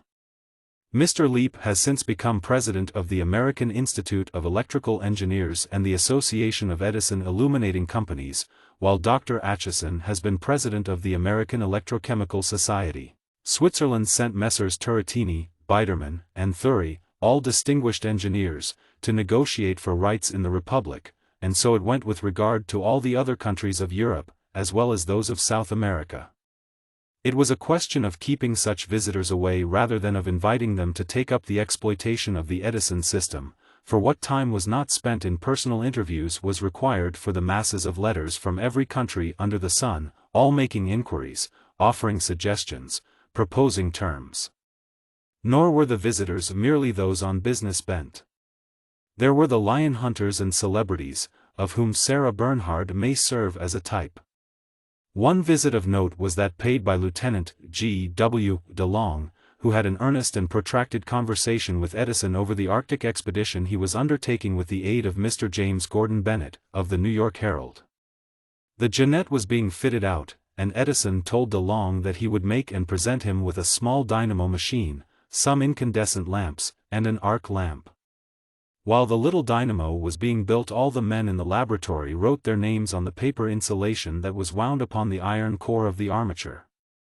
As the Jeannette had no steam engine on board that could be used for the purpose, Edison designed the dynamo so that it could be worked by man-power and told Lieutenant DeLong it would keep the boys warm up in the Arctic, when they generated current with it. The ill-fated ship never returned from her voyage, but went down in the icy waters of the North, there to remain until some future cataclysm of nature, 10,000 years hence, shall reveal the ship and the first marine dynamo as curious relics of a remote civilization. Edison also furnished DeLong with a set of telephones provided with extensible circuits, so that parties on the ice floes could go long distances from the ship and still keep in communication with her. So far as the writers can ascertain, this is the first example of field telephony. Another nautical experiment that he made at this time, suggested probably by the requirements of the Arctic expedition, was a buoy that was floated in New York Harbor, and which contained a small Edison dynamo and 2 or 3 incandescent lamps. The dynamo was driven by the wave or tide motion through intermediate mechanism, and thus the lamps were lit up from time to time, serving as signals. These were the prototypes of the lighted buoys which have since become familiar, as in the channel off Sandy Hook. One notable afternoon was that on which the New York Board of Aldermen took a special train out to Menlo Park to see the lighting system with its conductors underground in operation. The Edison Electric Illuminating Company was applying for a franchise, and the aldermen, for lack of scientific training and specific practical information, were very skeptical on the subject, as indeed they might well be. Mr. Edison demonstrated personally the details and merits of the system to them. The voltage was increased to a higher pressure than usual, and all the incandescent lamps at Menlo Park did their best to win the approbation of the New York City fathers. After Edison had finished exhibiting all the good points of his system, he conducted his guests upstairs in the laboratory, where a long table was spread with the best things that one of the most prominent New York caterers could furnish. The laboratory witnessed high times that night, for all were in the best of humor, and many a bottle was drained in toasting the health of Edison and the aldermen. This was one of the extremely rare occasions on which Edison has addressed an audience, but the stake was worth the effort. The representatives of New York could with justice drink the health of the young inventor, whose system is one of the greatest boons the city has ever had conferred upon it. Among other frequent visitors was Mr. Edison's father, one of those amiable, patriarchal characters with a Horace Greeley beard, typical Americans of the old school, who would sometimes come into the laboratory with his 2 grandchildren, a little boy and girl called Dash and Dot. He preferred to sit and watch his brilliant son at work, with an expression of satisfaction on his face that indicated a sense of happiness and content that his boy, born in that distant, humble home in Ohio, had risen to fame and brought such honor upon the name. It was, indeed, a pathetic sight to see a father venerate his son as the elder Edison did. Not less at home was Mr. Mackenzie, the empty Clemens station agent, the life of whose child Edison had saved when a train newsboy. The old Scotchman was one of the innocent, chartered libertines of the place, with an unlimited stock of good jokes and stories, but seldom of any practical use. On one occasion, however, when everything possible and impossible under the sun was being carbonized for lamp filaments, he allowed a handful of his bushy red beard to be taken for the purpose, and his laugh was the loudest when the Edison Mackenzie hair lamps were brought up to incandescence, their richness in red rays being slyly attributed to the nature of the filamentary material. Oddly enough, a few years later, some inventor actually took out a patent for making incandescent lamps with carbonized hair for filaments. Yet other visitors again haunted the place, and with the following reminiscence of one of them, from Mr. Edison himself, this part of the chapter must close. at Menlo Park one cold winter night there came into the laboratory a strange man in a most pitiful condition. He was nearly frozen, and he asked if he might sit by the stove. In a few moments he asked for the head man, and I was brought forward. He had a head of abnormal size, with highly intellectual features and a very small and emaciated body. He said he was suffering very much, and asked if I had any morphine. As I had about everything in chemistry that could be bought, I told him I had. He requested that I give him some, so I got the morphine sulfate. He poured out enough to kill 2 men, when I told him that we didn't keep a hotel for suicides, and he had better cut the quantity down. He then bared his legs and arms, and they were literally pitted with scars, due to the use of hypodermic syringes. He said he had taken it for years, and it required a big dose to have any effect. I let him go ahead. In a short while he seemed like another man and began to tell stories, and there were about 50 of us who sat around listening until morning. He was a man of great intelligence and education. He said he was a Jew, but there was no distinctive feature to verify this assertion. He continued to stay around until he finished every combination of morphine with an acid that I had, probably 10 ounces all told. Then he asked if he could have strychnine. I had an ounce of the sulfate. He took enough to kill a horse, and asserted it had as good an effect as morphine. When this was gone, the only thing I had left was a chunk of crude opium, perhaps 2 or 3 pounds. He chewed this up and disappeared. I was greatly disappointed, because I would have laid in another stock of morphine to keep him at the laboratory. About a week afterward he was found dead in a barn at Perth Amboy. Returning to the work itself, note of which has already been made in this and preceding chapters, we find an interesting and unique reminiscence in Mr. Gell's notes of the reversion to carbon as a filament in the lamps, following an exhibition of metallic filament lamps given in the spring of 1879 to the men in the syndicate advancing the funds for these experiments. They came to Menlo Park on a late afternoon train from New York. It was already dark when they were conducted into the machine shop, where we had several platinum lamps installed in series. When Edison had finished explaining the principles and details of the lamp, he asked Cruacy to let the dynamo machine run. It was of the Graham type, as our first dynamo of the Edison design was not yet finished. Edison then ordered the juice to be turned on slowly. Today I can see those lamps rising to a cherry red, like glowbugs, and hear Mr. Edison saying, "A little more juice," and the lamps began to glow. "A little more," is the command again, and then one of the lamps emits for an instant a light like a star in the distance, after which there is an eruption and a puff, and the machine shop is in total darkness. We knew instantly which lamp had failed, and Batchelor replaced that by a good one, having a few in reserve nearby. The operation was repeated 2 or 3 times with about the same results, after which the party went into the library until it was time to catch the train for New York. Such an exhibition was decidedly discouraging, and it was not a jubilant party that returned to New York, but, that night Edison remained in the laboratory meditating upon the results that the platinum lamp had given so far. I was engaged reading a book near a table in the front, while Edison was seated in a chair by a table near the organ. With his head turned downward, and that conspicuous lock of hair hanging loosely on one side, he looked like Napoleon in the celebrated picture, on the eve of a great battle.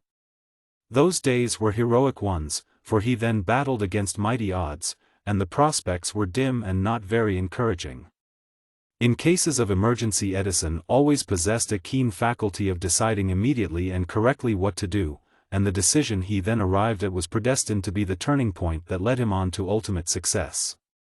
After that exhibition we had a house cleaning at the laboratory, and the metallic filament lamps were stored away, while preparations were made for our experiments on carbon lamps. Thus the work went on. Menlo Park has hitherto been associated in the public thought with the telephone, phonograph, and incandescent lamp, but it was there, equally, that the Edison dynamo and system of distribution were created and applied to their specific purposes. While all this study of a possible lamp was going on, Mr. Upton was busy calculating the economy of the multiple arc system, and making a great many tables to determine what resistance a lamp should have for the best results, and at what point the proposed general system would fall off in economy when the lamps were of the lower resistance that was then generally assumed to be necessary.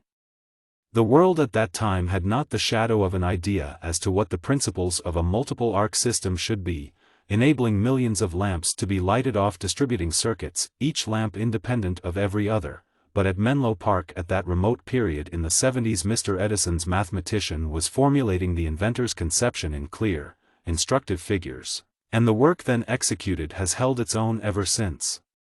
From the beginning of his experiments on electric light, Mr. Edison had a well-defined idea of producing not only a practicable lamp, but also a system of commercial electric lighting.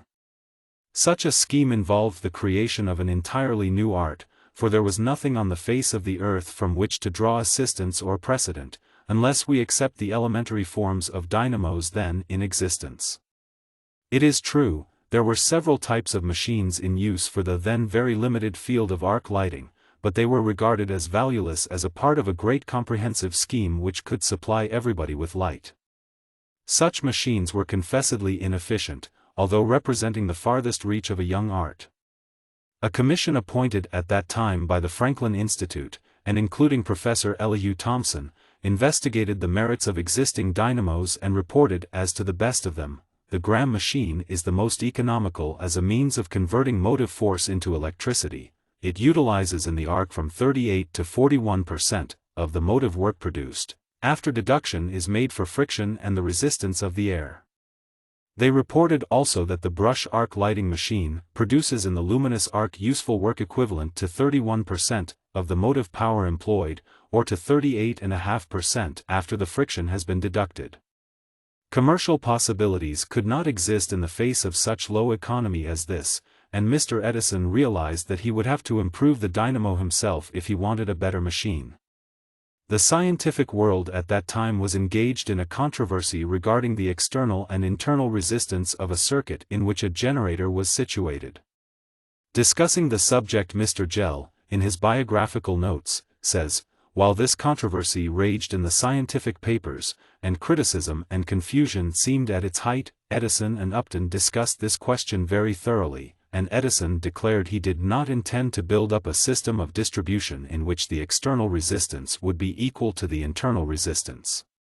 He said he was just about going to do the opposite. He wanted a large external resistance and a low internal one. He said he wanted to sell the energy outside of the station and not waste it in the dynamo and conductors, where it brought no profits." In these later days, when these ideas of Edison are used as common property, and are applied in every modern system of distribution, it is astonishing to remember that when they were propounded they met with most vehement antagonism from the world at large. Edison, familiar with batteries in telegraphy, could not bring himself to believe that any substitute generator of electrical energy could be efficient that used up half its own possible output before doing an equal amount of outside work. Undaunted by the dicta of contemporaneous science, Mr. Edison attacked the dynamo problem with his accustomed vigor and thoroughness. He chose the drum form for his armature, and experimented with different kinds of iron. Cores were made of cast iron, others of forged iron, and still others of sheets of iron of various thicknesses separated from each other by paper or paint. These cores were then allowed to run in an excited field, and after a given time their temperature was measured and noted.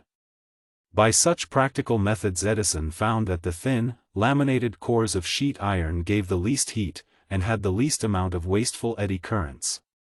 His experiments and ideas on magnetism at that period were far in advance of the time.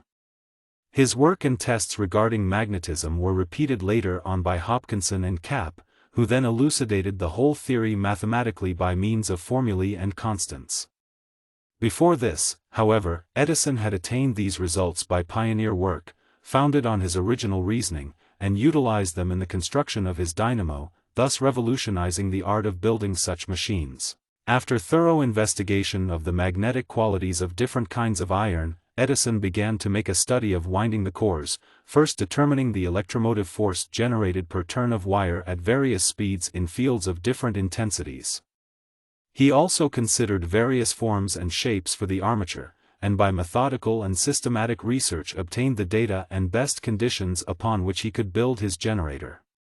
In the field magnets of his dynamo he constructed the cores and yoke of forged iron having a very large cross-section, which was a new thing in those days.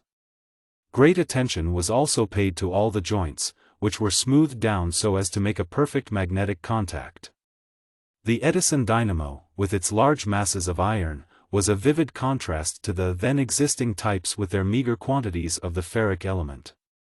Edison also made tests on his field magnets by slowly raising the strength of the exciting current, so that he obtained figures similar to those shown by a magnetic curve, and in this way found where saturation commenced, and where it was useless to expend more current on the field. If he had asked Upton at the time to formulate the results of his work in this direction, for publication, he would have anticipated the historic work on magnetism that was executed by the two other investigators, Hopkinson and Kapp, later on. The laboratory notebooks of the period bear abundant evidence of the systematic and searching nature of these experiments and investigations, in the hundreds of pages of notes, sketches, calculations, and tables made at the time by Edison, Upton, Batchelor, Gell, and by others who from time to time were entrusted with special experiments to elucidate some particular point. Mr. Gell says, the experiments on armature winding were also very interesting. Edison had a number of small wooden cores made, at both ends of which we inserted little brass nails, and we wound the wooden cores with twine as if it were wire on an armature. In this way we studied armature winding, and had matches where each of us had a core, while bets were made as to who would be the first to finish properly and correctly a certain kind of winding. Care had to be taken that the wound core corresponded to the direction of the current, supposing it were placed in a field and revolved. After Edison had decided this question, Upton made drawings and tables from which the real armatures were wound and connected to the commutator. To a student of today all this seems simple, but in those days the art of constructing dynamos was about as dark as air navigation is at present. Edison also improved the armature by dividing it and the commutator into a far greater number of sections than up to that time had been the practice. He was also the first to use mica in insulating the commutator sections from each other. In the meantime, during the progress of the investigations on the dynamo, word had gone out to the world that Edison expected to invent a generator of greater efficiency than any that existed at the time. Again he was assailed and ridiculed by the technical press, for had not the foremost electricians and physicists of Europe and America worked for years on the production of dynamos and arc lamps as they then existed? Even though this young man at Menlo Park had done some wonderful things for telegraphy and telephony, even if he had recorded and reproduced human speech, he had his limitations, and could not upset the settled dictum of science that the internal resistance must equal the external resistance. Such was the trend of public opinion at the time, but after Mr. Cruacy had finished the first practical dynamo, and after Mr. Upton had tested it thoroughly and verified his figures and results several times, for he also was surprised, Edison was able to tell the world that he had made a generator giving an efficiency of 90%. 90% as against 40% was a mighty hit, and the world would not believe it. Criticism and argument were again at their height, while Upton, as Edison's duelist, was kept busy replying to private and public challenges of the fact. The tremendous progress of the world in the last quarter of a century, owing to the revolution caused by the all-conquering march of heavy current engineering, is the outcome of Edison's work at Menlo Park that raised the efficiency of the dynamo from 40% to 90%. Mr. Upton sums it all up very precisely in his remarks upon this period. What has now been made clear by accurate nomenclature was then very foggy in the textbooks. Mr. Edison had completely grasped the effect of subdivision of circuits, and the influence of wires leading to such subdivisions, when it was most difficult to express what he knew in technical language. I remember distinctly when Mr. Edison gave me the problem of placing a motor in circuit in multiple arc with a fixed resistance, and I had to work out the problem entirely, as I could find no prior solution. There was nothing I could find bearing upon the counter-electromotive force of the armature, and the effect of the resistance of the armature on the work given out by the armature. It was a wonderful experience to have problems given me out of the intuitions of a great mind, based on enormous experience in practical work, and applying to new lines of progress. One of the main impressions left upon me after knowing Mr. Edison for many years is the marvelous accuracy of his guesses. He will see the general nature of a result long before it can be reached by mathematical calculation. His greatness was always to be clearly seen when difficulties arose. They always made him cheerful, and started him thinking, and very soon would come a line of suggestions which would not end until the difficulty was met and overcome, or found insurmountable. I have often felt that Mr. Edison got himself purposely into trouble by premature publications and otherwise, so that he would have a full incentive to get himself out of the trouble. This chapter may well end with a statement from Mr. Gell, shrewd and observant, as a participator in all the early work of the development of the Edison lighting system. Those who were gathered around him in the old Menlo Park laboratory enjoyed his confidence, and he theirs. Nor was this confidence ever abused. He was respected with a respect which only great men can obtain, and he never showed by any word or act that he was their employer in a sense that would hurt the feelings, as is often the case in the ordinary course of business life. He conversed, argued, and disputed with us all as if he were a colleague on the same footing. It was his winning ways and manners that attached us all so loyally to his side, and made us ever ready with a boundless devotion to execute any request or desire. Thus does a great magnet, run through a heap of sand and filings, exert its lines of force and attract irresistibly to itself the iron and steel particles that are its affinity, and having sifted them out, leaving the useless dust behind, hold them to itself with responsive tenacity. Chapter 13. A World Hunt for Filament Material. In writing about the old experimenting days at Menlo Park, Mr. F. R. Upton says, Edison's day is 24 hours long, for he has always worked whenever there was anything to do, whether day or night, and carried a force of night workers, so that his experiments could go on continually. If he wanted material, he always made it a principle to have it at once, and never hesitated to use special messengers to get it. I remember in the early days of the electric light he wanted a mercury pump for exhausting the lamps. He sent me to Princeton to get it. I got back to Metuchen late in the day, and had to carry the pump over to the laboratory on my back that evening, set it up, and work all night and the next day getting results. This characteristic principle of obtaining desired material in the quickest and most positive way manifested itself in the search that Edison instituted for the best kind of bamboo for lamp filaments, immediately after the discovery related in a preceding chapter. It is doubtful whether, in the annals of scientific research and experiment, there is anything quite analogous to the story of this search and the various expeditions that went out from the Edison laboratory in 1880 and subsequent years, to scour the earth for a material so apparently simple as a homogeneous strip of bamboo, or other similar fiber. Prolonged and exhaustive experiment, microscopic examination, and an intimate knowledge of the nature of wood and plant fibers, however, had led Edison to the conclusion that bamboo or similar fibrous filaments were more suitable than anything else then known for commercial incandescent lamps, and he wanted the most perfect for that purpose. Hence, the quickest way was to search the tropics until the proper material was found.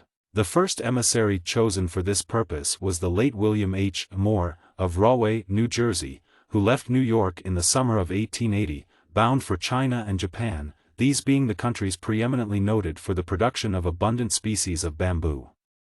On arrival in the East he quickly left the cities behind and proceeded into the interior, extending his search far into the more remote country districts, collecting specimens on his way, and devoting much time to the study of the bamboo, and in roughly testing the relative value of its fiber in canes of 1, 2, 3, 4, and 5-year growths.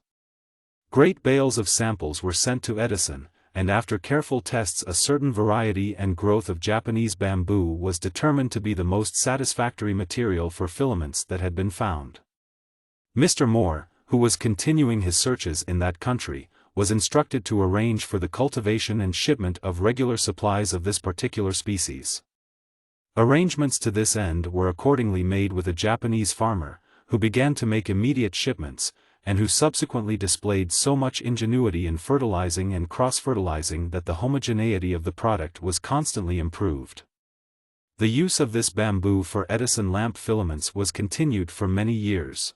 Although Mr. Moore did not meet with the exciting adventures of some subsequent explorers, he encountered numerous difficulties and novel experiences in his many months of travel through the hinterland of Japan and China. The attitude toward foreigners 30 years ago was not as friendly as it has since become, but Edison, as usual, had made a happy choice of messengers, as Mr. Moore's good nature and diplomacy attested. These qualities, together with his persistence and perseverance and faculty of intelligent discrimination in the matter of fibers, helped to make his mission successful, and gave to him the honor of being the one who found the bamboo which was adopted for use as filaments in commercial Edison lamps. Although Edison had satisfied himself that bamboo furnished the most desirable material thus far discovered for incandescent lamp filaments, he felt that in some part of the world there might be found a natural product of the same general character that would furnish a still more perfect and homogeneous material. In his study of this subject, and during the prosecution of vigorous and searching inquiries in various directions, he learned that Mr. John C. Bronner, then residing in Brooklyn, New York, had an expert knowledge of indigenous plants of the particular kind desired. During the course of a geological survey which he had made for the Brazilian government, Mr. Bronner had examined closely the various species of palms which grow plentifully in that country, and of them there was one whose fibers he thought would be just what Edison wanted. Accordingly, Mr. Bronner was sent for and dispatched to Brazil in December, 1880, to search for and send samples of this and such other palms, fibers, grasses, and canes as, in his judgment, would be suitable for the experiments then being carried on at Menlo Park. Landing at Para, he crossed over into the Amazonian province, and thence proceeded through the heart of the country, making his way by canoe on the rivers and their tributaries, and by foot into the forests and marshes of a vast and almost untrodden wilderness. In this manner Mr. Bronner traversed about 2,000 miles of the comparatively unknown interior of southern Brazil, and procured a large variety of fibrous specimens, which he shipped to Edison a few months later. When these fibers arrived in the United States they were carefully tested and a few of them found suitable but not superior to the Japanese bamboo, which was then being exclusively used in the manufacture of commercial Edison lamps.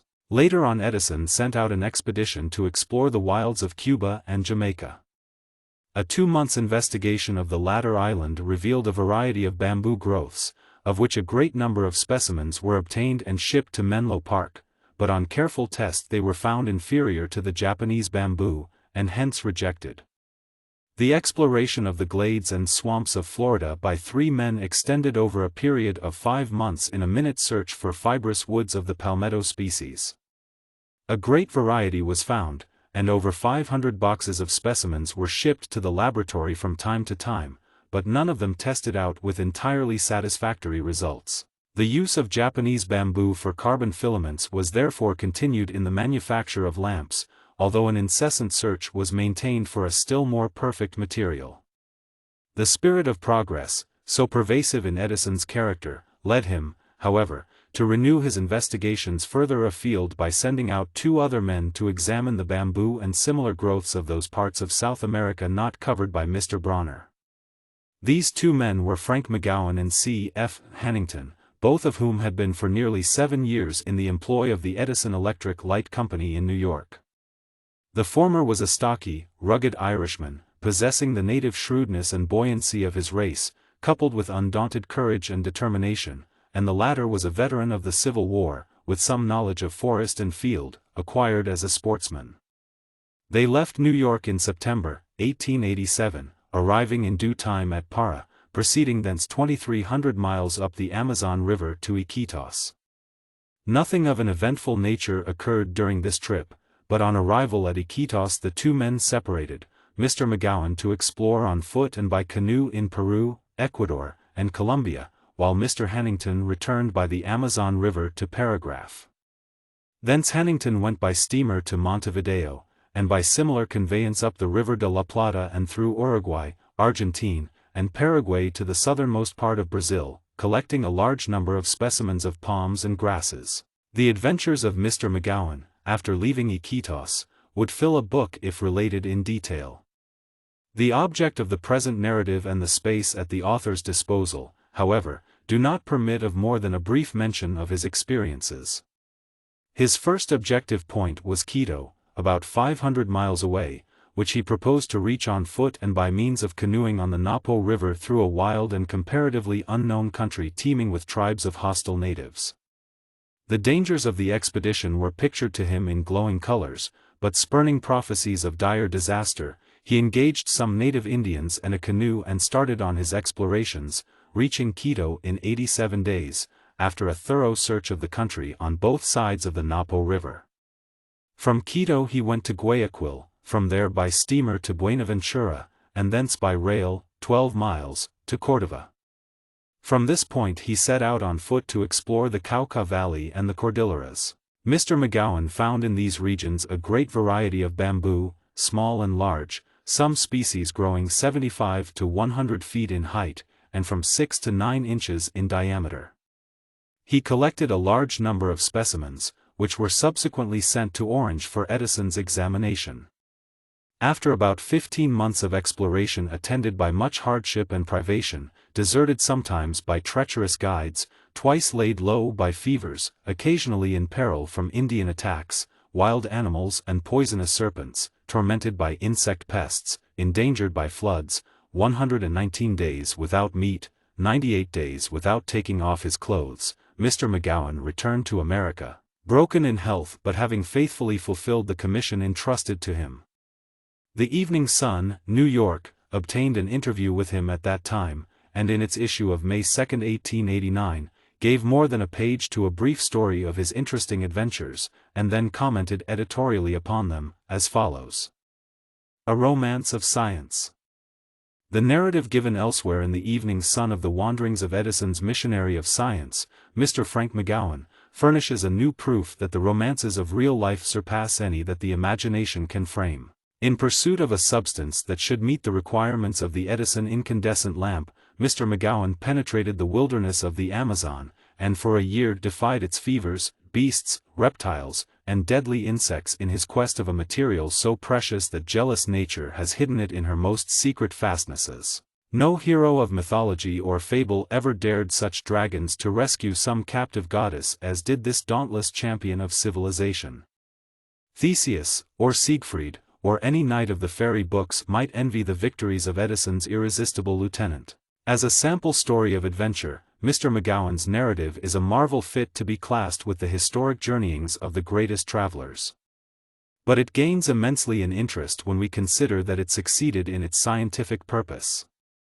The mysterious bamboo was discovered, and large quantities of it were procured and brought to the wizard's laboratory, there to suffer another wondrous change and then to light up our pleasure haunts and our homes with a gentle radiance. A further, though rather sad, interest attaches to the McGowan story, for only a short time had elapsed after his return to America when he disappeared suddenly and mysteriously, and in spite of long-continued and strenuous efforts to obtain some light on the subject, no clue or trace of him was ever found. He was a favorite among the Edison old-timers, and his memory is still cherished, for when some of the boys happen to get together, as they occasionally do, someone is almost sure to wonder what became of poor Mac. He was last seen at Mookin's famous old French restaurant on Fulton Street, New York, where he lunched with one of the authors of this book and the late Luther Stieringer. He sat with them for 2 or 3 hours discussing his wonderful trip, and telling some fascinating stories of adventure. Then the party separated at the end street door of the restaurant, after making plans to secure the narrative in more detailed form for subsequent use, and McGowan has not been seen from that hour to this. The trail of the explorer was more instantly lost in New York than in the vast recesses of the Amazon swamps. The next and last explorer whom Edison sent out in search of natural fibers was Mr. James Rickalton, of Maplewood, New Jersey, a school principal, a well-known traveler, and an ardent student of natural science. Mr. Rickalton's own story of his memorable expedition is so interesting as to be worthy of repetition here. A village schoolmaster is not unaccustomed to door rappings, for the steps of belligerent mothers are often thitherward bent seeking redress for conjured wrongs to their darling boobies. It was a bewildering moment, therefore, to the Maplewood teacher when, in answering a rap at the door one afternoon, he found, instead of an irate mother, a messenger from the laboratory of the world's greatest inventor bearing a letter requesting an audience a few hours later. Being the teacher to whom reference is made, I am now quite willing to confess that for the remainder of that afternoon, less than a problem in Euclid would have been sufficient to disqualify me for the remaining scholastic duties of the hour. I felt it, of course, to be no small honor for a humble teacher to be called to the sanctum of Thomas A. Edison. The letter, however, gave no intimation of the nature of the object for which I had been invited to appear before Mr. Edison. When I was presented to Mr. Edison, his way of setting forth the mission he had designated for me was characteristic of how a great mind conceives vast undertakings and commands great things in few words. At this time Mr. Edison had discovered that the fiber of a certain bamboo afforded a very desirable carbon for the electric lamp, and the variety of bamboo used was a product of Japan. It was his belief that in other parts of the world other and superior varieties might be found, and to that end he had dispatched explorers to bamboo regions in the valleys of the great South American rivers, where specimens were found of extraordinary quality, but the locality in which these specimens were found was lost in the limitless reaches of those great river bottoms. The great necessity for more durable carbons became a desideratum so urgent that the tireless inventor decided to commission another explorer to search the tropical jungles of the Orient. This brings me then to the first meeting of Edison, when he set forth substantially as follows, as I remember it 20 years ago, the purpose for which he had called me from my scholastic duties. With a quizzical gleam in his eye, he said, "I want a man to ransack all the tropical jungles of the East to find a better fiber for my lamp. I expect it to be found in the palm or bamboo family. How would you like that job?" Suiting my reply to his love of brevity and dispatch, I said, "That would suit me." "Can you go tomorrow?" was his next question. "Well, Mr. Edison, I must first of all get a leave of absence from my Board of Education, and assist the board to secure a substitute for the time of my absence." "How long will it take, Mr. Edison?" "How can I tell? Maybe 6 months, and maybe 5 years, no matter how long, find it." He continued, "I sent a man to South America to find what I want. He found it, but lost the place where he found it, so he might as well never have found it at all." Hurried I was enjoined to proceed forthwith to court the Board of Education for a leave of absence, which I did successfully, the board considering that a call so important and honorary was entitled to their unqualified favor, which they generously granted. I reported to Mr. Edison on the following day, when he instructed me to come to the laboratory at once to learn all the details of drawing and carbonizing fibers, which it would be necessary to do in the Oriental jungles. This I did, and, in the meantime, a set of suitable tools for this purpose had been ordered to be made in the laboratory. As soon as I learned my new trade, which I accomplished in a few days, Mr. Edison directed me to the library of the laboratory to occupy a few days in studying the geography of the Orient and, particularly, in drawing maps of the tributaries of the Ganges, the Irrawaddy, and the Brahmaputra rivers, and other regions which I expected to explore. It was while thus engaged that Mr. Edison came to me one day and said, "If you will go up to the house, his palatial home not far away, and look behind the sofa in the library, you will find a joint of bamboo, a specimen of that found in South America. Bring it down and make a study of it. If you find something equal to that I will be satisfied." At the home I was guided to the library by an Irish servant woman, to whom I communicated my knowledge of the definite locality of the sample joint. She plunged her arm, bare and herculean, behind the aforementioned sofa, and holding aloft a section of wood, called out in a mood of discovery, "Is that it?"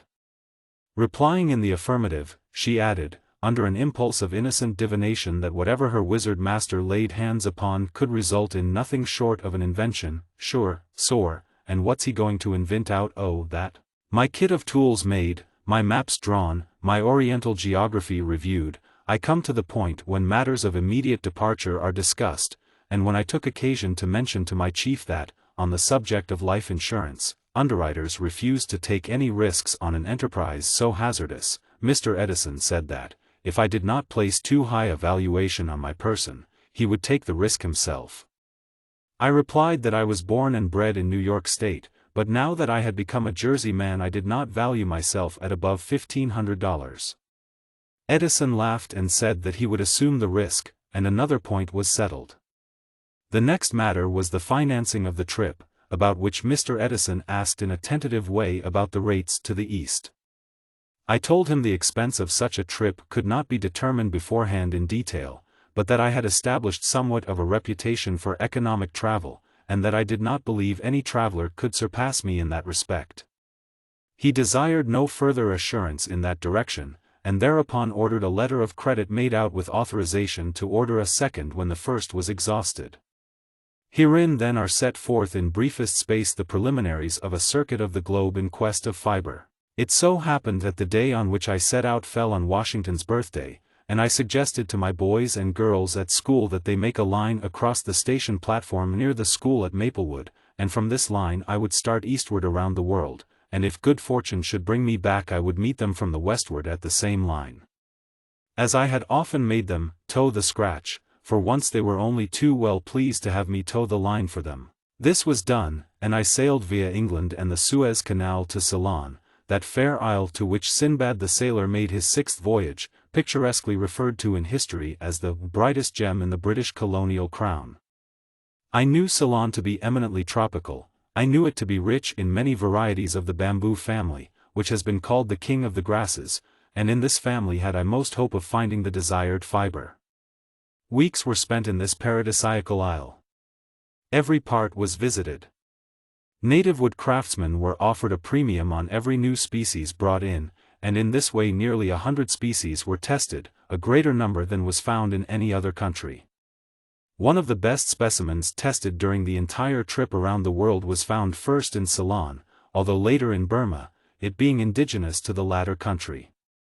It is a gigantic treegrass or reed growing in clumps of from 1 to 200, often 12 inches in diameter, and 150 feet high, and known as the giant bamboo, Bambusa gigantea.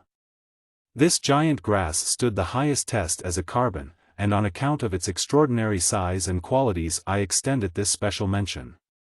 With others who have given much attention to this remarkable reed, I believe that in its manifold uses the bamboo is the world's greatest dendral benefactor. From Ceylon I proceeded to India, touching the great peninsula first at Cape Comorin, and continuing northward by way of Pondicherry, Madura, and Madras, and thence to the tableland of Bangalore and the Western Ghats, testing many kinds of wood at every point, but particularly the palm and bamboo families. From the range of the Western Ghats I went to Bombay and then north by the way of Delhi to Simla, the summer capital of the Himalayas, thence again northward to the headwaters of the Sutlej River, testing everywhere on my way everything likely to afford the desired carbon. On returning from the mountains I followed the valleys of the Jumna and the Ganges to Calcutta, whence I again ascended the sub-Himalayas to Darjeeling, where the numerous river bottoms were sprinkled plentifully with many varieties of bamboo, from the larger sizes to dwarfed species covering the mountain slopes, and not longer than the grass of meadows. Again descending to the plains I passed eastward to the Brahmaputra River, which I ascended to the foothills in Assam, but finding nothing of superior quality in all this northern region I returned to Calcutta and sailed thence to Rangoon, in Burma, and there, finding no samples giving more excellent tests in the lower reaches of the Irrawaddy, I ascended that river to Mandalay, where, through Burmese bamboo wiseacres, I gathered in from round about and tested all that the unusually rich Burmese flora could furnish.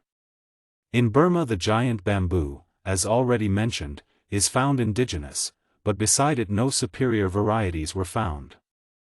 Samples tested at several points on the Malay Peninsula showed no new species, except at a point north of Singapore, where I found a species large and heavy which gave a test nearly equal to that of the giant bamboo in Ceylon. After completing the Malay Peninsula I had planned to visit Java and Borneo, but having found in the Malay Peninsula and in Ceylon a bamboo fiber which averaged a test from 1 to 200% better than that in use at the lamp factory, I decided it was unnecessary to visit these countries or New Guinea, as my Eureka had already been established, and that I would therefore set forth over the return hemisphere, searching China and Japan on the way. The rivers in southern China brought down to Canton bamboos of many species, where this wondrously utilitarian reed enters very largely into the industrial life of that people, and not merely into the industrial life, but even into the culinary arts, for bamboo sprouts are a universal vegetable in China, but among all the bamboos of China I found none of super excellence in carbonizing qualities. Japan came next in the succession of countries to be explored, but there the work was much simplified, from the fact that the Tokyo Museum contains a complete classified collection of all the different species in the empire, and their samples could be obtained and tested.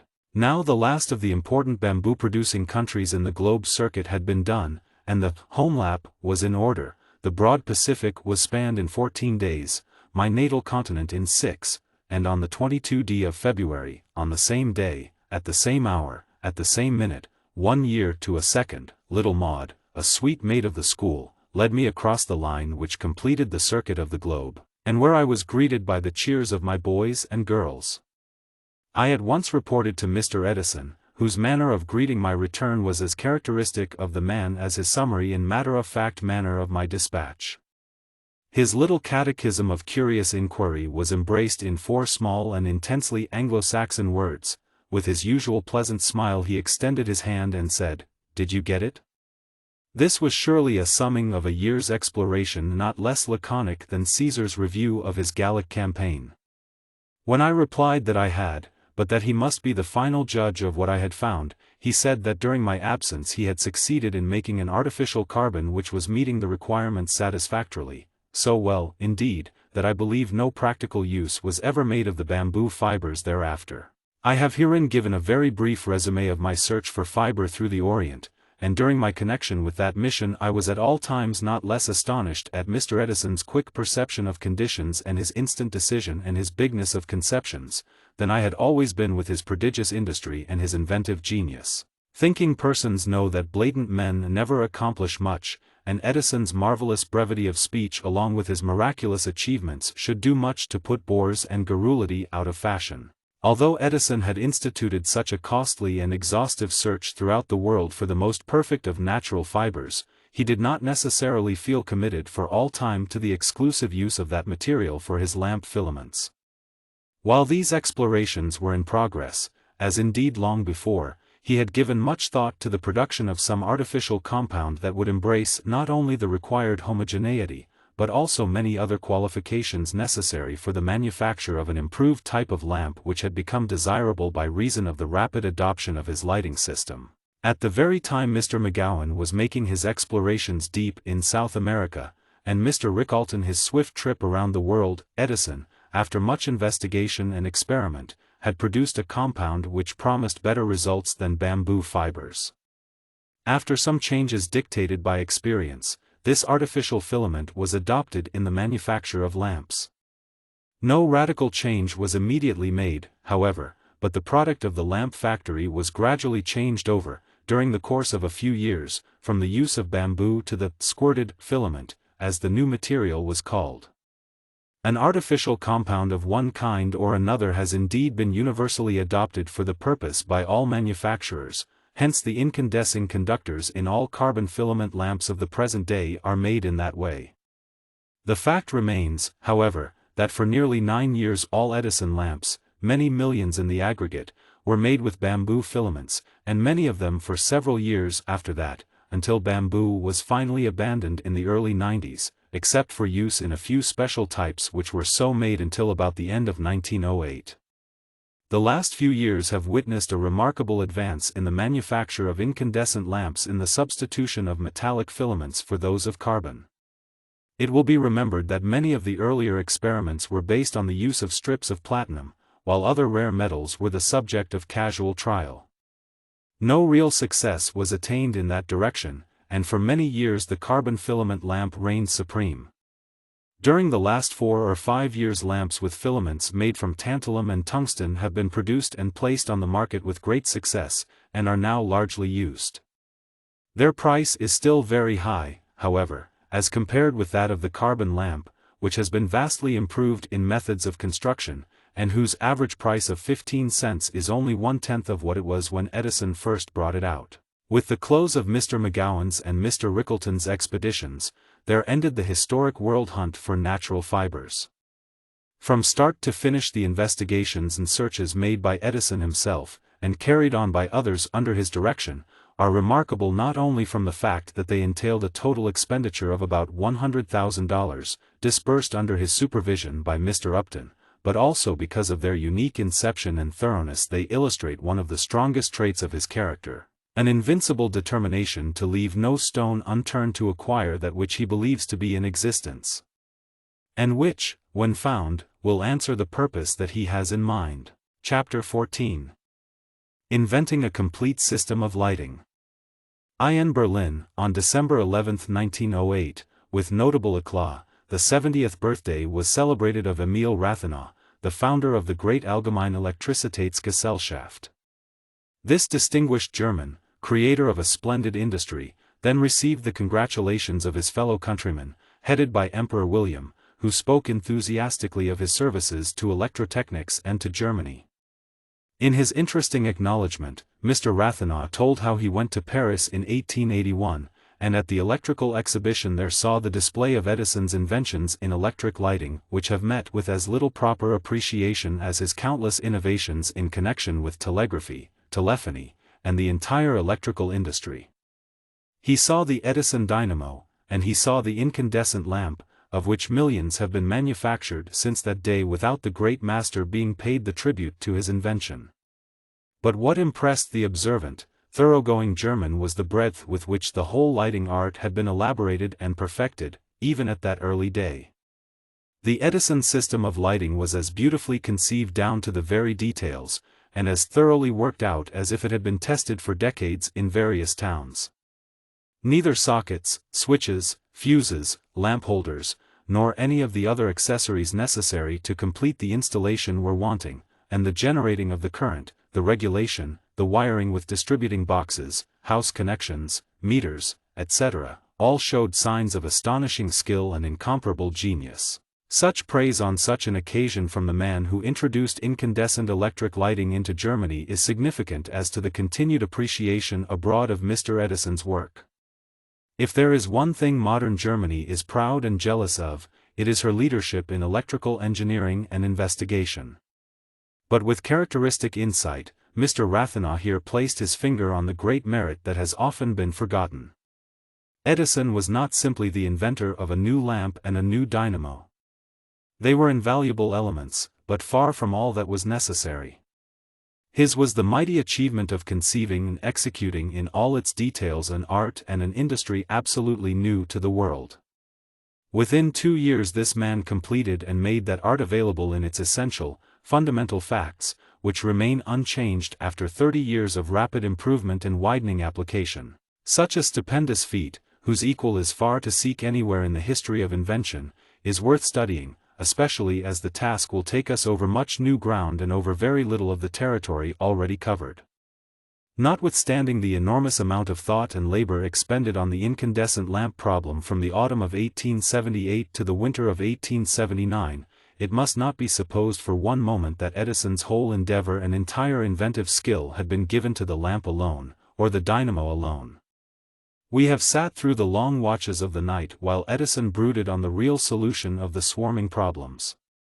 We have gazed anxiously at the steady fingers of the deft and cautious bachelor, as one fragile filament after another refused to stay intact until it could be sealed into its crystal prison and there glow with light that never was before on land or sea. We have calculated armatures and field coils for the new dynamo with Upton, and held the stakes for Gell and his fellows at their winding bees. We have seen the mineral and vegetable kingdoms rifled and ransacked for substances that would yield the best filament. We have had the vague consciousness of assisting at a great development whose evidences today on every hand attest its magnitude. We have felt the fierce play of volcanic effort, lifting new continents of opportunity from the infertile sea, without any devastation of pre-existing fields of human toil and harvest. But it still remains to elucidate the actual thing done, to reduce it to concrete data, and in reducing, to unfold its colossal dimensions. The lighting system that Edison contemplated in this entirely new departure from antecedent methods included the generation of electrical energy, or current, on a very large scale, its distribution throughout extended areas, and its division and subdivision into small units converted into light at innumerable points in every direction from the source of supply, each unit to be independent of every other and susceptible to immediate control by the user. This was truly an altogether prodigious undertaking. We need not wonder that Professor Tyndall, in words implying grave doubt as to the possibility of any solution of the various problems, said publicly that he would much rather have the matter in Edison's hands than in his own. There were no precedents, nothing upon which to build or improve. The problems could only be answered by the creation of new devices and methods expressly worked out for their solution. An electric lamp answering certain specific requirements would, indeed, be the key to the situation, but its commercial adaptation required a multifarious variety of apparatus and devices. The word system is much abused in invention, and during the early days of electric lighting its use applied to a mere freakish lamp or dynamo was often ludicrous. But, after all, nothing short of a complete system could give real value to the lamp as an invention, nothing short of a system could body forth the new art to the public. Let us therefore set down briefly a few of the leading items needed for perfect illumination by electricity, all of which were part of the Edison program. First, to conceive a broad and fundamentally correct method of distributing the current, satisfactory in a scientific sense and practical commercially in its efficiency and economy. This meant, ready-made, a comprehensive plan analogous to illumination by gas, with a network of conductors all connected together, so that in any given city area the lights could be fed with electricity from several directions, thus eliminating any interruption due to the disturbance on any particular section. Second, to devise an electric lamp that would give about the same amount of light as a gas jet, which custom had proven to be a suitable and useful unit. This lamp must possess the quality of requiring only a small investment in the copper conductors reaching it. Each lamp must be independent of every other lamp. Each and all the lights must be produced and operated with sufficient economy to compete on a commercial basis with gas. The lamp must be durable, capable of being easily and safely handled by the public, and one that would remain capable of burning at full incandescence and candle power a great length of time. Third, to devise means whereby the amount of electrical energy furnished to each and every customer could be determined, as in the case of gas, and so that this could be done cheaply and reliably by a meter at the customer's premises. Fourth, to elaborate a system or network of conductors capable of being placed underground or overhead, which would allow of being tapped at any intervals, so that service wires could be run from the main conductors in the street into each building. Where these mains went below the surface of the thoroughfare, as in large cities, there must be protective conduit or pipe for the copper conductors, and these pipes must allow of being tapped wherever necessary. With these conductors and pipes must also be furnished manholes, junction boxes, connections, and a host of varied paraphernalia ensuring perfect general distribution. Fifth, to devise means for maintaining at all points in an extended area of distribution a practically even pressure of current, so that all the lamps, wherever located, near or far away from the central station, should give an equal light at all times, independent of the number that might be turned on, and safeguarding the lamps against rupture by sudden and violent fluctuations of current. There must also be means for thus regulating at the point where the current was generated the quality or pressure of the current throughout the whole lighting area, with devices for indicating what such pressure might actually be at various points in the area. Sixth, to design efficient dynamos, such not being in existence at the time, that would convert economically the steam power of high-speed engines into electrical energy, together with means for connecting and disconnecting them with the exterior consumption circuits, means for regulating, equalizing their loads, and adjusting the number of dynamos to be used according to the fluctuating demands on the central station.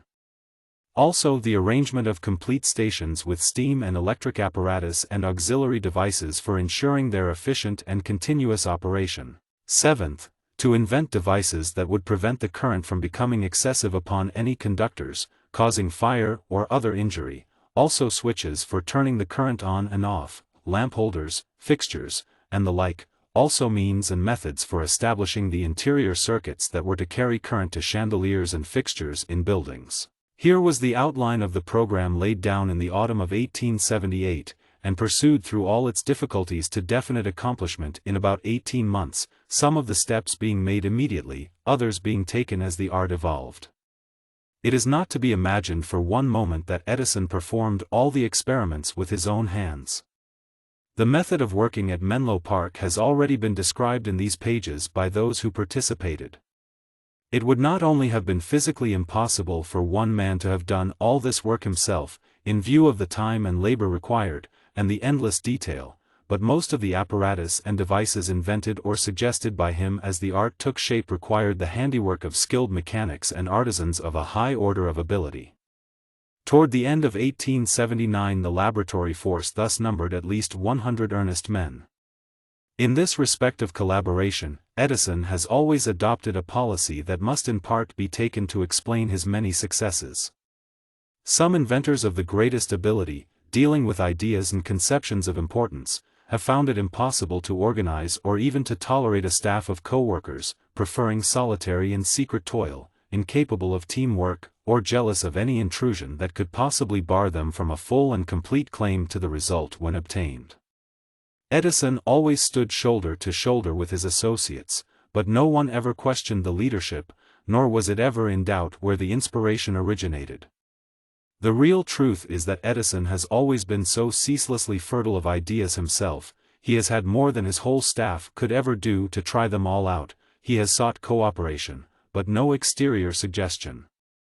As a matter of fact, a great many of the Edison men have made notable inventions of their own, with which their names are imperishably associated, but while they were with Edison it was with his work that they were and must be busied. It was during this period of inventing a system that so much systematic and continuous work with good results was done by Edison in the design and perfection of dynamos.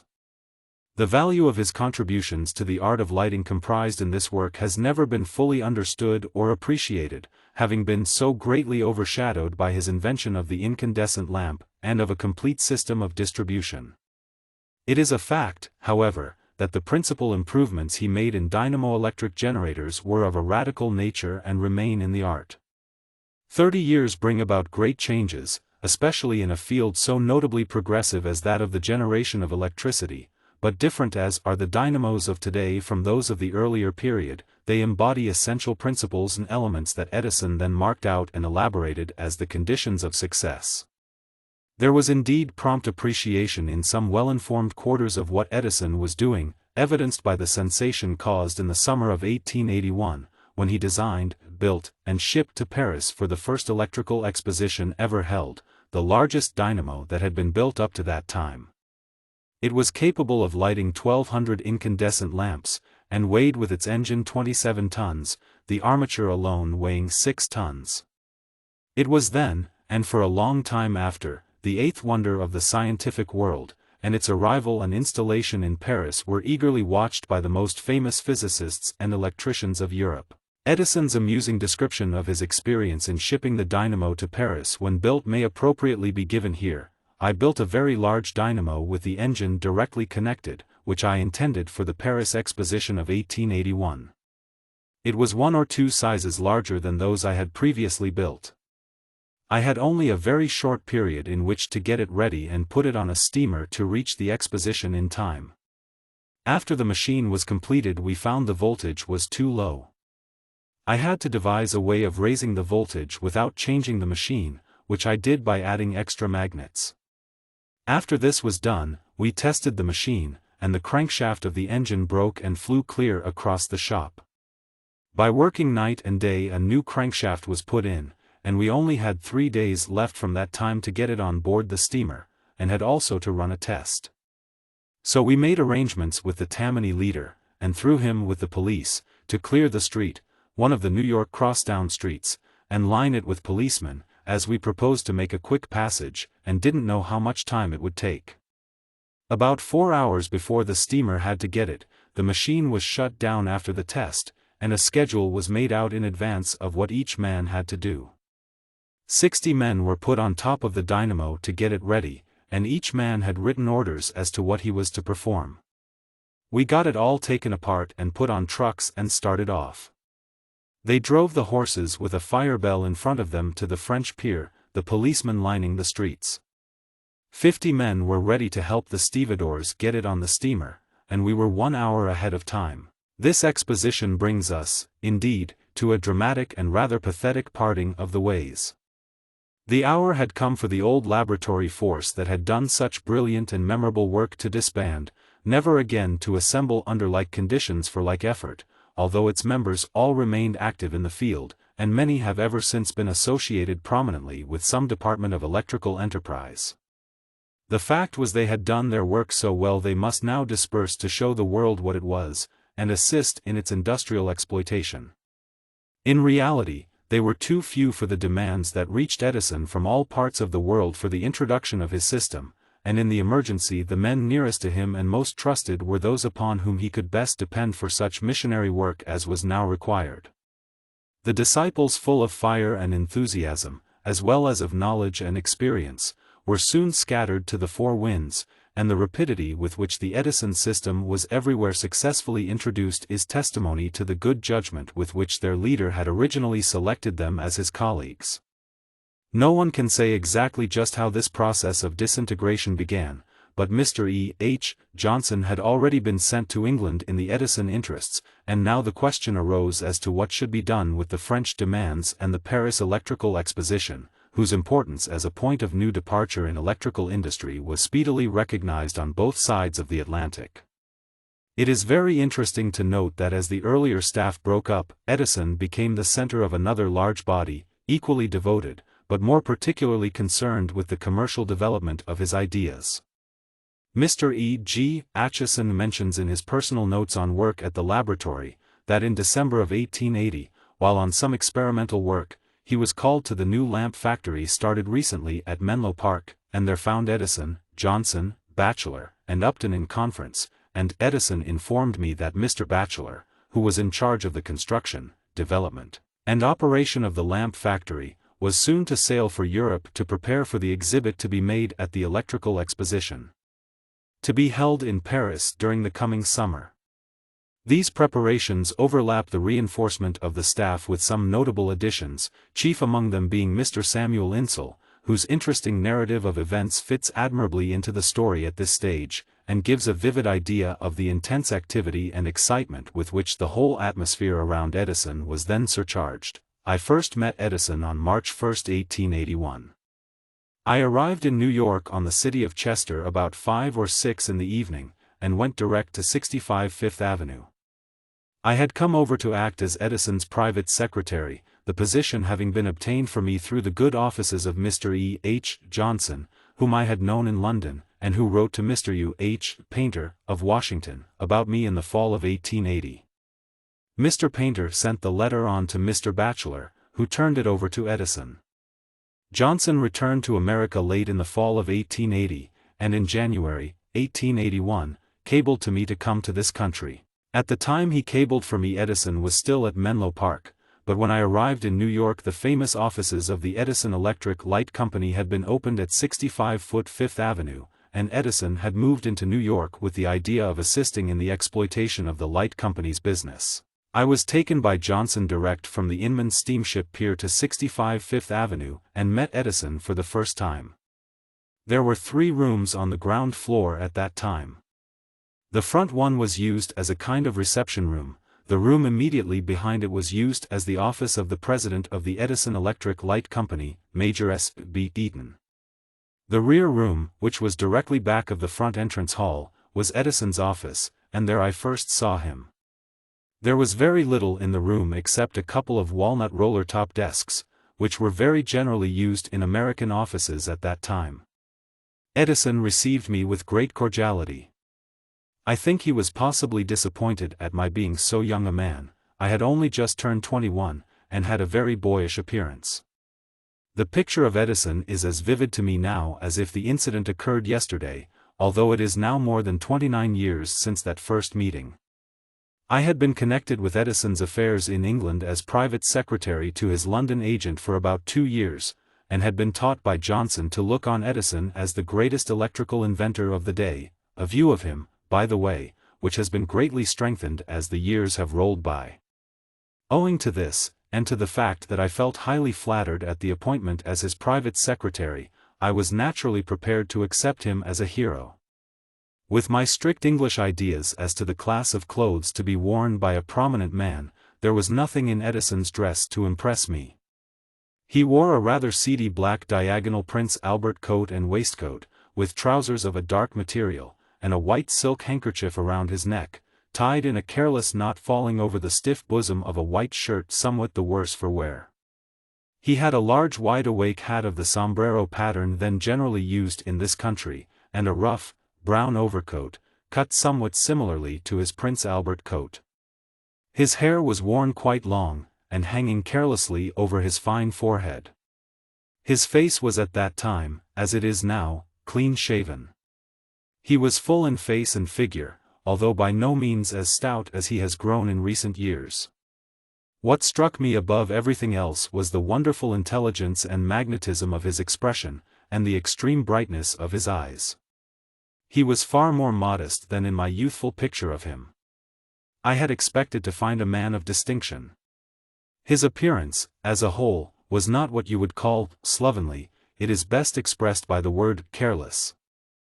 Mr. Insull supplements this pen picture by another, bearing upon the hustle and bustle of the moment. After a short conversation Johnson hurried me off to meet his family, and later in the evening, about 8 o'clock, he and I returned to Edison's office, and I found myself launched without further ceremony into Edison's business affairs.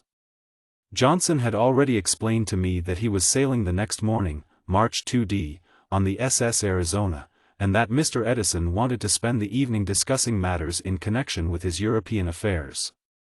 It was assumed, inasmuch as I had just arrived from London, that I would be able to give more or less information on this subject. As Johnson was to sail the next morning at 5 o'clock, Edison explained that it would be necessary for him to have an understanding of European matters. Edison started out by drawing from his desk a checkbook and stating how much money he had in the bank, and he wanted to know what European telephone securities were most saleable, as he wished to raise the necessary funds to put on their feet the incandescent lamp factory, the electric tube works, and the necessary shops to build dynamos. All through the interview I was tremendously impressed with Edison's wonderful resourcefulness and grasp, and his immediate appreciation of any suggestion of consequence bearing on the subject under discussion. He spoke with very great enthusiasm of the work before him, namely, the development of his electric lighting system, and his one idea seemed to be to raise all the money he could with the object of pouring it into the manufacturing side of the lighting business. I remember how extraordinarily I was impressed with him on this account, as I had just come from a circle of people in London who not only questioned the possibility of the success of Edison's invention, but often expressed doubt as to whether the work he had done could be called an invention at all. After discussing affairs with Johnson, who was receiving his final instructions from Edison, far into the night, and going down to the steamer to see Johnson aboard, I finished my first night's business with Edison somewhere between 4 and 5 in the morning, feeling thoroughly imbued with the idea that I had met one of the great master minds of the world. You must allow for my youthful enthusiasm, but you must also bear in mind Edison's peculiar gift of magnetism, which has enabled him during his career to attach so many men to him. I fell a victim to the spell at the first interview. Events moved rapidly in those days. The next morning, Tuesday, Edison took his new Fidus Achates with him to a conference with John Roach, the famous old shipbuilder, and at it agreed to take the Etna Iron Works, where Roach had laid the foundations of his fame and fortune. These works were not in use at the time. They were situated on Girk Street, New York, north of Grand Street, on the east side of the city, and there, very soon after, was established the first Edison dynamo manufacturing establishment, known for many years as the Edison Machine Works. The same night Insull made his first visit to Menlo Park. Up to that time he had seen very little incandescent lighting, for the simple reason that there was very little to see. Johnson had had a few Edison lamps in London, lit up from primary batteries, as a demonstration, and in the summer of 1880 Swan had had a few series lamps burning in London. In New York a small gas engine plant was being started at the Edison offices on Fifth Avenue. But out at Menlo Park there was the first actual electric lighting central station, supplying distributed incandescent lamps and some electric motors by means of underground conductors embedded in asphaltum and surrounded by a wooden box. Mr. Insull says, the system employed was naturally the 2-wire, as at that time the 3-wire had not been thought of.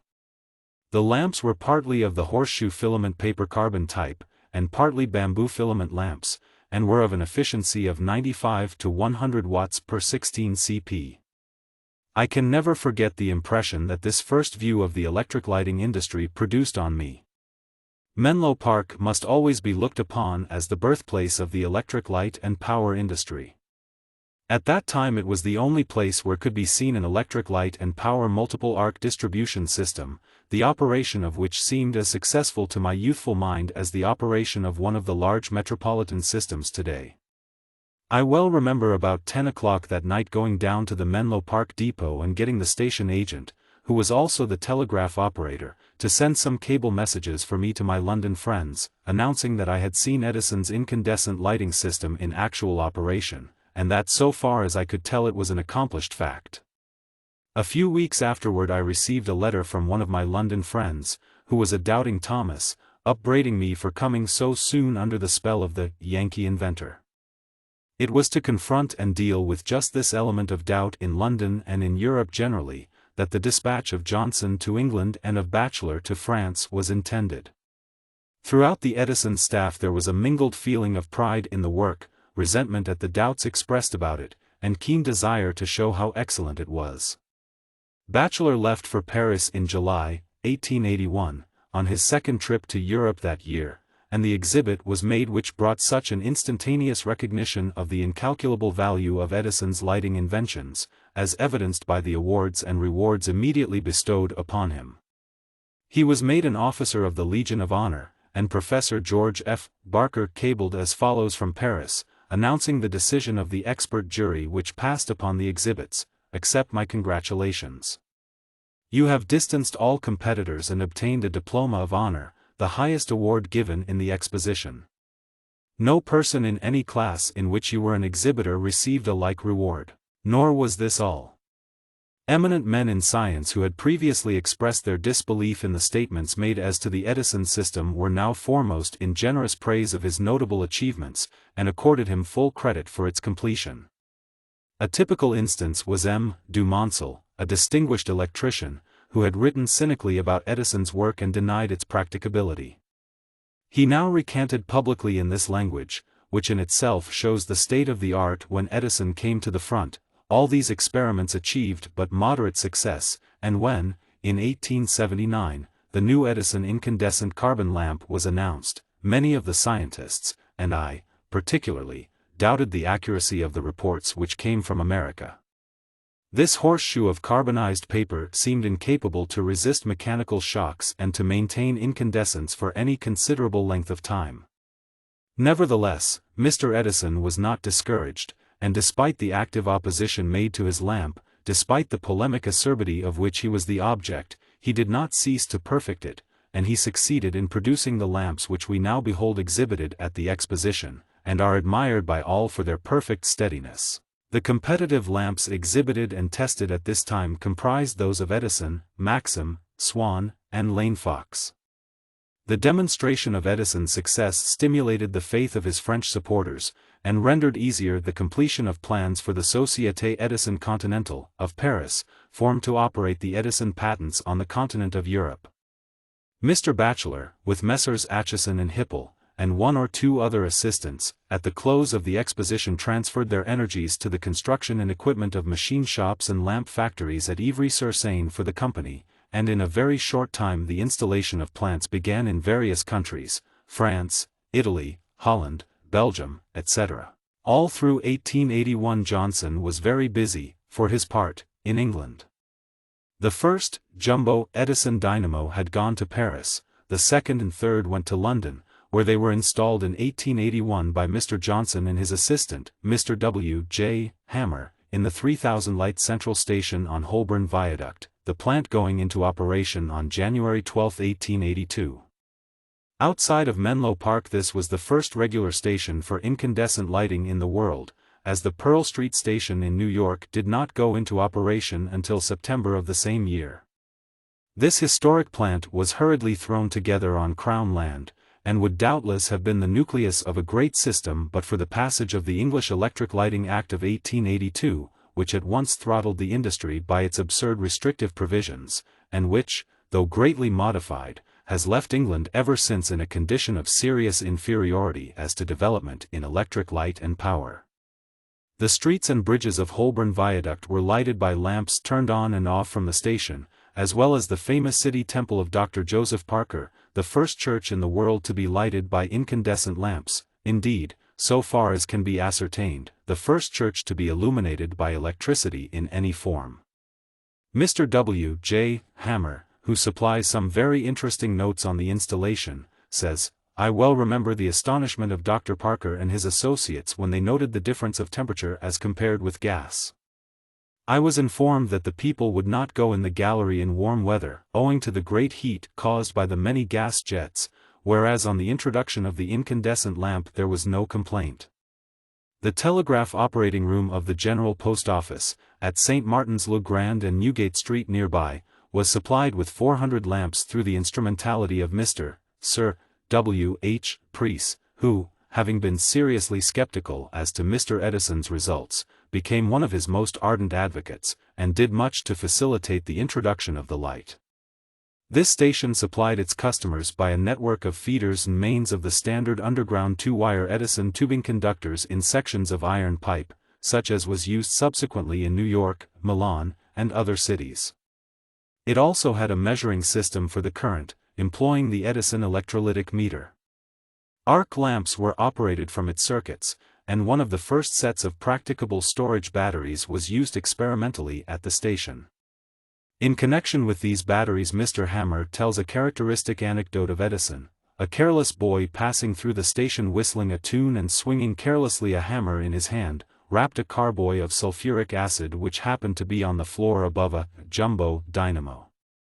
The blow broke the glass carboy, and the acid ran down upon the field magnets of the dynamo, destroying the windings of one of the 12 magnets.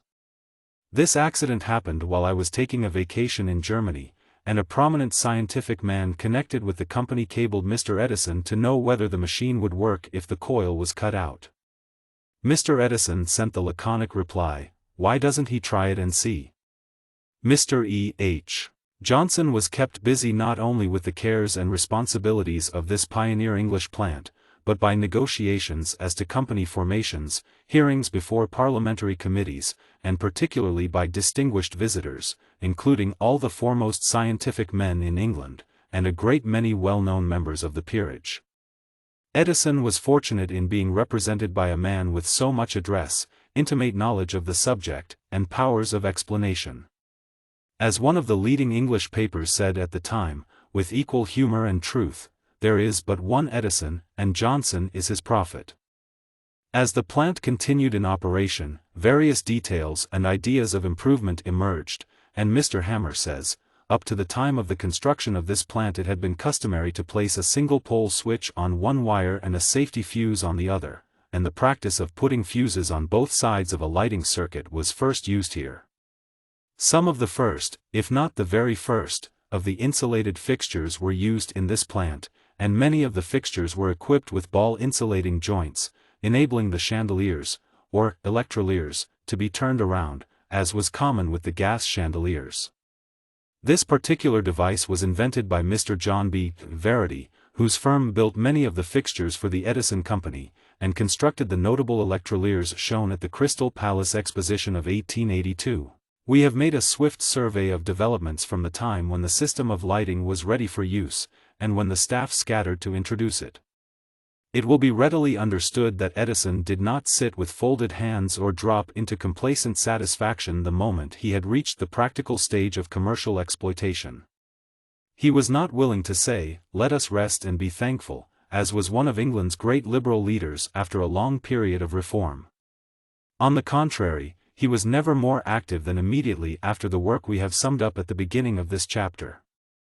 While he had been pursuing his investigations of the generator in conjunction with the experiments on the incandescent lamp, he gave much thought to the question of distribution of the current over large areas, revolving in his mind various plans for the accomplishment of this purpose, and keeping his mathematicians very busy working on the various schemes that suggested themselves from time to time.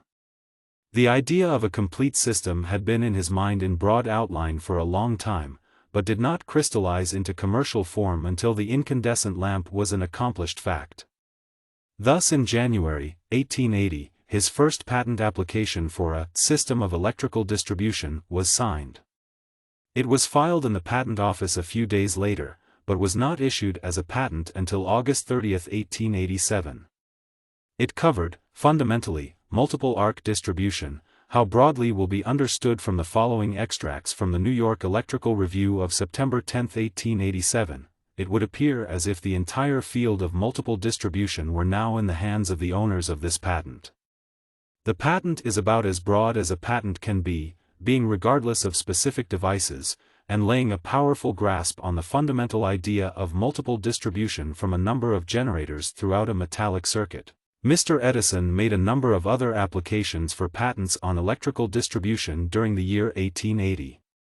Among these was the one covering the celebrated feeder invention, which has been of very great commercial importance in the art, its object being to obviate the drop in pressure, rendering lights dim in those portions of an electric light system that were remote from the central station. From these two patents alone, which were absolutely basic and fundamental in effect, and both of which were, and still are, put into actual use wherever central station lighting is practiced, the reader will see that Mr. Edison's patient and thorough study, aided by his keen foresight and unerring judgment, had enabled him to grasp in advance with a master hand the chief and underlying principles of a true system, that system which has since been put into practical use all over the world, and whose elements do not need the touch or change of more modern scientific knowledge. These patents were not by any means all that he applied for in the year 1880, which it will be remembered was the year in which he was perfecting the incandescent electric lamp and methods, to put into the market for competition with gas. It was an extraordinarily busy year for Mr. Edison and his whole force, which from time to time was increased in number. Improvement upon improvement was the order of the day. That which was considered good today was superseded by something better and more serviceable tomorrow.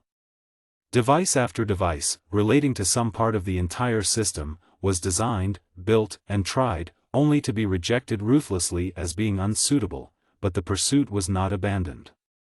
It was renewed over and over again in innumerable ways until success had been attained. During the year 1880 Edison had made application for 60 patents, of which 32 were in relation to incandescent lamps, 7 covered inventions relating to distributing systems, including the 2 above particularized, 5 had reference to inventions of parts, such as motors, sockets, etc., 6 covered inventions relating to dynamo-electric machines, 3 related to electric railways, and 7 to miscellaneous apparatus, such as telegraph relays, magnetic or separators, magneto, signaling apparatus, etc. The list of Mr. Edison's patents, see appendices, is not only a monument to his life's work, but serves to show what subjects he has worked on from year to year since 1868. The reader will see from an examination of this list that the years 1880, 1881, 1882, and 1883 were the most prolific periods of invention. It is worthwhile to scrutinize this list closely to appreciate the wide range of his activities. Not that his patents cover his entire range of work by any means, for his notebooks reveal a great number of major and minor inventions for which he has not seen fit to take out patents. Moreover, at the period now described Edison was the victim of a dishonest patent solicitor, who deprived him of a number of patents in the following manner. Around 1881 to 82 I had several solicitors attending to different classes of work. One of these did me a most serious injury. It was during the time that I was developing my electric lighting system, and I was working and thinking very hard in order to cover all the numerous parts, in order that it would be complete in every detail. I filed a great many applications for patents at that time, but there were 78 of the inventions I made in that period that were entirely lost to me and my company by reason of the dishonesty of this patent solicitor. Specifications had been drawn, and I had signed and sworn to the application for patents for these 78 inventions, and naturally I supposed they had been filed in the regular way. As time passed I was looking for some action of the Patent Office, as usual, but none came. I thought it very strange, but had no suspicions until I began to see my inventions recorded in the Patent Office Gazette as being patented by others. Of course I ordered an investigation, and found that the patent solicitor had drawn from the company the fees for filing all these applications, but had never filed them. All the papers had disappeared, however, and what he had evidently done was to sell them to others, who had signed new applications and proceeded to take out patents themselves on my inventions. I afterward found that he had been previously mixed up with a somewhat similar crooked job in connection with telephone patents. I am free to confess that the loss of these 78 inventions has left a sore spot in me that has never healed. They were important, useful, and valuable, and represented a whole lot of tremendous work and mental effort, and I had had a feeling of pride in having overcome through them a great many serious obstacles. One of these inventions covered the multipolar dynamo. It was an elaborated form of the type covered by my patent number 219393, which had a ring armature. I modified and improved on this form and had a number of pole pieces placed all around the ring, with a modified form of armature winding. I built one of these machines and ran it successfully in our early days at the Girk Street shop. It is of no practical use to mention the man's name. I believe he is dead, but he may have left a family. The occurrence is a matter of the old Edison company's records. It will be seen from an examination of the list of patents in the appendix that Mr. Edison has continued year after year adding to his contributions to the art of electric lighting, and in the last 28 years, 1880 to 1908, has taken out no fewer than 375 patents in this branch of industry alone. These patents may be roughly tabulated as follows. Incandescent lamps and their manufacture, 149. Distributing systems and their control and regulation, 77. Dynamo electric machines and accessories, 106. Minor parts, such as sockets, switches, safety catches, meters, underground conductors and parts, etc. 43. Quite naturally, most of these patents cover inventions that are in the nature of improvements or based upon devices which he had already created, but there are a number that relate to inventions absolutely fundamental and original in their nature. Some of these have already been alluded to, but among the others there is one which is worthy of special mention in connection with the present consideration of a complete system. This is patent number 274,290, applied for November 27, 1882, and is known as the three-wire patent. It is described more fully in the appendix. The great importance of the feeder and three-wire inventions will be apparent when it is realized that without them it is a question whether electric light could be sold to compete with low-priced gas, on account of the large investment in conductors that would be necessary. If a large city area were to be lighted from a central station by means of copper conductors running directly therefrom to all parts of the district, it would be necessary to install large conductors, or suffer such a drop of pressure at the ends most remote from the station as to cause the lights there to burn with a noticeable diminution of candle power.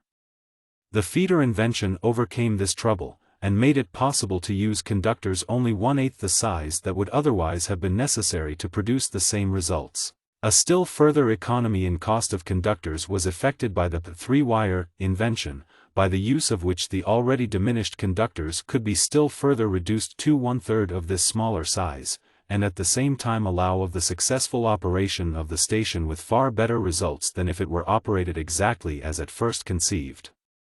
The feeder and three-wire systems are at this day used in all parts of the world, not only in central station work, but in the installation and operation of isolated electric light plants in large buildings.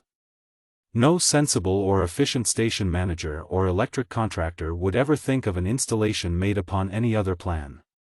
Thus Mr. Edison's early conceptions of the necessities of a complete system, one of them made even in advance of practice, have stood firm, unimproved, and unchanged during the past 28 years, a period of time which has witnessed more wonderful and rapid progress in electrical science and art than has been known during any similar art or period of time since the world began. It must be remembered that the complete system in all its parts is not comprised in the few of Mr. Edison's patents, of which specific mention is here made. In order to comprehend the magnitude and extent of his work and the quality of his genius, it is necessary to examine minutely the list of patents issued for the various elements which go to make up such a system. To attempt any relation in detail of the conception and working out of each part or element, to enter into any description of the almost innumerable experiments and investigations that were made would entail the writing of several volumes, for Mr. Edison's close-written notebooks covering these subjects number nearly 200. It is believed that enough evidence has been given in this chapter to lead to an appreciation of the assiduous work and practical skill involved in inventing a system of lighting that would surpass, and to a great extent, in one single quarter of a century, supersede all the other methods of illumination developed during long centuries. But it will be appropriate before passing on to note that on January 17, 1908, while this biography was being written, Mr. Edison became the fourth recipient of the John Fritz Gold Medal for Achievement in Industrial Progress. This medal was founded in 1902 by the professional friends and associates of the veteran American ironmaster and metallurgical inventor, in honor of his 80th birthday. Awards are made by a board of 16 engineers appointed in equal numbers from the four great national engineering societies, the American Society of Civil Engineers, the American Institute of Mining Engineers, the American Society of Mechanical Engineers, and the American Institute of Electrical Engineers, whose membership embraces the very pick and flower of professional engineering talent in America. Up to the time of the Edison Award, 3 others had been made. The first was to Lord Kelvin, the Nestor of physics in Europe, for his work in submarine cable telegraphy and other scientific achievement. The second was to George Westinghouse for the air brake. The third was to Alexander Graham Bell for the invention and introduction of the telephone. The award to Edison was not only for his inventions in duplex and quadruplex telegraphy, and for the phonograph, but for the development of a commercially practical incandescent lamp, and the development of a complete system of electric lighting, including dynamos, regulating devices, underground system, protective devices, and meters. Great as has been the genius brought to bear on electrical development, there is no other man to whom such a comprehensive tribute could be paid. Chapter 15. Introduction of the Edison electric light. In the previous chapter on the invention of a system, the narrative has been carried along for several years of activity up to the verge of the successful and commercial application of Edison's ideas and devices for incandescent electric lighting. The story of any one year in this period, if treated chronologically, would branch off in a great many different directions, some going back to earlier work, others forward to arts not yet within the general survey, and the effect of such treatment would be confusing. In like manner, the development of the Edison lighting system followed several concurrent, simultaneous lines of advance, and an effort was therefore made in the last chapter to give a rapid glance over the whole movement, embracing a term of nearly 5 years, and including in its scope both the Old World and the New. What is necessary to the completeness of the story at this stage is not to recapitulate, but to take up some of the loose ends of threads woven in and follow them through until the clear and comprehensive picture of events can be seen. Some things it would be difficult to reproduce in any picture of the art and the times. One of the greatest delusions of the public in regard to any notable invention is the belief that the world is waiting for it with open arms and an eager welcome. The exact contrary is the truth. There is not a single new art or device the world has ever enjoyed of which it can be said that it was given an immediate and enthusiastic reception. The way of the inventor is hard. He can sometimes raise capital to help him in working out his crude conceptions, but even then it is frequently done at a distressful cost of personal surrender.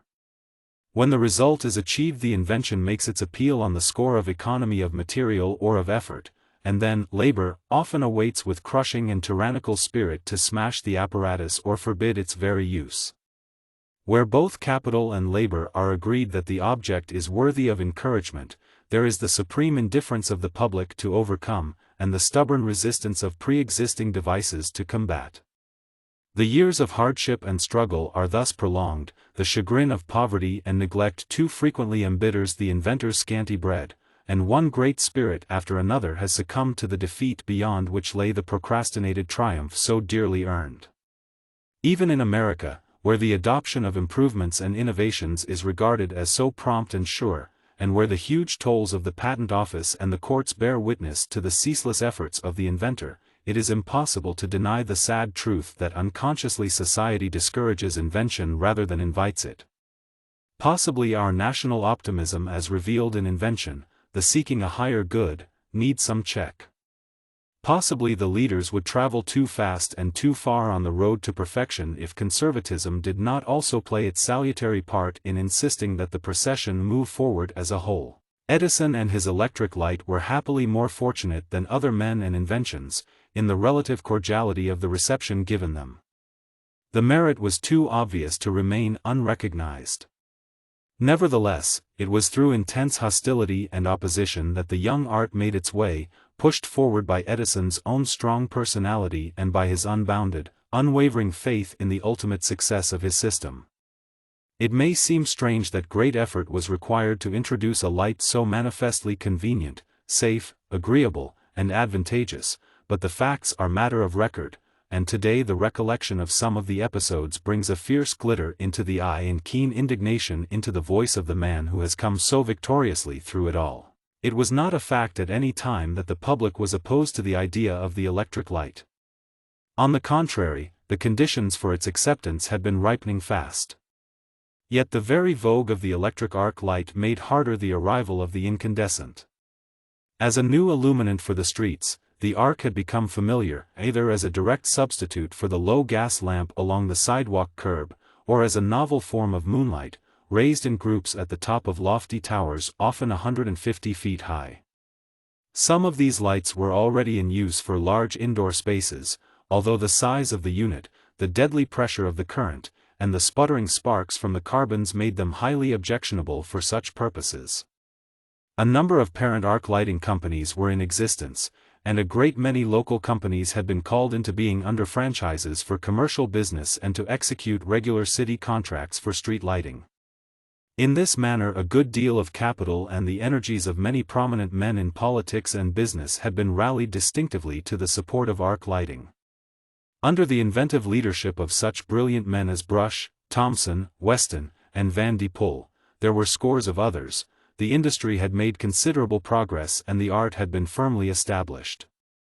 Here lurked, however, very vigorous elements of opposition, for Edison predicted from the start the superiority of the small electric unit of light, and devoted himself exclusively to its perfection and introduction. It can be readily seen that this situation made it all the more difficult for the Edison system to secure the large sums of money needed for its exploitation, and to obtain new franchises or city ordinances as a public utility. Thus in a curious manner the modern art of electric lighting was in a very true sense divided against itself, with intense rivalries and jealousies which were none the less real because they were but temporary and occurred in a field where ultimate union of forces was inevitable. For a long period the arc was dominant and supreme in the lighting branch of the electrical industries, in all respects, whether as to investment, employees, income, and profits, or in respect to the manufacturing side. When the great National Electric Light Association was formed in 1885, its organizers were the captains of arc lighting, and not a single Edison company or licensee could be found in its ranks, or dared to solicit membership. The Edison companies, soon numbering about 300, formed their own association, still maintained as a separate and useful body, and the lines were tensely drawn in a way that made it none too easy for the Edison service to advance, or for an impartial man to remain friendly with both sides. But the growing popularity of incandescent lighting, the flexibility and safety of the system, the ease with which other electric devices for heat, power, etc., could be put indiscriminately on the same circuits with the lamps, in due course rendered the old attitude of opposition obviously foolish and untenable. The United States Census Office statistics of 1902 show that the income from incandescent lighting by central stations had by that time become over 52% of the total, while that from arc lighting was less than 29%, an electric power service due to the ease with which motors could be introduced on incandescent circuits brought in 15% more. Hence 20 years after the first Edison stations were established the methods they involved could be fairly credited with no less than 67% of all central station income in the country, and the proportion has grown since then. It will be readily understood that under these conditions the modern lighting company supplies to its customers both incandescent and arc lighting, frequently from the same dynamo-electric machinery as a source of current, and that the old feud as between the rival systems has died out. In fact, for some years past the presidents of the National Electric Light Association have been chosen almost exclusively from among the managers of the great Edison lighting companies in the leading cities. The other strong opposition to the incandescent light came from the gas industry. There also the most bitter feeling was shown. The gas manager did not like the arc light, but it interfered only with his street service, which was not his largest source of income by any means. What did arouse his ire and indignation was to find this new opponent, the little incandescent lamp, pushing boldly into the field of interior lighting, claiming it on a great variety of grounds of superiority, and calmly ignoring the question of price, because it was so much better. Newspaper records and the pages of the technical papers of the day show to what an extent prejudice and passion were stirred up and the astounding degree to which the opposition to the new light was carried. Here again was given a most convincing demonstration of the truth that such an addition to the resources of mankind always carries with it unsuspected benefits even for its enemies. In two distinct directions the gas art was immediately helped by Edison's work.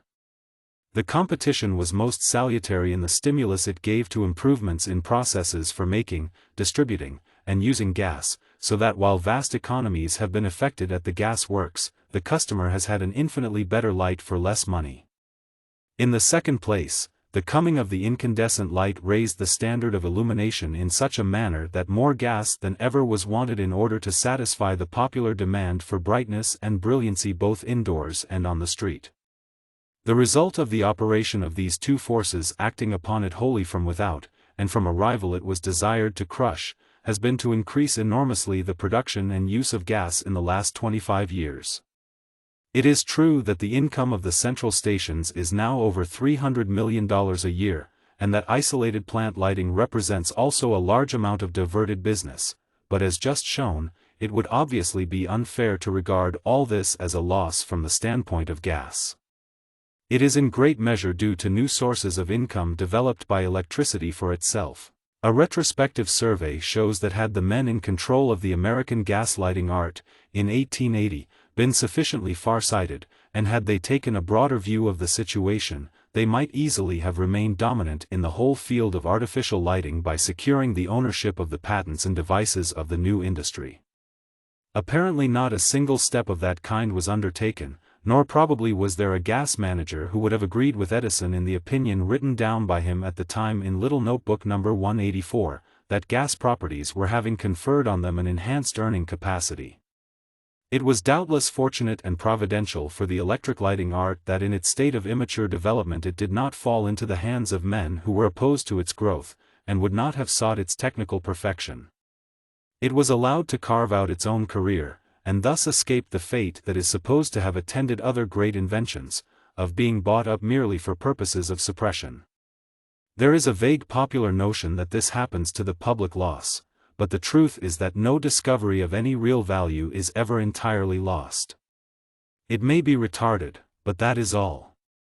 In the case of the gas companies and the incandescent light, many of them to whom it was in the early days as great an irritant as a red flag to a bull, emulated the performance of that animal and spent a great deal of money and energy in bellowing and throwing up dirt in the effort to destroy the hated enemy.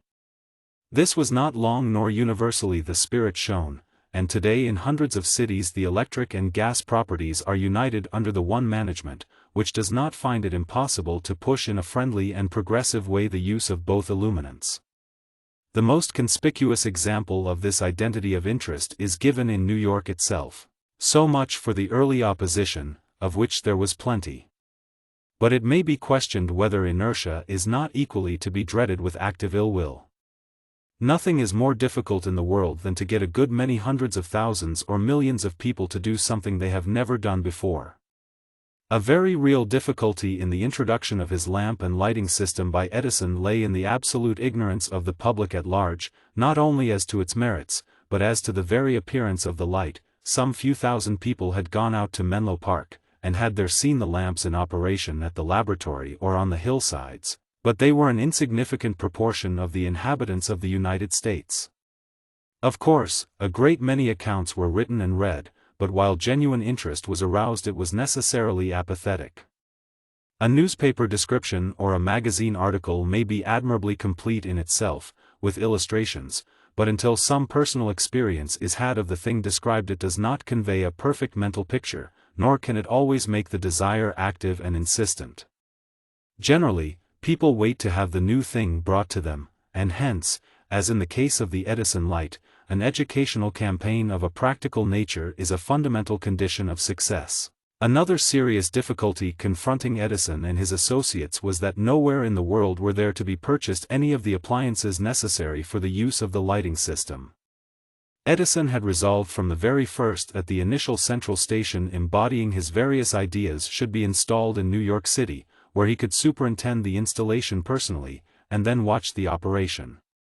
Plans to that end were now rapidly maturing, but there would be needed among many other things, every one of them new and novel, dynamos, switchboards, regulators, pressure and current indicators, fixtures in great variety, incandescent lamps, meters, sockets, small switches, underground conductors, junction boxes, service boxes, manhole boxes, connectors, and even specially made wire. Now, not one of these miscellaneous things was in existence. Not an outsider was sufficiently informed about such devices to make them on order, except perhaps the special wire. Edison therefore started first of all a lamp factory in one of the buildings at Menlo Park, equipped it with novel machinery and apparatus, and began to instruct men, boys, and girls, as they could be enlisted, in the absolutely new art, putting Mr. Upton in charge. With regard to the conditions attendant upon the manufacture of the lamps, Edison says, "When we first started the electric light we had to have a factory for manufacturing lamps. As the Edison Light Company did not seem disposed to go into manufacturing, we started a small lamp factory at Menlo Park with what money I could raise from my other inventions and royalties, and some assistance.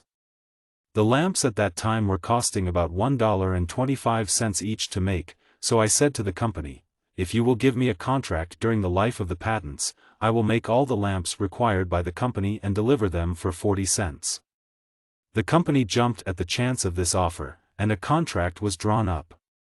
We then bought at a receiver's sale at Harrison, New Jersey, a very large brick factory building which had been used as an oilcloth works.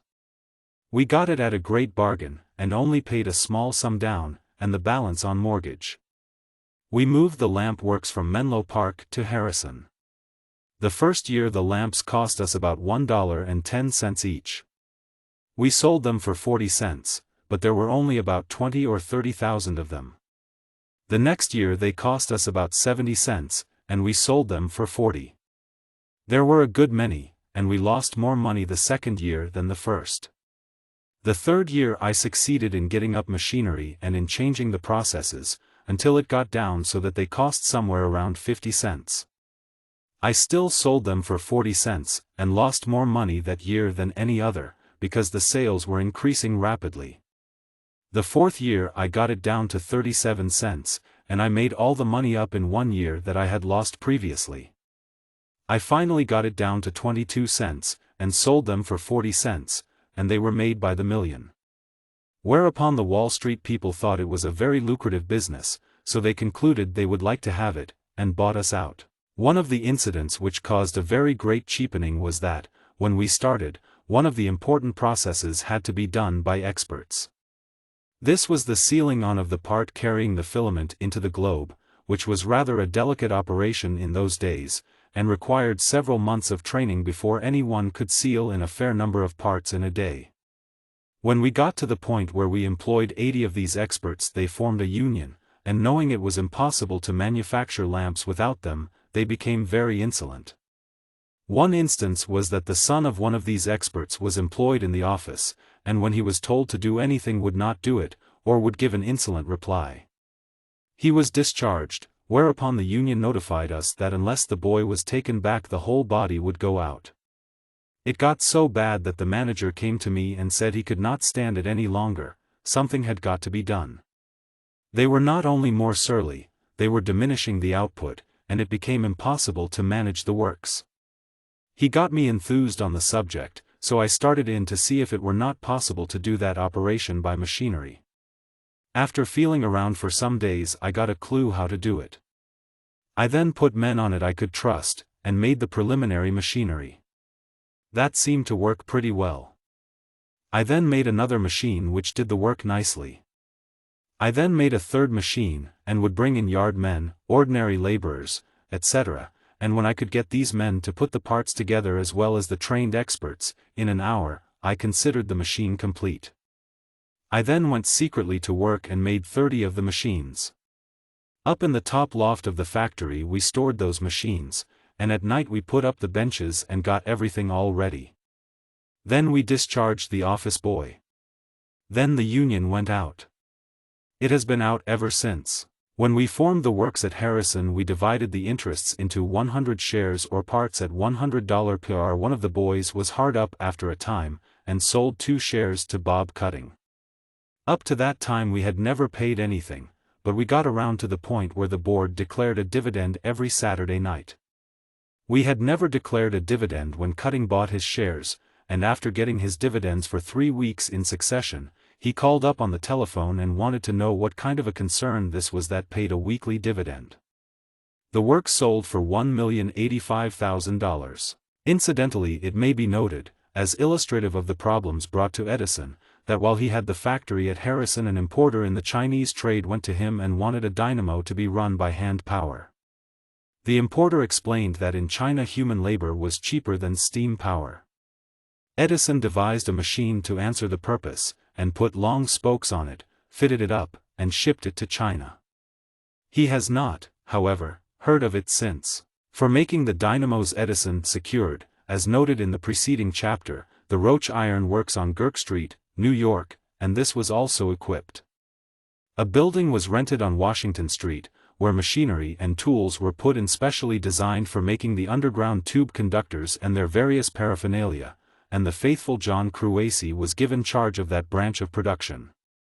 To Sigmund Bergman, who had worked previously with Edison on telephone apparatus and phonographs, and was already making Edison specialties in a small way in a loft on Worcester Street, New York, was assigned the task of constructing sockets, fixtures, meters, safety fuses, and numerous other details. Thus, broadly, the manufacturing end of the problem of introduction was cared for. In the early part of 1881, the Edison Electric Light Company leased the old Bishop Mansion at 65 Fifth Avenue, close to 14th Street, for its headquarters and showrooms. This was one of the finest homes in the city of that period, and its acquisition was a premonitory sign of the surrender of the famous residential avenue to commerce. The company needed not only offices, but, even more, such an interior as would display to advantage the new light in everyday use, and this house with its liberal lines, spacious halls, lofty ceilings, wide parlors, and graceful, winding stairway was ideal for the purpose. In fact, in undergoing this violent change, it did not cease to be a home in the real sense, for to this day many an Edison veteran's pulse is quickened by some chance reference to 65, where through many years the work of development by a loyal and devoted band of workers was centered. Here Edison and a few of his assistants from Menlo Park installed immediately in the basement a small generating plant, at first with a gas engine which was not successful, and then with a Hampson high-speed engine and boiler, constituting a complete isolated plant. The building was wired from top to bottom, and equipped with all the appliances of the art. The experience with the little gas engine was rather startling. At an early period at 65 foot we decided, says Edison, to light it up with the Edison system, and put a gas engine in the cellar, using city gas. One day it was not going very well, and I went down to the man in charge and got exploring around. Finally I opened the pedestal, a storehouse for tools, etc. We had an open lamp, and when we opened the pedestal, it blew the doors off, and blew out the windows, and knocked me down, and the other man. For the next 4 or 5 years, 65 was a veritable beehive, day and night. The routine was very much the same as that at the laboratory, in its utter neglect of the clock. The evenings were not only devoted to the continuance of regular business, but the house was thrown open to the public until late at night, never closing before 10 o'clock, so as to give everybody who wished an opportunity to see that great novelty of the time, the incandescent light, whose fame had meanwhile been spreading all over the globe. The first year, 1881, was naturally that which witnessed the greatest rush of visitors, and the building hardly ever closed its doors till midnight. During the day business was carried on under great stress, and Mr. Insull has described how Edison was to be found there trying to lead the life of a man of affairs in the conventional garb of polite society, instead of pursuing inventions and researches in his laboratory. But the disagreeable ordeal could not be dodged. After the experience, Edison could never again be tempted to quit his laboratory and work for any length of time, but in this instance there were some advantages attached to the sacrifice, for the crowds of lion hunters and people seeking business arrangements would only have gone out to Menlo Park, while, on the other hand, the great plans for lighting New York demanded very close personal attention on the spot.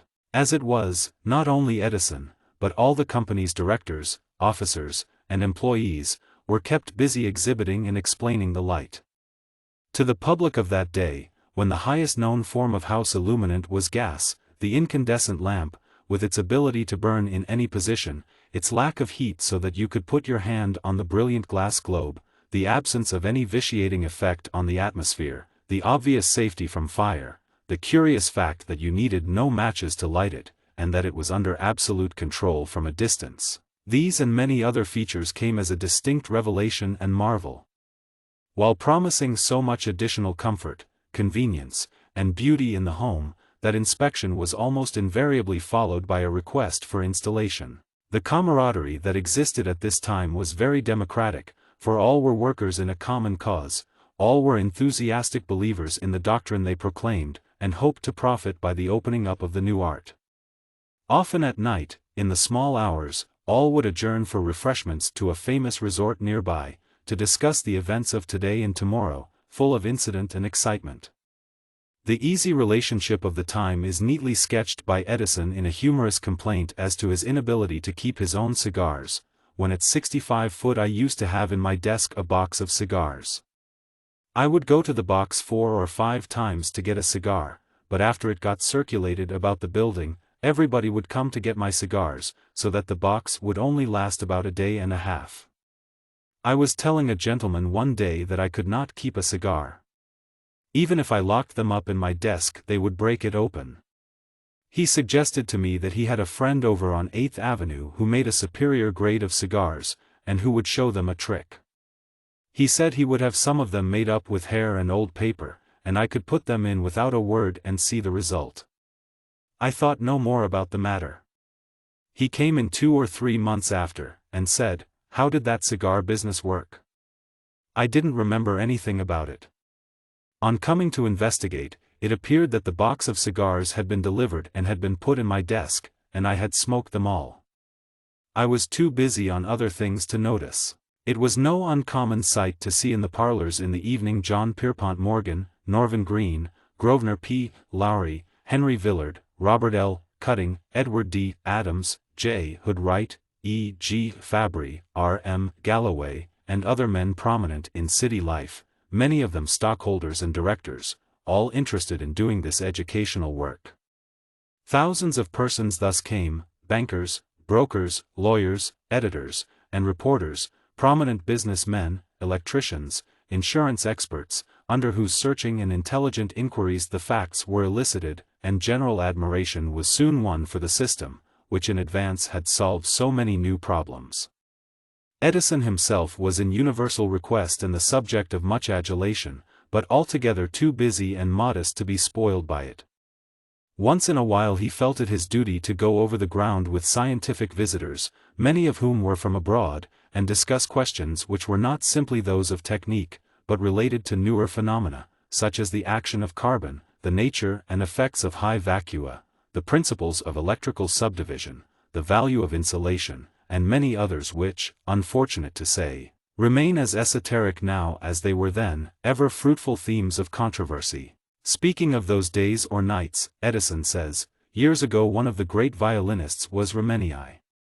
After his performances were over he used to come down to 65 foot and talk economics, philosophy, moral science, and everything else. He was highly educated and had great mental capacity. He would talk with me, but I never asked him to bring his violin. One night he came with his violin, about 12 o'clock. I had a library at the top of the house, and Remenii came up there. He was in a genial humor, and played the violin for me for about 2 hours, $2,000 worth. The front doors were closed, and he walked up and down the room as he played. After that, every time he came to New York he used to call at 65 foot late at night with his violin. If we were not there, he could come down to the slums at Girk Street, and would play for an hour or two and talk philosophy. I would talk for the benefit of his music. Henry E. Dixie, then at the height of his Adonis popularity, would come in those days, after theater hours, and would entertain us with stories, 1882–84. Another visitor who used to give us a good deal of amusement and pleasure was Captain Shaw, the head of the London Fire Brigade. He was good company. He would go out among the fire laddies and have a great time. One time Robert Lincoln and Anson Stager, of the Western Union, interested in the electric light, came on to make some arrangement with Major Eaton, president of the Edison Electric Light Company. They came to 65 foot in the afternoon, and Lincoln commenced telling stories, like his father. They told stories all the afternoon, and that night they left for Chicago. When they got to Cleveland, it dawned upon them that they had not done any business, so they had to come back on the next train to New York to transact it. They were interested in the Chicago Edison Company, now one of the largest of the systems in the world. Speaking of telling stories, I once got telling a man stories at the Harrison Lamp Factory, in the yard, as he was leaving. It was winter, and he was all in furs. I had nothing on to protect me against the cold. I told him one story after the other, 6 of them. Then I got pleurisy, and had to be shipped to Florida for cure. The organization of the Edison Electric Light Company went back to 1878, but up to the time of leasing 65 Fifth Avenue it had not been engaged in actual business. It had merely enjoyed the delights of anxious anticipation, and the perilous pleasure of backing Edison's experiments. Now active exploitation was required. Dr. Norman Green, the well-known president of the Western Union Telegraph Company, was president also of the Edison Company, but the pressing nature of his regular duties left him no leisure for such close responsible management as was now required. Early in 1881 Mr. Grosvenor P. Lowry, after consultation with Mr. Edison, prevailed upon Major S. B. Eaton, the leading member of a very prominent law firm in New York, to accept the position of vice president and general manager of the company, in which, as also in some of the subsidiary Edison companies, and as president, he continued actively and energetically for nearly 4 years, a critical, formative period in which the solidity of the foundation laid is attested by the magnitude and splendor of the superstructure. The fact that Edison conferred at this point with Mr. Lowry should, perhaps, be explained in justice to the distinguished lawyer, who for so many years was the close friend of the inventor, and the chief counsel in all the tremendous litigation that followed the effort to enforce and validate the Edison patents.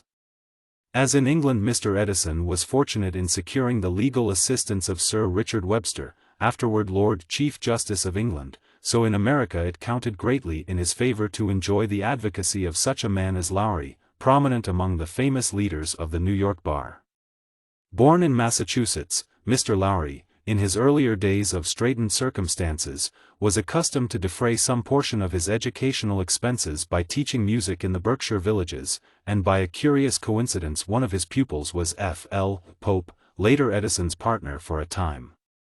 Lowry went west to Bleeding, Kansas, with the first governor, Reeder, and both were active participants in the exciting scenes of the Free State War until driven away in 1856, like many other Free Soilers, by the acts of the Border Ruffian legislature. Returning east, Mr. Lowry took up practice in New York, soon becoming eminent in his profession, and upon the accession of William Orton to the presidency of the Western Union Telegraph Company in 1866, he was appointed its general counsel, the duties of which post he discharged for 15 years. One of the great cases in which he thus took a leading and distinguished part was that of the quadruplex telegraph, and later he acted as legal advisor to Henry Villard in his numerous grandiose enterprises. Lowry thus came to know Edison, to conceive an intense admiration for him, and to believe in his ability at a time when others could not detect the fire of genius smoldering beneath the modest exterior of a gaunt young operator slowly finding himself. It will be seen that Mr. Lowry was in a peculiarly advantageous position to make his convictions about Edison felt, so that it was he and his friends who rallied quickly to the new banner of discovery, and lent to the inventor the aid that came at a critical period. In this connection it may be well to quote an article that appeared at the time of Mr. Lowry's death, in 1893. One of the most important services which Mr. Lowry has ever performed was in furnishing and procuring the necessary financial backing for Thomas A. Edison in bringing out and perfecting his system of incandescent lighting. With characteristic pertinacity, Mr. Lowry stood by the inventor through thick and thin, in spite of doubt, discouragement, and ridicule, until at last success crowned his efforts. In all the litigation which has resulted from the widespread infringements of the Edison patents, Mr. Lowry has ever borne the burden and heat of the day, and perhaps in no other field has he so personally distinguished himself as in the successful advocacy of the claims of Edison to the invention of the incandescent lamp and everything hereunto pertaining. This was the man of whom Edison had necessarily to make a confidant and adviser, and who supplied other things besides the legal direction and financial alliance, by his knowledge of the world and of affairs. There were many vital things to be done in the exploitation of the system that Edison simply could not and would not do, but in Lowry's savoir-faire, ready wit and humor, chivalry of devotion, graceful eloquence, and admirable equipoise of judgment were all the qualities that the occasion demanded and that met the exigencies. We are indebted to Mr. Insull for a graphic sketch of Edison at this period, and of the conditions under which work was done and progress was made. I do not think I had any understanding with Edison when I first went with him as to my duties. I did whatever he told me, and looked after all kinds of affairs, from buying his clothes to financing his business. I used to open the correspondence and answer it all, sometimes signing Edison's name with my initial, and sometimes signing my own name. If the latter course was pursued, and I was addressing a stranger, I would sign as Edison's private secretary. I held his power of attorney, and signed his checks. It was seldom that Edison signed a letter or check at this time. If he wanted personally to send a communication to anybody, if it was one of his close associates, it would probably be a pencil memorandum signed Edison. I was a shorthand writer, but seldom took down from Edison's dictation, unless it was on some technical subject that I did not understand. I would go over the correspondence with Edison, sometimes making a marginal note in shorthand, and sometimes Edison would make his own notes on letters, and I would be expected to clean up the correspondence with Edison's laconic comments as a guide as to the character of answer to make. It was a very common thing for Edison to write the words, yes or no, and this would be all I had on which to base my answer. Edison marginalized documents extensively. He had a wonderful ability in pointing out the weak points of an agreement or a balance sheet, all the while protesting he was no lawyer or accountant, and his views were expressed in very few words, but in a characteristic and emphatic manner. The first few months I was with Edison he spent most of the time in the office at 65 Fifth Avenue. Then there was a great deal of trouble with the life of the lamps there, and he disappeared from the office and spent his time largely at Menlo Park. At another time there was a great deal of trouble with some of the details of construction of the dynamos, and Edison spent a lot of time at Girk Street, which had been rapidly equipped with the idea of turning out bipolar dynamo-electric machines, direct connected to the engine, the first of which went to Paris and London, while the next were installed in the old Pearl Street station of the Edison Electric Illuminating Company of New York, just south of Fulton Street on the west side of the street. Edison devoted a great deal of his time to the engineering work in connection with the laying out of the first incandescent electric lighting system in New York. Apparently at that time, between the end of 1881 and spring of 1882, the most serious work was the manufacture and installation of underground conductors in this territory. These conductors were manufactured by the Electric Tube Company, which Edison controlled in a shop at 65 Washington Street run by John Cruacy.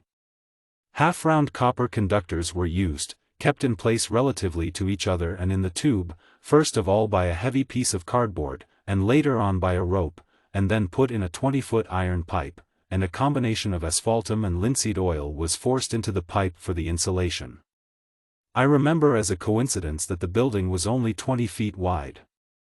These lengths of conductors were 20 feet 6 inches long, as the half-round coppers extended 3 inches beyond the drag ends of the lengths of pipe, and in one of the operations we used to take the length of tubing out of the window in order to turn it around. I was elected secretary of the Electric Tube Company, and was expected to look after its finance, and it was in this position that my long intimacy with John Cruacy started. At this juncture a large part of the correspondence referred very naturally to electric lighting, embodying requests for all kinds of information, catalogs, prices, terms, etc., and all these letters were turned over to the lighting company by Edison for attention. The company was soon swamped with propositions for sale of territorial rights and with other negotiations, and some of these were accompanied by the offer of very large sums of money. It was the beginning of the electric light furor, which soon rose to sensational heights. Had the company accepted the cash offers from various localities, it could have gathered several millions of dollars at once into its treasury, but this was not at all in accord with Mr. Edison's idea, which was to prove by actual experience the commercial value of the system, and then to license central station companies in large cities and towns, the parent company taking a percentage of their capital for the license under the Edison patents, and contracting also for the supply of apparatus, lamps, etc.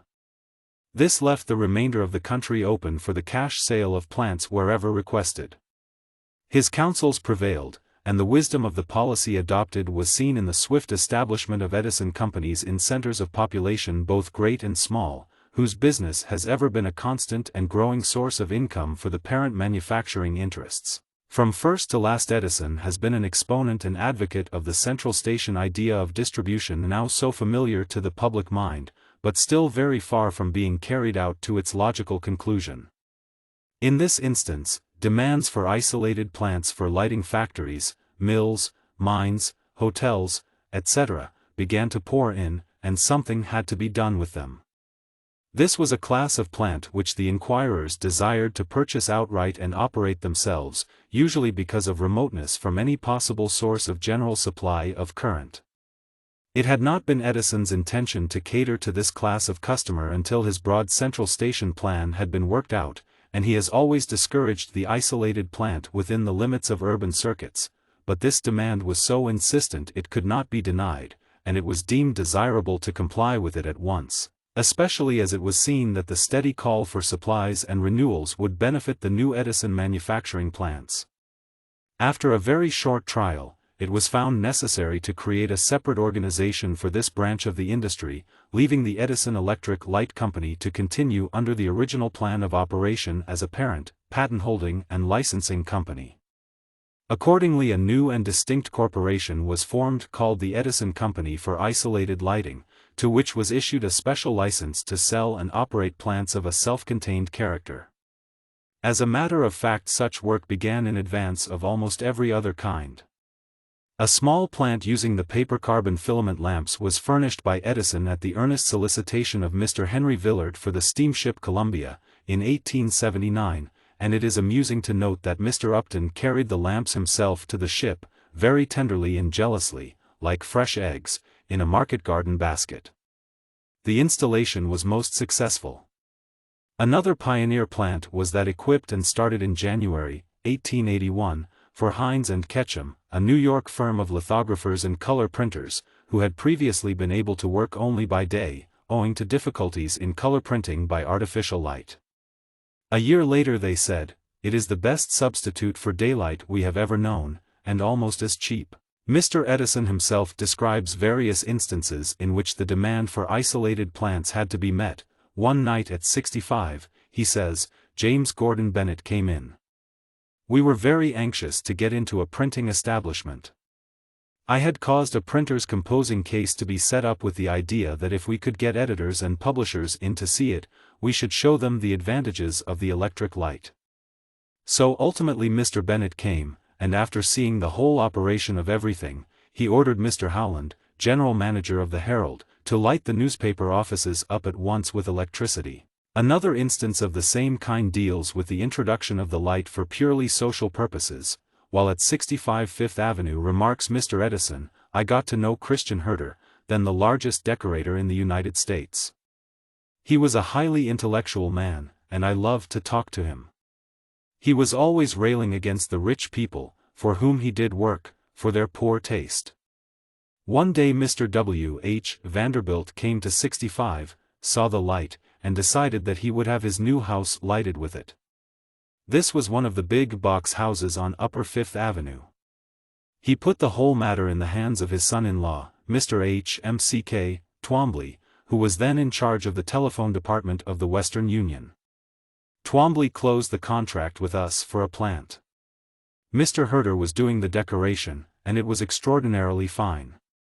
After a while we got the engines and boilers and wires all done, and the lights in position, before the house was quite finished, and thought we would have an exhibit of the light. About 8 o'clock in the evening we lit up, and it was very good. Mr. Vanderbilt and his wife and some of his daughters came in, and were there a few minutes when a fire occurred. The large picture gallery was lined with silk cloth interwoven with fine metallic thread. In some manner 2 wires had got crossed with this tinsel, which became red hot, and the whole mass was soon afire. I knew what was the matter, and ordered them to run down and shut off. It had not burst into flame, and died out immediately. Mrs. Vanderbilt became hysterical, and wanted to know where it came from. We told her we had the plant in the cellar, and when she learned we had a boiler there she said she would not occupy the house. She would not live over a boiler. We had to take the whole installation out. The houses afterward went on to the New York Edison system. The art was, however, very crude and raw, and as there were no artisans in existence as mechanics or electricians who had any knowledge of the practice, there was inconceivable difficulty in getting such isolated plants installed, as well as wiring the buildings in the district to be covered by the first central station in New York. A night school was, therefore, founded at Fifth Avenue, and was put in charge of Mr. E. H. Johnson, fresh from his successes in England. The most available men for the purpose were, of course, those who had been accustomed to wiring for the simpler electrical systems then in vogue, telephones, district messenger calls, burglar alarms, house annunciators, etc., and a number of these wiremen were engaged and instructed patiently in the rudiments of the new art by means of a blackboard and oral lessons. Students from the technical schools and colleges were also eager recruits, for here was something that promised a career, and one that was especially alluring to youth because of its novelty. These beginners were also instructed in general engineering problems under the guidance of Mr. C. L. Clark, who was brought in from the Menlo Park Laboratory to assume charge of the engineering part of the company's affairs. Many of these pioneer students and workmen became afterward large and successful contractors, or have filled positions of distinction as managers and superintendents of central stations. Possibly the electrical industry may not now attract as much adventurous genius as it did then, for automobiles, aeronautics, and other new arts have come to the front in a quarter of a century to enlist the enthusiasm of a younger generation of mercurial spirits, but it is certain that at the period of which we write, Edison himself, still under 35, was the center of an extraordinary group of men, full of effervescing and aspiring talent, to which he gave glorious opportunity. A very novel literary feature of the work was the issuance of a bulletin devoted entirely to the Edison lighting propaganda. Nowadays the house organ, as it is called, has become a very hackneyed feature of industrial development, confusing in its variety and volume, and a somewhat doubtful adjunct to a highly perfected, widely circulating periodical technical press. But at that time, 1882, the Bulletin of the Edison Electric Light Company, published in ordinary 12mo form, was distinctly new in advertising and possibly unique, as it is difficult to find anything that compared with it. The bulletin was carried on for some years, until its necessity was removed by the development of other opportunities for reaching the public, and its pages serve now as a vivid and lively picture of the period to which its record applies. The first issue, of January 12, 1882, was only 4 pages, but it dealt with the question of insurance, plants at Santiago, Chile, and Rio de Janeiro, the European company with 3,500,000 francs subscribed, the work in Paris, London, Strasbourg, and Moscow, the laying of over 6 miles of street mains in New York, a patent decision in favor of Edison, and the size of safety catch wire. By April of 1882, the bulletin had attained the respectable size of 16 pages, and in December it was a portly magazine of 48. Every item bears testimony to the rapid progress being made, and by the end of 1882 it is seen that no fewer than 153 isolated Edison plants had been installed in the United States alone, with a capacity of 29,192 lamps. Moreover, the New York Central Station had gone into operation, starting at 3 p.m. on September 4, and at the close of 1882 it was lighting 225 houses wired for about 5,000 lamps. This epical story will be told in the next chapter. Most interesting are the bulletin notes from England, especially in regard to the brilliant exhibition given by Mr. E. H. Johnson at the Crystal Palace, Sydenham, visited by the Duke and Duchess of Edinburgh, twice by the Dukes of Westminster and Sutherland, by 300 members of the Gas Institute, and by innumerable delegations from cities, boroughs, etc. Describing this before the Royal Society of Arts, Sir W. H. Preece, F.R.S., remarked, "Many unkind things have been said of Mr. Edison and his promises, perhaps no one has been severer in this direction than myself. It is some gratification for me to announce my belief that he has at last solved the problem he set himself to solve, and to be able to describe to the Society the way in which he has solved it." Before the exhibition closed it was visited by the Prince and Princess of Wales, now the deceased Edward VII. And the Dowager Queen Alexandra, and the Princess received from Mr. Johnson as a souvenir a tiny electric chandelier fashioned like a bouquet of fern leaves and flowers, the buds being some of the first miniature incandescent lamps ever made. The first item in the first bulletin dealt with the fire question, and all through the successive issues runs a series of significant items on the same subject. Many of them are aimed at gas, and there are several grim summaries of death and fires due to gas leaks or explosions. A tendency existed at the time to assume that electricity was altogether safe, while its opponents, predicating their attacks on arc lighting casualties, insisted it was most dangerous. Edison's problem in educating the public was rather difficult, for while his low-pressure, direct current system has always been absolutely without danger to life, there has also been the undeniable fact that escaping electricity might cause a fire just as a leaky water pipe can flood a house. The important question had arisen, therefore, of satisfying the fire underwriters as to the safety of the system. He had foreseen that there would be an absolute necessity for special devices to prevent fires from occurring by reason of any excess of current flowing in any circuit, and several of his earliest detail lighting inventions deal with this subject. The insurance underwriters of New York and other parts of the country gave a great deal of time and study to the question through their most expert representatives, with the aid of Edison and his associates, other electric light companies cooperating, and the knowledge thus gained was embodied in insurance rules to govern wiring for electric lights, formulated during the latter part of 1881, adopted by the New York Board of Fire Underwriters, January 12, 1882, and subsequently endorsed by other boards in the various insurance districts.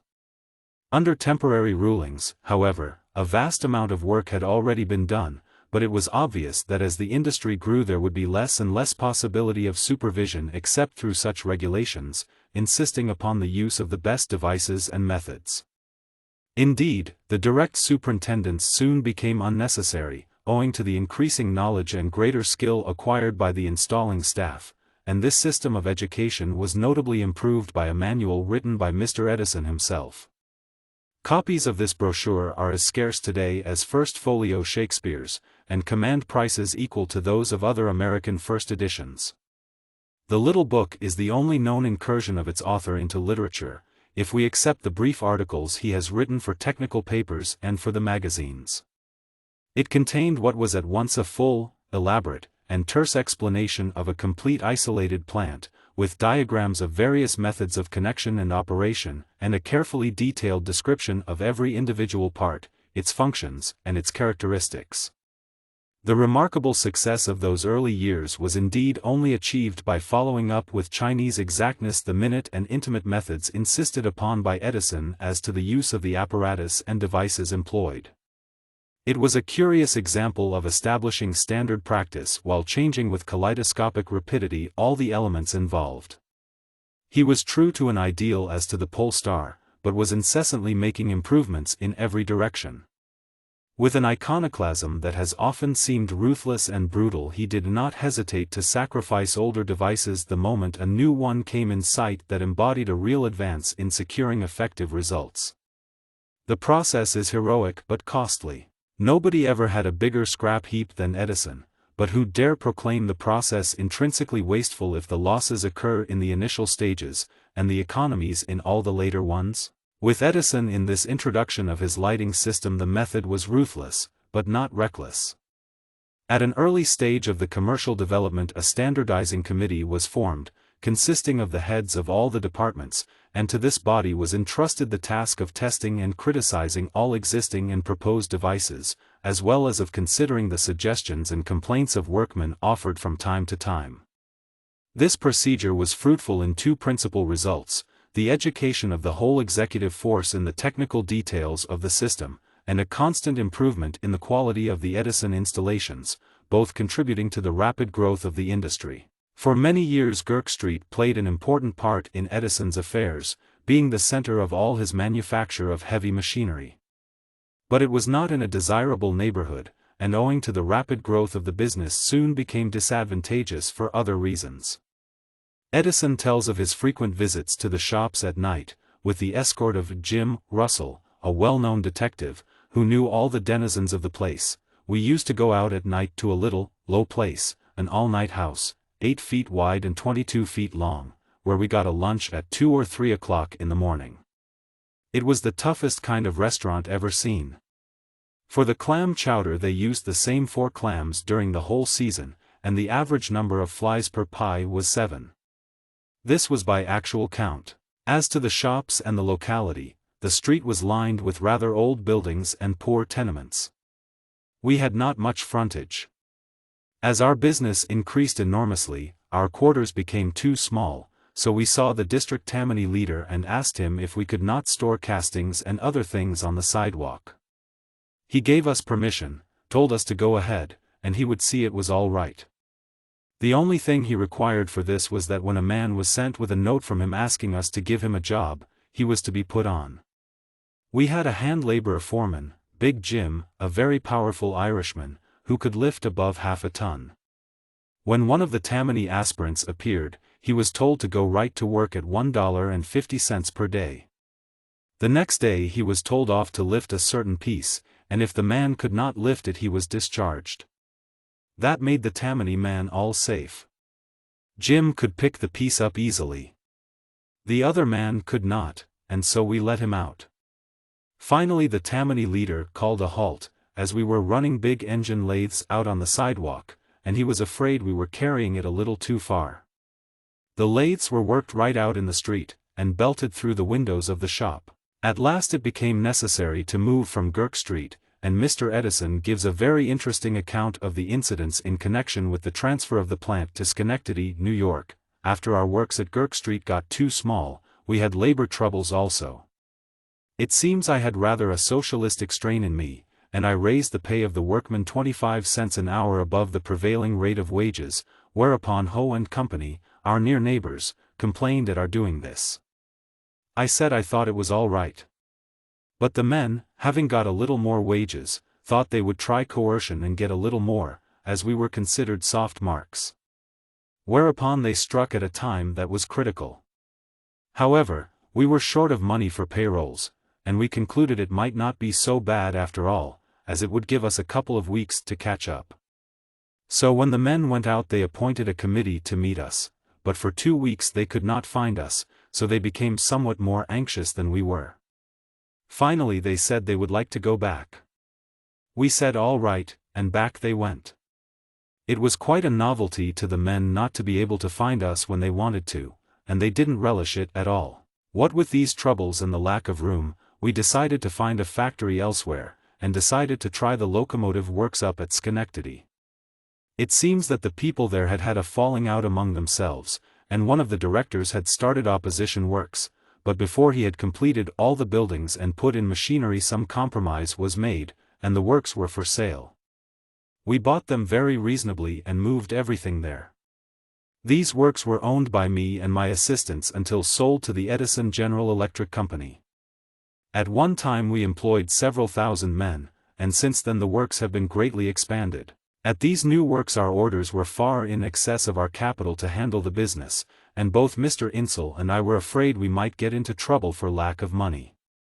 Mr. Insel was then my business manager, running the whole thing, and, therefore, when Mr. Henry Villard and his syndicate offered to buy us out, we concluded it was better to be sure than be sorry, so we sold out for a large sum.